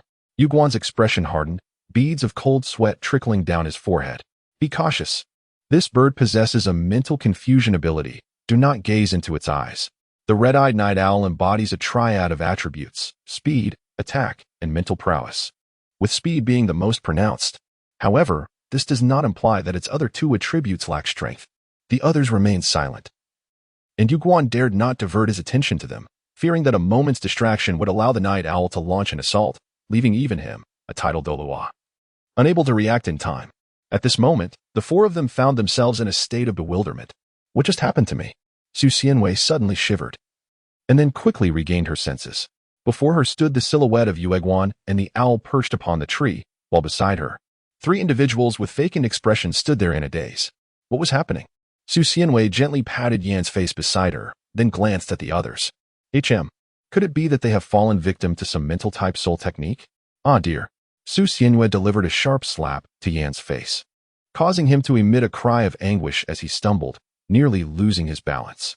Who struck me? Regaining his composure, Yan immediately adopted a fighting stance. This avian creature possesses mental-type soul abilities. What are Xieyu and the others up to? At that moment, Su Xianwei had already slapped Xieyu awake. Just as she was about to rouse Hulayina, she suddenly realized her own predicament, standing before her with an outstretched hand, feeling somewhat awkward. Ahem, you're awake now. So what shall we do? This bird is quite bothersome. Let us maintain our current stance. After it realizes it cannot contend with us, it will likely depart. We must not act rashly. The scene once again fell into a heavy silence. The red-eyed night owl turned its inverted face back, flapping its wings as it took flight. Once it was confirmed that the night owl had left, they collectively exhaled a sigh of relief. Phew, that bird has finally departed. Although the red-eyed night owl lacked a massive physique and terrifying pressure, its presence perched upon the tree exerted an immense psychological strain. Finally gone. Who would have thought a red-eyed night owl of over 70,000 years would appear in this outer region? We must hasten our departure. Yuguan wiped the cold sweat from his forehead and took a deep breath. There's no alternative. The red-eyed night owl's innate level is not on par with that of the Titan giant ape, but is comparable to the human-faced demon spider. While I can handle it alone, I must also protect Su Xianwei and the others. Any misstep on their part could lead to significant issues. The burden is too great. The group hurriedly packed away their tent, neglecting to organize it, hastily stuffing it into their storage soul guide before making their exit. Everyone, do not stray more than 3 meters away from me. I fear that beast might return. Yuguan, still uneasy, instructed the others to keep close, and with that, they set off. I wonder how a red-eyed night owl appeared in this outer region. We nearly lost our lives. Xieyu sighed in relief, patting his chest. It must have come in search of food and inadvertently wandered too far. Such soul beasts possess speeds that are almost unimaginable. A red-eyed night owl of 70 to 80,000 years would typically reside within the second ring of the Stardo Forest, rarely venturing out. Yet, the position we currently occupy lies between the third and fourth rings, where soul beasts over 50,000 years old are generally absent. Although it is not impossible for such creatures to occasionally appear. Regardless, we must find a way to evade it. Goodness! As Su Xianyue's lament remained unfinished, a sudden shadow lunged at him, but fortunately, Yuguan intercepted the attack. That beast has returned. We must be on guard. Yuguan glanced at his scratched arms, cursing under his breath as he unleashed his soul skill. Martial Soul Avatar. Aura Barrier. Yuguan directly activated his Martial Soul Avatar, enveloping everyone within the protective aura. The surrounding air seemed to solidify, imprisoning not only Su Xianyue, but the others as well. Subsequently, Yuguan infused his soul power into the bodies of a few, restoring their ability to move. Since we are all within this barrier, I refuse to believe it would dare to enter. The soul skills released after activating the martial soul avatar are enhanced. This aura barrier can effectively restrain a red-eyed night owl that has existed for 70 to 80,000 years. I find it rather peculiar. Does it think it has us at its mercy?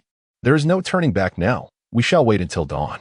Fortunately, Yuegwan's soul power is sufficient, and dawn is not far off. He should be able to endure until then. Presently, Yuegwan felt quite frustrated, forced to cower within the barrier by a soul beast, diminishing the dignity of a tidal Douluo. The speed of the red-eyed night owl was astonishingly swift, rendering Yuegwan's various soul skills ineffective, thus it severely countered him. At long last, after 2 hours, daylight broke, and to be cautious, they did not venture out until nearly noon. Hey, Su Xianyue, wake up. It's time to set off. Hulaina gently tapped the slumbering Su Xianyue's face, who gradually stirred awake. Ah, is it already dawn? After only 4 hours of sleep, Su Xianyue was utterly exhausted and had succumbed to slumber. Worn out, Yuegwan descended before them, appearing drained. Sigh, that beast should have departed. Let us continue our journey. Alas, this is exhausting. Yuegwan massaged his shoulders, trudging ahead at a leisurely pace. My dear master, there is more to this chapter. Please click to the next page to continue reading. The story grows even more captivating. I propose we hasten our departure. Encountering another soul beast like that would spell disaster. Su Xianyue's words garnered unanimous agreement, leading them to swiftly depart from the Stardo Great Forest. They found themselves in a secluded village. As the roads from the town on the outskirts of the forest were exceedingly inconvenient and misaligned with their intended direction. Thus, they chose this place as a transit stop, with the carriage halting here. Where to next? The Soul Arena. There is a city nearby, Soto City. But should we go there? Soto City? Does such a small town even have a soul arena? If we are to go anywhere, it should undoubtedly be Heavendo City, where the soul battles hold greater intrigue. Heavendo City? That's quite far. My poor behind would suffer immensely. What if I develop hemorrhoids? They initially intended to visit the capital's soul arena in Heavendo City. Yet Su Xianyue expressed her reluctance, deeming the journey too lengthy and unkind to her posterior. You could lie down, couldn't you? Is that the issue? In Soto City, the streets were bustling even at midday. After a light lunch, they made their way to the soul arena. I wonder, is the soul battle here truly worthwhile? If we can't even find a level 40 contender, then it would be utterly absurd. Yin, arms crossed, walked with an air of arrogance, casting a disdainful glance at the arena. There are level 40s, but they likely lack strength. Regardless, didn't you all say we were merely going through the motions?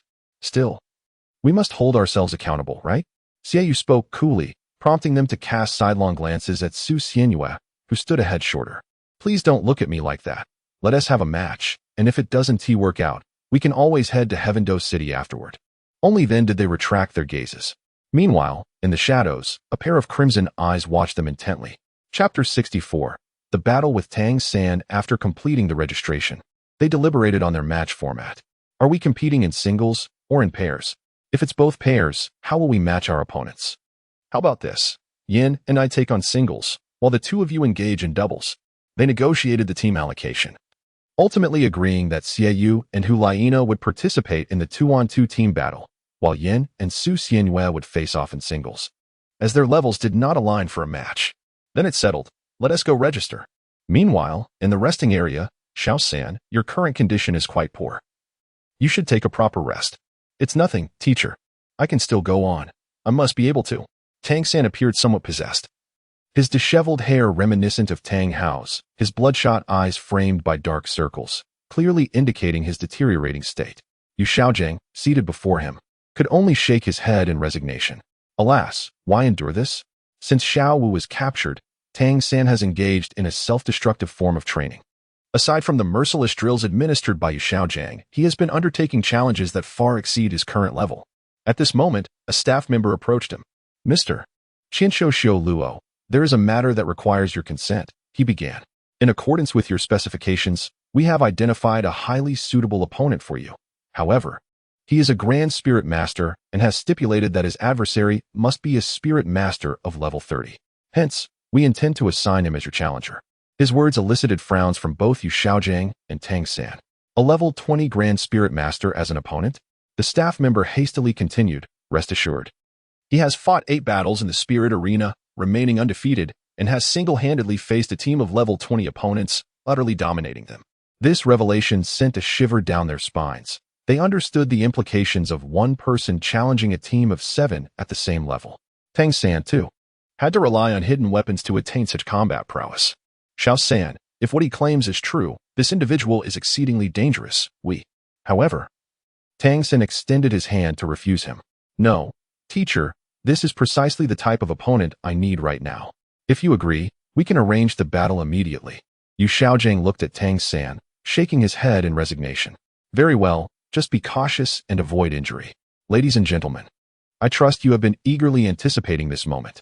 Please welcome our dark horse, Qianshouxiu Luo, alongside our undefeated genius, Lucifer. The host's impassioned voice and tone quickly elevated the atmosphere, drawing a crowd eager to witness the duel. Tang San felt a surge of determination. Although his movements mirrored his previous style of evasion and entanglement, each strike was now lethal, nearly resulting in fatalities on several occasions.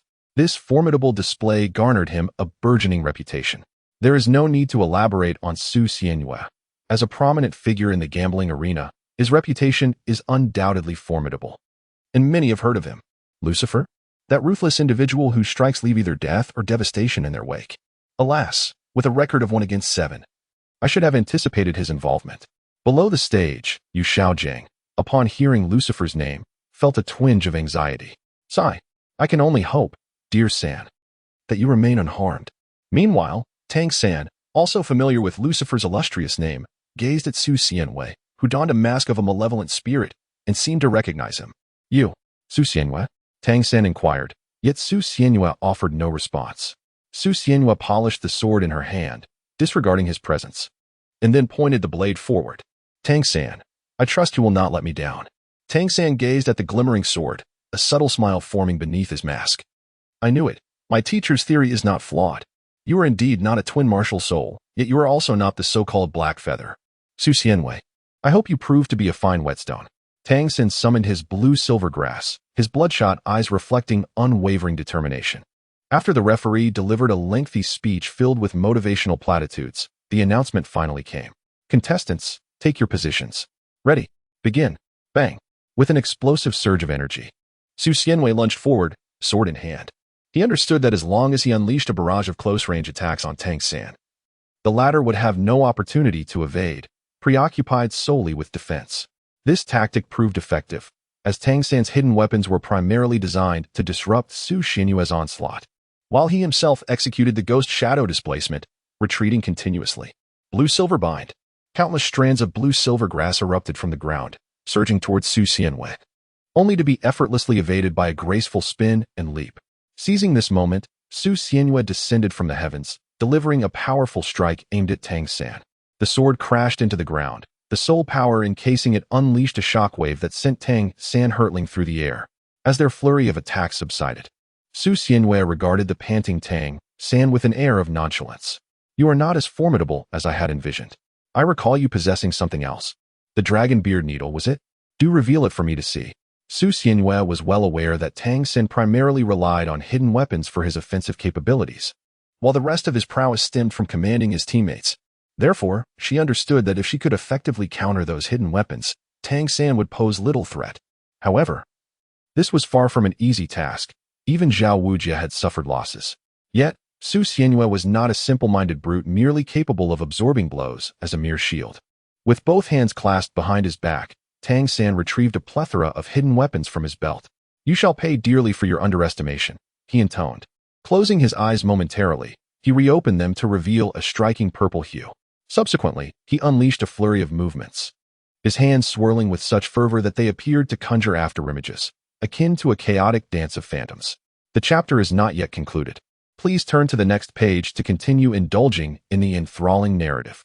Countless hidden weapons surged towards Su Xianyue like a torrential downpour, moving with such swiftness that they became nearly indistinguishable. A flicker of surprise crossed Su Xianyue's otherwise expressionless face. In his line of sight, though the hidden weapons left traces, their velocity remained astonishingly swift, making them challenging to evade. With a sudden burst of force, he sprinted around the edge of the arena to dodge the onslaught, then leaped into the air, aiming a fierce strike downwards at Tang San. Employing the ghost shadow displacement technique, Tang San retreated a step to evade while his hands continued their relentless motion, launching a barrage of cross-shaped darts and bone-piercing needles like a tempest of projectiles. The impact of the hidden weapons against Su Xianyue's sword resonated with a rhythmic clang, reminiscent of a blacksmith's forge, powerful and resonant. Noticing that Su Xianyue could both evade and parry, Tang Xin ceased his assault and distanced himself once more. An unsettling realization dawned upon him. The hidden weapons were depleting too swiftly. He needed to conclude the battle with haste. With limited options remaining, Tang Xin pondered his next course of action. Must I resort to this? Perhaps I should wait a little longer. After a moment of contemplation with his eyes closed, he retrieved another item. This object possessed tremendous power, one he had hoped to avoid employing. Yet you have compelled my hand. The Zhuge Divine Crossbow, though not yet perfected, held enough potency in its current form to potentially slay a soul sect master. Su Xianyue noticed the ominous black crossbow and began to heighten her vigilance. The Zhuge Divine Crossbow? Being struck by this weapon would surely be disastrous. Su Xianyue fixed her gaze on the crossbow, sword held aloft in a state of vigilance, while Tang Xin refrained from firing. This was a psychological duel. Both parties locked in a tense standoff, neither daring to make the first move. Chapter 65. The Anomaly of Su Xianyue Below the Stage. A few individuals made their way toward the lounge. I'm so tired. Zhu Qing, are you all right? I'm fine. Then let me lean on you for a moment. Ning Rongrong and Zhu Zhuqing concluded their two-person soul battle and approached Yu Xiaojing. Master, has Tang Xin already begun his soul battle?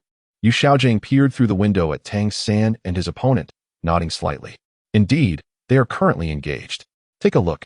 Ning Rongrong lifted her gaze and recognized the familiar figure. Wait? Su Xianyue. Why is it him? Su Xianyue? The one with the black feather spirit? Are you certain you haven't mistaken him? He is clearly wielding a sword. Yu Xiaojing had heard from Tang Xin that Su Xianyue had also been at Shrek Academy. But regrettably, he had departed before Yu Xiaojing's arrival, and he had never paid much attention to him.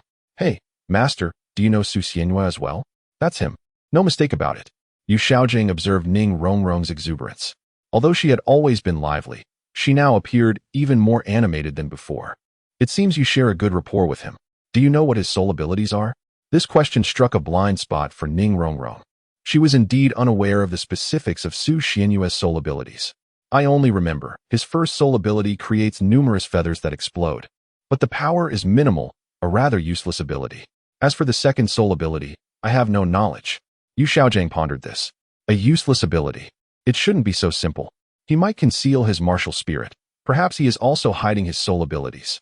That is a possibility worth considering, but for now, let us observe. On stage, Su Xianyue and Tang Xin remained locked in their stalemate, neither willing to make a move. This was a test of psychological resilience. The first to falter would face defeat. Tang Xin, under the sword's menacing point, felt beads of cold sweat form on his brow. The sharp glint of the blade adding to his pressure. Su Xianyue, too, was not at ease. Though he appeared outwardly composed, his demeanor exuded an air of calm. Internally, he was in turmoil. Inner thoughts, damn, that thing looks terrifying. Are you going to shoot or not? How long has it been? Seeing Tang Xin remain in his current state, Su Xianyue could no longer contain his impatience. Are you kidding me? At this rate, the audience will protest. Let's conclude this swiftly. The fallen body Su Xianyue unleashed her second soul skill, and the 10,000-year soul ring behind her flickered momentarily. A 10,000-year soul ring? Tang Xin, witnessing Su Xianyue's movement, was uncertain whether he was overwhelmed by fear or something else, and with a swift motion, launched his attack. Several beams of icy light surged towards Su Xianyue, moving with such rapidity that they were nearly imperceptible to the naked eye. However, the all-attribute-enhanced Su Xianyue was not so easily subdued. With a flicker, she evaded to the side, yet the arrows pursued her relentlessly, though she managed to dodge them once more. Nevertheless, amid such a barrage of concentrated attacks, it was inevitable that a flaw would emerge. An arrow pierced through Su Xianyue's left arm, the shaft remaining lodged within, yet fortunately, it had not penetrated deeply, and the abrasions elsewhere were negligible. The pain was excruciating. With a swift motion, she removed the arrow, allowing the wound to begin its self-healing. While she seized the opportunity during Tang Xin's moment of reloading to launch another assault. Zinniai. In Tang Xin's eyes, the blade's edge loomed larger, and despite his lightning-fast reflexes, he barely evaded the strike, the tip of the sword grazing his chest and leaving a long gash of crimson.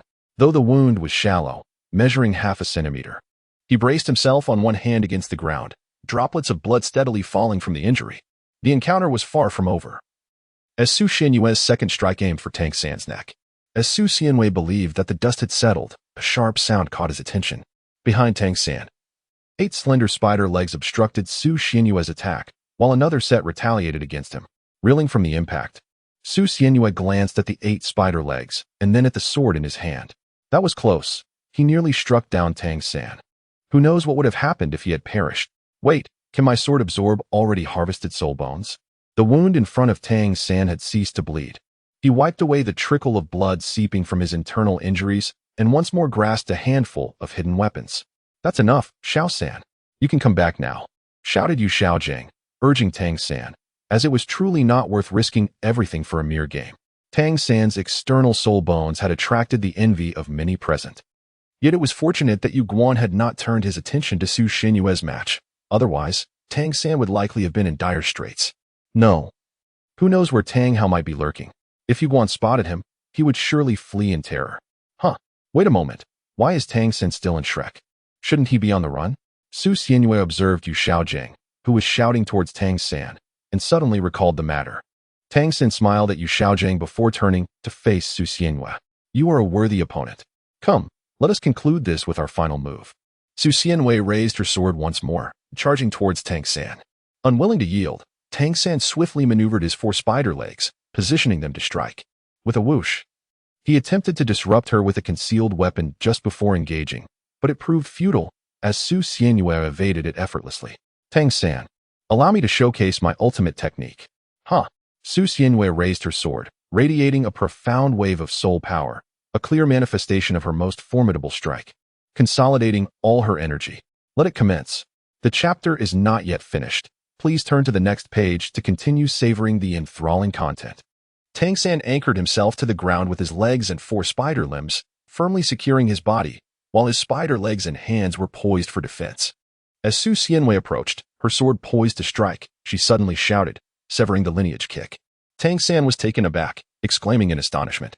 With a swift motion, the world seemed to fall silent. Tang San, feeling a mix of emotions, muttered, "You. I loathe you." He collapsed to the ground, gasping for breath. In his focus on defending against Su Xianyue's sword, he completely neglected his lower defenses, ultimately succumbing to her devastating kick. He found himself immobilized, bearing the full brunt of the blow.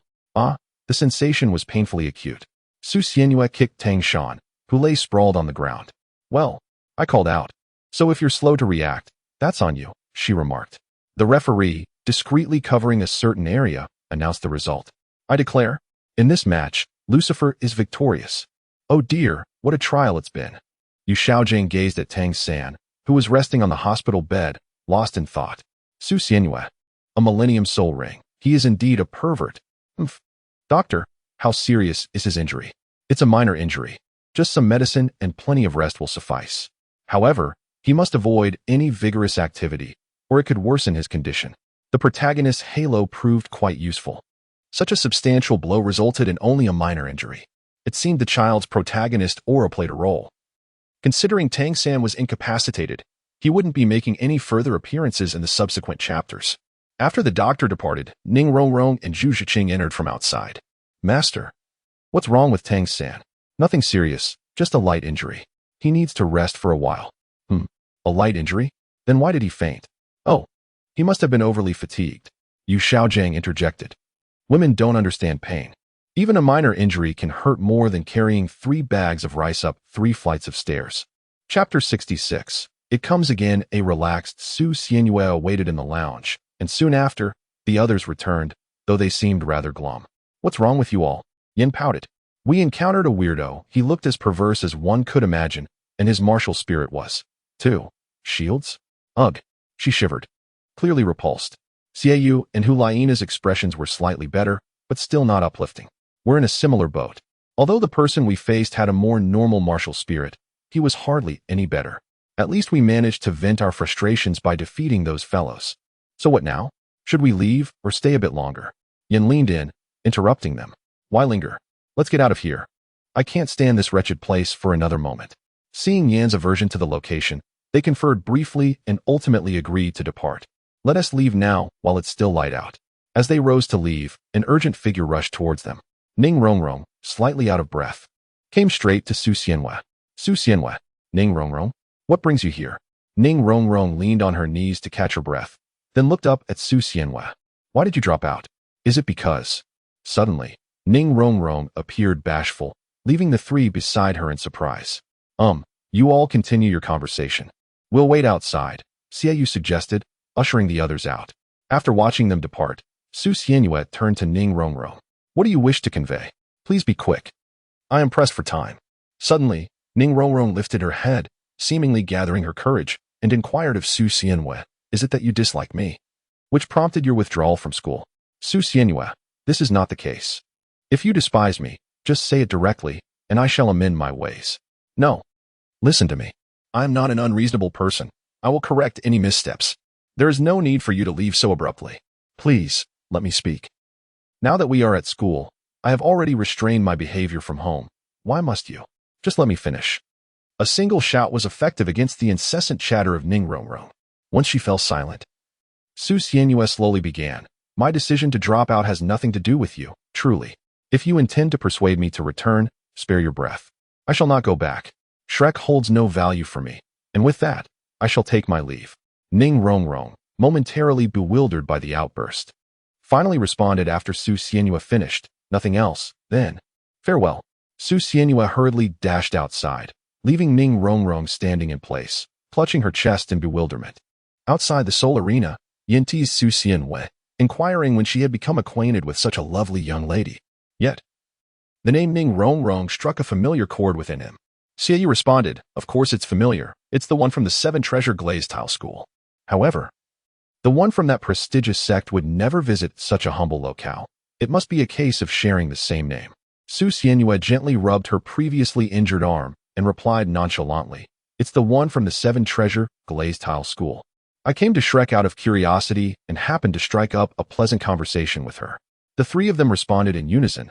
Oh, we never would have guessed. We are well aware of the temperament of the young lady from the Seven Treasure Glazed Tile School. How did you manage to get along with her?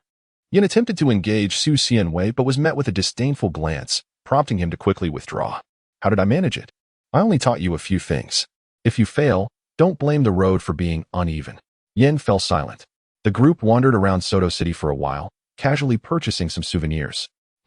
Nana, doesn't this wooden carving resemble the Pope? Yin inquired, having discovered a small wooden sculpture from a vendor. However, Hyena appeared grave, constantly surveying her surroundings and disregarding his question. Su Xianwei also felt an unsettling premonition, a sense of foreboding that was oddly familiar. It was akin to the sensation of being targeted by that ominous bird. As dusk approached, around 3 in the afternoon, the sun still shone brightly. Yet they were undeniably aware of this feeling. At that moment, Yuguan unexpectedly emerged from somewhere. Be cautious. I just noticed that the bird is approaching, he warned. What? No need to fret. It won't strike before nightfall, but we must find a strategic location to confront it. With that, they hastily retreated. The night owl, as its name suggests, possesses its greatest power in the evening, a natural advantage. It had likely been eager to launch an attack, inadvertently revealing a trace of its presence. Typically, soul beasts do not stray far from the forest, although there have been instances of them entering cities. The most recent case occurred decades ago. People have grown complacent, utterly lacking vigilance. Furthermore, this was a highly aggressive soul beast, aged between 70 to 80,000 years, and a small city like Swoto lacked sufficiently powerful soul masters to contend with it. They arrived at a spacious path beside a wheat field, where the terrain was decidedly unfavorable for the night owl, making it the ideal location to confront the threat. Within the city, the role of those soul masters was practically that of cannon fodder. They were better off resolving the matter in an open area. I find it quite strange. We haven't provoked that bird, have we? We haven't even harmed any avian soul beasts, nor do we possess any enemies among them, Su Xianwei mused. Perhaps we carry something that attracts it. Let's examine what you have on you. However, they found little else besides their clothing and adornments, with everything else stored in their soul guidance devices. How peculiar. Does this bird truly lack intelligence? I recall that night owls are not known for fixating on a single prey, she remarked. Su Xianwei recalled the accounts of the red-eyed night owl, her memory vivid and unmistakable. No, it must be that one of us possesses something that attracts it, otherwise it would not have ventured so far from the starry forest in pursuit. As dusk descended, the atmosphere grew increasingly tense. They understood that the red-eyed night owl was about to strike. Moonguan, compelled by the necessity to ensure the safety of the four, had no choice but to attempt negotiation. You should comprehend my words. Speak. What is it that you desire? Engaging in combat would benefit neither of us. In this era, humans harbored disdain for soul beasts, often regarding them merely as tools for enhancing power. Typically, one would not deign to negotiate, yet now, with the lives of his companions at stake, he had no alternative. A gentle breeze stirred, and from a nearby scarecrow, the red-eyed night owl fixated them with its penetrating gaze. Coo, coo, coo. The motionless owl emitted a chilling sound, unfurling one wing and pointing directly at them. The group followed the direction indicated by the red-eyed night owl. Wait, me? After they moved aside, it became evident that the owl's wing was directed at Su Xianwei. Chapter 67. The final battle until dawn. Su Xianwei, what do you possess on you? Show it at once, urged Moonguan, as Su Xianwei frantically searched her person. What could I possibly have? Just a storage soul guide in my clothes. Nothing else. I don't even have a hair tie or a clip. What could there be? Apart from her clothing and 2 bracelets, Su Xianwei possessed nothing else. Yet the crimson-eyed night owl pointed at her and called out once more. A sense of foreboding surged within Yuiguan. There was no need for Su Xianwei to search. The creature desired nothing less than her very being. It craved her essence, which posed quite a dilemma. The night owl cried out again, affirming Yuiguan's suspicions, and they found themselves in an awkward predicament. It seemed a confrontation was inevitable. Little Nana, you 3 must flee at once. Its target is Su Xianwei, and your presence here will only hinder her. Though Yuiguan's words were hard to swallow, they rang true. And Hulaina and the others had to concede their own inadequacies.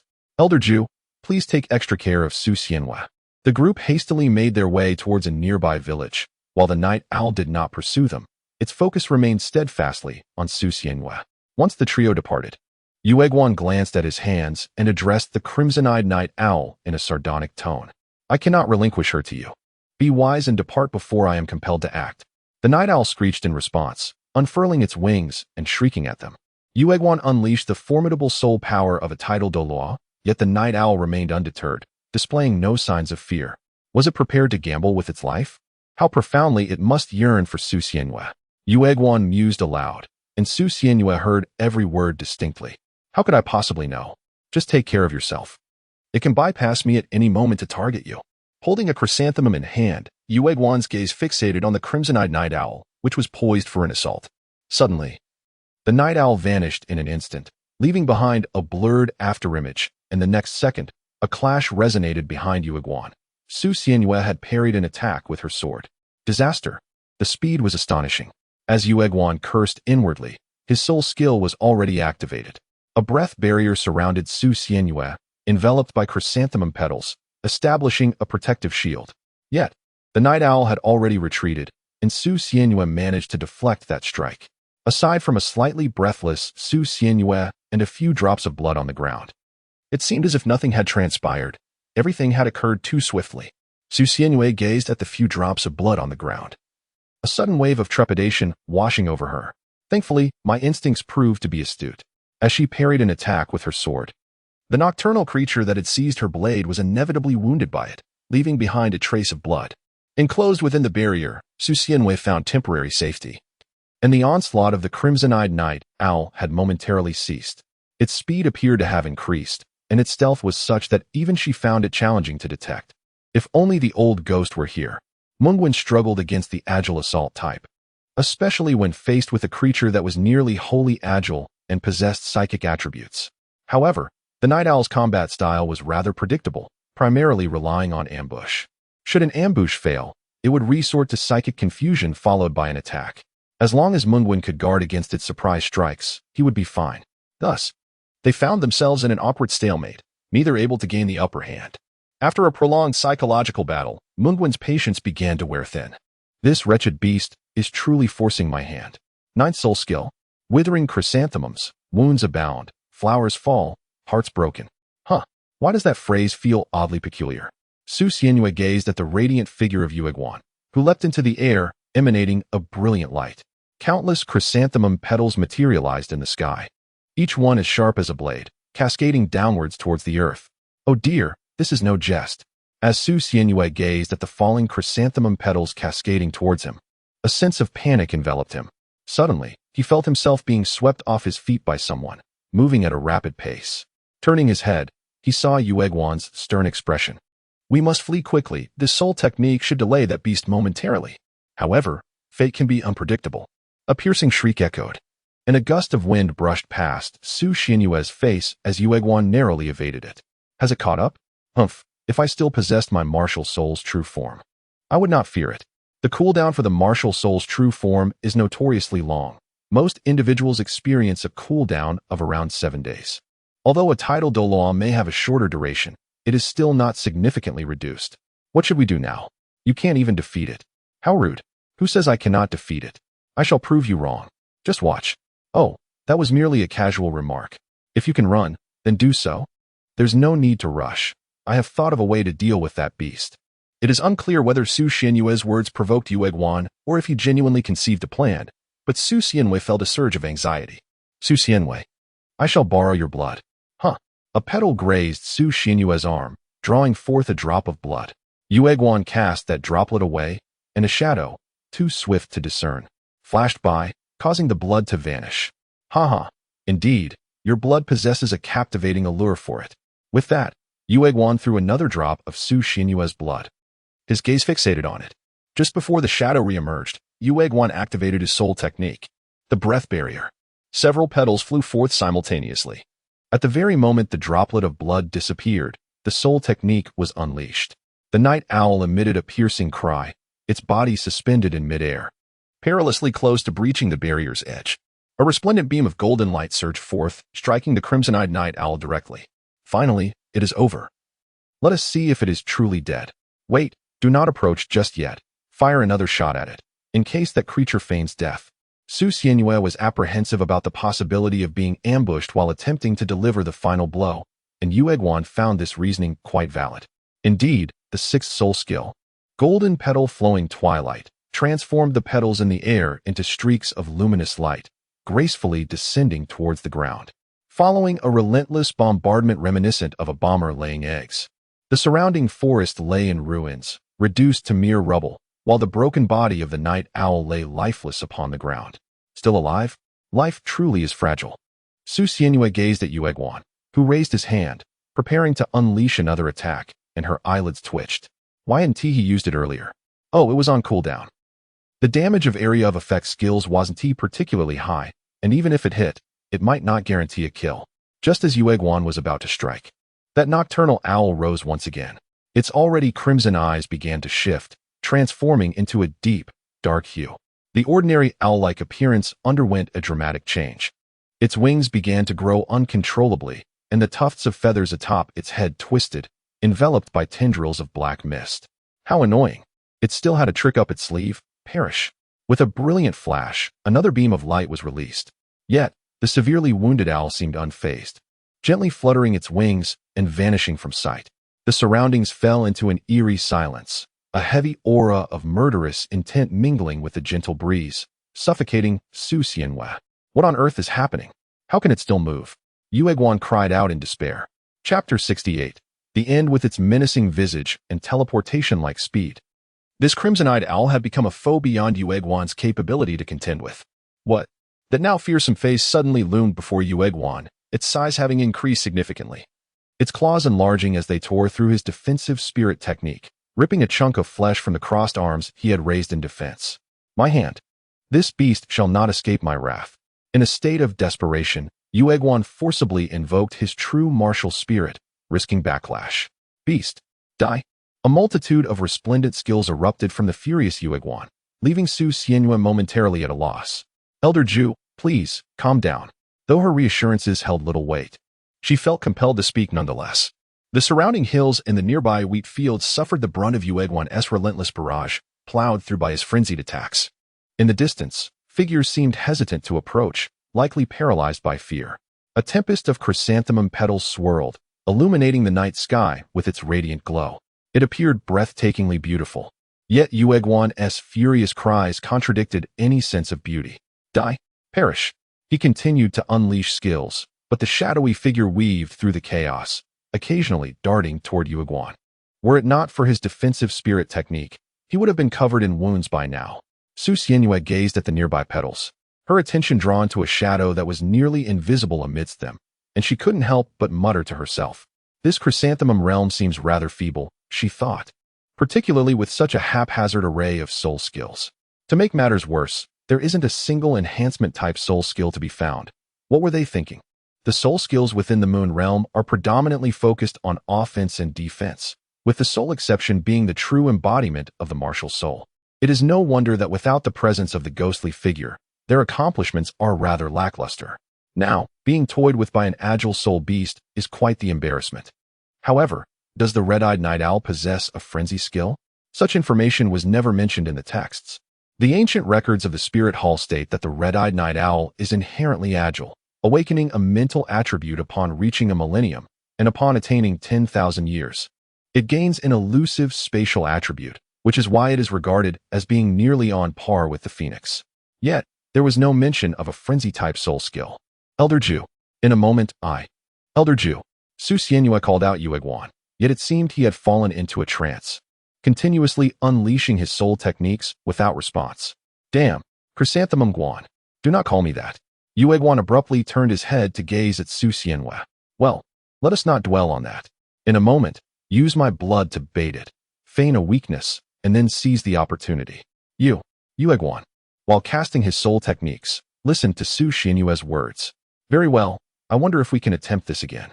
Yue Guan collected a pool of Su Xianyu's blood and, amidst the swirling tempest of petals, intentionally revealed a gap before releasing the droplet. However, the blood was swallowed by the storm of petals, and the red-eyed night owl did not respond. It appears it has learned its lesson. Then, Su Xianyu glanced at the bracelet adorning her wrist and clenched her fist tightly. It had to be this way. Elder Ju, just cast me out. What? Are you mad? If something happens to you, I will bear the consequences. Yue Guan shouted vehemently, refusing to agree under any circumstances. Look, I possess a soul guide provided by my teacher, which can withstand the attacks of a soul Douluo. I refuse to believe that wretched bird possesses the power of a soul Douluo, Su Xianyu declared, her gaze fixed on the bracelet, her heart still in turmoil. After much hesitation, she ultimately resolved to proceed in this manner. There was no other option left. It was time to gamble everything. Prepared, Yue Guan hurled Su Xianyu out, and as expected, that nocturnal owl could not resist the temptation, charging towards Su Xianyu. Activate. At the moment Su Xianyu was cast aside, she proactively activated the bracelet in her hand, summoning an invisible shield that enveloped her surroundings. Meanwhile, Yue Guan seized the opportunity. As nearby petals converged relentlessly towards Su Xianyu's direction, some petals supported Su Xianyu, while countless others formed an impenetrable space, ensnaring the night owl within. A breath barrier. Yue Guan successfully trapped the night owl, allowing Su Xianyu to perceive its terrifying visage. Its feathers appeared as though they had been corroded, disheveled and tattered. Its eyes transformed into a pitch-black void, dim yet flickering with a faint crimson glow. Dark streaks resembling blood marred the corners of its mouth, rendering it akin to a zombie. What on earth? How did it become like this? Truly grotesque. Su Xianyu remained in a state of perplexity as the assault from Yue Guan commenced. It culminated in a harrowing spectacle. The body of the crimson-eyed night owl was mercilessly torn apart by countless petals, ultimately vanishing in a brilliant flash of light. It was over. A sigh of relief escaped Yue Guan, who, utterly exhausted, slowly descended to the ground and sat cross-legged, gasping for breath. Suddenly, his visage contorted in agony as he clutched his chest, his entire body convulsing. This was the backlash from forcibly employing his martial soul's true form, compounded by the immense energy expenditure that had left him exceedingly feeble. Su Xianyu also fell to the ground. Ouch, my backside. Wow, Elder Ju. What has happened to you? Yue Guan clutched her chest, overcome by pain to the point of being unable to speak. Su Xianyu felt somewhat at a loss, yet fortunately, after a period of recovery, Yue Guan was no longer in such agony, though still remained weak, suggesting that this frailty would linger for some time. This chapter is not yet complete. Please turn to the next page to continue enjoying the captivating content. Fu Su Xianyu, are you all right? Me? I am perfectly fine. Yue Guan breathed a sigh of relief. That is reassuring. Go seek them out. Yue Guan forced himself to rise, striking a haughty pose. Su Xianyu intended to assist him but was met with refusal. Others have arrived. Be attentive. Su Xianyu followed the gaze of Yue Guan and noticed a few figures standing nearby. May I inquire if it is your grace, the chrysanthemum Douluo? Flinder, accompanied by Zhao Wujia, stood before them. What brings you here? If there is nothing of importance, kindly take your leave. Flinder glanced around at the cleared ground, previously plowed by Yueguan, before turning back. Were you just engaged in battle with some soul beast? Would you like to rest for a moment at my humble abode? No need. Just leave at once. Yueguan shouted, his face twitching slightly. Flinder and his companions, startled, hurriedly departed. Once they left, Yueguan's body slumped, and Su Xianhua supported him. Cough, cough. It's been quite some time since I felt this disheveled. Let us find Xiao Nana and the others. We must leave swiftly. This wretched place is truly distressing to behold. Su Xianhua could keenly perceive the current frustration of Yueguan. However, when Hulaina and the others witnessed the conclusion of the battle, they hurried over, saving themselves some effort. Elder Ju, should be fine, right? They looked at the disheveled Yueguan with concern, but he only felt embarrassed. What could possibly happen to me? Let's hurry and leave, he exclaimed, shaking off Su Xianhua's support as he walked on his own. Elder Ju is all right, ISNTE? The group gazed at Yueguan's retreating figure, their worry growing. Why are you all standing there in a daze? Hurry up and leave. Wait, there seems to be something over there. Before departing, Yueguan seemed to sense something, turning his head towards the direction of the fallen crimson-eyed night owl. Beneath the dark soul ring, the soil appeared to conceal something glimmering. Chapter 69. Poison in the blood due to Yueguan's injury. The group's leisure time was thwarted, and they had only been out for a mere 7 or 8 days. Alas, I initially intended to enjoy a play and listen to some tunes, but now that is all but a dream. Yen grumbled from the side, while the others were lost in contemplation. Su Xianhua, that beast was drawn to your blood. Is there something you are still concealing? Yueguan, seated nearby in meditation, suddenly opened his eyes and posed the question to Su Xianhua, who was also filled with doubt. Could it be that my blood attracts soul beasts? If that is the case, those soul beasts pursuing me for no apparent reason might be due to this. Reflecting on the soul beasts he had encountered in the past, which reacted as if they had been invigorated upon seeing him, Su Xianhua initially thought it was a normal response of soul beasts to humans and paid it no mind. However, upon reconsideration, the fact that soul beasts aged 70 or 80,000 years pursued him all the way to Sitoa City certainly hinted at something amiss. I'm not sure. Let us discuss this upon our return.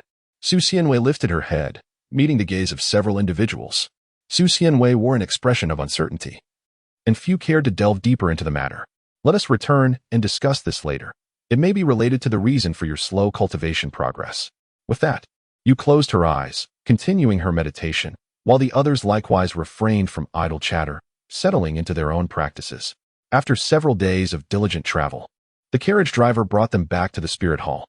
Before Bibi Dong's chamber, a voice announced, "Your Holiness, Yuguan has something to report." "What is it? Speak plainly." Yuguan recounted the incident concerning Su Xianhua's blood, which piqued Bibi Dong's evident curiosity. Su Xianhua's blood can attract soul beasts, and one that is over 70,000 years old, a red-eyed night owl, pursued you all the way out of the Stardo Forest? Indeed. And this red-eyed night owl appears to be even more formidable than other night owls, possessing a dying frenzy soul skill that my subordinate barely managed to withstand. Summon him and procure a few more soul beasts. I wish to conduct an experiment. Understood. Meanwhile, the recently returned Su Xianhua gleefully examined the storage soul guide in her possession, which now contained several new items acquired through her labor for Yen. Flame fir grass. Have I perhaps been shortchanged? Su Xianhua was deep in thought when suddenly, Yuguan appeared before him. Su Xianhua, the Pope is looking for you. Come with me, Yuguan said as he swiftly lifted Su Xianhua and darted in a specific direction. What is it? Why the haste? Su Xianhua gazed at him in silence, while Yuguan nonchalantly replied, there is a matter of significance. Shortly thereafter, Yuguan led him to a clearing whereby Bidong stood, wielding a staff. Master, what do you require of me? Bai Bidong greeted casually, yet she offered no response. Just a moment, please. A few minutes later, several servants approached, dragging cages behind them. Inside the cages were soul beasts, some 10 or even 100 years old.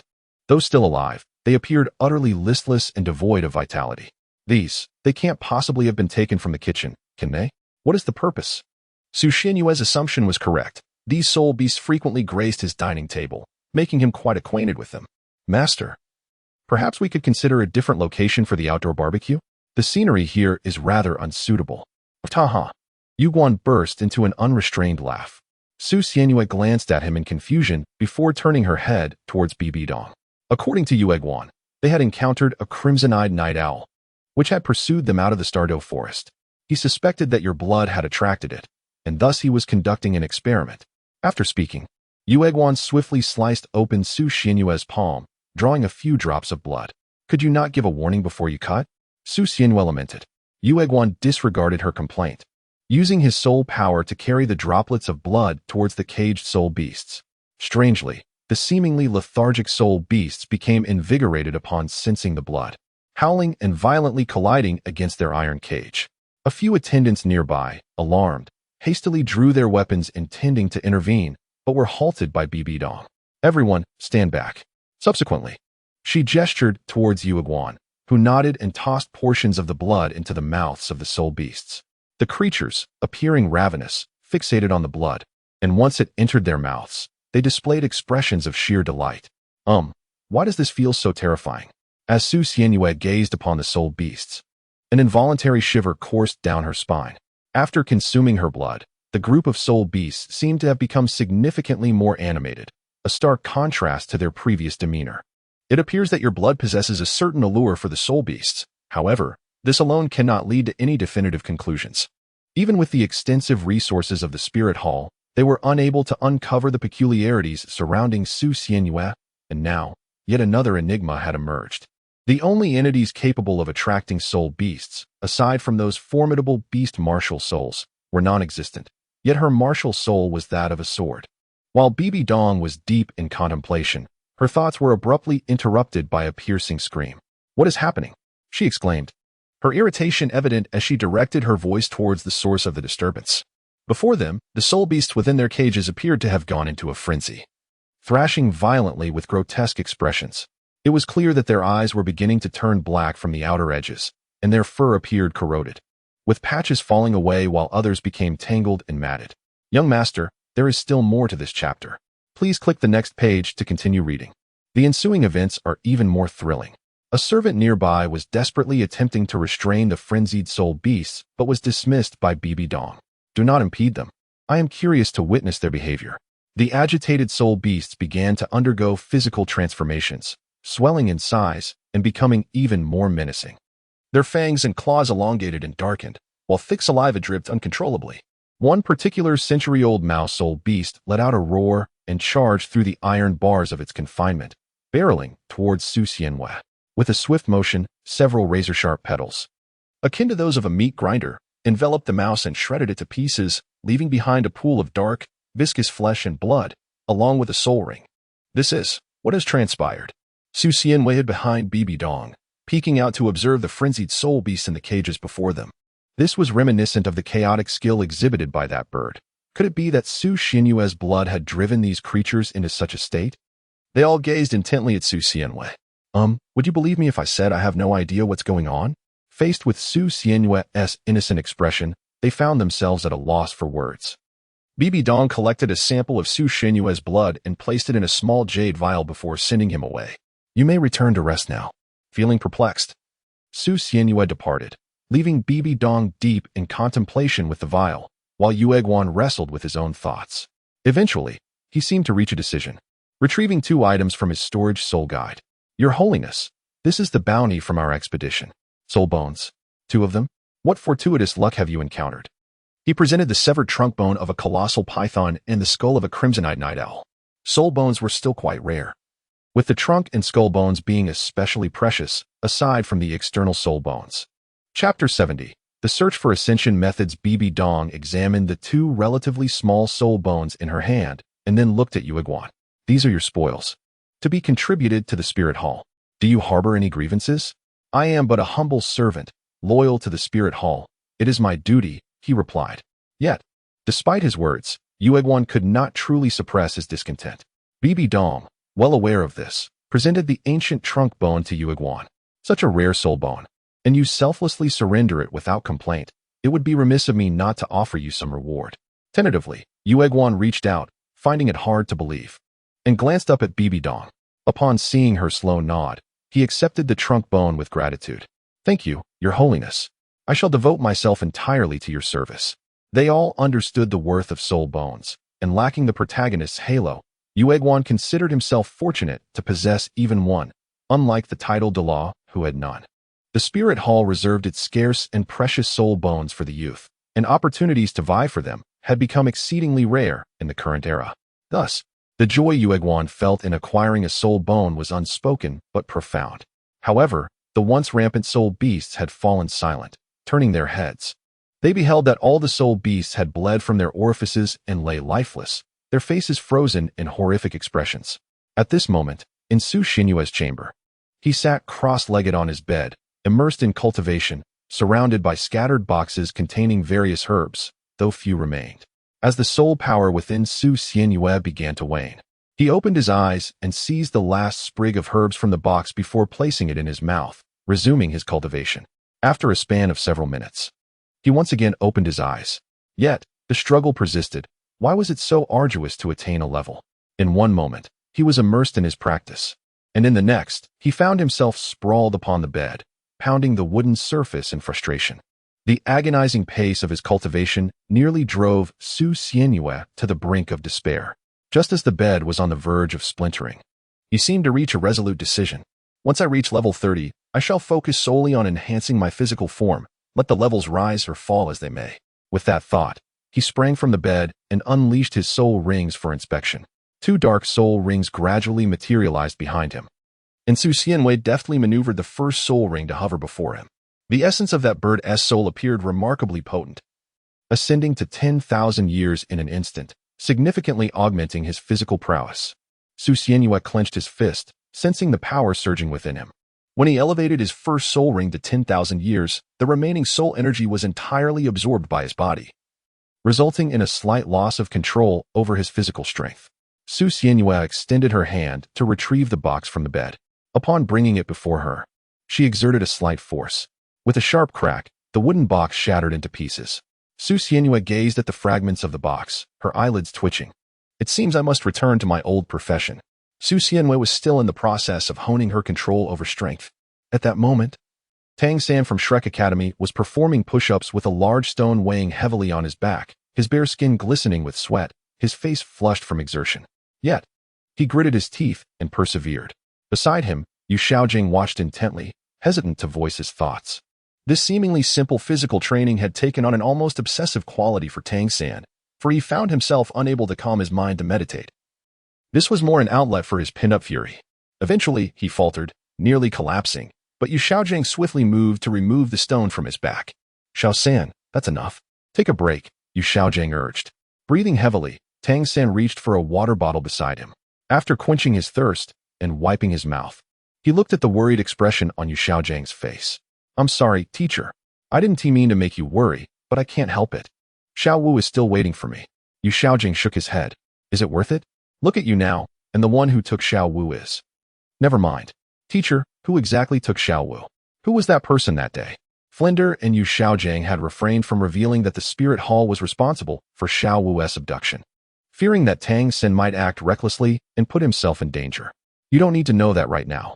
Just understand that, at least for the next few years, she is safe. Diligent training is commendable, but you must also take care of your health. Go rest now. Yu Xiaojing quickly changed the subject and departed, leaving Tang San standing there, engulfed in confusion and concern. Suddenly, a tall figure draped in a cloak appeared behind him, a large hand resting on his shoulder. Xiao San.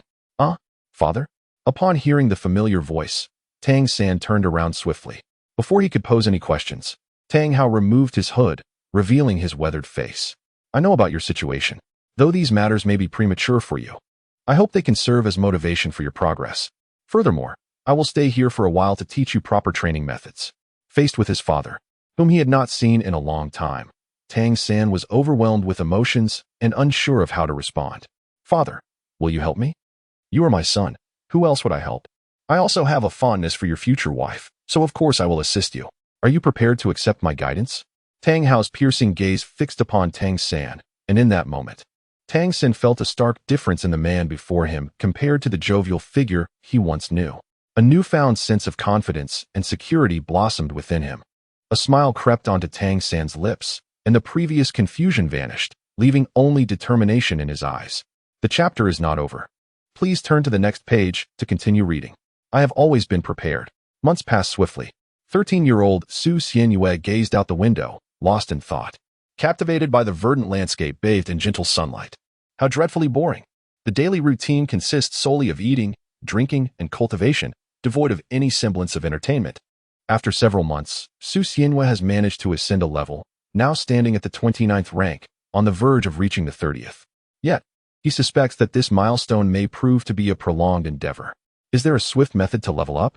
The soul can only enhance the longevity of soul rings and physical prowess, but cannot be utilized to elevate one's cultivation.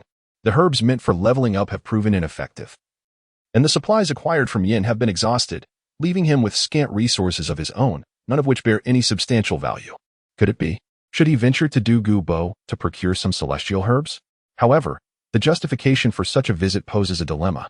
The spirit hall possesses no knowledge of Douluo's celestial herbs. He finds himself at a loss as to how he might even broach the subject. Perhaps he could accidentally stumble into Douluo's territory during an expedition in the Sunset Forest? Yet, the poisonous formations present a significant challenge, as they offer comprehensive defense. Once again engulfed in confusion, Su Xianyue helplessly rested his head upon his desk. Suddenly, he sprang to his feet. Regardless, it is worth a try? He hurriedly sought permission from Bibi Dong. To the Sunset Forest? What purpose does that serve? I wish to cultivate alone, as the Stardo Forest is perilously dangerous, causing concern for my teacher, who would likely send the Elder Ghost along. Thus, I intend to venture to the comparatively safer Sunset Forest. Although accompanied by the Elder Ghost provides a sense of security, my true intentions would be transparent. The soul beasts in the Sunset Forest are merely tens of thousands of years old and lack the ferocity of the red-eyed night owl, rendering the area much safer. Su Xianyue believes he can cautiously activate his martial soul within. After a moment of contemplation, Bibi Dong finally acquiesced, albeit with the Elder Ghost still in tow. Hey kid, you seem quite disdainful of me. No, not at all. Oh, really? Dare to look me in the eye and repeat that? In the carriage, Su Xianyue gazed at the Elder Ghost seated before him, on the verge of tears. I truly mean it. Still denying it? You think I relish the idea of babysitting you, you little brat? After a cacophony of noise, they once again fell into silence. Originally, the specter intended to guide them to the Stardo Forest, as the Sunset Forest was indeed too distant.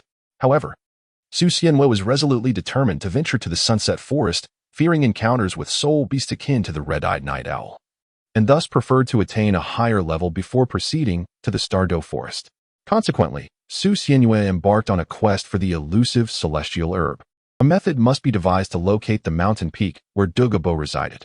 The Sunset Forest is quite expansive, making it a challenge to find Douluo atop that particular mountain. Meanwhile, the specter observed Su Xianyue, who seemed lost in thought. Are you truly frightened by the soul beast of the Stardo Forest, to go so far out of your way to the Sunset Forest?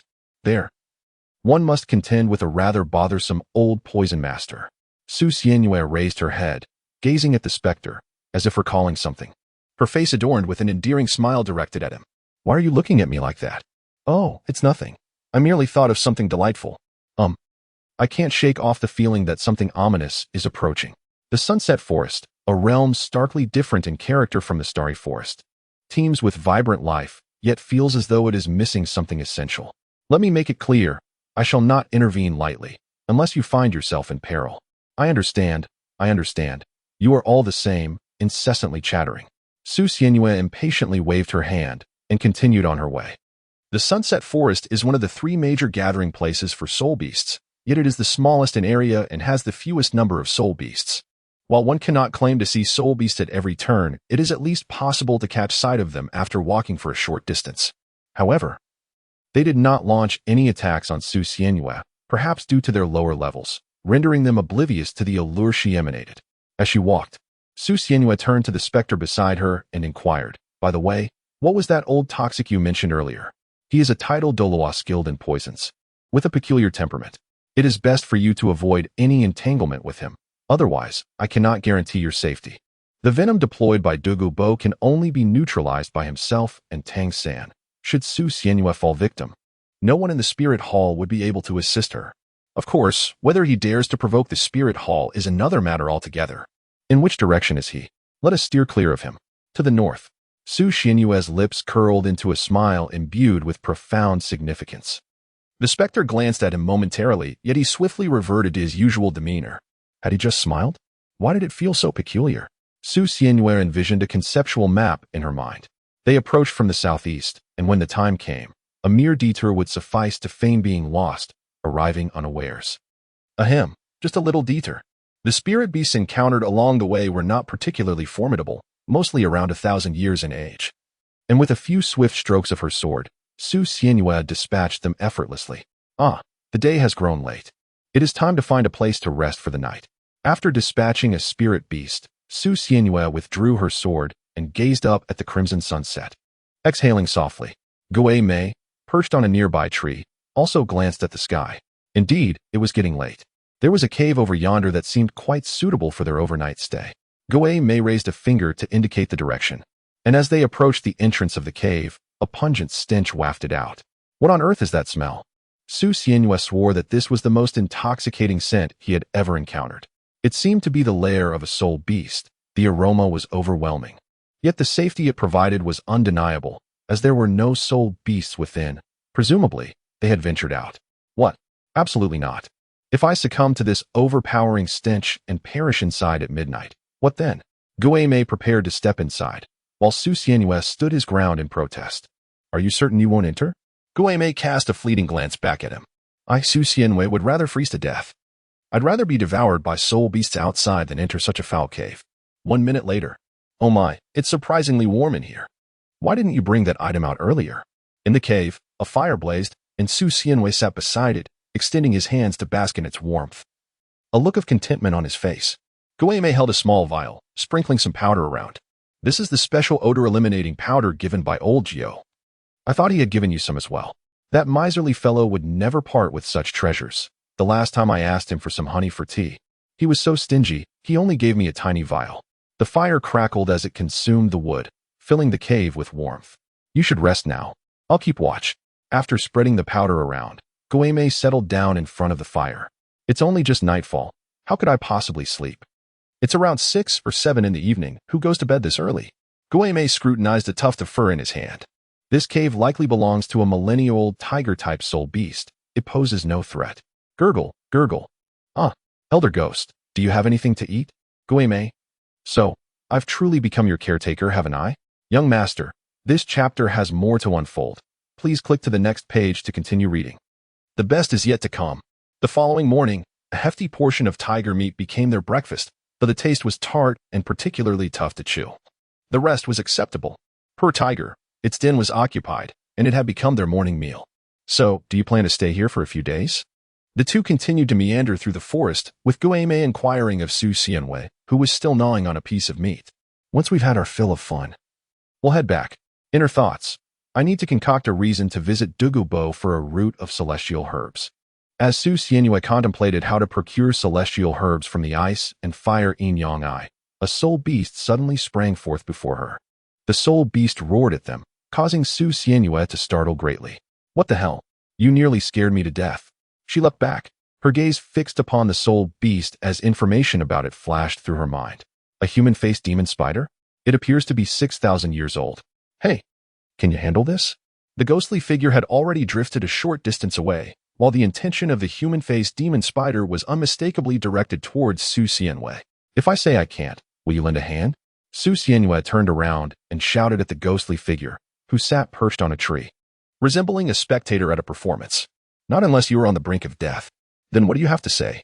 As Su Xianhua deftly evaded the attacks of the face-devouring spider, she pondered how best to confront it. The face-devouring spider, a creature worthy of a soul ring, would have been an excellent acquisition.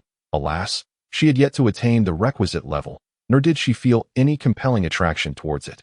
It seemed prudent to retreat while she still could. This 6,000-year-old beast, despite lacking skills such as invisibility, possessed an exceptionally tough exoskeleton, coupled with formidable speed and venom that posed a significant challenge. Furthermore, it was unnecessary to acquire its soul ring, making the prospect of engaging in battle both arduous and unfruitful. Su Xianhua had no intention of fighting, yet the humanoid spider demon was clearly eager for battle. In an instant, it lunged forward, its massive form crashing heavily before Su Xianhua. Had she not swiftly evaded, she would have been reduced to a mere pulp. Subsequently, The humanoid spider demon unleashed a seamless and rapid deployment of its web. Suddenly, an enormous spider web materialized, ensnaring Su Xianwei unawares. As she witnessed the demon's gaping maw approaching menacingly, she thrust her sword through the web, aiming for its eyes. But the razor-sharp fangs on either side inflicted a wound upon her. Unable to stand idly by, the ghostly entity unleashed several black energy spheres, propelling the humanoid spider demon away. The injured creature collapsed, 2 of its 8 legs severed, and its exoskeleton shattered from the recent assault. How pathetic you are. Nearly bitten to death. Why don't you give it a try? At level 29, facing such a creature, I dare say you would be instantaneously annihilated. While engaging in their playful banter, the ghostly being assisted Su Xianyue in sitting cross-legged on the ground, channeling energy to expel the venom coursing through her. What are you doing? Extracting the poison from you. The humanoid spider demon is rife with toxins. Surely you are aware of that. Are you certain this will be effective? The spider's venom spreads rapidly. You can still speak, which indicates the poison has not yet spread too far. It can be expelled. I am well read. So do not attempt to deceive me. I have never heard of expelling the venom of a humanoid spider demon with spiritual energy. And why did you not intervene sooner? It's only now that I am poisoned that you decide to act. If I were to perish, you would not fare well either. Perhaps we should seek out that old poison expert you mentioned. Silence. Very well. Su Xianyue felt a twinge of anxiety. The venom of the faceless demon spider was notoriously potent. The toxicity of Tang San's 2,000-year-old poison was already evident. So one could only imagine the effects of this 6,000-year-old variant. However, the mind of the specter was currently clouded with confusion. Where was the poison? The venom of the faceless demon spider seemed to have vanished. The specter had been holding Su Xianyue's hands behind her for quite some time, and she was beginning to grow weary. Turning her head, she inquired, "Hey, are you finished?" If this continues, her voice trailed off as she noticed his expression. The specter furrowed his brows, gritting his teeth, his face a portrait of urgency, which sent Su Xianyue into a deeper panic. Oh no, is it hopeless? I told you. There's no way to force out this poison. I'm sorry, Grandpa. I'm sorry, Arya, and who says you're beyond help? Get up. I'll take you to see that old poison master. The specter kicked Su Xianyue, who was sitting on the ground with her head cradled in her arms, and proceeded in a particular direction. Su Xianyue disdainfully observed his retreating figure before hastily following him. What on earth is happening? Am I going to be all right? I'm uncertain about your condition. I didn't find the faceless demon spider's venom within you. I can't ascertain the situation. I can only take you to meet that old poison master. To be honest, I truly wish to avoid any association with that individual. Why not? He is exceedingly cold and ruthless. Not just me. Virtually no one within the titled Douluo circle enjoys dealing with him. Su Xianyue, you too enjoy playing underhanded tricks, don't you? Isn't this akin to a turtle mocking a bean's eyes? What is that expression on your face? Oh dear, I feel dizzy. I am uncertain of what ails me. Having been discovered by the specter, Su Xianyue feigned ignorance. The specter, perceiving her ruse, could not ascertain whether the venom of the face spider would erupt unexpectedly. Grasping the nape of Su Xianyue's garment, he hastened their retreat. Meanwhile, the forsaken corpse spider, its dark and sinister eyes glimmering with malice, fixated on the direction of their departure, beside a small pool of blood left by the injured Su Xianyue. Pray tell, how shall we gain entry? The specter and Su Xianyue halted before a certain location. Observing the inky green mist before them, Su Xianyue discerned that they had arrived at the lair of Douluo. Step aside a tad, the specter instructed, prompting a puzzled Su Xianyue to take several steps back. Once she had distanced herself, the specter unleashed his martial soul, manifesting a formidable wave of soul power. Old poison, I have matters to discuss with you. His gravelly voice resonated through the air, amplifying with the force of his soul power. Following his proclamation, a voice echoed from all directions. Isn't that the illustrious ghost Douluo? What brings you to my humble abode, accompanied by a young child? Douluo's voice, laced with jest, reverberated. Enough of your theatrics. Come forth, I wish to speak with you. The specter's expression turned grave as he fixed his gaze on a certain spot from which a figure emerged. If it's a fight you seek, I am unafraid. What of the chrysanthemum gate? You alone cannot contend with me. Clad in a hue reminiscent of forgiveness, Douluo materialized before them. His lean frame and subtly luminous green eyes sending a shiver down Su Xianyue's spine. Who seeks to battle with you? It is he. The specter gestured towards Su Xianyue, who has been afflicted by the face spider's venom and wishes for your assistance. Douluo's gaze shifted to Su Xianhua, penetrating and chilling, before he turned his head away. Ghost, are you jesting at my expense? This lad appears quite lively. He hardly resembles a victim of poisoning, especially by the face spider. Furthermore, why do you presume I would be inclined to cure him? Perhaps I could offer you some incentive. Douluo surveyed Su Xianhua once more, noticing the fresh scabs upon her skin, nodding slightly. I see. However, you bear the poison yet show no signs of distress. Logically, you should be unconscious by now. Pray tell, what number is this? Douluo raised 2 fingers, while Su Xianhua, at a loss for words, averted her gaze. The chapter does not conclude here. Please turn to the next page to continue reading. It appears that the mind remains quite lucid. Since you have called upon me, there is still time to discuss the matter of remuneration. As for the grudge from the past, it cannot be easily dismissed. Following this, they engaged in a casual conversation. Su Xianhua was unaware of the promises that the specter had made to him, yet they swiftly reached a consensus. It's a deal, young man. Come with me. As for you, stay outside. I cannot trust what you might do within. Douluo let out a hearty laugh, addressing the specter. No. I must keep an eye on him. If necessary, you could poison him. Should I make any move, ensure he meets his end. Indeed, a sound plan. Su Xianhua immediately protested, Hey, did you obtain my consent? However, her objections were in vain, as Douluo still sprinkled a handful of powder onto her face. Su Xianhua, Both the specter and Su Xianhua held the pills given by Douluo, traversing the poisonous array. Soon, they arrived at Douluo's dwelling. A quaint wooden cottage. The antidote for the humanoid demonic spider. Let me search. Douluo rummaged through a wall lined with drawers. Alas, the white scorpion grass is depleted. Please wait a moment while I gather some. Gather some? Does this mean a trip to the Eye of Ice and Fire? Without uttering a word, Su Xianhua followed closely behind. Douluo turned to glare at him. What are you doing here, boy? I am quite curious about your medicinal herb gathering grounds, and wish to take a look. Is that not permissible? Douluo glanced at the specter-like figure trailing him and barked sternly, No? Go back. Otherwise, I shall not treat you. Chapter 73. The enigmatic purple flower. Douluo sent Su Xianhua back, then leaped into a valley with a graceful bound. Left alone, Su Xianhua twitched his lips in annoyance. What a miser! With no other option, he returned to the quaint wooden cabin, where he sat in solitude, consumed by boredom. Before long, Douluo returned, his hands clutching an assortment of herbs. Wait a moment. The antidote will be ready shortly. As he spoke, Douluo cast a collection of peculiar herbs into a furnace, accompanied by various dried creatures such as snakes, insects, and rodents. You cannot possibly be intending to use poison to counteract poison. Of course, I am a formidable poison Douluo. Naturally, I shall employ poison against poison. If you are unwilling, then be gone at once. Su Xianhua gazed at the large stove boiling with oil, the vibrant hues of the concoction, and the acrid aroma wafting through the air. It was evident that this was not a beverage fit for human consumption.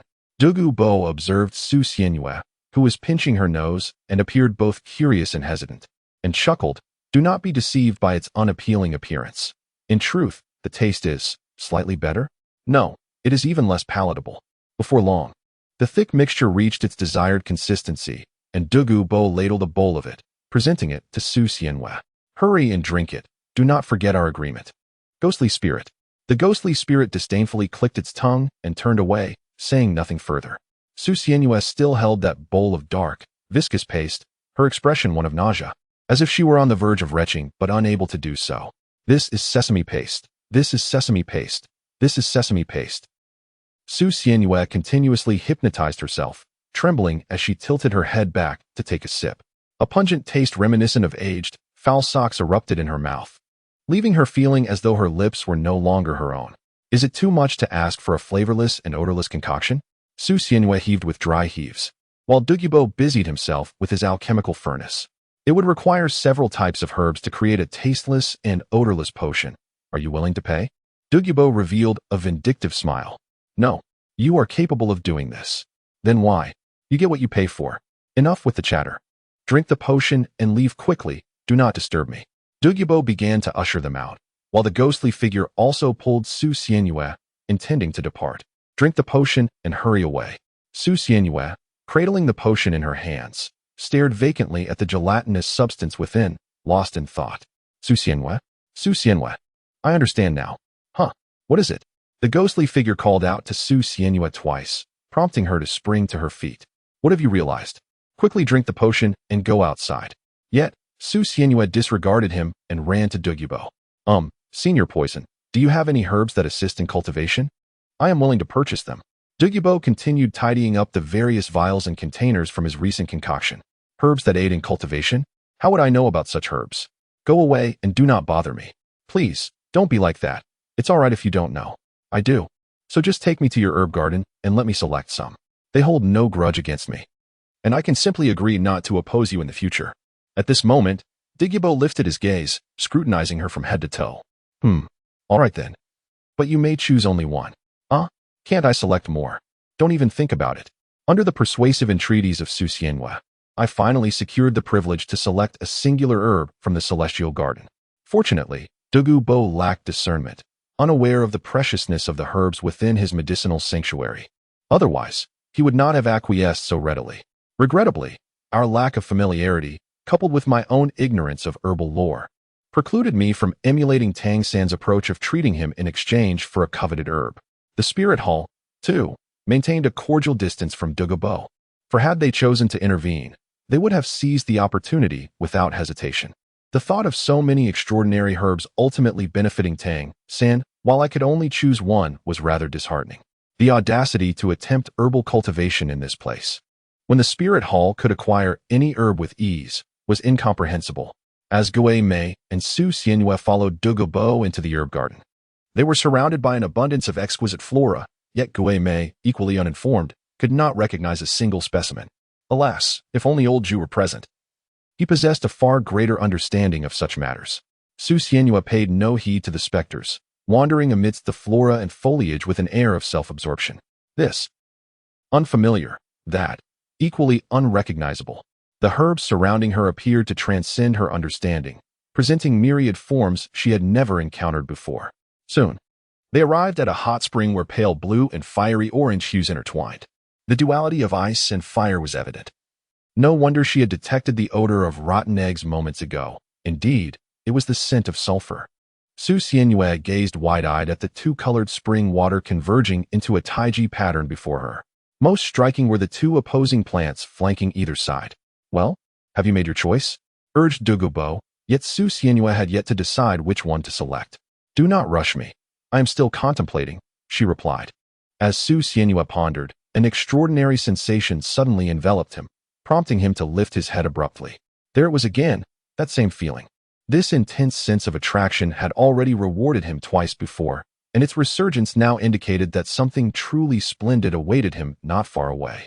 Su Xianhua continued her forward journey, ultimately halting at the entrance of a cave not far away. Oh, there is a cave here? I had never noticed it before. The Small Master, this chapter has more to offer.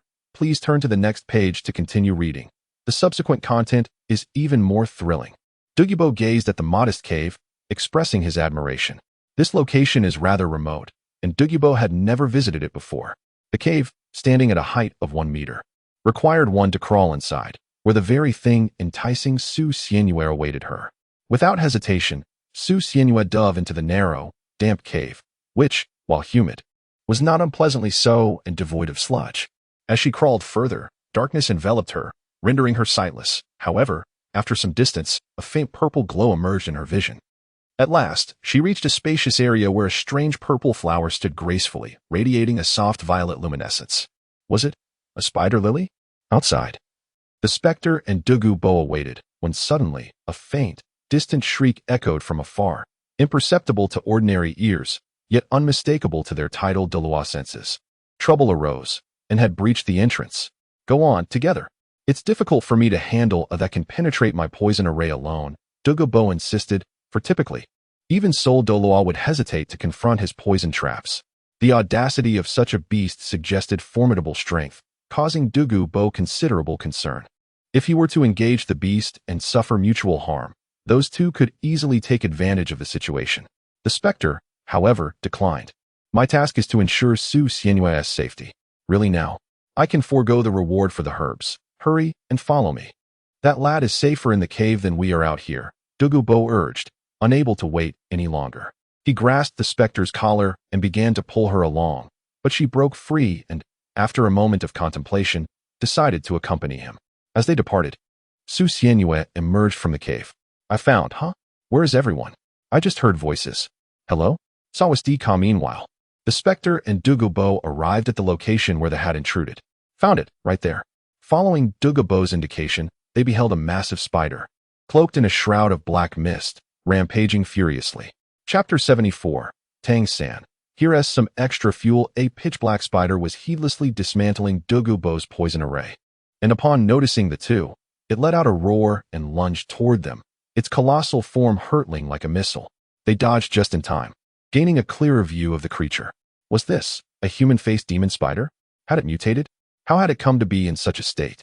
Douluo instantly recognized the beast. It was indeed the human-faced demon spider they had encountered 6,000 years prior, its injured eyes unmistakable. But how had it transformed so drastically? Suddenly, the specter recalled that Su Xianyue had been injured. Her blood must have been left behind at the scene, causing the human-faced demon spider to go into a frenzy after drinking it. This was dire. How careless. Regardless, a 6,000-year-old beast in a frenzied state would likely be comparable to a 10,000-year-old soul beast, at most. The ghost murmured softly, while Douluo had already engaged in combat with the human-faced demon spider. Subsequently, the ghost joined the fray to lend assistance. Meanwhile, Su Xianyue sat in a daze before the purple flower she had gathered. Su Xianyue unearthed not only the soil, but also the radiant flower.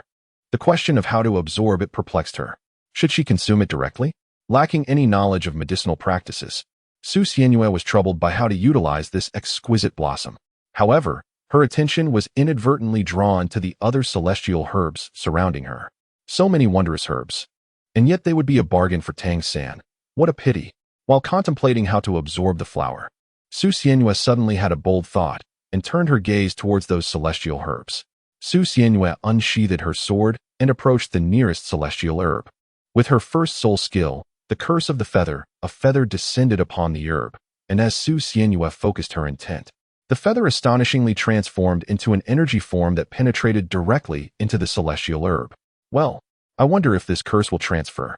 Regardless, it should be fine for a few years. I can always address it later if necessary. Su Xianyue had long since devised a strategy to confront Shrek. Although he preferred to observe Tang San and the spirit hall from an outsider's perspective, he recognized the necessity of being adequately prepared. His first soul skill could transform into an energy form that could reside within a target unit and be activated when needed. This was a method of his own invention. As a modern individual, his creativity far surpassed that of the rustic inhabitants of Douluo continent. The potential for soul skill development was boundless. He could even fashion a down jacket from feathers, albeit at a considerable expense of soul power. Gazing at the plethora of celestial herbs scattered about, Su Xianyue leapt into the air, and in an instant, countless black feathers cascaded down like snowflakes. Each herb was adorned with at least 4 or 5 feathers. With his index and middle fingers raised in a precise gesture, he infused the feathers into the herbs. The remnants on the ground dissipated with a mere wave of his hand. Well, this should prove useful, otherwise engaging in a conflict with Tang San might prove quite arduous in the future. Su Xianyue's idea was to infuse a curse into the immortal herb, waiting for it to be absorbed alongside the curse by Tang San and his companions, thereby rendering their attempts to eradicate the curse futile. However, this remained merely a concept, as Su Xianyue had never put it into practice. Well, I can only hope it proves useful. Oh, I almost forgot about the 2 plants in the Eye of Ice and Fire. After confirming that nothing was overlooked, Su Xianyue pondered. Right. What reaction will my blood have upon contact with the immortal herb? Without hesitation, Su Xianyue bit into her fingertip, allowing a drop of blood to fall onto the nearest herb. The moment the crimson liquid touched the leaves, it instantly melded into the plant. Initially, the herb appeared unchanged, but mere seconds later, it withered away completely. Oh dear. How reckless of me. Although this outcome was anticipated, the speed of the withering took Su Xianyue by surprise. In a state of panic, she yanked the wilted herb from the ground and tossed it into the fiery spring of the Eye of Ice and Fire, where it was immediately consumed by flames. After dealing with the situation, Su Xianyue wiped the sweat from her brow and whistled nonchalantly as she departed. Unbeknownst to her, the charred remains of the herb left behind a small drop of blood, mingling within the fiery spring, refusing to dissipate. Meanwhile, Douluo and his companions had finished dealing with the human-faced demon spider. It was resolved. It must be dead now. Guei observed the mangled body of the spider, while Douluo maintained a stern expression. This human-faced demon spider was not afraid of my poison. How could that be? I must study this thoroughly. After collecting a few pieces of spider flesh, Douluo returned with Guei. I say, you should be leaving now. How long do you plan to linger here? Humph, as if I wished for this. The two exchanged little more. And once the matter was settled, they traversed the poison formation back to their original location. Douluo walked directly to the Eye of Ice and Fire, pulled Su Xianyue out, and tossed her to Guei before beginning to bid them farewell. You two should leave quickly. I am quite busy. Guei, eager to depart, took Su Xianyue away. Douluo watched their retreating figures and called out, remember to send over the reward. It won't be forgotten. The silhouettes of Guei and Su Xianyue gradually faded into the depths of the forest, while Douluo stood with his hands clasped behind his back, grinning at Su Xianyue's back, seemingly pleased about something. After a long while, his brow furrowed as he examined a severed limb of the human-faced demon spider closely. This chapter is not yet complete. Please click to the next page to continue enjoying the subsequent riveting content. I must study this carefully, otherwise. Douluo seemed to recall something terrifying and shook his head, entering his small wooden cabin. Wait, that lad wouldn't have taken several herbs, would he? I completely forgot to check. Oh well, I'll handle the important matters first. Su Xianyue held a small cloth pouch containing a handful of soil, within which a delicate purple spider lily was nestled, cradled tenderly in her hands. Being a living entity, it could not be stored within a spatial soul guide and had to be held instead. Is this your choice? While it may appear enchanting, do you comprehend its properties? The ghostly figure gazed at the palm-sized bloom, and as he observed it, an unsettling chill suddenly washed over him, causing him to instinctively retreat. Su Xianyue was also startled by the sudden appearance of the ghostly figure. Ah, you scared me. I thought there was a soul beast. The ghostly figure kept a vigilant gaze fixed upon the flower.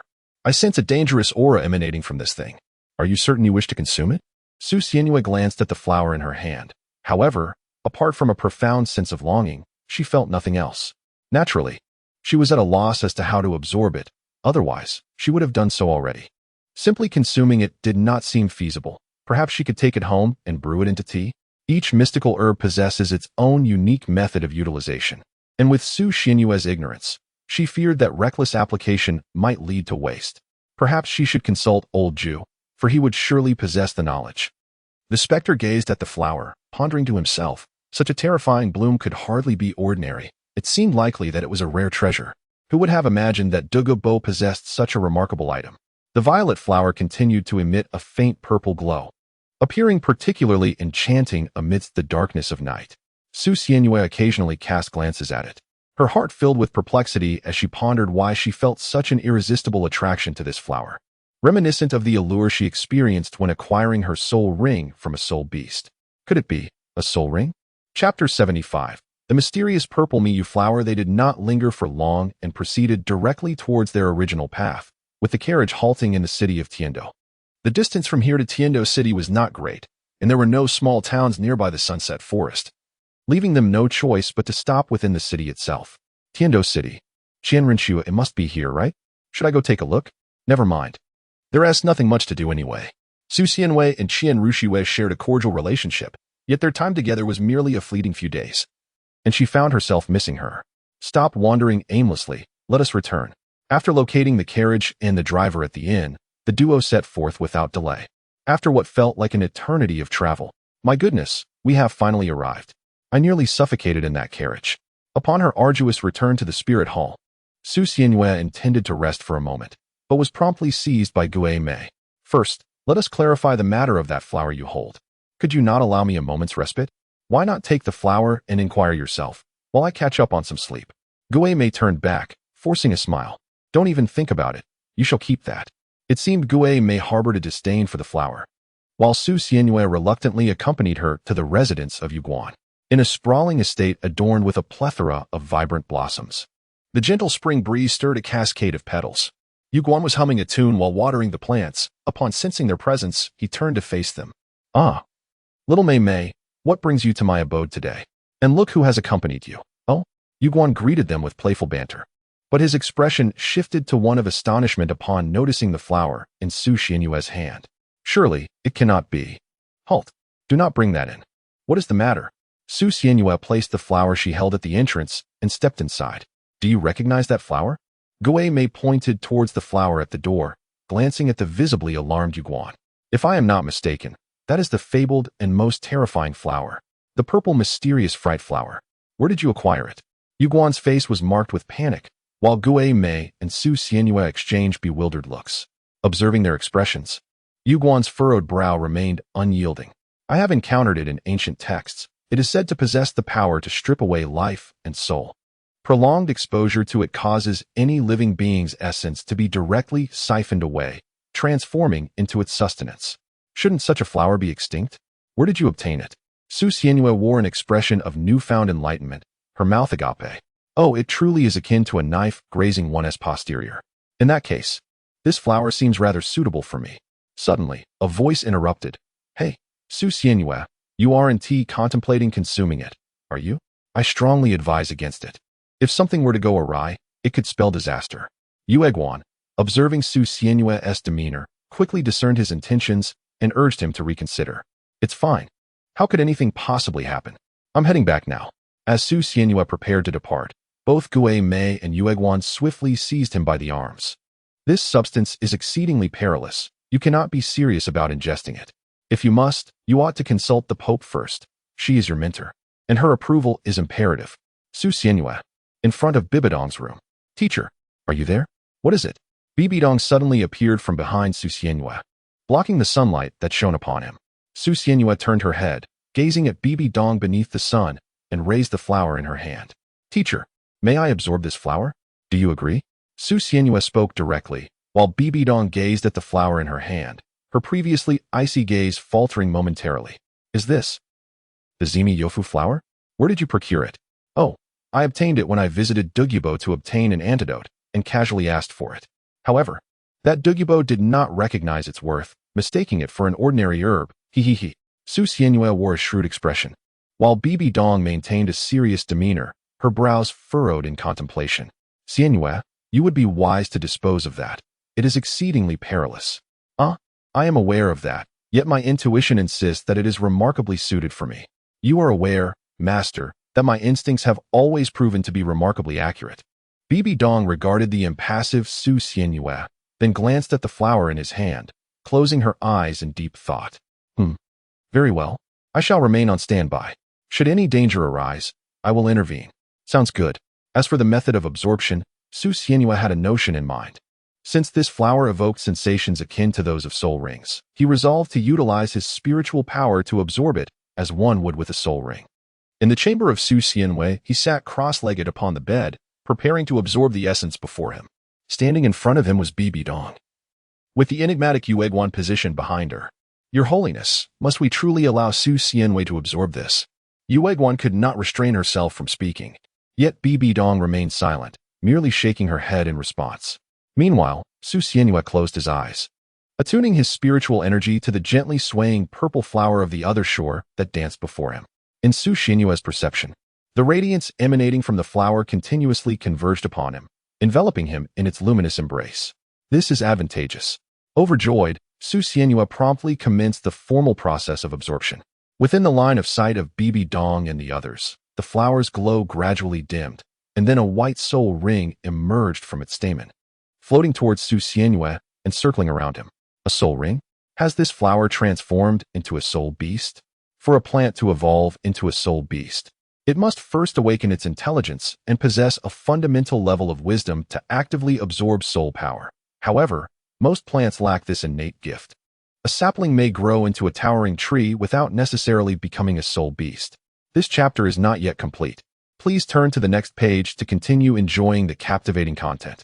Moreover, the higher the plant's grade, the more challenging it is to awaken its intelligence. Yet, under normal circumstances, it is achievable, merely a matter of time. At this moment, Su Xianyue's soul power aura was steadily ascending, continuously rising. Moments later, with a resounding boom, a powerful wave of soul energy dispersed the clutter within the room, marking Su Xianyue's successful breakthrough to level 30. The soul ring began to resonate with Su Xianyue, emitting a humming sound while trembling incessantly. A 10-year soul ring. The esteemed Pope. Yueguan and the others were still unaware that Su Xianyue could absorb souls to enhance the age of his soul ring, hence their inquiries. Naturally, Bibi Dong intervened. No need. Just observe.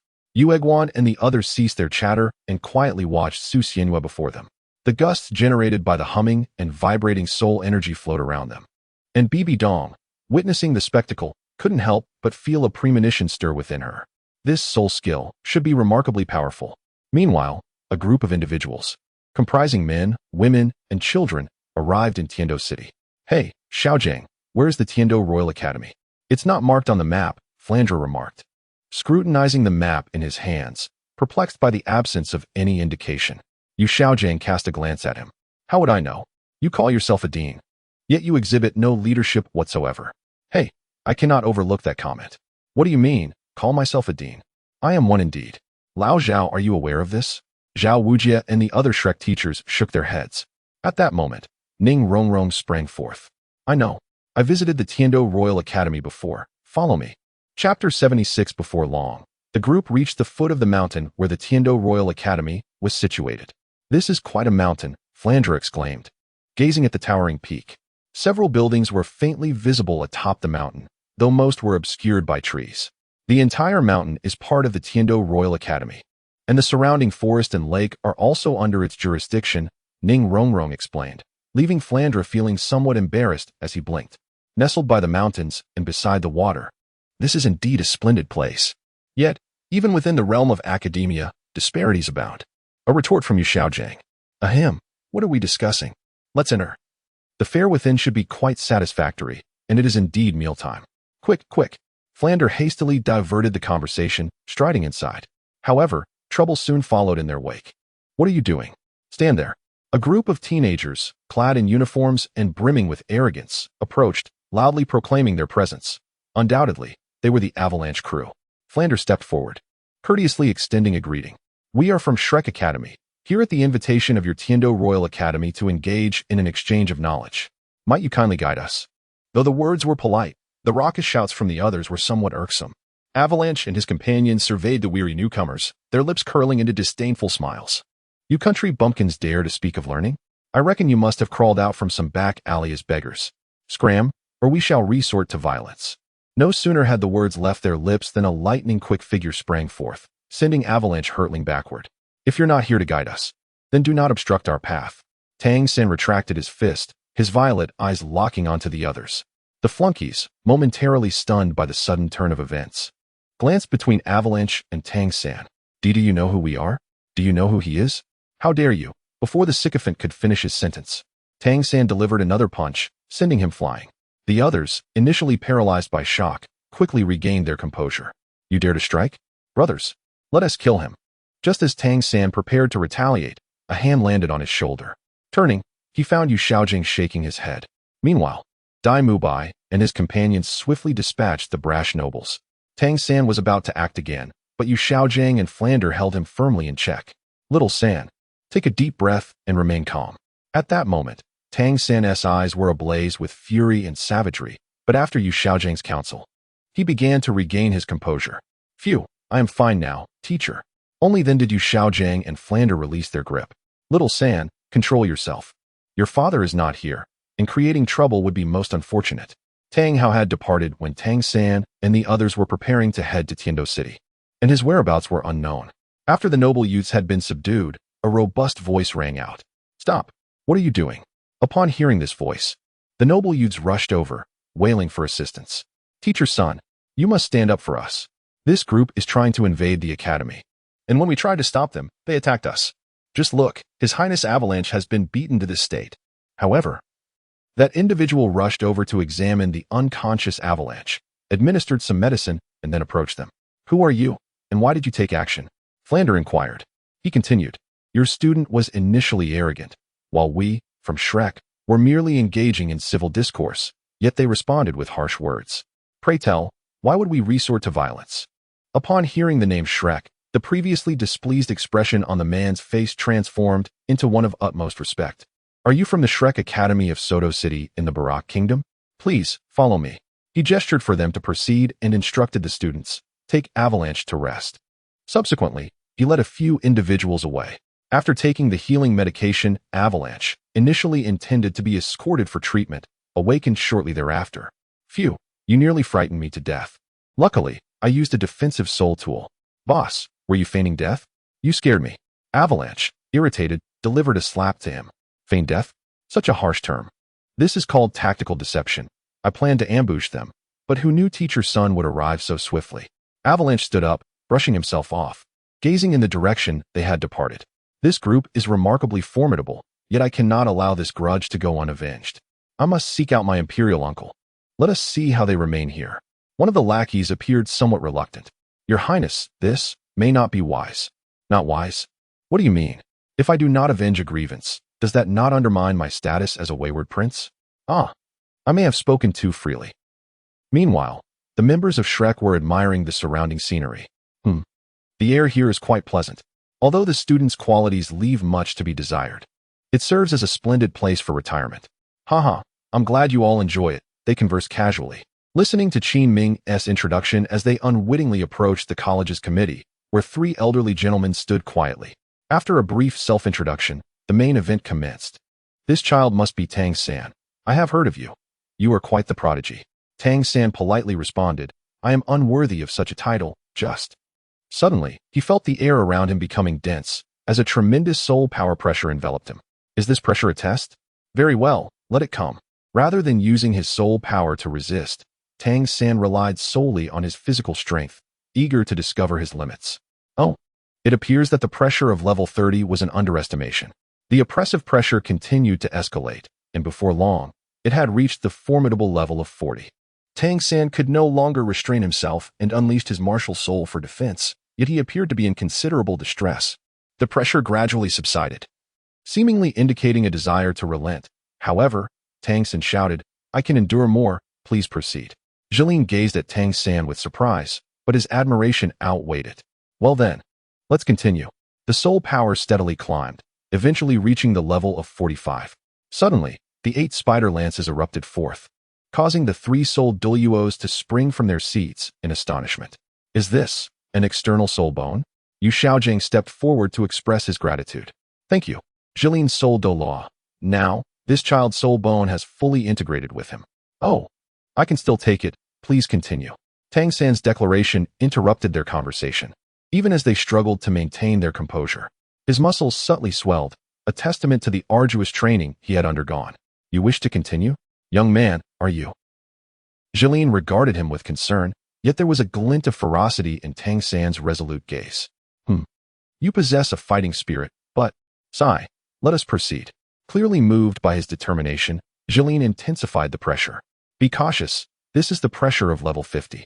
At present, Tang San's soul power stood at 34, and the pressure of 50 far exceeded his capacity to endure. Nevertheless, he persevered, his muscles taut with strain, as he pushed his soul power to its utmost limit. The blue-silver grass, which he had relied upon for support, began to falter under the immense weight. Enough.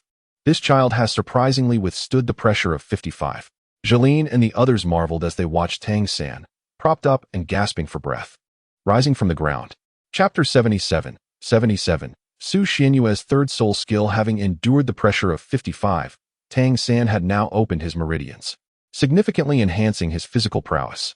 Jilin and the others exchanged pleasantries with Tang San, but a voice suddenly pierced the air behind them. The chief of the dream machine is present.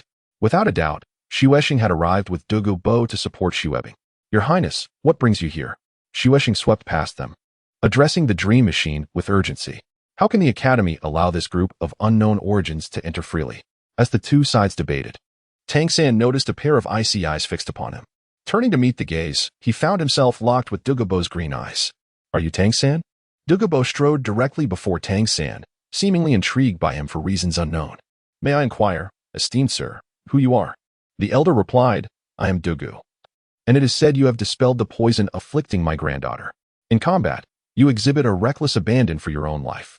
Upon our first encounter, I could discern the fierce intensity in your gaze. You are quite extraordinary. Due to the abduction of Xiaowu, Tang San was perpetually on edge, his temperament fraying, with dark circles under his eyes rivaling those of Su Xianyue, a certain protagonist. These are merely my eyeshadows. Thus, his combative spirit was akin to that of one who cares little for his own safety, leaving a deep impression on Douluo Yin and the others. Your granddaughter. Douluo. Douluo Yin? Tang San inquired. With the power to dispel toxins, I find myself greatly intrigued by you, Tang San. At this moment, Xue Xing shouted towards them. If you can withstand 5 minutes under the prowess of this Douluo, I shall grant you entry into the Tiando Royal Academy. As Douluo unleashed his soul power, 9 soul rings floated around him. A title Douluo. Tang San and the others gasped in astonishment while attempting to resist. No need for that. Since we are not welcomed here, we shall take our leave. Yu Shaojing shouted at Douluo, who then retracted his oppressive soul aura. Then be gone. The 3 committee members attempted to intervene, but Xue Xing denied them the opportunity, issuing an expulsion order. Following this, Douluo departed without hesitation. Meanwhile, Su Xianyue successfully absorbed the flower and slowly opened his eyes. Has night fallen already? As he opened his eyes, he beheld the dark sky outside, only to suddenly sense something nearby. How do you feel? Oh, teacher, you nearly frightened me to death. Bibi Dong sat beside Su Xianyue, startling him with her sudden voice. Bibi Dong said nothing further, merely observing Su Xianyue while he attuned to his own level. This sensation? 32? Wait, why is it only 32? 32. Where did I even obtain a soul ring? Su Xianyue hastily unleashed his soul rings, revealing 3, 2 black and 1 white, floating gracefully behind him. As he directed the rings to hover before him, he regarded the unexpectedly manifested 3rd soul ring. This soul ring belongs to that flower, which has now transformed into a soul beast. It fortuitously serves your purpose, for the age of the soul ring poses no concern for you. Let me witness your soul skills, said Bibi Dong, gazing intently at Su Xianyue's soul rings. Su Xianyue craned her neck to observe Bibi Dong, absorbing the information conveyed by the soul ring. Soul skills. Oh, how impressive. Bibi Dong. What is it? Su Xianyue revealed a smile as she gazed at Bibi Dong. Teacher, allow me to demonstrate something for you outside. After a moment's hesitation, Bibi Dong decided to follow her out. Then let us be swift. In the courtyard beyond, Su Xianyue brandished a long sword, her white soul ring shimmering behind her. At that moment, a circle of black barriers emerged around her sword, forming a spherical shield with a diameter of 10 meters, encasing Su Xianyue within. Is this truly it? I felt a tinge of disappointment, having anticipated something more splendid and dazzling. Su Xianyue retracted her soul skill, her expression tinged with disappointment. No, it was profound disappointment. My soul skill is the ability to absorb souls. Within a 3-minute radius of those of a lower level than mine, their souls will be inexorably drawn away. Indeed, it is that formidable, which is why Su Xianyue perceives it as possessing magnificent effects. Moreover, it is a conceptual soul skill, regardless of the target's abilities. As long as their level is inferior to Su Xianyue's and they remain within the designated area for 3 minutes, it results in instant death. There is simply no way to counter it. However, the requirement of merely 3 minutes to induce death seems somewhat trivial. Though as the soul ring ages, the time should diminish. Depriving souls? You. Bibi Dong exclaimed in astonishment, but after a moment of contemplation, she regained her composure. Nevertheless, there is something I would like to discuss with you. What is it? Su Xianyue inquired, her curiosity piqued by Bibi Dong's abrupt change of subject. Bibi Dong took a deep breath and spoke slowly. In 2 years, the elite competition of advanced soul master academies will take place across the continent. All prestigious academies will participate, and we will have our own team. I wish to know if you would be willing to join us. The Elite Soul Master competition is an unparalleled honor to win. For instance, Shrek Academy soared to prominence after securing the championship, particularly because Lu Erlong had nearly disbanded the academy.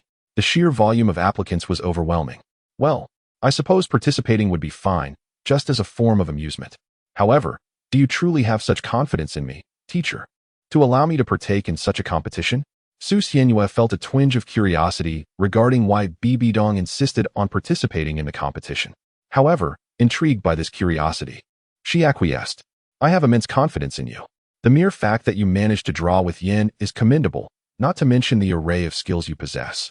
When the time comes, strive to live up to my expectations. With that, Bibi Dong vanished in a flicker. Su Xianyue stood still, lost in thought. The competition? Did that not mean facing off against Tang San and his companions? Should I strive for victory? It seems that Wu Ti significantly alter the storyline. So perhaps I shall endeavor to win.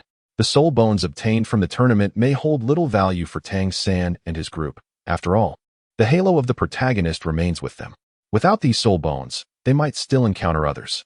Alas, it matters not. I shall consider it when the time comes. For now, there is nothing else to occupy my time, so I shall focus on my cultivation. Su Xianyue entered the room and began her cultivation. At this moment, Tang San had already been abducted by Douluo. Upon awakening, there was no need for pretense. Although merely 13 years old, his demeanor was remarkably mature. Rousing the feigning Tang San, Douluo crossed his arms and leaned against a tree, observing Tang San, who sat cross-legged on the ground. The yellow liquor dispels poison. But surely it is not limited to that. Mere strong spirits cannot counter the venom of the azure-scaled serpent. Tang San scoffed, his bloodshot eyes, partially concealed by dark circles, mockingly gazing at Douluo. The yellow essence counters serpent venom, and the strong liquor activates the medicinal properties. Coupled with blazing fire, it can indeed neutralize the serpent's poison. Tang San spoke with unyielding confidence, which piqued Douluo's curiosity. Youngster, you seem unafraid of me. Do you perhaps look down upon my poison? Tang San responded with a cold laugh. Ha, your poison? Merely refuse. What is there to fear? You seek death. Douluo exclaimed as he seized Tang San by the throat, lifting him off the ground. Over the years, all who have questioned me have met their demise. Do you wish to be the next? If not for my appreciation of your ingenious method to dispel poison, you would have long been dead. Chapter 78. The Strange Red Pearl. Grasped by the throat, Tang San gritted his teeth, struggling to utter a few words. My father is Tang Hao. With a thud, Tang San was thrown to the ground. Tang Hao. Young man, one may indulge in reckless speech, but not in baseless claims. You assert that you are the son of Tang Hao. What proof do you possess? Douluo clearly harbored significant apprehension towards Tang Hao, while Tang San revealed his small hammer. Is this sufficient? The Haotian hammer.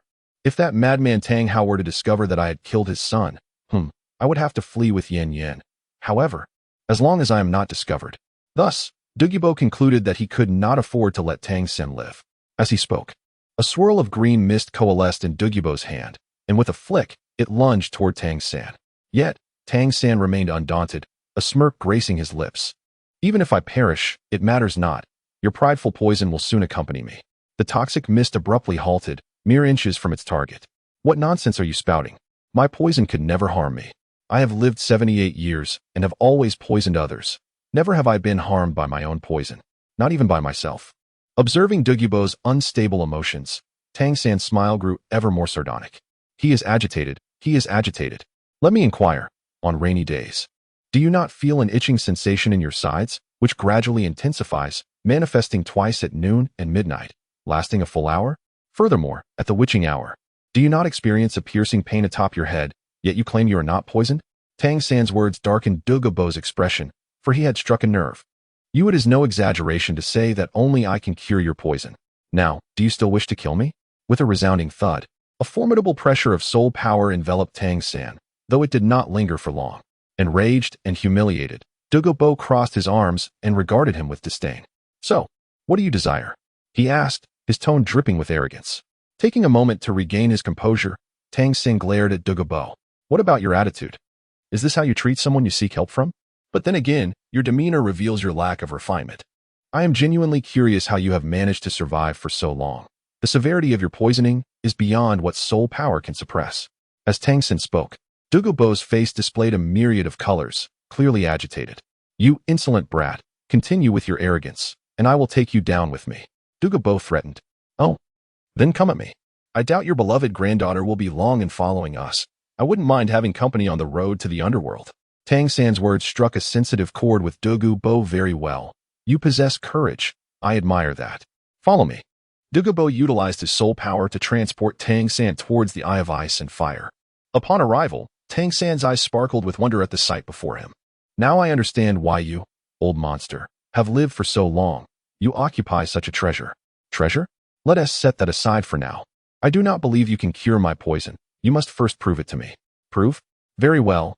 I may not be able to concoct an antidote immediately, but I can certainly prepare potions to alleviate the symptoms.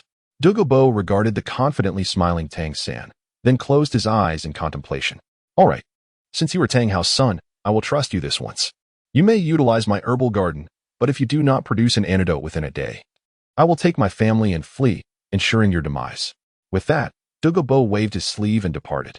Tang Sen turned to behold the plethora of exquisite herbs scattered about, his smile barely contained.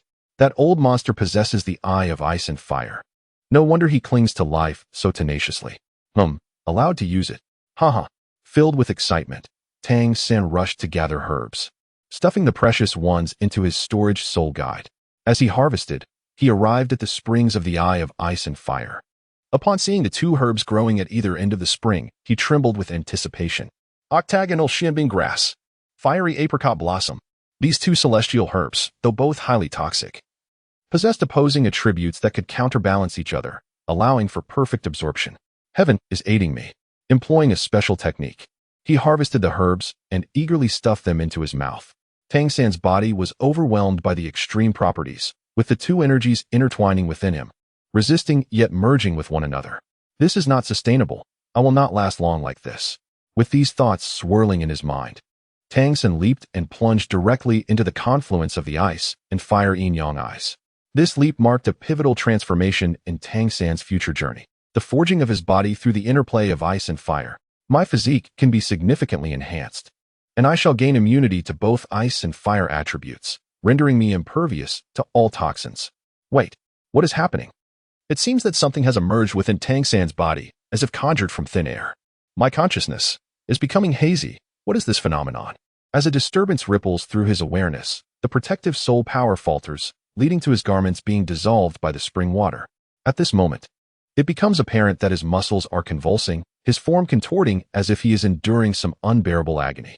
What is this entity? Utilizing his mental prowess, he discovers that a tiny red orb, scarcely 5 millimeters in diameter, has unexpectedly manifested within him.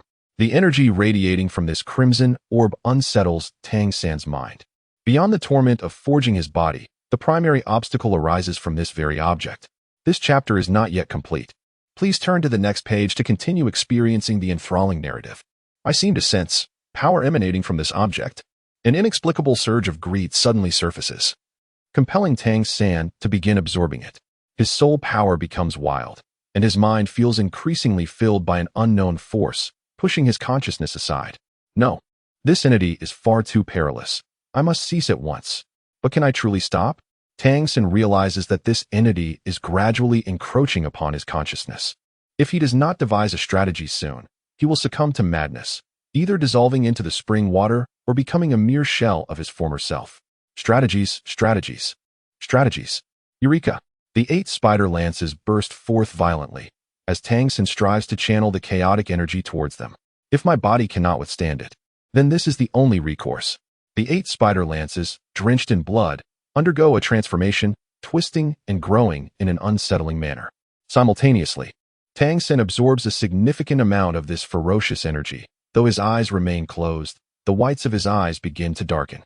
As dawn breaks, sunlight pierces through the dense foliage. A groggy Tang San crawls out from the ice and fire yin-yang eyes, shaking his head in bewilderment. What has happened to me? Upon inspecting his body, he discovers astonishing changes. His physical attributes have dramatically improved, surpassing his expectations significantly. Could it be due to that strange entity? What on earth is it? As Tang San ponders, Douluo suddenly appears. Boy, where is my antidote? The antidote? How could I have forgotten this? Tang San murmurs, while Douluo shouts in exasperation. What? Forgotten? You? No. How could I forget? It's just that without the alchemy furnace you haven't provided me, how am I to concoct the elixirs? The dignified excuse elicited a twitch from the corner of Douluo's eye as he promptly hurled a large alchemy furnace at him. Hurry up and get to work. Chapter 79. The distressed Douluo, just awakening. Su Xianyue let out a lengthy yawn, groggily sitting up from her bed. She stared around in a daze before collapsing back onto her mattress. Yet, her restlessness soon prevailed, prompting her to rise again. Ah, how dreadfully boring. Without a mobile phone, a computer, or novels to peruse, the sole source of entertainment lay within the books of the library. This life, though simple, was undeniably tedious. Each morning, lamenting her boredom had become a habitual refrain for Su Xianyue. Shall I venture to the Stardo Forest? After all, sporting a white soul ring does not present well. Although somewhat perplexed by the sudden emergence of this white soul ring, she decided it was best to disregard it for now. What? You intend to visit the Stardo Forest again? You have only just returned from the Sunset Forest. Shouldn't you rest for a few days? Bibi Dong regarded Su Xianyue before speaking slowly. Indeed, it is exceedingly dull, and there are no enjoyable pastimes. So I must resort to visiting the Stardo Forest for amusement. Surely, you wouldn't disapprove, would you? Bibi Dong pondered for a moment before responding. It is not a matter of disapproval, but rather, both Yueguan and Gui may have pressing matters to attend to, and there is no guarantee of your safety. They have urgent matters? Where has Elder Gui gone?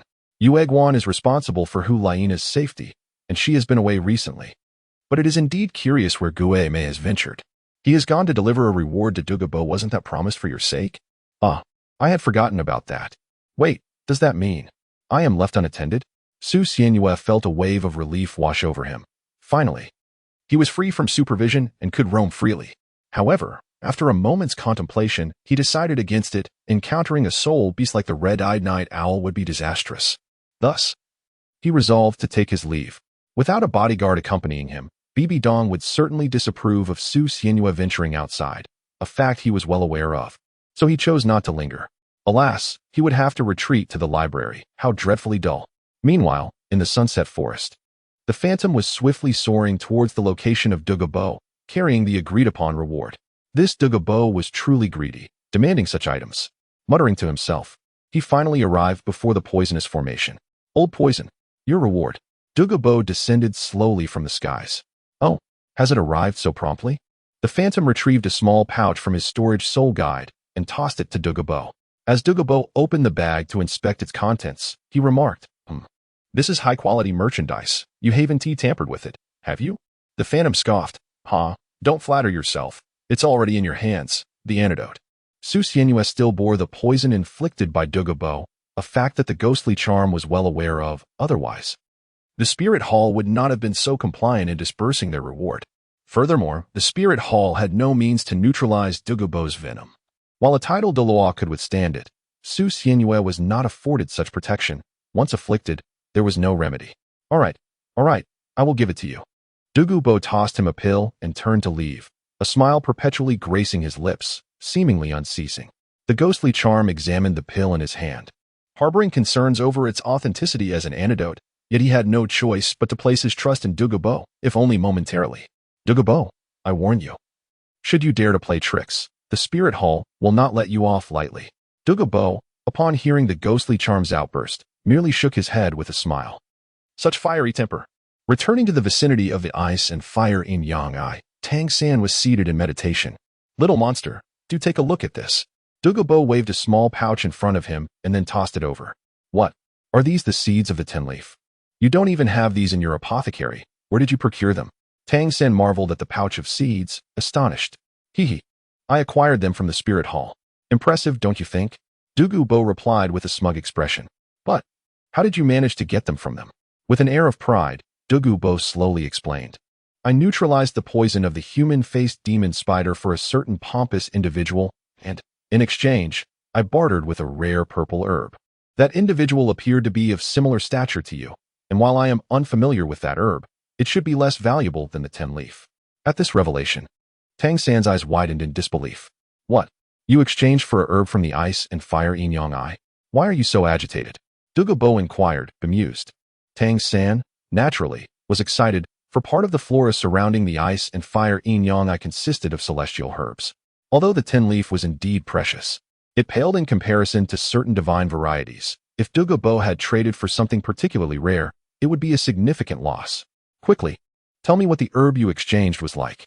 Tang San grasped Douluo's collar, despite their height difference. His 1.70 m stature exuding an aura of 1.90 m. Douluo pushed him away.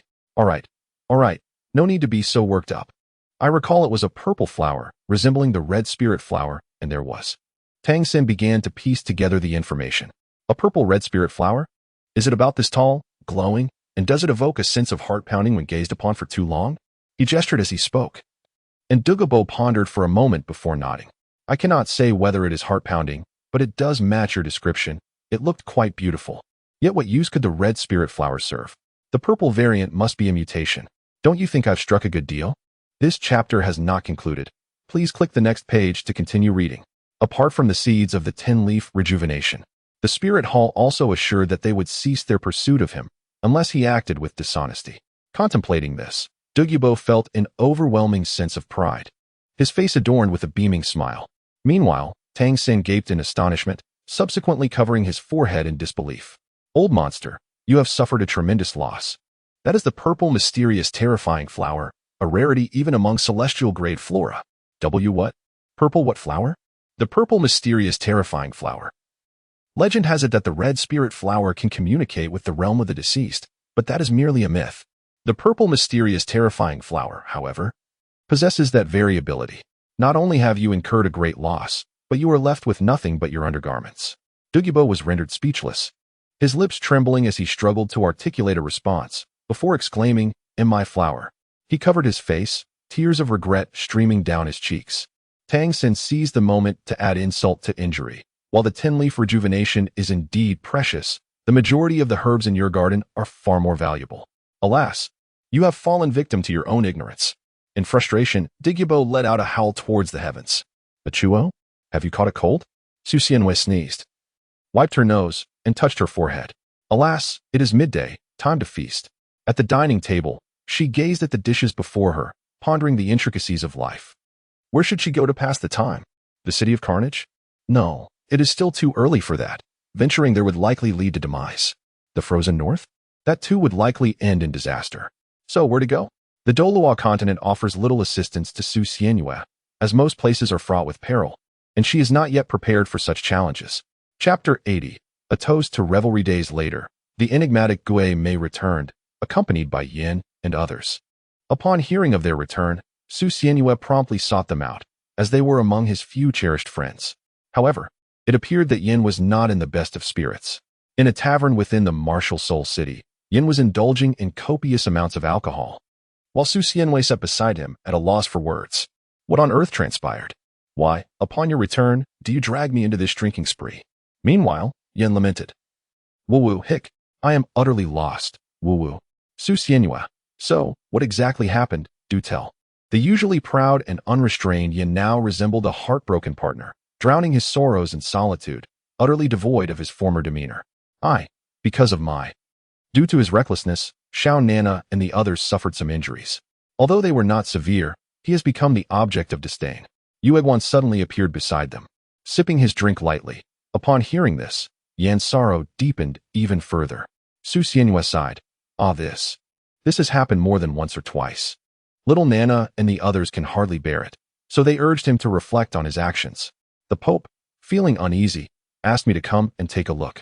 Since everything seems fine, I shall take my leave. After downing a cup of clear sake, Yueguan departed, leaving the flustered Su Xianwei sitting there, at a loss for words. Indeed, you ought to change your ways. With a muffled sob, he exclaimed, Drink. Tun. Yin lifted a jar of wine and began to drink, while Su Xianwei remained in a state of silent exasperation. Let it be that you drink yourself into oblivion. Su Xianwei glanced at the jars of wine beside him, licking his lips. I must admit, I am somewhat tempted. It has been over a decade since I last drank. Unable to resist, Su Xianwei poured himself a small cup and savored it. Delightful wine. This little bit is hardly sufficient. Drink up. The tipsy Yin tossed a large jar of wine into Su Xianwei's embrace. Su Xianwei, the specter returning from the Sunset Forest, is currently reporting to Bibi Dong. Just like that, he only requested this particular seed, and he seems quite pleased. Douluo possesses the purple mysterious ghost flower, a treasure of its kind, and perhaps there are other herbs as well. Did you encounter those herbs during your visit? Your Holiness, I lack knowledge of herbs, but those I saw appeared quite rare. I have not encountered them elsewhere. Perhaps they are all precious medicinal materials. As he spoke, a hint of malice flickered in the specter's eyes. Bibi Dong couldn't help but chuckle. You promised not to act against him again, and you've already forgotten so soon? I am inept, the specter replied. Bibi Dong closed her eyes for a moment, contemplating. While seizing by force is not out of the question, do you have the confidence? I fear he would rather perish than submit. And it is not yet time to turn against him. Once my plan is in motion, I wonder who would still come to aid Douluo. Your wisdom is unparalleled. Bibi Dong raised her gaze, her eyes filled with melancholy and a touch of tenderness. Do not let me down, she murmured, exuding a peculiar wistfulness. Gulp, gulp, gulp, gulp. Yin directly drank from the jar, downing 5 jars, while Su Xianwei drank about 3. Yet Yin was thoroughly intoxicated, while Su Xianwei felt no effects at all. The advantage of having soul power is evident. In the past, 3 cups would have rendered me inebriated, yet now, even after 3 jars, I feel nothing. Finally experiencing the sensation of being impervious to intoxication, Su Xianyue felt an overwhelming sense of ease. Looking at the 3 empty wine jars, he pondered whether he had indeed consumed too much. Drink. Yan leaned over the table, muttering, "How did I get this drunk? Stop drinking, or there will be none left." I'm not drunk." Su Xianyue nudged Yan's arm a couple of times, to which Yan shrugged it off, saying, "Still claiming you're not drunk." Yan sat there in a daze, while Su Xianyue felt uncertain about what to do next. Just as he intended to drag Yan back, Yan suddenly spoke up. "Su Xianyue, why doesn't Nana like me? Why are you asking? Just take a look at your own character.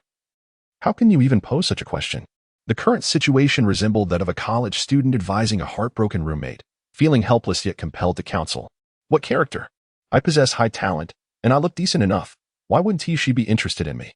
The drunken Yan exclaimed loudly, when suddenly a voice emerged from behind him. "Why? Because you only soak in the wine barrel after a few words." "Oh, Sister Na." Hulaina appeared unexpectedly, and Su Xianyue greeted her. Nana." Yin struggled to rise, swaying as he approached Hulaina, but lost his balance and stumbled into someone's embrace. "I truly wish to strike you, do you understand?" Xiaoyu pushed Yin away from his arms and took out a handkerchief to wipe the drool that had stained his chest. "I was genuinely concerned that you might drink yourself into a stupor without calling me along for the revelry." As Xiaoyu said this, he was met with a disapproving glance from Hulaina, prompting him to quickly amend his words. Look at you in such a state." With that, he playfully slapped the dazed Yin sitting on the stool, rousing him from his stupor. What brings you all here?" Yin, regaining some awareness, activated his soul power to dispel the effects of alcohol while hastily arranging his appearance. Cough, cough. "I'm fine now." The restored Yin still seemed a bit dazed, while Xiaoyu, seated nearby, lifted a jar of wine and opened it. "Oh dear, you come to drink osmanthus wine without inviting me, yet you expect my forgiveness?" Yin awkwardly scratched his head. "Well, drink as you please, it's on me. Now that's more like it." Meanwhile, Hulaina took a seat on the opposite side, her demeanor serious. "Yin, this is your final warning. Do not act recklessly. You must change your ways. In 2 years, the grand competition will commence, and it pertains to the honor of the Spirit Hall." "Why, yes." Yin, like a quail before Hulaina, nodded vigorously, while Xiaoyu and Su Xianyue struggled to suppress their laughter. All right. Yin, since you're treating us to this wine today, we shall forgive you." Xiaoyu hastily diverted the topic, and Yin quickly replied, "That works. I'll treat. So drink as you wish." Ha ha ha. Osmanthus wine, friends. Su Xianyue could not help but smile. Ha ha ha. Let us drink. After a brief reunion, Bai Dong commenced their specialized training. "You are the pride of the Spirit Hall, and I firmly believe you will achieve victory in the forthcoming competition. However, before that, Elder Ju and Elder Gui will take turns to commence your specialized training. For the next 2 years, you shall follow their lead." Su Xianyue and her 3 companions received exceptional care, as they were to be the mainstays of the team, while the other teammates lagged behind in comparison. Hence they did not train alongside them. In any case, occasional team competitions would suffice to foster their synergy, while they primarily focused on their individual training. Well then, for the next 2 years, I shall look after you diligently." Yu Guan's previously delicate voice now carried a note of seriousness. Chapter 81. The terrifying poison, did you know? The rewards for the competition have been confirmed. What are they? The rewards for such a grand-scale competition had remained uncertain, and curiosity enveloped them regarding what they might entail. Of course, Su Xianyue had always been privy to this information. It is merely those 3 soul bones. What else could it be? Yu Guan chuckled mischievously. "There are 4 soul bones. Are you not pleased?" Excitement sparkled in the eyes of the 3, especially Yin, who was now gesticulating like an exuberant gorilla. Su Xianyue furrowed her brows. For soul bones? Such a generous offer? As soon as she voiced her thoughts, a realization struck her. For soul bones meant that the extra 1 was intended for her. Originally, there were only 3, but now an inexplicable 4th had appeared, clearly designated for Su Xianyue. "Well, they are all for you," the speaker continued. "Initially, the esteemed Pope intended to present them directly to you, but such a precious item cannot be given without a proper justification. Hence, they have been designated as rewards for the grand competition. If you desire them, you must strive diligently. Although Su Xianyue was tempted by the allure of the soul bones, the thought of the protagonist aura surrounding Tang Xin made her question her own capabilities. After a brief moment of contemplation, she shook her head. Never mind. I shall address this later. It is still early. Yu Guan smiled for a moment before addressing them. From now on, I will train you rigorously. At this declaration, the group quickly suppressed their excitement and listened attentively. Ahem, primarily, we will focus on enhancing your cooperative abilities, as during the competition. It will rely heavily on the four of you. Now, let us begin. Thus, they commenced their preparations for the grand event. On a certain day. Months later, at the Ice Fire 2 Element Eye. Little monster, have you made any progress with that substance? On this day, Tang San was, as usual, concocting medicine with the herbs provided by Douluo when he heard the elder's voice behind him. Old monster, look, I have extracted that substance, Tang San said, presenting a small jade vial with a serious expression. This substance, I dare say, is the most formidable poison. Any other toxin that comes into contact with it is completely dissolved. Douluo furrowed his brows as he accepted the jade vial and opened it. Inside, he found a dark red liquid, devoid of any scent. Could it be that this substance neutralizes my poison? Douluo pondered, stroking his chin thoughtfully. Tang Xin continued. I have never encountered anything like it. It can detoxify, yet it is a poison in its own right. Unfortunately, I lack a means to test its toxicity. Otherwise, I could conduct further research. By the way, old monster, could you assist me in capturing a few soul beasts? I could study them thoroughly. Humph. The proud and haughty Douluo returned the items with a cold snort, yet obediently proceeded to capture the soul beasts. Tang San, unfazed by the display, found himself lost in contemplation as he gazed upon the small jade vial in his hand. Such a potent poison could not possibly be derived from a mere 6,000-year-old man-faced spider. According to the ancient monster's account, the man-faced spider he had slain was in a frenzied state, likely due to this very substance. As he touched his eyelid and peered into the mirror, he observed the inky blackness of his scara. It felt oddly familiar, and to his surprise, he experienced an overwhelming urge to consume it. Doubts began to arise within Tang San regarding whether this poison was the cause of his current condition. At that moment, Douluo returned, discarding a few century-old soul beasts. These are a few soul beasts I have raised. You may have them, he stated. As a poison Douluo, it was entirely natural for Douluo to keep some experimental subjects. Tang San observed the feeble soul beasts on the ground, poisoned and barely able to move. Their bodies only quivering slightly. Your soul beasts are rather, he began, but Douluo interjected, the toxic reaction is most evident in rodent-type soul beasts. Do not mind their appearance, give it a try. At that instant, something peculiar occurred. The moment Tang San uncorked the vial, the poison rodent soul beasts suddenly regained their footing, their murky eyes betraying a glimmer of greed as they fixated on the vial in his hand. Were it not for the lingering effects of Douluo's poison, they might have lunged at him. Startled, Tang San took a few steps back, recognizing that their trembling legs posed no threat.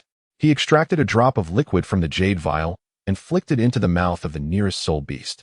Instantly, its eyes bulged as they became gradually engulfed by darkness, ultimately turning entirely black. Simultaneously, its fur seemed to corrode away, large patches shedding to reveal skin that appeared as if it had been splashed with acid. It seemed even Douluo's poison was being eroded. As the beast began to struggle and howl, this transpired in the blink of an eye. In the next moment, Douluo's immense soul power suppressed the rampaging soul beast. Indeed, this poison could incite madness in soul beasts, and its force was considerable. Even under the oppressive might of a tidal Douluo, the frenzied century-old soul beast still managed to wriggle. The other soul beasts had succumbed, unable to withstand the pressure, yet this one continued to thrash about. After approximately 10 minutes, the soul beast finally ceased its movements, 100-year soul ring emerging around its body. Ah, it is dead, Tang San remarked, crouching down to take a small knife and dissect the soul beast to examine its internal condition. The scene before Tang San left him utterly astonished, for it was simply revolting.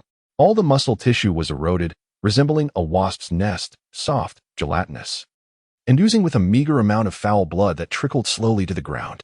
The grotesque state of decay defied description. Old monster, is your poison capable of such devastation? Are you underestimating me? He mused. What a pity, however, to see it in such a frenzied state before death. My own poison could never achieve this. Moreover, I suspect that tiny drop of yours lacks purity. This toxin, how intriguing, demands thorough investigation. I believe that, if utilized wisely, it could become a significant asset. With the small jade vial in hand, determination filled his eyes. Douluo gazed at him in astonishment. Well, it depends on your abilities. I shall be busy. Take your time with your research. Ignoring him, Tang San continued to dissect the corpse before him, meticulously examining its internal structure. The blood, the entrails, and even the bones were horrific. The corpse was entirely corroded, indicating that this rat had endured immense suffering in obtaining its power, ultimately succumbing to complete decay. Suddenly, a thought struck Tang San, and he sharply turned to examine its eyes. Completely black. He incredulously touched his own eyes and retrieved the small jade vial once more. Could it truly be? How is it possible for the ice and fire eyes to harbor such a toxin? It managed to withstand both the frigid and searing temperatures without disintegration. As he reflected, a wave of dread washed over him. He had not been corroded by this poison. Old monster, I must ask you something. Chapter 82, what is it? Tang San sought out Douluo, who was preparing to leave. I have a question for you.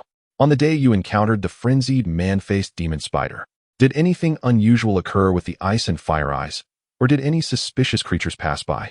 Unusual occurrences. On that day, aside from the phantom from the spirit hall bringing a delicate young man for me to analyze the man-faced demon spider's toxin, nothing else transpired. Wait a moment, considering this. Could the poison from the man-faced demon spider belong to the frenzied one? Moreover, I haven't kept watch on it for some time. Might it be? Tang San fell into deep contemplation, unaware of the intricate grievances between his family and the spirit hall, as Tang Hao had only informed him that the spirit hall was his enemy. Could it truly be that they had implanted this toxin within the ice and fire eyes? But why would they do such a thing? Did they suspect someone would engage in body tempering inside? No, that seems unlikely. Tang San would never realize that this was merely an embarrassing coincidence. Well, the force is adequate, showing improvement. Continue. Yueguan defended against Yan's onslaught, praising him as he spoke. Behold the sword. Behold the sword. Again, behold the sword. Su Xianwei brandished the sword in her hand, unleashing a series of chaotic yet self-created sword techniques directed at Yueguan. Though her movements were disordered, their effectiveness was undeniable. Her flamboyant actions were striking yet never excessive. Yueguan, far from being foolish enough to engage directly, deftly evaded her relentless onslaught. The sheer strength possessed by Su Xianwei was astonishing. Should she land a blow, the consequences would be dire. Yueguan observed the numerous craters formed by the impact of Su Xianwei's sword, which was wielded with sheer brute force. Despite being a slender blade, it unleashed the potency of a heavy sword, causing Yueguan's heart to race with trepidation. Could it be that this individual was truly only at level 30? This question had crossed Yueguan's mind more than once, as her strength seemed utterly disproportionate to her rank. Just as Yueguan was lost in thought, the sinister figure of Shiyue appeared, brandishing a pair of crescent blades aimed directly at Yueguan's neck. Startled, Yueguan narrowly dodged, retaliating and sending Shiyue stumbling back. Yet, something felt amiss. Su Xianwei had vanished. Where is she? Above. Yueguan glanced skyward, and indeed, amidst the blinding sunlight, Su Xianwei was plummeting from above. Her sword pointed menacingly towards him. Behold my descent from the heavens. Watch out. The trio of yin exclaimed, scrambling to evade the impending strike. With a thunderous crash, a mushroom cloud of dust and debris erupted from the ground. Cough, cough. Su Xianwei, couldn't you? Oh dear. Serves you right. Yin waved away the dust, gazing at Su Xianwei, who lay at the bottom of the deep crater, gasping for breath. I miscalculated.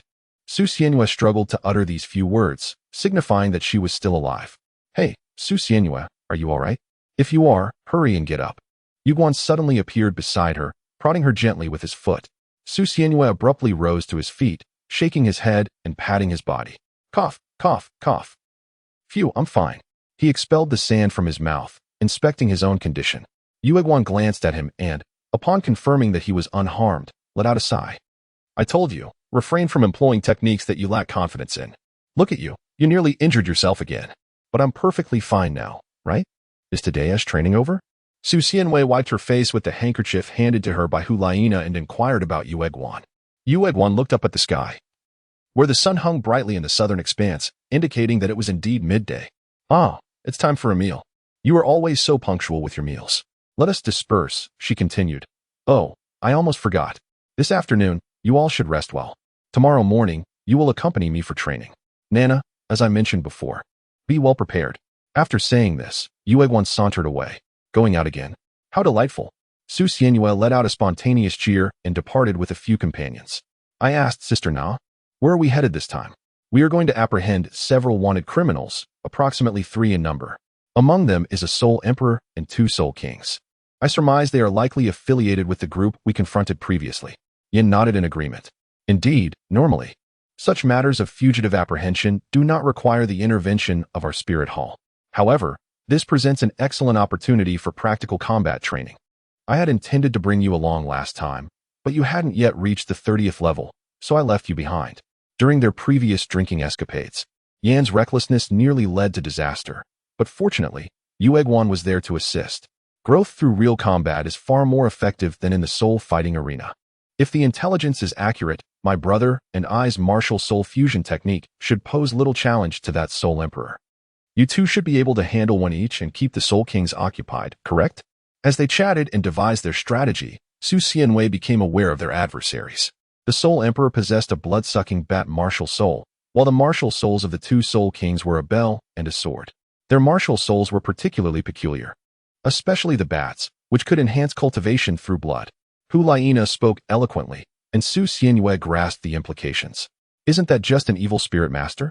After listening for a while, Su Xianyue excused herself, feeling stained and in need of cleansing.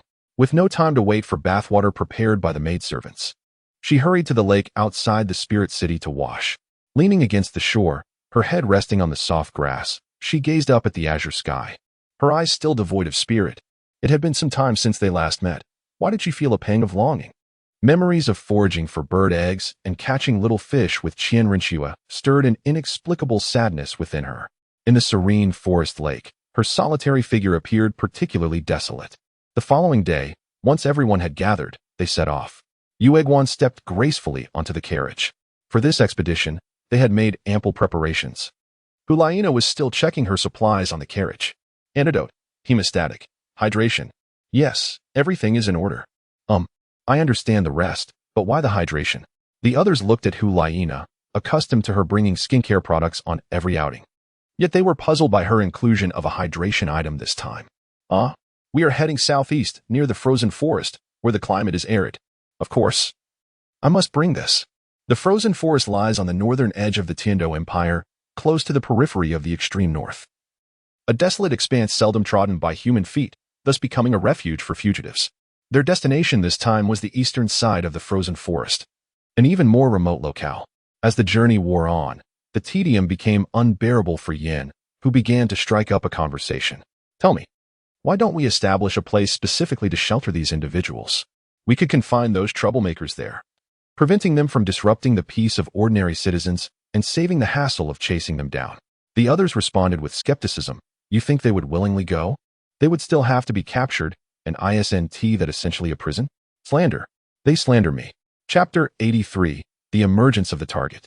After several days of travel, they acutely felt a significant drop in temperature. Why does it feel so much colder all of a sudden? The slender-bodied Xiaoyu shivered, while Su Xianyue remained largely unfazed. And Yin exhibited no reaction whatsoever. Hu Laina had come prepared, donning thick clothing and providing some for Xiaoyu as well. You foolish brother. I told you to be ready. How was I to know we would end up here? You merely mentioned the northeastern area. I didn't realize it would be this frigid. Achoo. The surrounding temperature plummeted unusually fast, catching the drowsy group off guard as they jolted to awareness. Xiaoyu, now wrapped in warm clothing, summoned his soul power, feeling slightly better. Common ailments like colds were typically a non-issue for soul masters, and even if one did fall ill, a brief respite would suffice for recovery. After a while, they began to see thick layers of snow. Wow, it's been ages since I've seen snow. The unique geographical position of the Tiando Empire rendered it nearly devoid of snow throughout the year, leaving Su Xianyue in awe. The trees outside had transformed into coniferous varieties, all laden with a heavy blanket of snow. As Su Xianyue leaned out the window to marvel at the wintry scene, a voice from behind broke the silence. Everyone, pay attention. Intelligence indicates that those individuals were last sighted in this vicinity. Remain vigilant. According to their information, these soul masters were indeed of the sinister variety. However, the concept of evil soul masters had yet to take root in this era. By strict classification, Individuals like Bibi Dong and Su Xianyue could also be considered as such. Hence, they were merely labeled as wanted criminals, having posed a threat to others. The carriage came to a halt in a secure cave, with the coachman, a level 50 Soul King, left behind to guard it. The group set out on foot, searching the surroundings. Li Ziming, a level 60 Soul Emperor wielding the soul of a blood-sucking bat, was accompanied by 2 Soul Kings, named El Liang and Hatila, whose soul weapons were a purple crystal bell and a scimitar, respectively. Several individuals were meticulously searching for traces while reflecting on their fundamental information, hoping to uncover clues. Bats would likely seek refuge in some dark caves. Let us explore the nearby caverns. If that proves futile, we might resort to using bait to lure them out. As Su Xianyue uttered these words, the others simultaneously turned their gazes towards him. Why are you all looking at me? Surely you don't expect me to go. You are the lowest rank here. If not you, then who? Amidst the snow-laden coniferous forest, a solitary figure advanced slowly. Cloaked and shrouded, the figure trudged forward with seemingly laborious steps, leaving distinct footprints in the snow. What is this? You want me to venture out alone as bait? Hyena and the others concealed themselves in the shadows, quietly observing him. Can he manage this? I feel it would be more effective for Elder Ju to utilize his mental powers to locate the prey. Yu Eguan cast an exasperated glance at Yen. I am not adept at reconnaissance-type soul skills. Relying solely on mental energy is inefficient. It would be better to let them lure the prey themselves. Given how long they have evaded capture, they likely possess detection-type soul skills to predict danger. Let's give it a try. If it fails, I will resort to using my mental energy. They maintained a distance of 100 meters from Su Xianyue, carefully trailing him. Soon, snow began to fall, rendering Su Xianyue's diminutive figure all the more desolate against the white expanse. The northern wind blows, and the snowflakes dance. Bored during his solitary walk, Su Xianyue began to sing, his voice rather pleasant, albeit lacking in pitch precision. At last, as they ventured deeper into the forest, a figure emerged not far away. Someone. Is there really another soul in this desolate place? Upon spotting Su Xianyue, the stranger's brows furrowed slightly. Surely, they aren't here to capture us. Though their voice doesn't seem to suggest that. I should investigate further. The figure approached, drawing closer, while Su Xianyue also noticed him, yet could not ascertain whether he was one of the big fish they sought, displaying no significant reaction. Su Xianyue made a concerted effort to avoid looking at him, lowering her hood as she continued on her way. The man, his face shrouded in heavy cotton fabric, revealing only his eyes, initially showed little interest upon noticing that Su Xianyue was indifferent to his presence. However, just as they were about to pass each other, he unexpectedly called out to her. "Little one, are you alone?"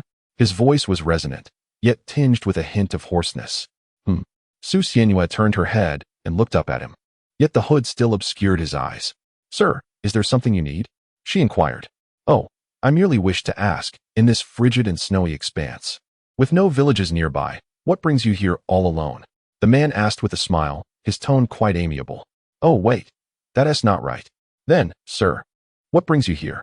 Su Xianyue deliberately left her words unfinished and posed a question back to him, which left him somewhat at a loss.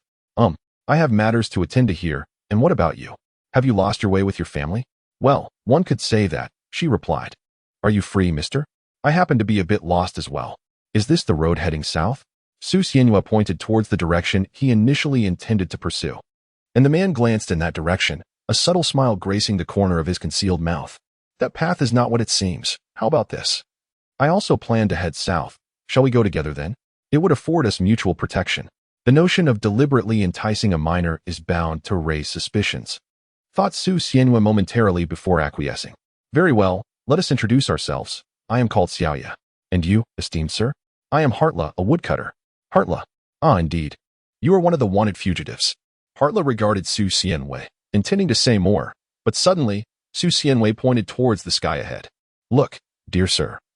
Is there not something peculiar up in the heavens?" Hartla lifted his gaze, following the direction indicated by Su Xianyue, only to return his attention to her without seeing anything amiss. "There is nothing there, is there? Please, take a closer look. It's right over there. Something strange indeed." At that moment, Su Xianyue stealthily retreated a step, a glimmer of brilliance flashing from her forehead. With a sudden clang, a blade lunged towards her heart, only to be intercepted by a gleaming large knife. The swift ambush was executed with such speed that Su Xianyue could not muster her strength in time. Her ordinary thrust was effortlessly blocked. With a swift motion, the foreign blade sliced through the air, creating a white arc that forced Su Xianyue to retreat. Humph. I told you there would be no heavenly pastries falling from the sky in this wretched place. It turns out to be merely a frozen pastry, though it might still be edible when warmed. Su Xianyue sensed something from behind him and charged towards him once more. Behind him, Hulaina and the others had already launched their attacks, encircling him with their strikes perilously close. Humph. Hatra let out a grunt, his towering and robust physique wielding the unfamiliar blade with remarkable vigor. With his fourth soul skill, Windbreaker Spin, he swiftly twirled the blade, creating a whirlwind that deflected all incoming assaults. However, Su Xianyue adeptly held his sword firm against Hatra's blade. In terms of strength, one below level 60 had never bested him. Chapter 84, A Formidable Foe. What? The attacks from behind were imminent, prompting Hatra to evade hastily. With his first soul skill, Hell Lava Surge, flames erupted from his hands, shooting forth a torrent of magma, but alas, it was narrowly avoided. As Hatra dodged the stream of lava, a peculiar fragrance wafted into his nostrils, momentarily captivating him, though he quickly regained his composure. A charm soul skill? Unfortunately, it holds no sway over one who has risen from the grave. He unleashed a powerful wave of soul energy, attempting to push back the two who flanked him. What? The dark moon was repelled, yet Su Xianyue remained steadfast, gritting his teeth as he swung his sword upward against the wave of soul energy. Just as he believed he had the upper hand, he felt as though his strike had met a slab of frozen butter, halting midway. Before him, Hatra was enveloped in a circle of white soul energy. With his fifth soul skill, Protective Barrier, a black soul ring behind him glowed brightly as the white barrier erupted, forcing Su Xianyue backward. What is this? Are you truly a Soul King? After fending off several waves of attacks, Hatra was slightly out of breath. Humph. These four little brats are indeed impressive. Hatra, gripping the unfamiliar blade, leaned against it while surveying his opponents. You've been given a chance. Su Xianyue let out a sharp exclamation, raising two fingers before him to form a soul seal. The second soul skill, Fallen Body, activated, and a black soul ring shimmered behind him, enhancing all attributes by 50%. What? A 10,000-year soul ring? How could one possibly possess such a ring at merely level 30? Hatla pointed incredulously, his eyes wide with astonishment. At that moment, Su Xianyue took a decisive step forward, the accumulated snow around him scattering as his body propelled toward Hatla like a cannonball. Su Xianyue paid no heed to his inquiries and directly swung her sword with unbridled ferocity. A confident smile radiated from her face as her longsword unleashed waves of force, while Hatla struggled to parry with his hastily drawn dagger. Where did such immense strength come from? There was no time for him to ponder this. He realized that if this continued, he would be doomed. Faced with the relentless onslaught of Su Xianyue, it felt as though his feet were being driven into the ground. Why do you persist like a rabid dog? Once again, a surge of energy erupted from him in an attempt to shake off Su Xianyue, but to no avail. She clung to him, mercilessly attacking. The three bystanders exchanged glances. Should we intervene? It appears Su Xianyue can handle this alone. Perhaps we should refrain from getting involved. Indeed, lest we become collateral damage. Thus, under Su Xianyue's frenzied assault, Hatla finally reached his limit. His martial spirit began to show signs of fractures. Her relentless barrage continued for approximately 10 minutes. Yet she remained invigorated, evidently suffering little in terms of stamina, and it seemed she was far from finished, caught up in the thrill of battle. Meanwhile, Hatla was left in a state of utter frustration. Every time he attempted to flee, Su Xianyue would immediately close the distance, leaving him with little room to counter, forced instead to defend, and defend. Then, with a guttural cry, he expelled a mouthful of blood, staining the cloth that covered his mouth. The prolonged impact had inflicted significant internal injuries upon him, compounded by the backlash from his damaged martial spirit. He was gravely wounded. Hulaina and the others were not merely spectators. They continuously adjusted their positions to obstruct Hatla's escape routes, leaving him no opportunity to retreat. Stop. I concede. I concede. Please, no more. What good is conceding? We came here specifically to eliminate you. Wait, where are your companions? Speak the truth. Su Xianyue initially intended to slay him outright, but upon reflecting that their objective involved 3 individuals, she realized that indulging in personal satisfaction would leave the others merely as spectators. Just as she managed to catch her breath, several people surrounded her and swiftly pinned her to the ground, binding her tightly. Confess willingly, or face severe consequences. Honestly reveal the location of your stronghold. Su Xianwei gestured with his fists in front of him, and he, lacking any backbone, capitulated. I'll tell you everything. Our lair is located in an underground cave over there. If you need, I can guide you. The others exchanged glances, retreating to the side to confer amongst themselves. What should we do? Should we go? What if it's a trap? After deliberating for a moment and realizing there were no better alternatives, they resolved to proceed. All right then, lead the way. Hatala, bound at the torso, trudged slowly ahead. Given his injuries, his slow pace was understandable, yet as he walked, he suddenly collapsed with a thud. What's wrong? The group surrounded him, cautiously poking at him. But upon finding no response, they turned him over. It appeared his injuries were severe. What should they do? Should they save him first or leave him behind?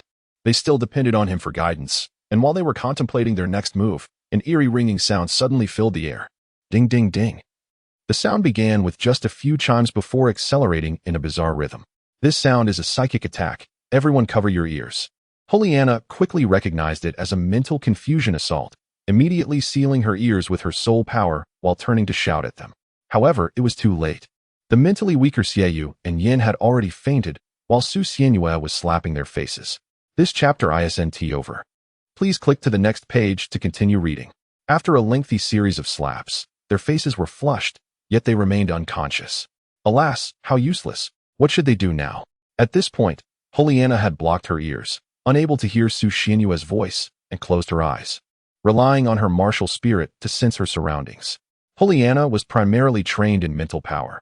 Although she lacked sensing skills, she could still search purely through her psychic abilities. However, it seemed the opponent's mental power surpassed hers, rendering her incapable of detecting their presence. What is going on? Never mind.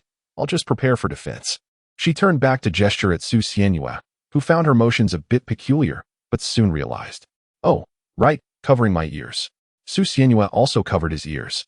Although this level of hypnosis seemed ineffective against him, it was better to be cautious.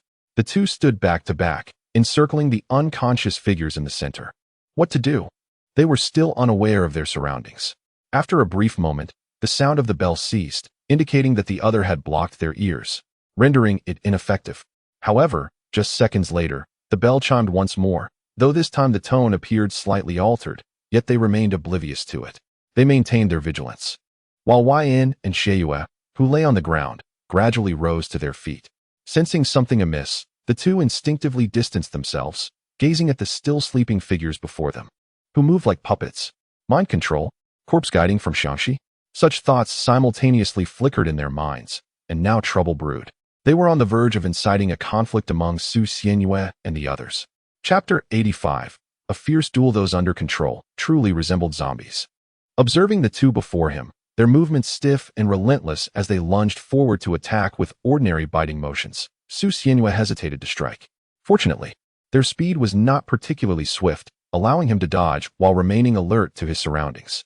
The blanket of white snow and the sturdy trees provided excellent cover, and Su Xianyue could not discern the individual hidden in the shadows, ringing the bell. Damn it, wake up already. Ultimately, pushed to his limits, Su Xianyue delivered a sharp slap to Yin's face, sending him flying 5 meters. Yin, sprawled in the snow, blinked a few times, bewildered as he raised his head. How did I end up on the ground? Ouch! What happened to my face? Huh, am I awake? As Su Xianyue observed the leisurely rising Yin, her gaze shifted to the side, where Shiyue chased after Huliana. Suddenly, with a sharp crack, Shiyue was sent flying as well. Achoo! Huh, how did I end up sprawled on the snowy ground? The cold had taken its toll on Shiyue, who quickly scrambled to his feet and glanced at the duo. Once the two had returned to their normal state, two figures emerged from the shadows. Oh, it appears we have encountered some formidable foes, yet none possess the strength of a soul king. Where does their confidence stem from? Huliana scoffed disdainfully. Huh, you are merely a soul emperor, accompanied by 2 soul kings, one of whom has already been dealt with. Do you truly believe the 4 of us cannot overcome you 2? 3 high-ranking soul masters, equipped with top-tier martial spirits, should have no issue confronting a single soul emperor and a soul king. With Su Xianyue's presence and Yueguan observing from the shadows, they felt no fear. Little did they know, their adversaries were equally unperturbed. Humph, a soul emperor? How outdated is that intelligence? Open your eyes and behold. In an instant, the figure unleashed his martial spirit, revealing 7 soul rings, 3 yellow, two purple, and two black, floating ominously behind him. I am now a soul sage. What do you intend to challenge me with? Ha ha. Beside him stood a rather delicate-looking, slender man holding a purple bell. Boss, shall we adhere to our usual practice? Of course. Their customary approach dictated, the male would kill the female, leaving her behind. Hee, let me see. Oh, quite impressive. Just as his avaricious gaze swept over the crowd, a voice resonated from behind him. A soul sage is beyond the capabilities of these children. Thus, it must be. Boom. A golden beam of light surged from behind, striking them and sending them hurtling away. The bell-wielding man was instantly obliterated, while the soul sage managed to survive, albeit with injuries. A title Douluo, his back was shattered, blood spewing forth as he hastily fled with his companion's corpse. However, his escape was not born of camaraderie, but rather to utilize the body as a blood reservoir. Upon ripping the clothing from the corpse, numerous bite marks became visible, indicating that this was not the first time he had resorted to such measures. No, they should not be referred to as companions, but rather as subordinates. He sank his teeth into the neck of the fallen, slowly mending his wounds. Just as his injuries were on the verge of healing, Yuegwan suddenly appeared beside him. You ran quite swiftly. I nearly couldn't keep up. To prevent any retaliation, I must bid you farewell. The air shimmered with the golden glow of his attack. Golden Rui. Radiant flowing dawn. A barrage of strikes cascaded upon him, enveloped in resplendent golden light. The Chirong Tong Tian chrysanthemum, possessing light attributes, held a certain restraint over bat-like martial spirits. After several blows, the soul sage was left severely weakened. You have forced my hand. Martial spirit, true form. The essence of soul energy coalesced, manifesting as a humanoid bat towering at 3 to 4 meters. With its expansive wings unfurled and mouth agape, it emitted visible shockwaves. The defiant rodents. Would it not have been better for them to meet their demise sooner? The cooldown for Yuegwan was complete, and yet another energy cannon was unleashed. The resplendent stream of light signified a force that the soul sage recognized as utterly insurmountable. Helplessly, he could only cry out in panic. Master, save me. Master? A hint of surprise escaped Yuegwan's lips as his attack was intercepted. As the radiance dissipated, the surrounding trees and snow lay ravaged, revealing a gaunt old man amidst the chaos. Elder Juhua, it has been a long while, he intoned with a deep, foreboding voice, indicating familiarity with Yuegwan. Who might you be? I seem to have a vague recollection, the elder remarked, casting a disdainful glance at Yuegwan. Over 20 years ago. When you were hunting me down, you were merely a soul Douluo. Who would have thought you have now ascended to the rank of title Douluo? I underestimated you, indeed.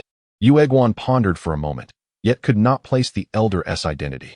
Forget it, it matters not. I shall simply eliminate you. With his martial spirit swirling, he unleashed a wave of energy. The elder, hearing these words, felt rage boiling within him. Do not presume that your title Douluo status intimidates me. Old grievances and new vendettas shall be settled together. He too unleashed his martial spirit, revealing a dazzling array of 2 yellow, 2 purple, and 4 black soul rings, accompanied by a towering skeleton wreathed in green flames. Meanwhile, Su Xianyue and the others observed the unconscious Hatra on the ground, uncertain of their next course of action. What should we do? Should we kill him or spare him? Let us keep him alive for now. He poses no significant threat.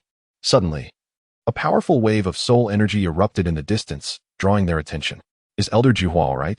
A soul sage Shunti engaged so fiercely. It must be quite the formidable opponent. We should simply wait. Unbeknownst to them, Hatra was stealthily dragged away by a slender claw. Once I recover, I shall obliterate these little brats, The bat soul sage lurked in the nearby woods, feeding on blood. Su Xianyue suddenly sensed something peculiar lurking within the dark, dense woods behind him. Turning around, he gazed curiously in that direction. What could it be? He prodded Yin beside him and gestured toward the ominous shadows. Yin understood his intent, nodded affirmatively, and cautiously began to inch forward alongside him. Just as they were on the verge of uncovering the mystery, a tremendous shockwave catapulted them away with great force. In the midst of the chaos, Su Xianyue felt his arms being seized, his feet lifted off the ground, and soon, the howling wind filled his ears. When he finally opened his eyes, he discovered that he was soaring away from the earth at an astonishing speed, and upon glancing upwards, he beheld the vast expanse of a gigantic bat's rear. Su Xianyue. Suddenly, an odd sound emerged from the mouth of the bat. I never anticipated being discovered. I advise you to behave, lest you perish. Before he could finish his words, a tremendous force seized his feet. and he felt as though the world was spinning around him. Do you think you can capture me? Face your demise. Su Xianyue seized his foot and spun around, then forcefully hurled him towards the ground. They were not far from the earth, and at such a height, the bat could hardly regain its balance. Although the leaves provided some cushioning, it still crashed to the ground with considerable impact. I never expected you to be so troublesome. I underestimated you. Chapter 86. The fallen strike of the old man. Su Xianyue gazed at the large bat that had risen from the ground, drawing forth his sword. What kind of foolishness is this, attempting a sneak attack? Has your mind faltered?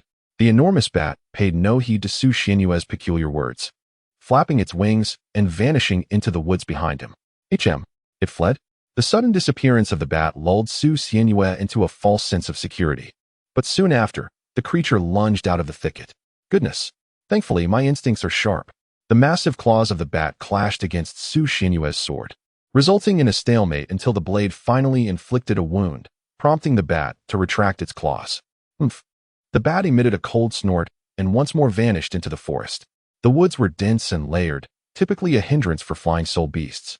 Yet the bat navigated effortlessly among the trees. It twisted its body with grace, evading the trunks as it launched a series of attacks against Su Xianyue, taunting him all the while. How does it feel? Are you in despair? Do not harbor any illusions that your companions will come to your aid. The distance is great, and a vast canyon lies between us. Do not pin your hopes on that titled Douluo either. So relish your time before I end you. Ha ha ha. Strange voices echoed from all directions, leaving Su Xianyue feeling rather isolated and helpless as he held his sword. Yet, a faint smile curled at the corners of his lips. Are you suggesting they cannot come? They remain oblivious to our actions here? The peculiar words spoken by Su Xianyue left the bat in a state of confusion. However, in the next moment, he was so startled that he felt as though his eyes might pop out. The manifestation of a martial spirit. A violet luminescence coalesced into a radiant orb, enveloping Su Xianyue within its embrace, while an overwhelming aura of dominance bore down upon him. What is this? It exuded an intense sense of oppression that rendered the bat breathless, compelling him to descend helplessly. Moments later, the orb dissipated, revealing a creature he had never encountered before. How long has it been since the martial spirit manifested? I had nearly forgotten this sensation. The voice, laced with an eerie sense of suffocation, sent shivers down his spine. You. Upon witnessing Su Xianyue suspended in midair, adorned with 6 wings radiating a purple glow and long hair flowing majestically, exuding an unparalleled majesty, the bat found himself frozen in place, rendered speechless. Have I been so terrified that I am left dumbfounded? Then, to hell with it, you wretched creature. Su Xianyue soared into the heavens, a dark soul ring flashing behind her. The embodiment of dissent, this was indeed the true essence of a fallen strike. The sword was enveloped in an energy brimming with destruction, plummeting like a comet. The bats on the ground were paralyzed with fear, and in their terror, one cried out helplessly, "Please, don't come any closer." Boom! A colossal pillar of purple energy shot skyward. As the light dissipated, Su Xianyue surveyed the shattered remnants below, stretching her waist and unfurling the wings upon her back. Ah, how delightful! It had been far too long since she had released her wings. Now, it felt as refreshing as awakening from slumber. A soul saint fell to my single strike? Ha ha! Let me take a moment to bask in this triumph. Ha ha ha! Su Xianyue's carefree laughter echoed in the air. Beneath his feet lay a large pit, surrounded by a cleared space, as sunlight streamed down from above. After basking in the warmth of the sun, Su Xianyue lifted his gaze to admire the gentle rays, retracted his wings, and glanced around. Which way leads back home?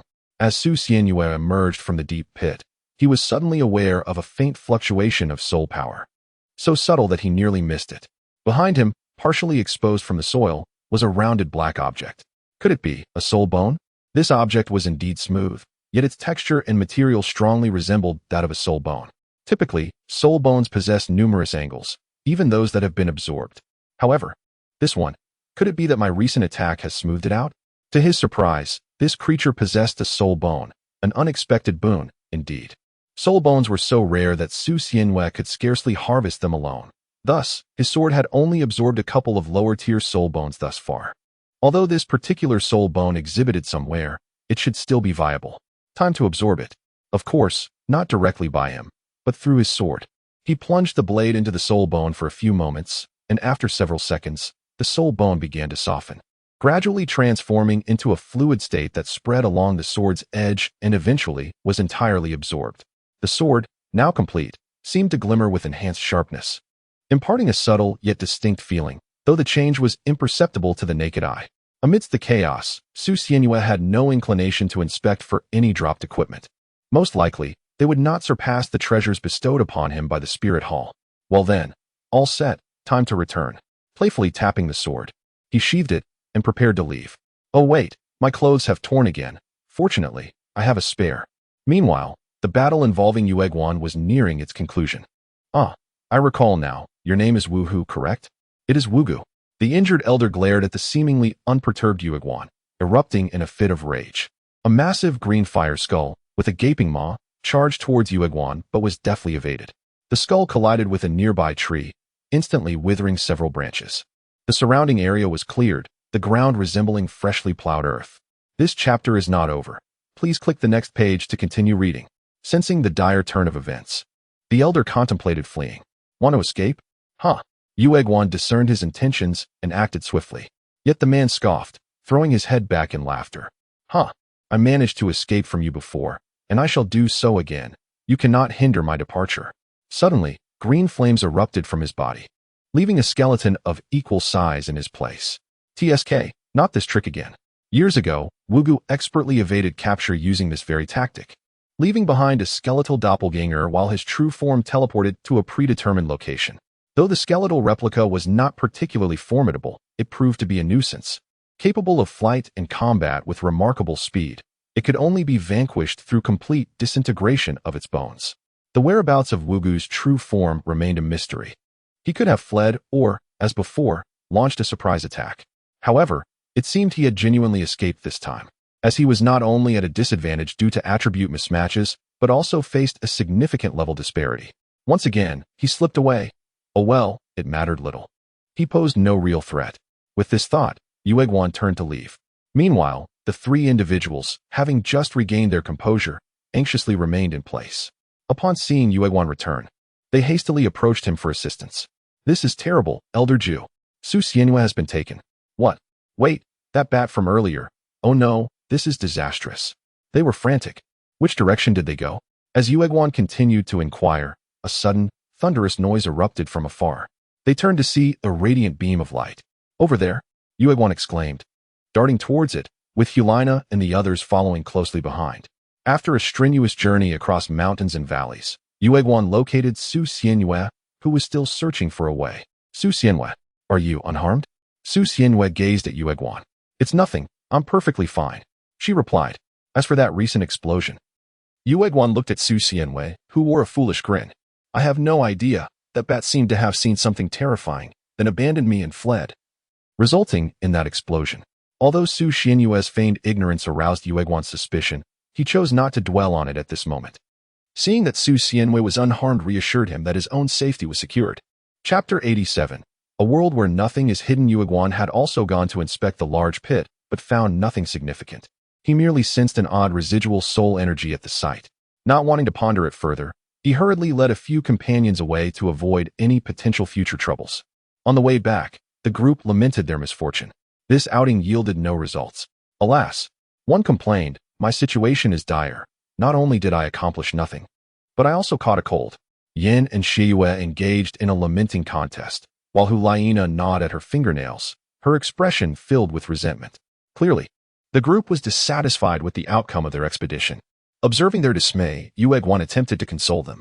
Do not be disheartened, the intelligence we received was flawed. We did not anticipate that individual ascending to Soul Saint status so swiftly. It is not your fault. The original plan had been for the four of them to confront a Soul Emperor and 2 Soul Kings, which, given their talents, should have been manageable. However, the unexpected rise of the Soul Emperor to Soul Saint, along with an additional Soul Douluo, had altered the circumstances. By the way, Su Xianyue, did you encounter that so-called terrifying entity when you were captured? Yueguan suddenly inquired. Su Xianyue simply shook her head.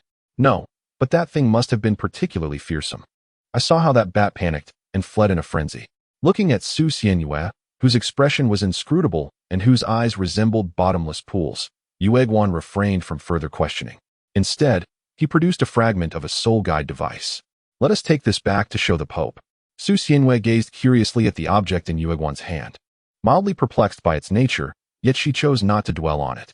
Yueguan, examining the shard of the soul guide, glanced back at Su Xianwei, pondering how curious it is that the lingering essence of soul energy feels strikingly akin to Su Xianwei's, albeit with a subtle distinction. The fragment in Yueguan's possession was indeed that of a soul saint's soul guide, imbued with traces of Su Xianwei's soul power. After several arduous days of travel, Su Xianwei felt as though her very being might unravel, yet she had finally returned to the spirit hall. At long last, I shall procure some medicine. Upon her return, Shiyue hastened to the apothecary within Spirit City. Soul masters seldom fall ill, yet they are not entirely immune, particularly as Shiyue, being a tool spirit master, possessed a physique less resilient than that of beast spirit masters, making her more susceptible to ailments. However, they paid little heed to Shiyue, each retreating to their own quarters for rest. Once in her chamber, Su Xianwei collapsed onto her bed, succumbing to sleep.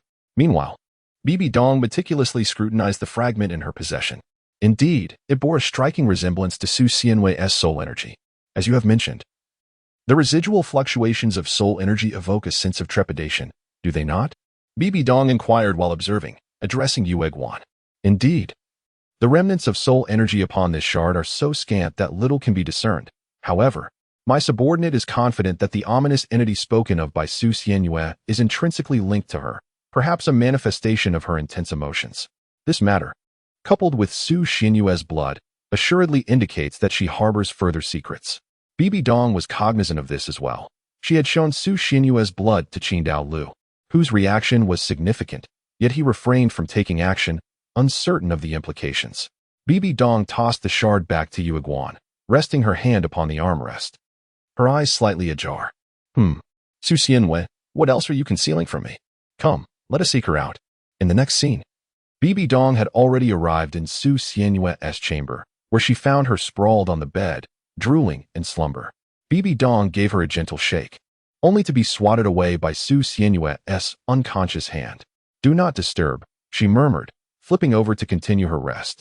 After several more attempts at rousing her, Bibi Dong observed that Su Xianwei persistently brushed off her hand and resumed sleeping, ultimately deciding to forego her efforts. Perhaps she was simply too fatigued from her journey. I shall return when next I have the opportunity. Bibi Dong, engrossed in her myriad responsibilities, could not always find the opportunity to seek out Su Xianwei. However, this time, her visit was hasty, and upon discovering Su Xianwei in slumber, she departed quietly. Once they had left, a figure emerged unexpectedly. Qin Douluo, deep in contemplation with his eyes closed, after a moment, seized the sleeping Su Xianwei and departed. In a hazy state, Su Xianwei felt his collar being grasped. His body lifted into the air.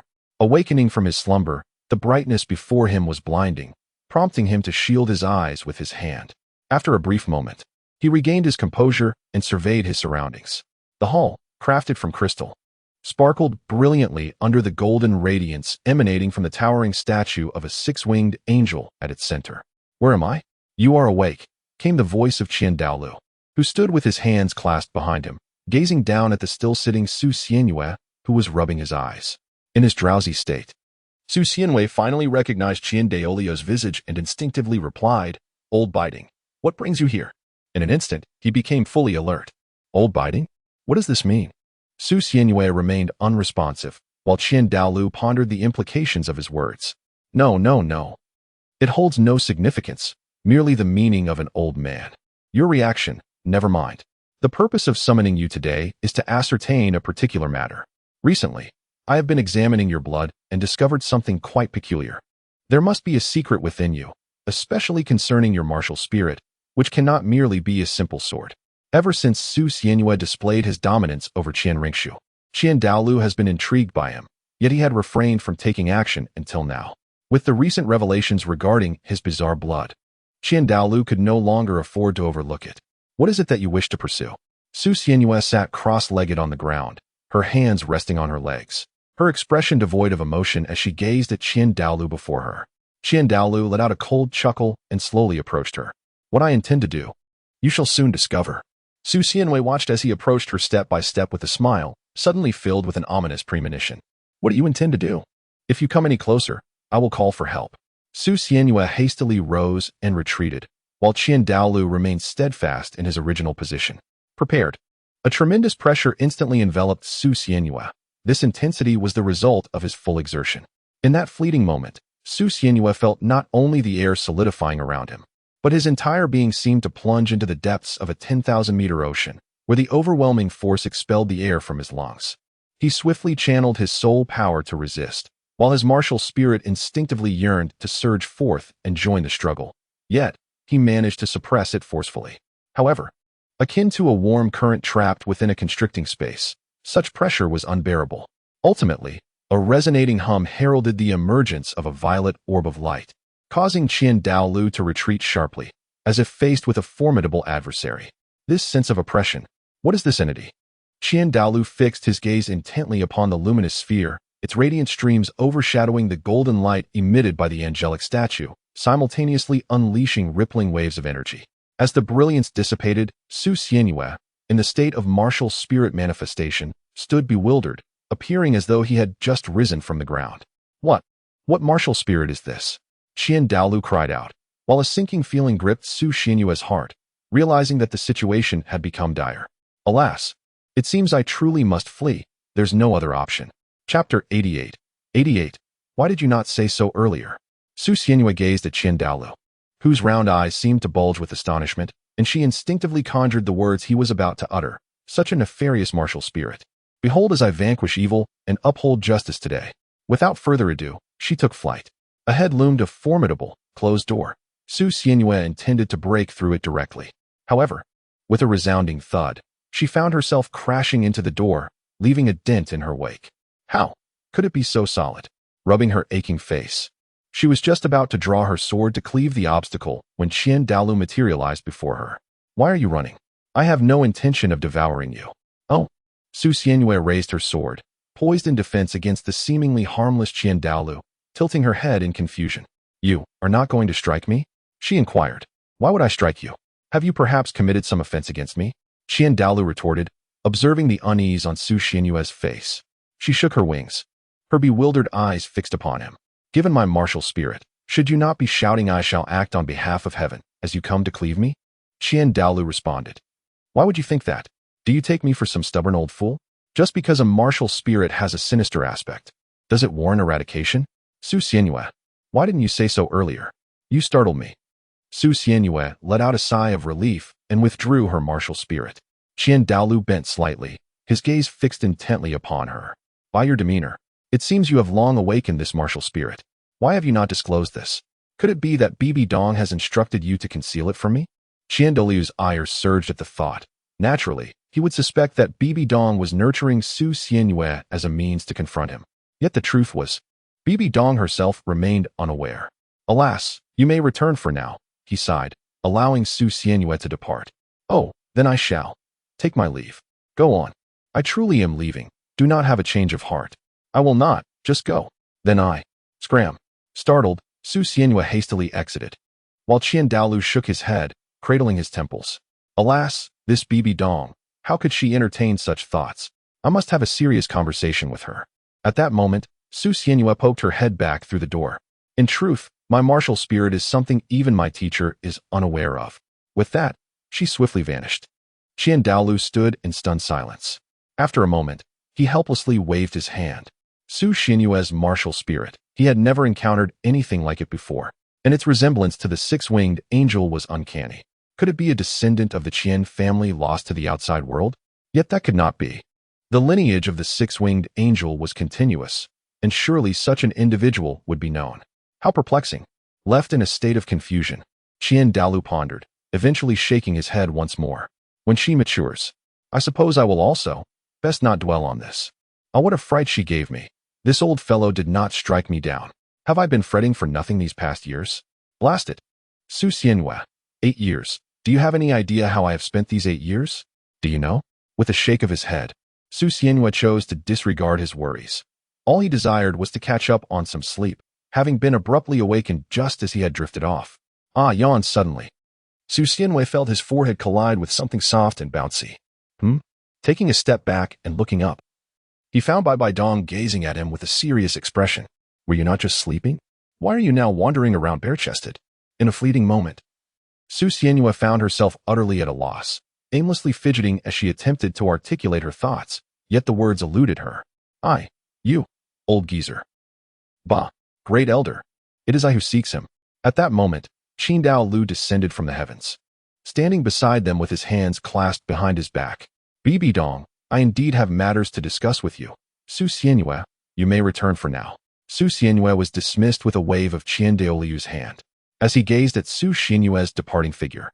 And once he was certain that the young man had walked far enough away, Qian Daolu slowly spoke. His talent is not inferior to that of Xiao Xue. Bibi Dong looked at Qian Daolu with a perplexed expression. Speak your mind. Qian Daolu cleared his throat and continued.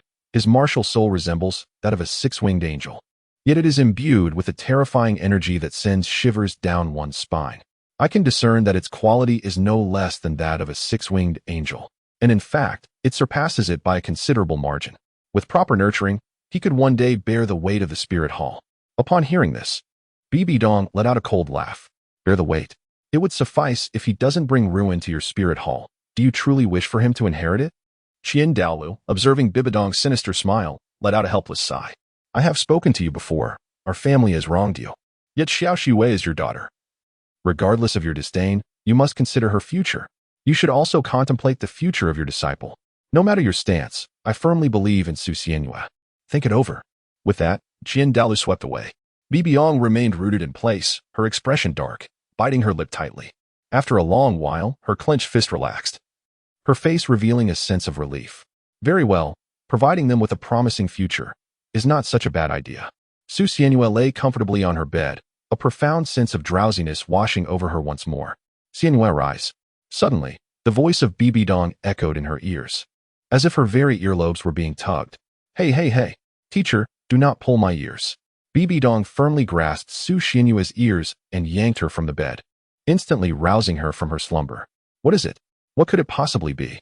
I recall having instructed you before. Do not conceal anything from me.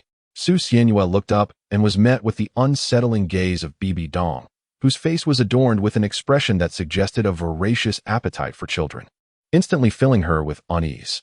Su Xianhua feigned a look of grievance, turning her face away. Aren't I just afraid you might punish me? She said. You dare to retort? It seems a little disciplinary action is in order. 3 months of confinement without any chance of leaving this room. With that, Bibi Dong exited, slamming the door behind her. What is this? Why am I being confined? Approaching the door, she pushed against it, only to find it sealed. Well, regardless, this matter is now in the past, and besides, I can freely utilize my martial soul from now on. Heh. Ever since the awakening of Su Xianhua's martial soul, she had been apprehensive that Qian Daolu might discover her transgressions, but it appeared she had underestimated him. Her knowledge of Qian Daolu was limited. She only grasped the basics. Having lived for about 150 to 160 years, she had thought him to be an unyielding traditionalist, only to realize he possessed a rather open-minded perspective. However, now that she was confined for 3 months, how was she to endure this time? After a moment of contemplation, Su Xianhua resolved to abandon her thoughts and prioritize sleep. Meanwhile, in her own chamber, Bibi Dong sat on a chair by the window, gazing towards the brilliant sun in the south. What should I choose for our future? At that moment, her animosity towards the spirit hall seemed to wane, leaving her uncertain about her identity. Should she embrace the role of a vengeful demon seeking retribution against the world, or become a nurturing mother and teacher paving the way for her child? She found herself engulfed in confusion. Chapter 89. The Curiosity of Qian Daolu, the first day of confinement. Only 3 months, a mere trifle, she mused. 1 week into confinement. This is becoming a tad tedious. Cough, cough. I shall cultivate. Yes, I can manage that. 1 month into confinement. I've been confined before. I can endure this. 1.5 months into confinement. Teacher, I was wrong. Please let me out. Su Xianhua feebly pounded on the heavy door. Yet alas, the barriers set by Bibi Dong were formidable and unyielding. How is it that, after so much time has elapsed, she could no longer endure?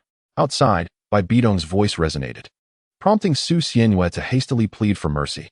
Teacher, I was wrong. Please let me out. To which Bibi Dong coldly retorted, not a chance. Reflect upon your actions while you remain inside. No, please.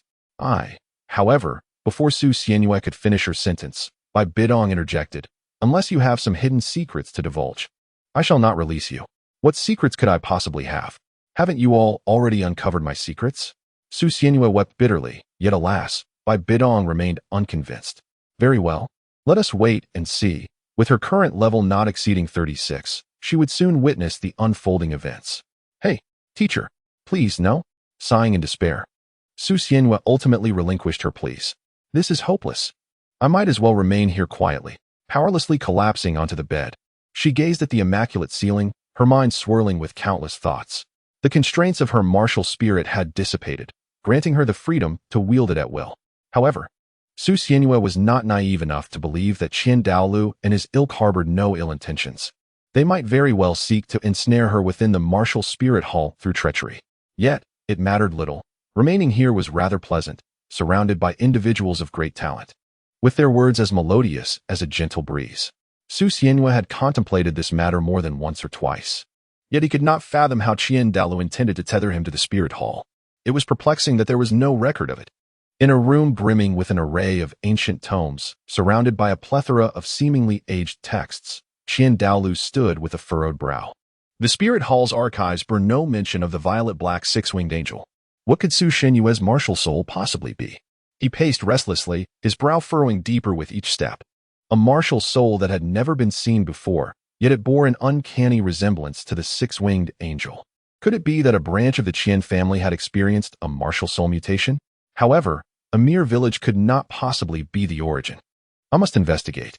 Due to Su Xianhua's request, this town, along with several nearby villages and cities, had received support from the spirit hall, transforming from a village into a town, with its GDP steadily on the rise. Today, under the radiant sunshine, Wang area, donned in a simple dress, skipped along the street with a basket, greeting passers-by. Good morning, Aunt Li. Ah, area, come here. Let me give you some vegetables, freshly picked this morning. The townsfolk were aware that it was Su Xianhua who had entered the spirit hall, and they felt fortunate to have benefited from his presence, thus extending their respect towards Wang area as well. As she passed the butcher's shop, the butcher called out to her, standing alongside a man in his 30s. Area, this gentleman is looking for the village chief. Can you see if you recognize him? The butcher's peculiar accent echoed as Wang area approached with curiosity. Sir, who are you? The man in his 30s, of course, was Qian Douluo, who now wore a benevolent smile as he regarded Wang area. You must be Su Xianhua's sister? I am an envoy of the spirit hall. Could you lead me to your grandfather? Oh, from the spirit hall? Then please follow me. The spirit hall was known for its amicable relations with the common folk, never having oppressed the people. On the contrary, those who had been wronged could seek justice from the hall, which fostered a friendly attitude among the villagers toward its representatives. What business do you have with my grandfather? Wang area inquired, not rushing home, instead purchasing some meat before departing with Qian Douluo, as she had come out to buy groceries. Qian Douluo walked at a leisurely pace, neither hurried nor slow. Well, I am merely here to see what Su Xianhua's hometown is like. Huh, do you know my brother? How is he doing now? Wang area interrupted Qian Douluo upon hearing Su Xianhua's name, yet Qian Douluo was not annoyed. With a kind and gentle expression, he replied, Haha, he is doing splendidly. Exceptionally well, in fact, and he is highly esteemed by the spirit hall, which means he is quite remarkable. Indeed, I have always believed that Xiao Yu is quite remarkable. Observing the innocent and carefree Wang area, Qian Douluo couldn't help but smile. She bears a striking resemblance to Xiao Shui in her childhood. Shortly thereafter, they arrived at a quaint wooden cabin. Though recently renovated, it retained its rustic charm. At that moment, Wang Fugui was seated in a sunlit chair in the yard, sipping tea. Grandfather, we have guests. Wang area's exclamation startled Wang Fugui, causing him to nearly spill his tea. Guests? As Wang area led Qian Douluo through the gate, Qian Douluo surveyed the yard and respectfully cupped his hands towards Wang Fugui. You must be Su Xianhua's grandfather, correct? Yes, that is I. Please, young man, take a seat. Wang area brought over a chair, and Wang Fugui poured a cup of tea for him. Young man, may I ask who you are? Wang Fugui inquired, eyeing the youthful countenance of Qian Douluo with curiosity. Oh, I am an envoy from the spirit hall, seeking to inquire about the lineage of Su Xianhua. I presume you are aware that we at the spirit hall must conduct a thorough investigation. Ah, an esteemed guest from the spirit hall, my apologies for any oversight. With that, Wang Fugui rose to fetch something from inside. but Douluo halted him. Nevertheless, Wang Fu Gui emerged with a package. Here are some fine tea leaves I have been reluctant to consume. Please, do indulge. Douluo remained unmoved by the tea before him, leading Wang Fu Gui to believe he was dissatisfied, prompting him to present his cherished tea. Such gestures are unnecessary. I shall depart once I have my answers, and will not impose for long. Alas, we can hardly repay the kindness of the Spirit Hall, so we can only extend our hospitality in these small ways. I hope you do not think poorly of it. Not at all. Let us discuss the matter at hand. Su Xianyu's lineage. As he began, Wang Fu Gui hesitated. Well, I actually know very little. When I found him at the village entrance, he was without even a stitch of clothing, lying bare amidst the grass. It is a mystery how a parent could be so heartless, nearly leaving him to freeze to death. The ensuing dialogue was largely a monologue from Wang Fu Gui, offering no useful information for Douluo. As they continued to converse, the hour for meals approached. Grandfather, it's time to eat. Wang Aria's voice echoed from within the house, prompting Wang Fu Gui to realize the time. Oh dear, I've spoken too much. Young man, please stay for a meal. No, I must return to report back, so I shall not impose further. Wang Fu Gui respectfully saw Douluo off. On his way back, Douluo remained deep in thought. The villagers were primarily ordinary folk, and the child he had found bore no token or clue of his origins. The trail had ended abruptly, which was indeed unfortunate. The origins of Su Xianyue have stirred the attention of Douluo, who personally conducted a search, yet they uncovered not a shred of information, leaving them perplexed. Chapter 90. The Strength of the Fallen Angel at Long Last. The time arrived for Su Xianyue to be released after serving their sentence. I, Su Xianyue, am free. With a sense of liberation, Su Xianyue shouted towards the heavens. While behind them, Bibi Dong watched with a beaming smile. What is your cultivation level? 35. Su Xianyue responded, suddenly deflated with a sense of guilt. I have warned you. Should you fail to meet my expectations, I shall impose penalties. With a thud, Su Xianyue knelt down, bowing their head. Teacher, I was wrong.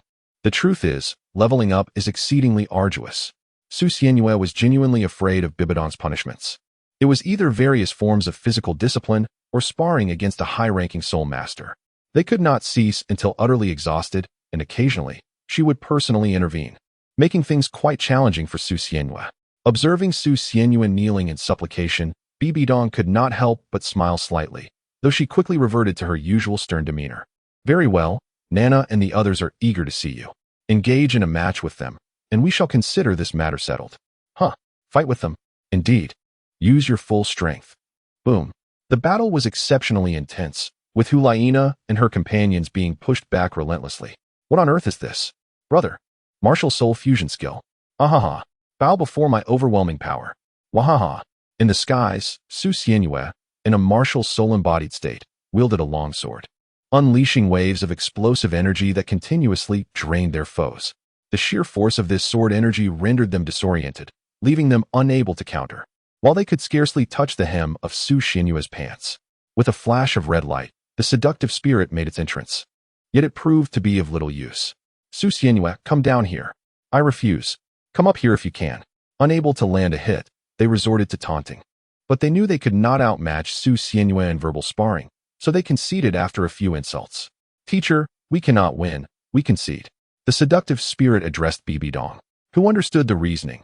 Hulaina and her companions were simply too deficient in aerial capabilities. It was no fault of theirs. Then let us cease. Su Xianyue, you may descend. With a thunderous sound, Su Xianyue landed, bringing with them a whirlwind that exuded an air of grandeur. Upon touching the ground, the first thing Su Xianyue did was to place their hands on their hips and laugh heartily. Huh, let me take a moment to revel in this. Ha ha. That carefree and exuberant laughter drew numerous disapproving glances. Su Xianyue, you are utterly despicable. Indeed, how could one with such a monstrous martial soul only reveal this now? Hulaina's self-esteem had taken a blow, and as a devoted admirer, Yin naturally echoed her sentiments. However, Xiaoyu remained remarkably composed. Su Xianyue, has your martial soul recently undergone a second awakening? Or, Su Xianyue, with a victorious gesture of a peace sign, looked at them mischievously. Do you want to know? I want to tell you. Oh ho ho ho, she seemed to be floating in her own world, completely elated. The group engaged in playful banter when Bai Dong approached. All right, continue your training, strive diligently. The grand tournament is a year away. Let us aim for the championship. Yes. After Bai Bai Dong departed, Hulaina and the others stood in bewilderment. How strange, our teacher is actually encouraging us. In the past, she would only offer a few words of praise like not bad or keep it up, but now she has suddenly said so much. Su Xianyue, I share your sentiments. Yet, few paid it much heed, nor did they continue their practice, having been rendered disheartened by Su Xianyue's antics. Come, Su Xianyue, unless you treat us to a meal, we shall not forgive you. The group, thoroughly flustered by Su Xianyue, urged her to host a feast, with Yin leading the charge. Very well. Let us feast until we can feast no more. They departed amidst laughter and joviality, unaware that a solitary figure stood at a distance, silently observing them. Su Xianyue has once again expanded my understanding. The strength of her martial soul is unparalleled, surpassing even that of the six-winged angel. The six-winged angel embodies versatility, encompassing attack, defense, and support, yet the direction is dictated by the choice of spirit rings. However, it is evident that Su Xianyue's martial soul is purely offensive, with attack power and speed that can only be described as invincible. Nevertheless, the stern expression on his face transformed in an instant as a delightful thought crossed his mind, and he chuckled heartily. This is splendid. Our spirit hall truly has promising successors. Ha! With a boisterous laugh, he turned and departed. In the next moment, Bibi Dong, savoring her tea, suddenly turned her gaze aside as Qian Daolu approached with deliberate steps. What brings you here? Bibi Dong redirected her attention, while Qian Daolu spoke plainly.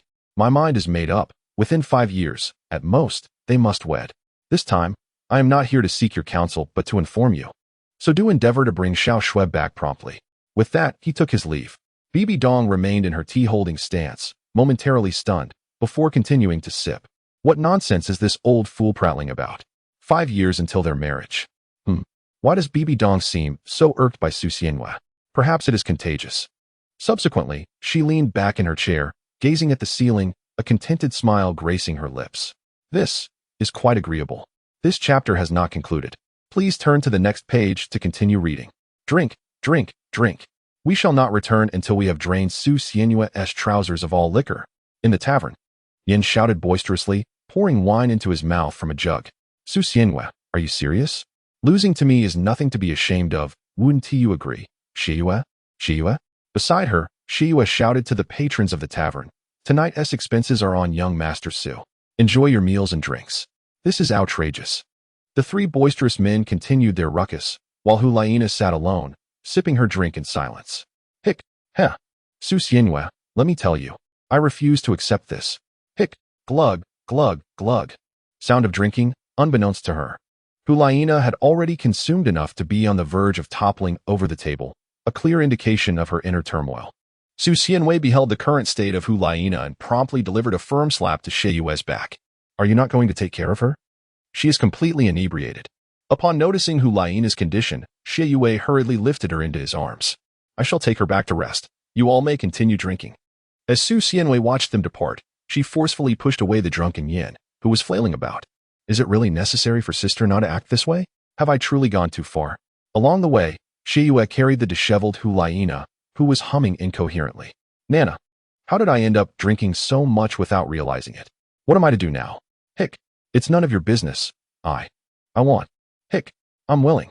The troubled Shiyue could only continue to carry her, and after a while, he gazed at the setting sun. So, Nana, what shall we have for dinner? For dinner, I want white-cut chicken. Didn't you say you wanted to lose weight recently? I don't care. I want it. I want it. I want it. All right. Stop swaying. Just white-cut chicken, fine. Chapter 91. The transformation of Tang San in the Sunset Forest. Time passed swiftly. Tang San and his companions had already reached level 40 and arrived at this forest to acquire soul rings. Tang San now appeared rather frightening, with dark circles under his eyes and an aura that seemed ominously heavy. He sat on the grass, eyes closed in contemplation. Yu Xiaojiang approached, observing his serious and somber expression. Xiao San, have you not yet decided on your soul ring? Tang San remained silent, as if he had not heard. After a moment of thought, he opened his bloodshot eyes and pointed toward a distant bird. That one, teacher. Yu Xiaojiang followed his gaze and suddenly paled. Don't joke around. Xiao San, that 1,000-feather strike bird is clearly unsuitable for you. And even if it were, it has nearly 20,000 years of cultivation, at least 18,000. What they pointed to was a bird covered in long, colorful feathers, appearing chubby and somewhat adorable. However, once engaged in battle, it was anything but cute. Despite its lush feathers, its speed was remarkable, and when it harnessed soul power, its feathers became incredibly hard, scattering like a net, controllable by thought. With a cultivation of over 1,000 years, its already sharp feathers were further enhanced with wind blades, making it exceedingly formidable. Not to mention this particular bird was 10,000 years old. I have made up my mind. Please help me, teacher. Tang San's dark, bloodshot eyes were filled with a fierce determination, startling Yu Xiaojing into taking 2 steps back. Give me one reason. Taking a deep breath, Tang San slowly articulated. As a control type, I have come to deeply understand that the capabilities of control-type abilities are limited. I realized that the ice and fire yin yang eyes that the stronger one's own abilities, the more effectively one can achieve desired outcomes. I already possess sufficient control skills. If I wish to significantly enhance my strength, I must change the direction of my cultivation. As he spoke, Tang San clenched his fist. Yu Xiaojing was taken aback, gazing at Tang San in disbelief. What do you mean? What are you trying to convey? With his head bowed in contemplation, Tang San suddenly lifted it, his expression bordering on madness as he shouted at Yu Xiaojing. I will no longer pursue the control system, teacher. Tang San's voice resonated throughout the small clearing, causing everyone to look at him with puzzled expressions. What is going on? Xiao San, why are you abandoning the control system? Oscar sidled up to Tang San, observing his current state. I have clearly defined my path. I ask for your support, teacher. Tang San did not glance at anyone else, merely cupping his hands as he fixed his gaze on Yu Xiaojing. It's not that I disagree, but you already possess the formidable assault weapon spirit, the Haotian hammer. Are you truly intent on developing the blue-silver grass into an assault system as well? Even so, the 18,000-year-old soul beast is something you cannot absorb. The risks are far too great. No, my mind is made up, it shall be so. Tang San's declaration astonished the crowd. His desire to change systems was significant for them. However, given that Shrek Academy already had fewer members than others, relying on Tang San's frenzied combat style, while simultaneously commanding the others, was the reason they had navigated their path smoothly thus far. Now, with Tang San's proposed shift, both he and they would find their future paths irrevocably altered. Hey, Xiao San, you must think this through. Changing systems is no trivial matter. It directly affects your future. If anything goes awry, your blue-silver grass spirit could be ruined. Flender and the others approached, attempting to persuade him. Yet their efforts proved futile. Rest assured, teachers, I have given this considerable thought. After a lengthy discussion, Flender and the others realized their persuasion had no effect and reluctantly conceded. Well then, Xiao Gang, if you can't sway him, we certainly cannot. Perhaps we should support his decision. Flender patted Yu Xiaojing on the shoulder, who sighed helplessly. Sigh, Xiao San, if you are determined to change systems, so be it. However, for the selection of your 4th spirit ring, the 1,000-feathered sky bird is absolutely out of the question. Its age is far too high. No. It is the one. My intuition tells me it is the right choice. Tang San looked up at the bird circling in the sky, raising his hand and clenching it fiercely, determined to succeed. Well, very well. A thoroughly exasperated Yu Xiaojing had no choice but to acquiesce to Tang San's wishes. Lu Erlong and Flender went to capture the bird, while Yu Xiaojing continued to attempt persuasion. Xiao San, please reconsider this matter. No.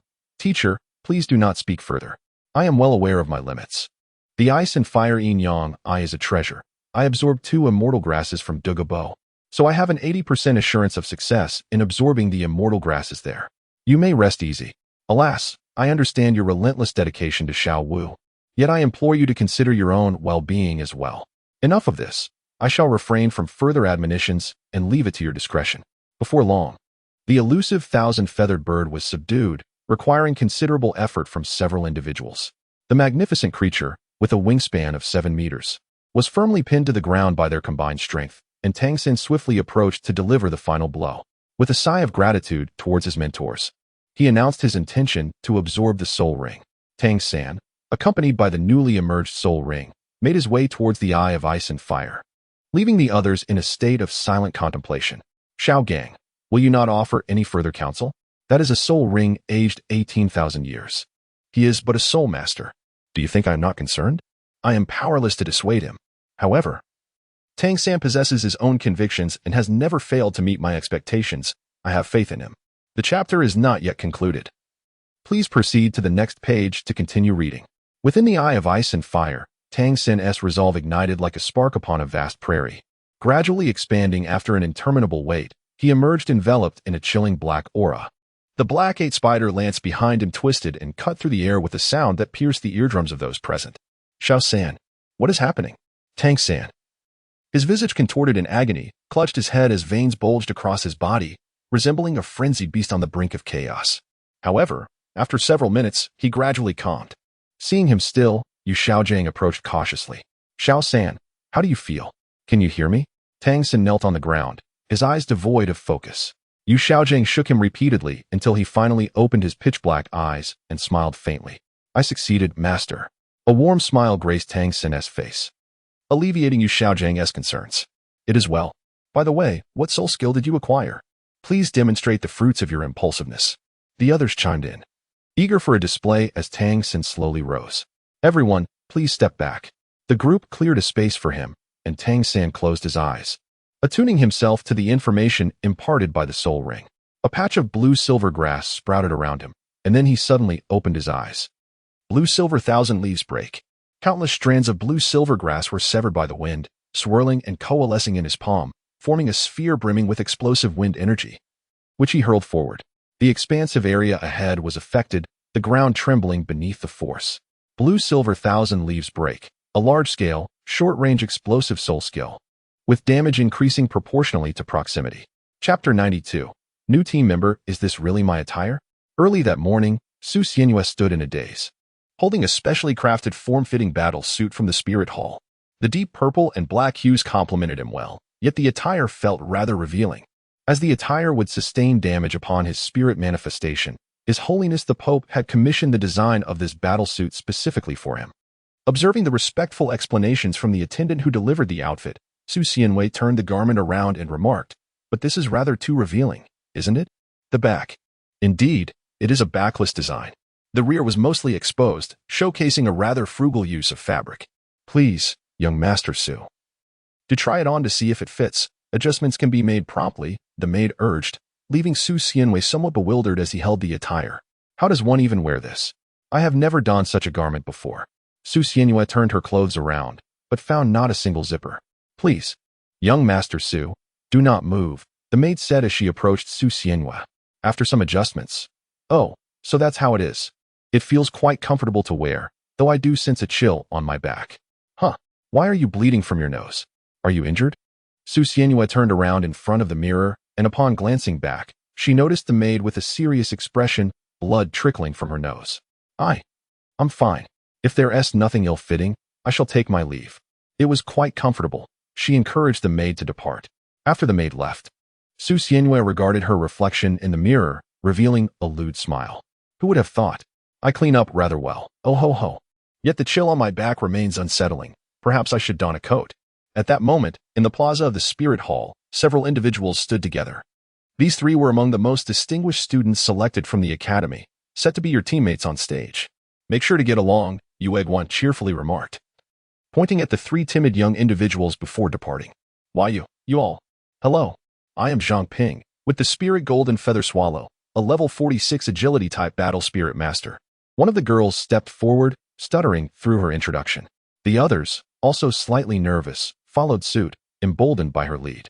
I am Suyu, with the Spirit Golden Staff, a level 45 support type equipment spirit master. I am Sun Chuantao, with the Spirit Circular Great Blade, a level 47 assault type equipment spirit master. After their introductions, Xiaoyu and the others observed the anxious demeanor of the newcomers and approached to offer comfort. There's no need to be so tense. I know you all. We will be teammates from now on, so let us work well together. These individuals had been chosen from the elite students of the Spirit Academy.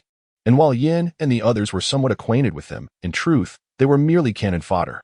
Previously, they had only exchanged nods. Now, after some conversation, they felt a sense of familiarity. I never imagined we would actually participate in the grand competition. It feels like a dream. What is the big deal? It's just fighting against a bunch of so-called geniuses. I refuse to believe there's anyone more talented than me. Ha ha ha. Yin laughed boisterously. As they grew more acquainted, Su Xianyue approached, tugging at her clothing. This outfit feels a bit awkward since it's my first time wearing it. Oh well, I'll just need to get used to it. Huh? Today is quite lively. Su Xianwei sauntered over, clad in a stylish trench coat. However, the newcomers were captivated by her presence, their eyes widening in awe. Wow, what an adorable little sister. Let me give you a hug. Without hesitation, Zhang Ping approached and playfully attempted to wash Su Xianyue's face. Taken aback by this sudden act, Su Xianyue was momentarily flustered. Who are you? Go away. She extricated herself from Zhang Ping's playful antics, casting a disdainful glance her way.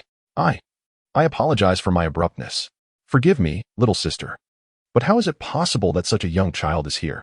Yin and Sheyue stifled their laughter, only recovering after receiving a sharp glare from Su Xianyue. Ahem. Su Xianyue, they are our teammates for the upcoming competition. We need to practice our strategies moving forward. Strategies moving forward? Do we really need a strategy? Isn't it simply a matter of fighting back if we disagree? Su Xianyue cast a disdainful glance at him, while the newcomers whispered amongst themselves. Hey, could this little sister be a contestant in the future? What kind of expression is that? Su Yu waved his hand in front of the astonished Sun Chuantao. Sun Chuantao, observing Su Xianyue as she debated with Yin and the others, quietly murmured, so adorable. Zhang Ping approached with a glum expression, lamenting, woo-woo. The little sister doesn't like me. The two responded with confusion. Meanwhile, Su Xianyue and Yin continued their argument. When did you, a reckless one, start considering tactics? Aren't you always the one charging headlong? Is it not permissible for me to rectify that flaw now? Xiaoyu quickly intervened, pulling them apart, while Hulaina stood nearby. Her forehead creased in distress. There must be some strategy. What if it becomes necessary? Hulaina advised, and after speaking, she gathered the others to discuss something. Though Su Xianyue cast a scornful glance at them. From what I've seen, you've never employed any tactics in your fights. It's just a matter of merging spirits and going all out. This chapter is not yet concluded. Please click the next page to continue reading. What are you mumbling about? Come over and practice. Su Xianyue was summoned, and the group began to deliberate on their strategy, even though it might prove futile later. The tactics were quite simple. If they could win, they would. If not, they would merge their spirits, nothing extraordinary. It was just like before. As Su Xianyue continued to grumble, Hulaina suddenly pointed at him. Then, in a mock battle, the six of us prepared to confront him alone. This is excessive. Su Xianyue protested, but his objections fell on deaf ears as Hulaina and Yin ushered the newly arrived trio to the other side of the square. Sigh. Never mind. The newcomers remained somewhat dazed, incredulous as they addressed Hulaina. Isn't it a bit unfair for the six of us to take on just one? What's wrong with that? Just be ready. You're an agile attacker, right? Remember to flank him during the fight. Meanwhile, Su Xianyue removed his jacket and walked away, distancing himself from them. The sound of a nosebleed, Chuantao. What's wrong with you? Pull yourself together. Su Yu shouted, shaking the fallen Sun Chuantao by the shoulders. I'm fine. Sun Chuantao wobbled as he got to his feet, pulling out a handkerchief to wipe away the blood. Is he really that weak? Does he have some lingering ailment? Hulaina inquired, directing her question at Zhang Ping. I don't recall him having any old injuries or illnesses. Sun Chuantao leaned against Su Yu to regain his composure, shaking his head. I'm fine, just feeling a bit under the weather lately. At that moment, Su Xianyue's voice echoed from afar. Are you all ready? Are we still going to fight? Hulaina signaled him with an okay gesture. Let the battle commence. Okay. Martial soul manifestation. As Su Xianyue was enveloped in that familiar purple radiance, it dissipated to reveal her six-winged form in the sky. Prepare yourselves. I am coming. Attention. The boss has appeared. Number of participants, 66. Difficulty level. Chapter 93, the 93rd. Another taste of my fallen heaven strike. A formidable aura swept across the battlefield, its overwhelming pressure leaving several individuals gasping for breath. What kind of martial soul is this? The onlookers, having never encountered such a formidable presence, were momentarily paralyzed with fear, their gazes fixed on the enchanting, smirking Su Xianyue, whose mere flick of her sword summoned a tempest. Are you ready to face the abyss? A chilling voice reverberated in the ears of the newcomers, who finally grasped the true terror of the figure before them. First soul skill, Radiance of Gold. A 15% enhancement to all attributes. Su Yu, observing the charging individuals, swiftly reacted, bestowing buffs upon them. The martial soul hall does not nurture mere greenhouse flowers. Not everyone is as ineffectual as the second team of Tiando. They possess a basic level of mental fortitude. Zhang Ping's martial soul is quite unique. Instead of manifesting in an attached state, it is projected in the form of a weapon. At that moment, she directed the small swallow towards Su Xianyue. First soul skill, golden feather soaring. Fourth soul skill, golden feather slash. The first soul skill enhanced her speed and attack power, while the fourth transformed her wings into dual blades for assault. However, as the golden swallow neared Su Xianyue, it was effortlessly swatted away by a single strike. What was that? Startled, they realized their only aerial attack had proven ineffective and sought alternative strategies. Yen, use that move. Understood.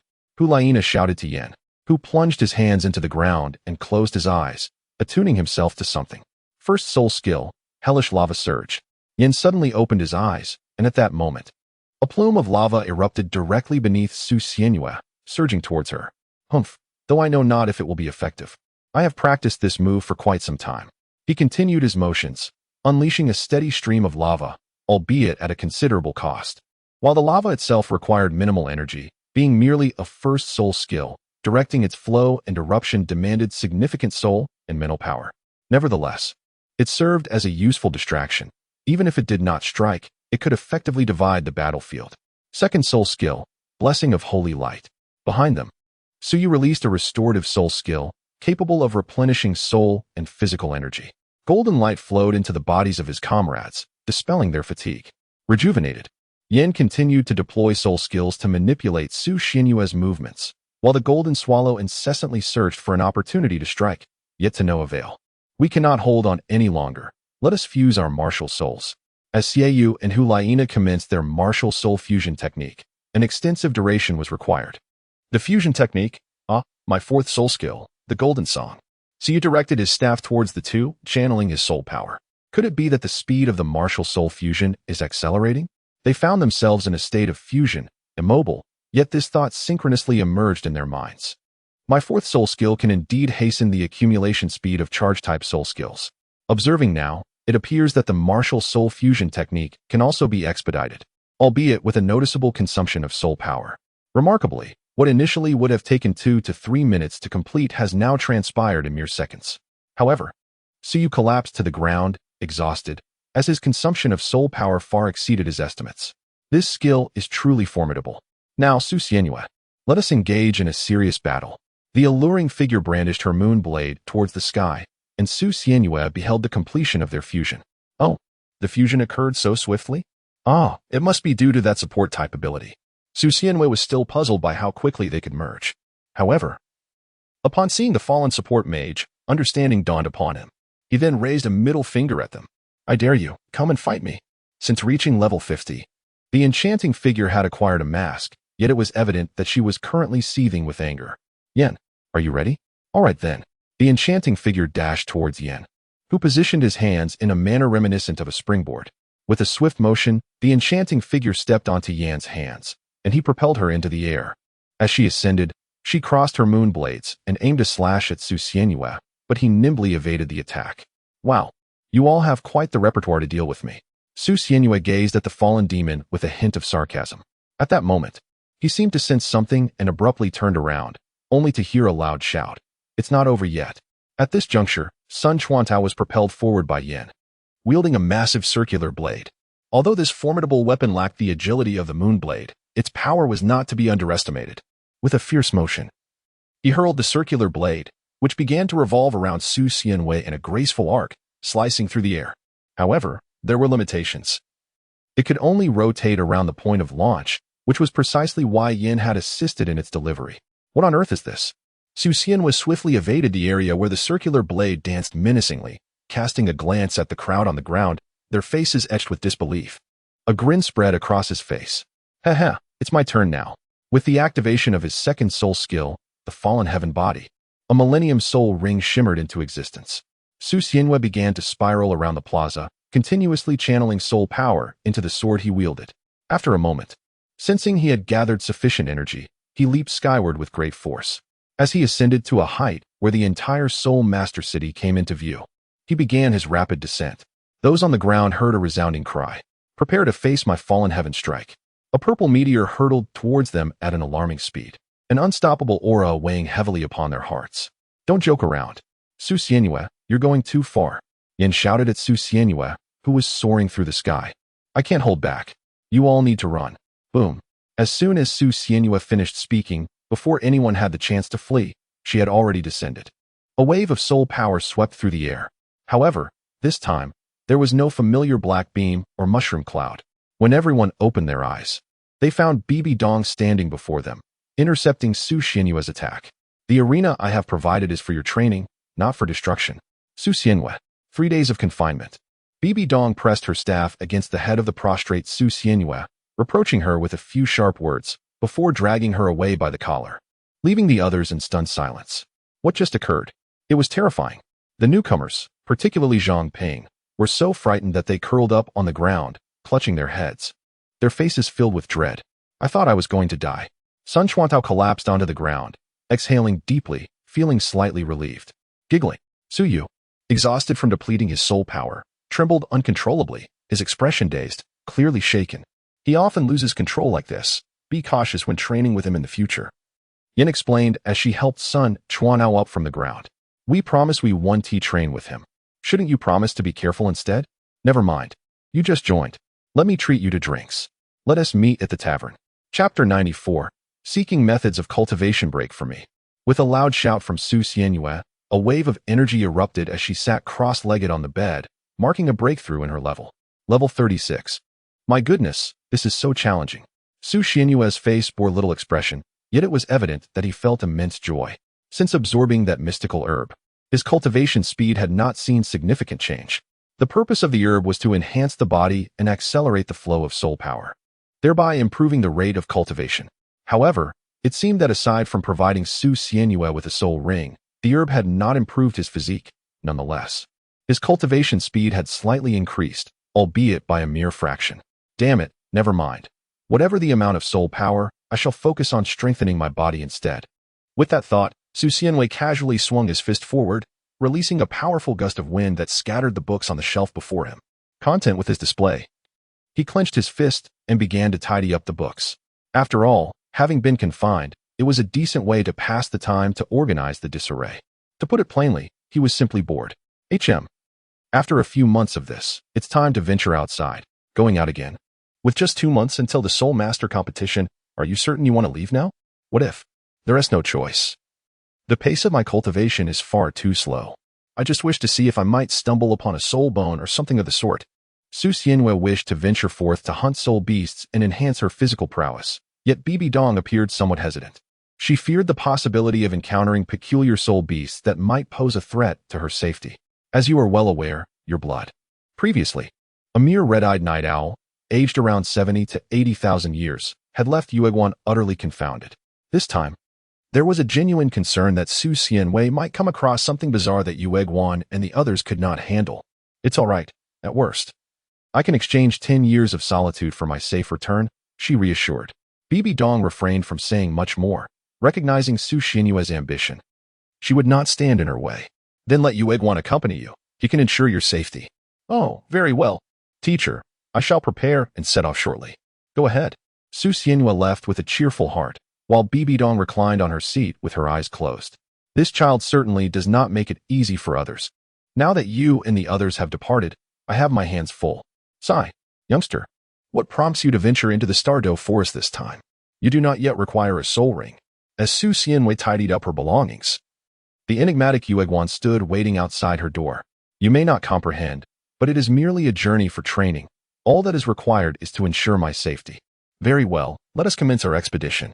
After several days of arduous travel, we were fortunate that the starry forest was not too distant from the martial spirit hall. And we arrived in a matter of days. There lay the familiar little town, where they settled the carriage before embarking once more. Remarkably, this place has undergone little change. By the way, do you know the name of this quaint town? Su Xianyue suddenly recalled that this quaint town seemed to lack a name, stirring her curiosity. It was rather peculiar that such a small place remained nameless. Nevertheless, she decided to dismiss these trivial thoughts and urged herself to move forward, eager to pursue her intentions without delay. Upon entering the vibrant and life-filled starry forest, Su Xianyue closed her eyes and took a deep breath. Then, the martial spirit manifested. Following this, it was time for earnest cultivation. Su Xianyue's mouth twisted into a grotesque arc, and coupled with her lifeless eyes, it instilled a sense of dread. The specters behind her, Gue Mei and Yu Guan, were taken aback by Su Xianyue's sudden transformation. This young one. What has caused such an abrupt change? As Su Xianyue took flight with a sudden leap, the two companions promptly followed suit. They pursued her through the air. But ahead, Su Xianyue abruptly caught sight of something and, without warning, veered downwards in a manner that defied the principles of physics, leaving her companions momentarily bewildered. As they descended alongside her, they were met with the relentless wails of soul beasts echoing through the air. What a nuisance! Merely a group of century-old soul beasts. A waste of effort. Scattered across the ground lay several carcasses of herbivorous soul beasts, their bodies and flesh in disarray, with blood slowly pooling beneath them. Su Xianyue, feeling utterly bored, casually flicked his sword and took to the skies once more. Was his sole purpose here to slay soul beasts? It was uncertain, nevertheless. As long as we ensured his safety, nothing else mattered. While they pondered this, Su Xianyue had already located another group of prey. In a clearing where vegetation was sparse and the terrain predominantly rocky, a stony hill was riddled with numerous caverns, while a dozen fiery red lions lounged languidly outside. At that moment, an unexpected intruder made its entrance. As a flame demon lion basked in the sun, a flash of swordlight swept by, and its massive head tumbled down the rocky slope. This 3-meter-tall lion was dispatched in an instant. The commotion quickly captured the attention of the lion pride, which turned to investigate. However, in that fleeting moment, several lions that ventured closer met the same fate, their heads severed. Yellow and purple soul rings spiraled upward, and wisps of white mist, invisible to the ordinary eye, began to converge toward a denser area of the lion pride. Roar! The pride was incensed, their furious roars echoing as they sought the beast responsible for their kin's demise. Countless wails arose, and in the blink of an eye, half of the pride had lost their heads. The two observers in the sky witnessed the carnage unfold, with Yu Guan feeling a twinge of reluctance to behold such brutality. Who would have thought Su Xianyue possessed such a thirst for blood? I never noticed it before. Now you see, he is indeed a killer at heart. Yet, it feels as though he has been repressing this side for a long time, only to unleash it now, or has he always been this way? After a brief exchange, they silently observed the massacre below. Transformed into a shadow, Su Xianyue was nearly imperceptible, save for the fleeting glimmers he left in his wake. At this moment, his emotions could be encapsulated in one word: exhilaration. Fearing the pursuit of Douluo, he had long suppressed his martial spirit, reluctant to reveal it, but now, that concern was gone, and he was free to unleash himself entirely. The shadow flickered back and forth, and with each flicker, several flame demon lions